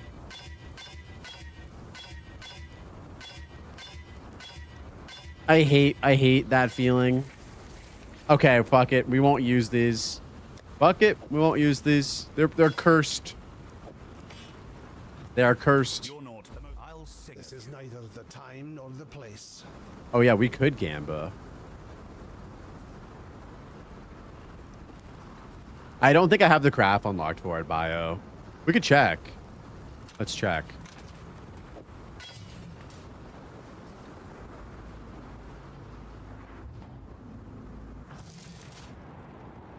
Definitely, Ben, definitely. Let's see what we got. At least 2 green sockets. Oh, we need more chromatics. We have those, though.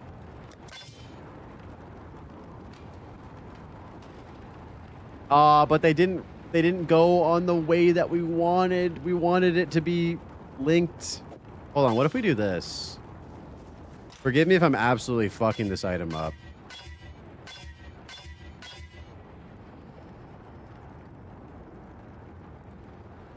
I think we're just fucking up this item completely.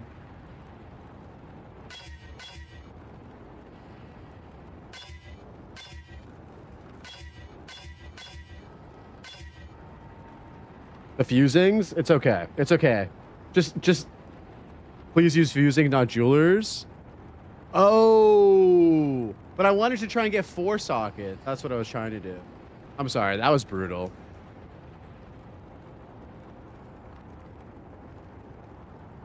That was so bad. Could have used the bench at 4. Okay.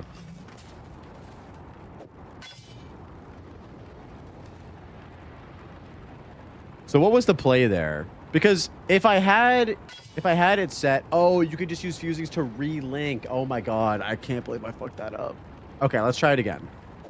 Let's try it again and do it properly. At least 2 greens, craft. Oh, okay, it actually worked. It actually worked this time. And then what you would do is you'd use fusings to swap the link between these ones to these ones. Okay. And does this mean that I can still craft on this afterwards? Like I can still add, if I wanted to add resistance here, I could add resistance. Shit. All right. Hell yeah. Fuck yeah. Yeah, the crafting bench is OP as fuck. It's sick.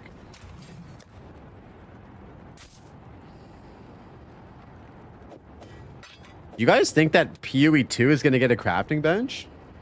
Bro, the gifted sub MTX is fired. What's what we're looking at here? Media, we were looking at this. We didn't watch the whole thing though. Okay, let's watch this. We didn't actually watch the whole thing here. But media, we spoiled this already. We looked over here. The dude is wearing a fucking sword in PoE 2. Look at this. He's got a sword on. That's got to be a sword, right? That's got to be a sword, right? All right, let's watch this. All right, why is this? Yeah, this is a video. This is for the Twitch drops on Mirage on Friday, guys. If you want to hang out with me and get some drops, we'll be streaming. You can get your drops right here in this very Twitch channel. Game director on Path of Exile. During the launch of Path of Exile Mirage, we're running a week of Twitch drops, as well as a supporter streamer campaign. During the first week of launch, you'll be able to claim the Mirage Quicksilver Flask effect by watching your favorite creators in the Path of Exile category for 3 hours. Support your favorite creators by gifting 2 subs or subscribing to 2 channels in the Path of Exile category to claim the Imprisoned Djinn Merchant. Blur into the astral plane with the Mirage Quicksilver Flask effect. Salah, formerly a Maraketh merchant, was sentenced to eternal servitude for producing and selling counterfeit artifacts in Keth. A prize fit for the markets. A prize fit Salah for was the sealed in a market. barrier Yeah, this and looks dope. contained within this chest, and must now manage your shop and facilitate your trades on the currency exchange for all eternity. This is how the merchants of old grew wealthy. Yeah, I Both fuck of with these this. items are purely cosmetic and do not affect your character's power or progression in any way. They'll also be immediately available for use in Path of Exile 2, using a sword! where the Mirage Quicksilver Flask effect will apply to your sprint and dodge roll. Thanks for watching and have a great league start. Rip Faustus, yeah. Yeah, that looks fire. That looks fire. Hell yeah, boys.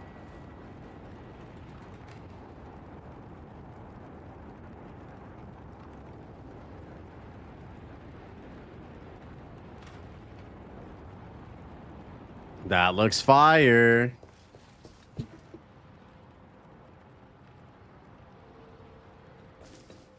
Which new league is starting soon? PoE 1 or PoE 2? PoE 1 on Friday. Was that a sword in PoE 2? Yes. I just was keying into that. Ugh, dude. PoE 1 swords coming soon? Question mark? Farewell.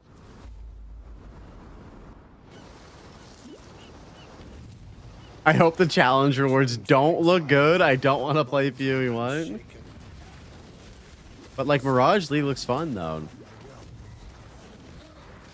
What up, One Hit? How you doing, homie? What's good, brother?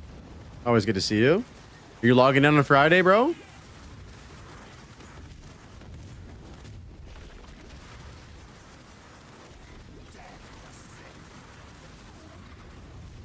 Working Friday? But are you're gonna play Mirage after?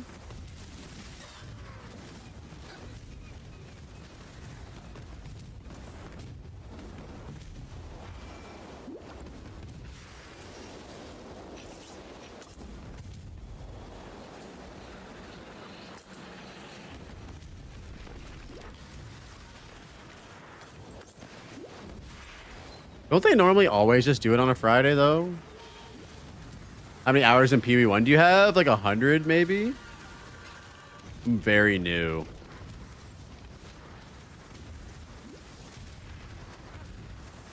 Yeah, I'm in the same boat as you, man. We're gonna learn together, dude. We're gonna learn together, brother. We're gonna figure it out.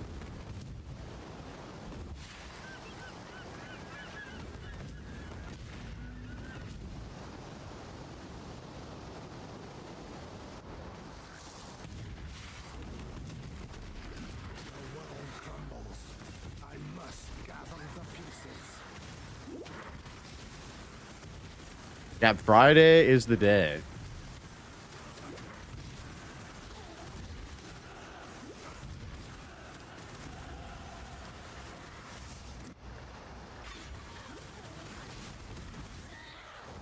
Oh yeah, Benny. Everything's gonna be awesome.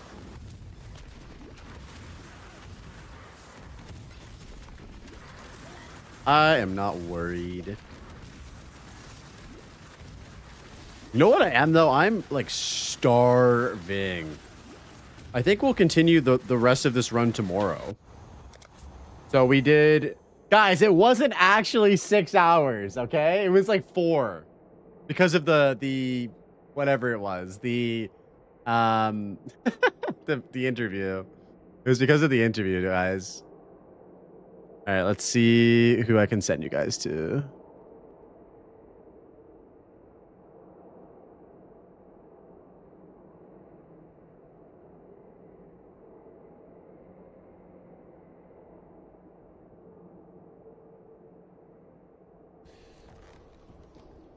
How am I supposed to know which room is... Ew.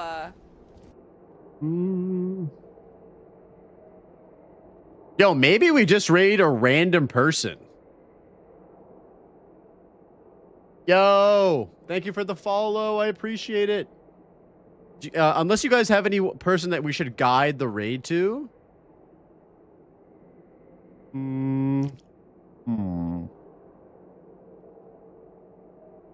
Actually, I'll just send you guys over to Karn. I haven't raided Karn before. If you guys want to watch some absolutely sweaty gaming, I'll send you guys over. All right, gentlemen, much love.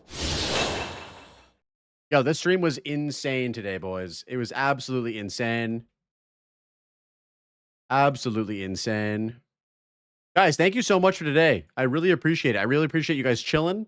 I really appreciate the raids. I really appreciate the subs, the follows, the lurkers, all of you guys. Yo, Benny, Lost, One Hit, Classic, Kush, Fearless, my boy Duck in the house, Pal, you're in here, Zoe, guys, you guys are all fucking legends. We will be back tomorrow, same time, 11 a.m. EST. We'll be continuing the PoE 1 practice, getting ready for Friday. So I will see you guys tomorrow. Peace out, take care, and have a good night.